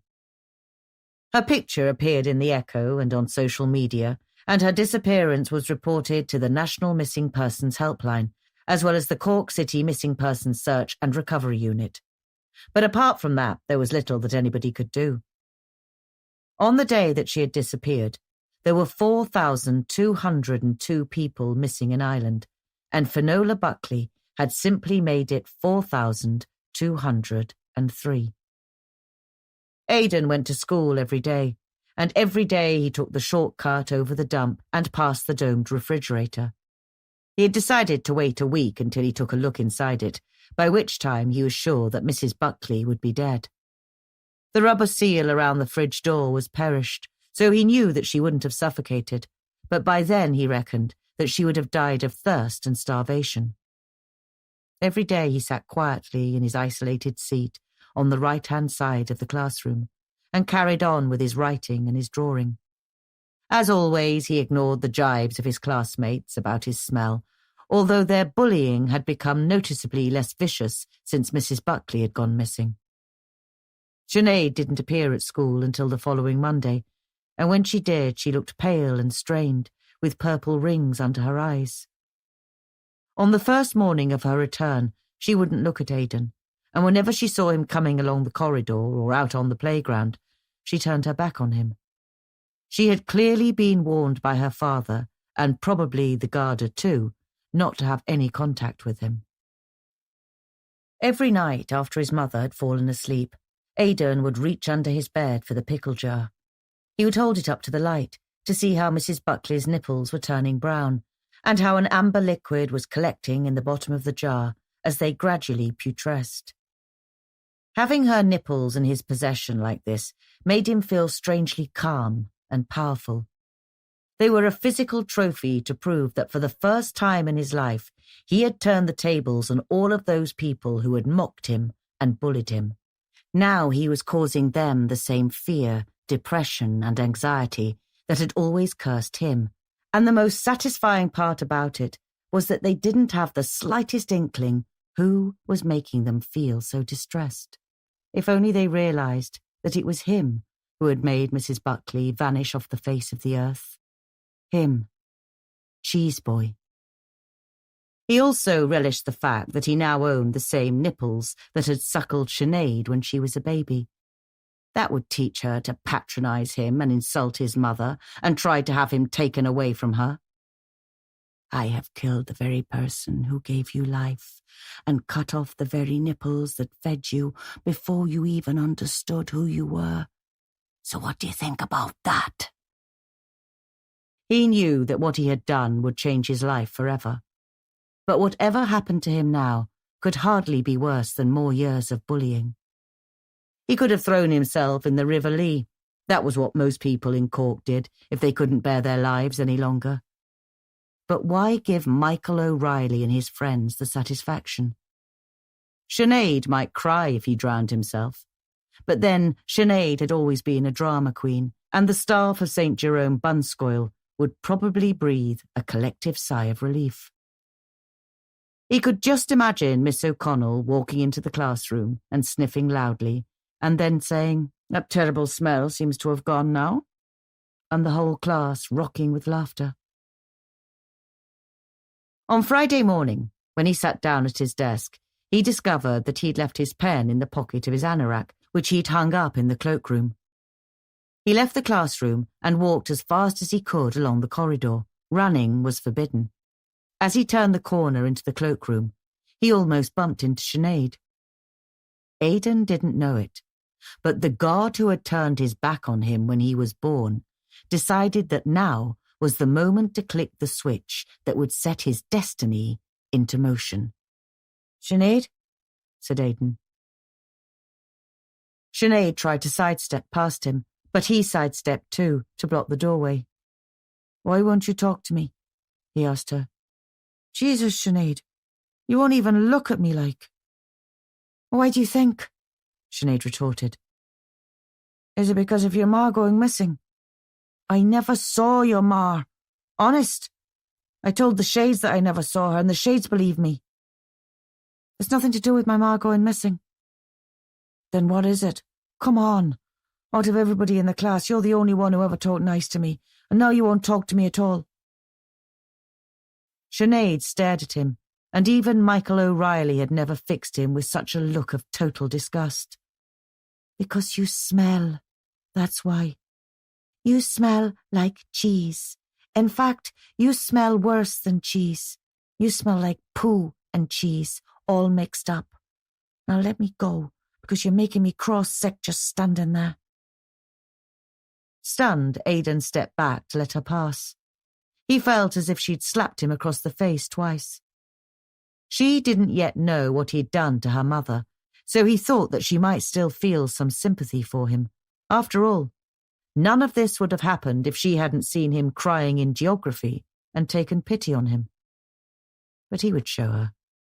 He would show all of them, Michael O'Reilly and Brendan Haggerty and Dennis Grace and all the rest of them, including Miss O'Connell. They thought he smelled, did they? Well, he had something that smelled even worse. Something that would give them the gawk so bad they wouldn't be able to forget it for the rest of their lives.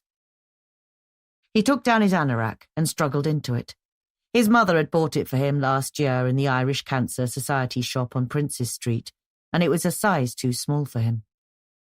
He opened the door that gave out onto the playground and cautiously looked around. The caretaker was around the back of the school, making a loud clattering noise with the rubbish bins, and all of the teachers were still in the staff room. He ran across the playground and out through the school gates, and then he pelted up the road, heading home. "No Aidan today?" said Miss O'Connell, looking around the classroom. "Well, that's very unusual. Thank heaven for small mercies." She couldn't remember the last time that Aidan hadn't taken a day off school. He always turned up, even if he had a persistent cough or a cold that had him monotonously sniffing snot bubbles all day. She chalked a sketch map of South America on the blackboard, and then she said, "Here, this is South America, and today we're going to find out all about El Nino. Now, does anybody know what El Nino is?" Dennis Grace put up his hand. "It's a South American police car, miss. You know, like, Nino, Nino." The children were still laughing when the classroom door swung open. They all turned around, and there, standing in the doorway, was Aidan. He was still wearing his anorak, and he was breathing hard. "Aidan, you're very late," said Miss O'Connell. "I thought you might not be coming into school today." Aidan didn't answer her, but entered the classroom and walked halfway down the aisle until he was standing beside Sinead. "Aren't you going to hang up your coat?" Miss O'Connell asked him. "Yes, come on, cheese boy," said Brendan Haggerty. "We're having this really cool lesson about South American police cars." There was more laughter, but it quickly died away. Aidan reached into the right-hand pocket of his anorak and tugged out the pickle jar. "Aidan," said Miss O'Connell sharply, "what are you doing? Take off your coat, boy, and sit in your usual place. Otherwise you'll be writing lines for bad behaviour, I promise you." "Yes, sit down, or Miss'll be giving you a cheeser," called out Dennis Grace. A cheeser was what the children called a hard clip across the back of the head with the edge of a ruler. "A cheeser for the cheese boy!" But Aidan suddenly let out a weird high-pitched screech, which silenced them all. He held up the pickle jar and showed it around, like a magician demonstrating that he wasn't hiding anything. "You think that I smell?" he said, and he was very close to tears. "You think that I have a bang off of me? Well, you all will when you're dead. You'll all go rotten after you're buried, and nobody will want to come anywhere near you." He unscrewed the jar and waved it from side to side. "Smell the Benji off of this," he said, and now he was almost screeching. "This is Mrs. Buckley's nips. Yes, I cut off her nips off, and here they are. Just smell the Benji off this." The children let out shrieks of horror. Sinead had shifted herself as far away from Aidan as she could, so that she was pressed right up close to her deskmate, Kathleen Lynn. But Aidan brandished the pickle jar close to her face. "You like the smell of this? This is your ma's old nips gone rotten. And you say that I smell like cheese? Cheese all mixed up with poo? Smell this. This is your ma. Smell this." With that, he threw the contents of the jar onto Sinead's workbook. 2 curled-up nipples that had turned blackened and shrunk, and a splatter of amber liquid. "Aidan!" shouted Miss O'Connell, and came stalking out from behind her desk. She seized Aidan's sleeve and wrenched him around, but he twisted his arm free, and then he kicked at her thin maroon stocking shins. Before Miss O'Connell could grab him again, he ran out of the classroom and along the corridor towards the front door. Mrs. Rooney was coming out of her office as he hurtled past her, and she snapped out, "Nevin, no running." But then he was gone, leaving the front door wide open. Miss O'Connell came panting up to Mrs. Rooney. "We need to call the guards," she said. "What's happened?" asked Mrs. Rooney. "Has Aidan been fighting? Is somebody hurt?" "Worse than that. I think he's murdered Mrs. Buckley." Aidan didn't stop running until he reached the gap in the fence. He squeezed his way between the slats, and then he climbed over the dump, jumping and bounding like a mountain goat. He was surging with adrenaline, but he wasn't frightened. He was triumphant. He had shown them at last. He had terrified them far more than they had ever frightened him. He had no idea what was going to happen to him now, but he didn't care. They would have nightmares about what he had done to them for the rest of their lives. "What kind of cheese are you today, Mrs. Buckley? The stinkiest nipple cheese, that's what. And now I'm going to find out how much the rest of you stinks." He slid across a wet sheet of corrugated iron, and then he ducked under the trees until he reached the dome-topped fridge. He took hold of the door handle, gripping it tight, but he hesitated for a moment before he tugged it open. He was excited and breathless, but he couldn't begin to imagine what Mrs. Buckley must look like by now. And he was almost afraid to find out. He was sure that he could smell her, even before he had opened the fridge door. He opened it and propped it open with the broken fruit box. Mrs. Buckley was crouched inside as before, and the ripe, cloying smell she was giving off was overwhelming. All the same, she didn't look as decomposed as Aidan had expected.